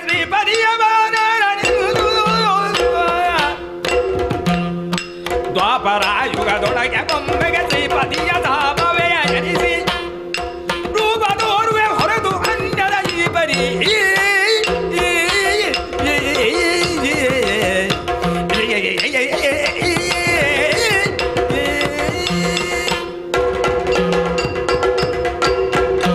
ಸುರಪಾಲ, ಅಮ್ಮ, ನಿನ್ನ ಕೇಳಿದಂತಹ ಯಾವ ಪ್ರಶ್ನೆ ಉಂಟು ಬಹಳ ಆನಂದವಾಯಿತು. ಮುಂದೆ ಯಾವಾಗ ಇಂತಹ ದರ್ಶನವನ್ನು ಕೊಡುತ್ತೀ ಎಂಬುದಾಗಿ. ಅಯ್ಯ, ಮುಂದೆ ಯುಗಾಂತರದಲ್ಲಿ ದ್ವಾಪರ ಯುಗದಲ್ಲಿ ಒಂದು ಕ್ಷಣ ಮಾಧವನ ಸಹಭವೆಯಾಗಿ, ಮಾಧವ ಸಹೋದರಿಯಾಗಿ ದಿಗಂತದಲ್ಲಿ ಕಾಣಿಸಿಕೊಳ್ಳುತ್ತೇನೆ. ಅಲ್ಲಿಯವರೆಗೆ ನಾನು ಯಾವತ್ತೂ ಕೂಡ ಈ ರೀತಿಯಲ್ಲಿ ಕಾಣಸಿಗುವವಳಲ್ಲ. ಸರಿ, ಅಲ್ಲಿ ಇದ್ದುಕೊಂಡು ನೀವು ನನ್ನನ್ನು ಸದಾ ಪ್ರಾರ್ಥಿಸುತ್ತಾ ಇದ್ದ ಹಾಗೆ ನಿಮಗೆ ಸಕಲ ಕ್ಷೇಮವೂ ಕೂಡ ಪ್ರಾಪ್ತಿಯಾಗ್ತದೆ. ಆ ಹಿನ್ನೆಲೆಯಲ್ಲಿ ಸದಾ ಶ್ರೀಹರಿಯ ಒಳಗಡೆ ವೈಷ್ಣವೇ ಮಾಯೆ ಎನಿಸಿಕೊಂಡು ಅವನೊಳಗಡೆ ಇದ್ದುಕೊಂಡು ಸಕಲ ದುಷ್ಟರನ್ನು ಕೂಡ ಸದೆಬಡಿಯುತ್ತಾ ಈ ಭೂಮಿಯನ್ನು ನಾನು ಸಂರಕ್ಷಿಸ್ತಾ ಇರ್ತೇನೆ. ತನ್ಮೂಲಕವಾಗಿ ಯಾರು ಭಕ್ತಿಯಿಂದ ಪರಮ ಭಕ್ತಿಪರವಶರಾಗಿ ನನ್ನನ್ನು ನಾನಾ ಪ್ರಕಾರವಾಗಿ ಸ್ತುತಿಸ್ತಾರೆ ಅಂತಹ ಸ್ತುತಿಸಿದವರನ್ನೆಲ್ಲರನ್ನೂ ಕೂಡ ಅನುಗ್ರಹಿಸಿ ಅವರ ಇಷ್ಟಾರ್ಥಗಳನ್ನು ಅನುಗ್ರಹಿಸ್ತೇನೆ. ಮಾತ್ರ ಅಲ್ಲ, ಈ 9 ದಿವಸಗಳ ಕಾಲ ನಿರಂತರವಾದಂತಹ ಯಾವ ದುಷ್ಟ ಸಂಹಾರ ಪ್ರಕ್ರಿಯೆ, ಲೋಕಸಂಗ್ರಹ ಹೇಳುವಂತಹ ಪ್ರಕ್ರಿಯೆ ನಡೆದಿತು, ಇದು ಪುಣ್ಯವಾದಂತಹ ಪ್ರಕ್ರಿಯೆ ಅನ್ನುವುದೇ ಅರ್ಥ. ಇದನ್ನು ನವರಾತ್ರಿ ಎಂಬುದಾಗಿ ನೀವು ಆಚರಿಸಬೇಕು. ಯಾರು ಈ ಭೂಲೋಕದಲ್ಲಿ ಸದ್ಭಕ್ತರು, ಶರಣಾಗತ ಭಕ್ತರು ನನ್ನನ್ನು ಆಚರಿಸ್ತಾರೆ, ನನ್ನನ್ನು ಸ್ತುತಿಸ್ತಾರೆ, ಅವರ ಸಕಲ ಇಷ್ಟಾರ್ಥಗಳನ್ನೂ ನಾನು ಅನುಗ್ರಹಿಸ್ತೇನೆ. ಸುರಪಾಲ ಶರತ್ಕಾಲೆ ಮಹಾಪೂಜಾ ಕ್ರಿಯತೆ ಯಾಚ ವಾರ್ಷಿಕೆ ತಸ್ಯಾಂ ಮಮೈತನ್ಮಾಹಾತ್ಮ್ಯಂ ಶುತ್ವ ಭಕ್ತಿ ಸಮನ್ವಿತಃ. ಮುಂದೆ ಇದೇ ಈ ಶರತ್ಕಾಲದಲ್ಲಿ ಯಾರು ನನ್ನನ್ನು ಅತ್ಯಂತ ಭಕ್ತಿಯಿಂದ ವಾರ್ಷಿಕವಾದ ರೀತಿಯಲ್ಲಿ ನವರಾತ್ರಿಯ ಕಾಲದಲ್ಲಿ ಪೂಜೆಯನ್ನು ಪುರಸ್ಕಾರಾದಿಗಳನ್ನು ಮಾಡ್ತಾರೆ. ಮಾತ್ರ ಅಲ್ಲ, ಈ ಇಷ್ಟು ದಿವಸಗಳ ಕಾಲ ನಡೆದಂತಹ ಯಾವ ಶ್ರೀದೇವಿಯ ಲೀಲೆ ಉಂಟು, ಇದನ್ನು ಯಾರು ಶ್ರವಣ ಮಾಡ್ತಾರೆ ಅಂತಹ ಕೇಳಿದವರ ಎಲ್ಲ ಪಾಪಗಳು ಕೂಡ ಪರಿಹಾರ ಆಗ್ತದೆ. ಮಾತ್ರ ಅಲ್ಲ, ಸರ್ವ ಬಾಧಾ ವಿನಿರ್ಮುಕ್ತೋ ಭವಿಷ್ಯತಿನ ಸಂಶಯ, ಸಕಲ ಬಾಧೆಗಳನ್ನು ಕೂಡ ನಿವಾರಿಸುವುದರ ಮೂಲಕವಾಗಿ ಮನುಷ್ಯ ಈ ಭೂಲೋಕದಲ್ಲಿ ಸಕಲ ಸಂಪತ್ತನ್ನೂ ಕೂಡ ಅನುಗ್ರಹಿಸ್ತಾನೆ. ತನ್ಮೂಲಕವಾಗಿ ಇಷ್ಟು ಹೊತ್ತು ಯಾರು ನಿರಂತರವಾದಂತಹ ಪರಮ ಭಕ್ತಿಯಿಂದ ಈ ದೇವಿ ಮಹಾತ್ಮೆ ಹೇಳುವಂತಹ ಅತ್ಯಂತ ಪುಣ್ಯಪ್ರದವಾದಂತಹ ಕಥೆಯನ್ನು ಶ್ರವಣ ಮಾಡಿದ್ದಾರೋ, ಆ ಶ್ರವಣ ಮಾಡಿದ ಫಲದಿಂದಾಗಿ ಅವರ ಶ್ರವಣ ಶಕ್ತಿ ನಿರಂತರವಾದಂತಹ ವೃದ್ಧಿತಮವಾಗಿ ಬೆಳಗಲಿ. ತನ್ಮೂಲಕವಾಗಿ ಎಲ್ಲರಿಗೂ ಕೂಡ ಅವರವರ ಮನೋಭೀಷ್ಟ ಸಿದ್ಧಿಯಾಗಲಿ. ಸರ್ವಂ ಮಂಗಲಂ.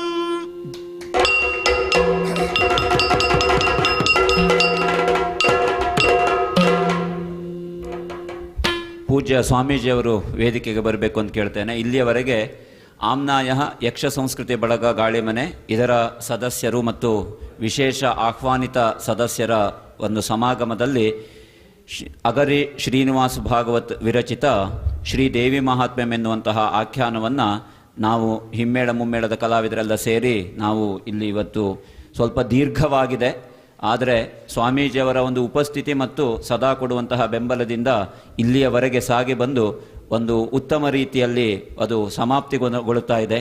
ಈ ಹಿನ್ನೆಲೆಯಲ್ಲಿ ಪ್ರತ್ಯಕ್ಷ ಮತ್ತು ಪರೋಕ್ಷ ಸಹಕರಿಸ್ತಾ ಇರುವಂತಹ ಸರ್ವ ಕಲಾವಿದರುಗಳಿಗೆ ಆಮ್ನಾಯ ಗಾಳಿಮನೆ ತಂಡದ ಪರವಾಗಿ ಮತ್ತು ಧವಳತ್ರಯ ಟ್ರಸ್ಟ್ ಇದರ ಪರವಾಗಿ, ಜೈನ ಮಠ ಇದರ ಪರವಾಗಿ ಮತ್ತು ಸ್ವಾಮೀಜಿಯವರ ಪರವಾಗಿ ಅತ್ಯಂತ ಶ್ರದ್ಧಾ ಭಕ್ತಿಪೂರ್ವಕವಾದಂತಹ ಪ್ರಣತಿ ಕುಸುಮಗಳನ್ನು, ಕೃತಜ್ಞತೆಗಳನ್ನು ಸಲ್ಲಿಸ್ತಾ ಇದ್ದೇನೆ.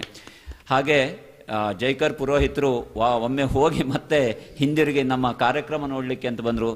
ಅವರನ್ನು ವಿಶೇಷವಾಗಿ ಜೊತೆಯಲ್ಲಿ ನಮಗೆ ಪರಿಚಯ ಇಲ್ಲ, ಅವರನ್ನು ಕೂಡ ನಾನು ಅತ್ಯಂತ ಗೌರವದಿಂದ, ಪುಷ್ಪರಾಜ್ ಅವರನ್ನು ಕೂಡ ನಾನು ಅತ್ಯಂತ ಗೌರವದಿಂದ ಕೃತಜ್ಞತೆಗಳನ್ನು ಸಲ್ಲಿಸ್ತಾ ಇದ್ದೇನೆ. ಹಾಗೆ ತುಳುನಾಡು ವಾರ್ತೆ ಅವರು ಸುದೀರ್ಘ ಒಂದು 6 ತಾಸಿನಿಂದ ಇವತ್ತು ಬೆಳಗಿನಿಂದ ಇದ್ದಾರೆ ಅಂತ ಅಂದ್ಕೊಳ್ತೇನೆ, ಬೇರೆ ಬೇರೆ ಕಾರ್ಯಕ್ರಮದಲ್ಲಿದ್ದರು. ಪುನೀತ್ ಅವರು ಮತ್ತು ಅವರ ಸಮಗ್ರ ತಂಡವನ್ನು ಅತ್ಯಂತ ಗೌರವದಿಂದ ನಾನು ಅವರಿಗೆ ಕೃತಜ್ಞತೆಗಳನ್ನು ಹೇಳ್ತೇನೆ. ಅವರ ಈ ಒಂದು ನಿಸ್ವಾರ್ಥವಾದಂತಹ ಸೇವೆ ಖಂಡಿತವಾಗಿ ಗುರುಗಳಿಗೆ ಹಾಗೆ ದೇವಾನುದೇವತೆಗಳಿಗೆ ತಲುಪಿ ಅವರಿಗೆ ಉತ್ತರೋತ್ತರ ಮಾಡಲಿ ಅಂತ ಭಗವಂತನಲ್ಲಿ ನಾನು ಪ್ರಾರ್ಥನೆ ಮಾಡ್ತೇನೆ. ಅವರ ಎಲ್ಲ ಮನೋಭೀಷ್ಟಗಳು ಕೂಡ ಪೂರೈಸಲಿ ಅಂತ ಕೇಳ್ಕೊಳ್ತೇನೆ. ಅದೇ ರೀತಿಯಲ್ಲಿ ದೂರದಿಂದ ಬಂದಂತಹ ನಾರಾಯಣ್ ಶರ್ಮಾ ಅವರು, ಕೇಶವ್ ಭಟ್ ಕೇಕಣಾಜಿ ಅವರು, ಹಾಗೆ ಓಂಕಾರಮಯ್ಯ ಅವರು, ಅದೇ ರೀತಿಯಲ್ಲಿ ಇನ್ನೂ ಅನೇಕರು, ಅವರನ್ನೆಲ್ಲ ನಾನು ವಿಶೇಷವಾಗಿ ಅವರಿಗೆ ನಾನು ಕೃತಜ್ಞತೆಗಳನ್ನು ಸಲ್ಲಿಸ್ತಾ ಇದ್ದೇನೆ. ನಾರಾಯಣ್ ಶರ್ಮಾ ಅವರು ಬಂದು ನಮ್ಮ ಆಶೀರ್ವಾದ ಪ್ರಸಾದ ರೂಪದ ಒಂದು ಆಶೀರ್ವಾದವನ್ನು ಸ್ವೀಕರಿಸಬೇಕು ಅಂತ ಕೇಳ್ಕೊಳ್ತಾ ಇದ್ದೇನೆ. ಯತ್ಕಿಂಚಿತ್ ಯತ್ ಅಲ್ಪಂ ತತ್ ಬಹುಮನ್ಯತೆ ಅಂತ ಸ್ವೀಕಾರ ಮಾಡಬೇಕು ಅಂತ ಕೇಳ್ಕೊಳ್ತಾ ಇದ್ದೇವೆ. ನಾರಾಯಣ್ ಶರ್ಮಾ ಅವರು ಇದನ್ನು ಸ್ವೀಕಾರ ಮಾಡಬೇಕು. ತುಂಬ ಉತ್ತಮವಾಗಿ ಇವತ್ತು ಪ್ರಸ್ತುತಿ ಮಾಡಿದ್ದಾರೆ, ಅವರಿಗೆ ನಾವು ವಿಶೇಷ ಧನ್ಯವಾದಗಳನ್ನು ಹೇಳ್ತಾ ಇದ್ದೇವೆ. ಸ್ವಾಮೀಜಿಯವರ ಆಶೀರ್ವಚನದ 2 ಮಾತುಗಳು. ಫೋಟೋ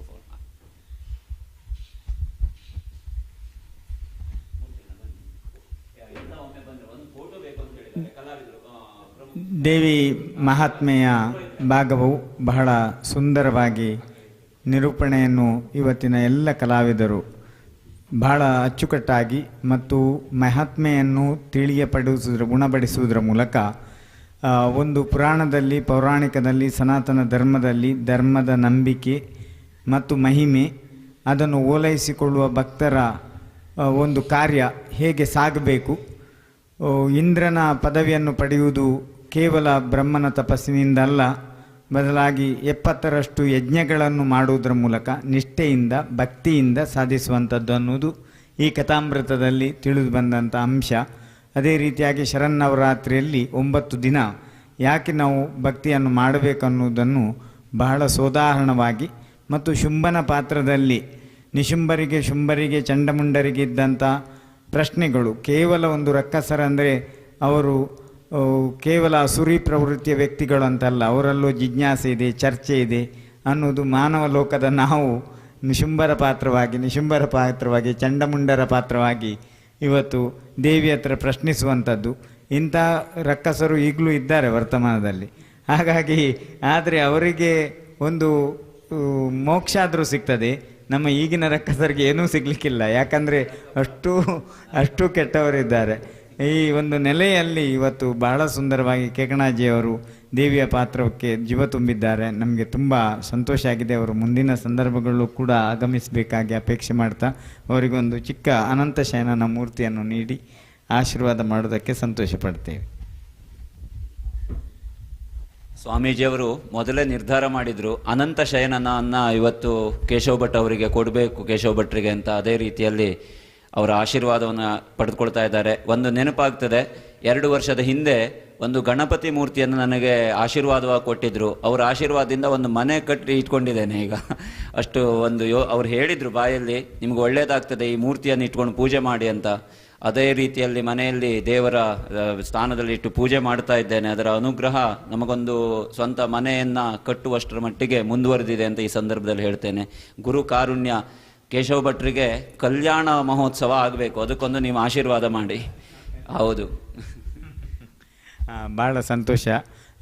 ಅವರು ಬ್ರಹ್ಮಚಾರಿಯಾಗಿ ಇರುವುದು, ಅರ್ಧ ಸನ್ಯಾಸಿಯಾಗಿ ಇದ್ದಾರೆ, ತುಂಬ ಸಂತೋಷ. ಆದರೆ ಇನ್ನು ಮುಂದೆ ಅವರಿಗೆ ಕಲ್ಯಾಣವೂ ಕೂಡ ಆಗಲಿ. ವಿಶೇಷವಾಗಿ ನಮ್ಮ ವಿನಾಯಕ ಭಟ್ರು ಗಾಳಿಮನೆ ಒಂದು ಪಾತ್ರವಾಗಿ ಜೀವ ತುಂಬುತ್ತಾರೆ ಮತ್ತು ಅನೇಕ ಹೊಸ ವಿಚಾರಗಳನ್ನು ತೆಗೆದು ನಮಗೆ ಕೊಡ್ತಾರೆ. ಅಂದರೆ ನಮ್ಮ ಒಳಗಿನ ಭಾವನೆಯ ಪ್ರಶ್ನೆಗಳು, ಸಮಯಾವಕಾಶಗಳು ಇರುವುದಿಲ್ಲ, ಆದರೂ ಇದ್ದ ಸಮಯಾವಕಾಶವನ್ನು ಪ್ರಬುದ್ಧವಾಗಿ ನಮ್ಮ ಇವರು ಕೂಡ ವೆಂಕಟರಮಣ ಭಟ್ ಕೆರೆಗದ್ದೆ ಅವರು ತುಂಬ ಚೆನ್ನಾಗಿ ಇವತ್ತಿನ ಪಾತ್ರವನ್ನು ಮಾಡಿದ್ದಾರೆ. ಮತ್ತು ಒಬ್ಬ ರಕ್ಕಸನಲ್ಲೂ ಎಷ್ಟೊಂದು ಜ್ಞಾನ ಇದೆಯೋ ಅನ್ನೋ ಹಾಗೆ ಅವರು ಅದಕ್ಕೆ ವಿಶೇಷವಾದಂಥ ಒತ್ತನ್ನು ಕೊಟ್ಟಿದ್ದಾರೆ. ಎಲ್ಲ ದೇವಿ ಮಹಾತ್ಮೆಯಲ್ಲಿ ಕೇವಲ ಒಂದು ಪುಂಡಾಟ ಮತ್ತು ವೇಷಧಾರಿಕೆಯಲ್ಲಿ ಕುಣಿತ ಹಾಗೆ ಬೀಭತ್ಸವಾದ ದೃಶ್ಯ ಅಷ್ಟೇ ಕಾಣಲಿಕ್ಕೆ ಸಿಗ್ತದೆ. ಆದರೆ ಬುದ್ಧಿವಂತರು ಪ್ರಾಜ್ಞರು ಈ ಪಾತ್ರಗಳನ್ನು ಮಾಡಿದರೆ ಜೀವ ತುಂಬುತ್ತಾರೆ. ಹಾಗಾಗಿ ರಕ್ತಬೀಜಾಸುರನಲ್ಲಿ ಭಕ್ತಿ ಇದೆ ಅನ್ನೋದು ಬಹಳ ಮುಖ್ಯ. ಇದು ಹೆಚ್ಚು ಕಂಡು ಬಂದಿರಲಿಲ್ಲ, ಆದರೆ ರಕ್ತಬೀಜಾಸುರನೂ ಕೂಡ ಒಬ್ಬ ಅಪರೂಪದ ದೇವಿ ಭಕ್ತ ಅನ್ನೋದು ಇದರಲ್ಲಿ ಕಂಡು ಬಂದಿದೆ. ಮತ್ತು ಅವನ ಹೆಣೆಯಲ್ಲಿ ಚಿಮ್ಮಿದಂಥ ರಕ್ತದ ಮೂಲಕ ನೂರಾರು ಸಾವಿರಾರು ಲಕ್ಷಾಂತರ ಕೋಟ್ಯಾಂತರ ರಕ್ಕಸರು ಹುಟ್ಟಿ ಬರುವುದು ಮತ್ತು ಅದನ್ನು ದೇವಿಯ ರೂಪದಲ್ಲಿ, ಕಾಳಿಯ ರೂಪದಲ್ಲಿ ದೇವಿ ನಾಲಿಗೆಯನ್ನು ಚಾಚಿ ಅವರನ್ನೆಲ್ಲ ಸಂಹಾರ ಮಾಡುವಂಥದ್ದನ್ನು ಕೂಡ ನಾವು ಕಥೆಯಲ್ಲಿ ಕೇಳಿದ್ದೇವೆ. ಹಾಗಾಗಿ ಇದೊಂದು ಅಪರೂಪದ ಅದ್ಭುತವಾದಂಥ ಪ್ರಸಂಗ. ಸಾದರಪಡಿಸಿದಂಥ ವಿನಾಯಕ ಭಟ್ರಿಗೆ ಮತ್ತೊಮ್ಮೆ ಅಭಿನಂದನೆಗಳನ್ನ ಹೇಳ್ತಾ ಈ ಶಾಲನ್ನು ಹಾಕುವುದಕ್ಕೆ ಸಂತೋಷ ಪಡ್ತೇವೆ. ಆರ್ಥಿಕವಾಗಿ ನಮ್ಮ ಸಂಘಟನೆ ಹೆಚ್ಚು ಸಶಕ್ತವಾಗಲಿ, ನಮಗೇನು ಕಾಣಿಕೆ ಕೊಡೋದು ಬೇಡ, ನೀವು ಸಮೃದ್ಧರಾಗಿ ನಮ್ಮ ಸಮುದಾಯ ಸಮೃದ್ಧ ಆಗ್ತದೆ ಅನ್ನುವ ಭಾವನೆ. ಮತ್ತು ಹಿಮ್ಮೇಳದ ಕಲಾವಿದರು ಭಾಳ ಒಳ್ಳೆಯ ಭಾಗವತಿಕೆಯನ್ನು ಮಾಡಿದ್ದಾರೆ. ಶರ್ಮರು ಮತ್ತು ನಮ್ಮ ಮಾಧವಾಚಾರ್ಯರು ಕೆಲವು ಸಾರಿ ನಮಗೆ ಬಲಿಪ ಭಾಗವತರ ಹಾಗೆ ಅವರದ್ದು ಕಾಣ್ತಾ ಇತ್ತು ಒಂದೊಂದು ಲೈನು. ಏನೇ ಇರಲಿ, ಮತ್ತು ನಮ್ಮ ಶರ್ಮರು ಬಹಳ ಸುಂದರವಾಗಿ ಹಾಡಿದ್ದಾರೆ. ಅವರಿಗೆ ಒಳ್ಳೆಯ ಭವಿಷ್ಯ ಇದೆ. ಹಾಗಾಗಿ ಅವರು ಕೂಡ ಮುಂದೆ ಬರಬೇಕಾಗಿ ನಮ್ಮ ಕಾರ್ಯಕ್ರಮಗಳಲ್ಲಿ ಸೇರಿಕೊಳ್ಳಬೇಕು. ತುಳುಪುಳೆಯವರಂತೂ ಸದ್ದಿಲ್ಲದೆ ಒಳ್ಳೆಯ ವಾದನ ಮಾಡಿದ್ದಾರೆ ಇಬ್ಬರು ಕೂಡ, ಅವರ ಮಗ ಮತ್ತು ಓಂಕಾರ್. ಹಾಗೆ ಚಂಡಮುಂಡರನ ಪಾತ್ರ ಕೂಡ ತುಂಬ ಚೆನ್ನಾಗಿ ಆಗಿದೆ. ಹಾಗಾಗಿ ಯಾರ್ದು ಕೂಡ ಕಡಿಮೆ ಆಗಿಲ್ಲ. ನಮ್ಮ ಅಶ್ವತ್ಥಪುರದವರಂತೂ ಯಾವಾಗಲೂ ಅವರು ಒಂದು ನಟನೆ, ಧ್ವನಿ ಎಲ್ಲವೂ ಮೇಳೈಸಿ ಅವರು ಮಾತಾಡ್ತಾರೆ. ಸಂಪೂರ್ಣವಾಗಿ ಅವರ ಧ್ವನಿಯನ್ನು ದಾರೆ ಎರೀತಾರೆ. ಹಾಗಾಗಿ ಅವರಿಗೂ ಕೂಡ ಅಭಿನಂದನೆಗಳನ್ನ ಹೇಳ್ತೇವೆ. ಎಲ್ಲ ಒಳ್ಳೆಯ ಕಾರ್ಯಕ್ರಮ ಆಗಿದೆ. ನಮಗೆ ಏನೂ ಬೋರ್ ಅನ್ನಿಸಿಲ್ಲ ಅಥವಾ ಇಲ್ಲಿ ಎದ್ದು ಹೋಗಬೇಕು ಅನ್ನಿಸಲೇ ಇಲ್ಲ.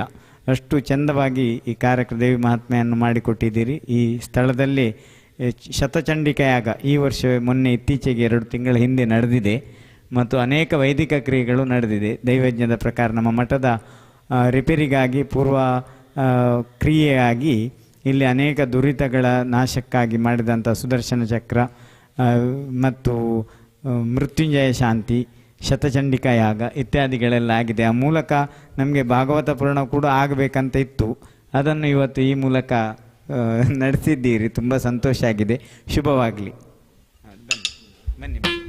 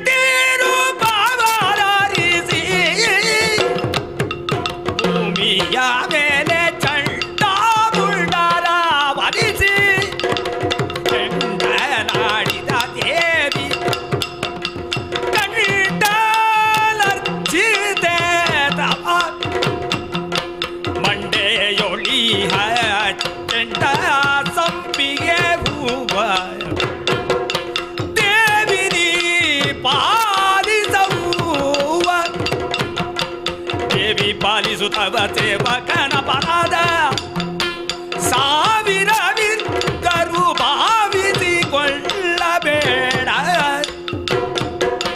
ದೇವಿ.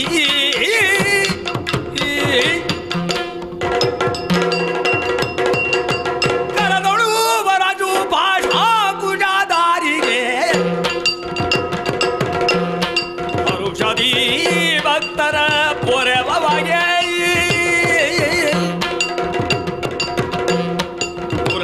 ಭೂಷಣನ ಸುಕುಮಾರ ಗಜವದರರ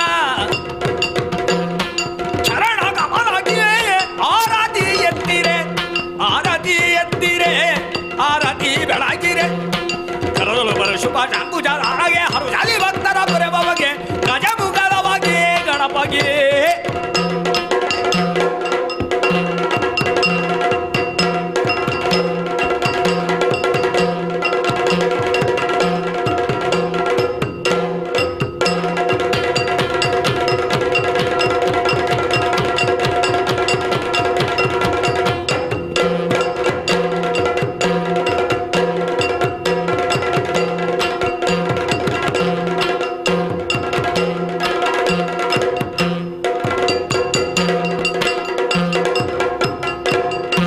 ಗಣಪತಿಯವರ ಪಾದಾರವಿಂದಕ್ಕೆ ಗೋವಿಂದ ಗೋವಿಂದ ಗೋವಿಂದ.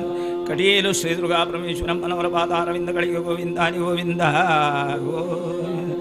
ಶ್ರೀಕೃಷ್ಣ ಮಹಾರಾಜಗೆ ದೇವತಾಭ್ಯೋ ನಮ ಸಕಲ ಇಷ್ಟಾರ್ಥ ಸಿದ್ಧಿರಸ್ತೋ ಪರಮಾತ್ಮ ದೇವತಾಭ್ಯೋ ನಮ ಮಹಾದೇವ ನಮ ಸಕಲ ಇಷ್ಟಾರ್ಥ ಸಿದ್ಧಿರಸ್ತೋ ಸಿದ್ಧಿರಸ್ತೋ ಸಿದ್ಧ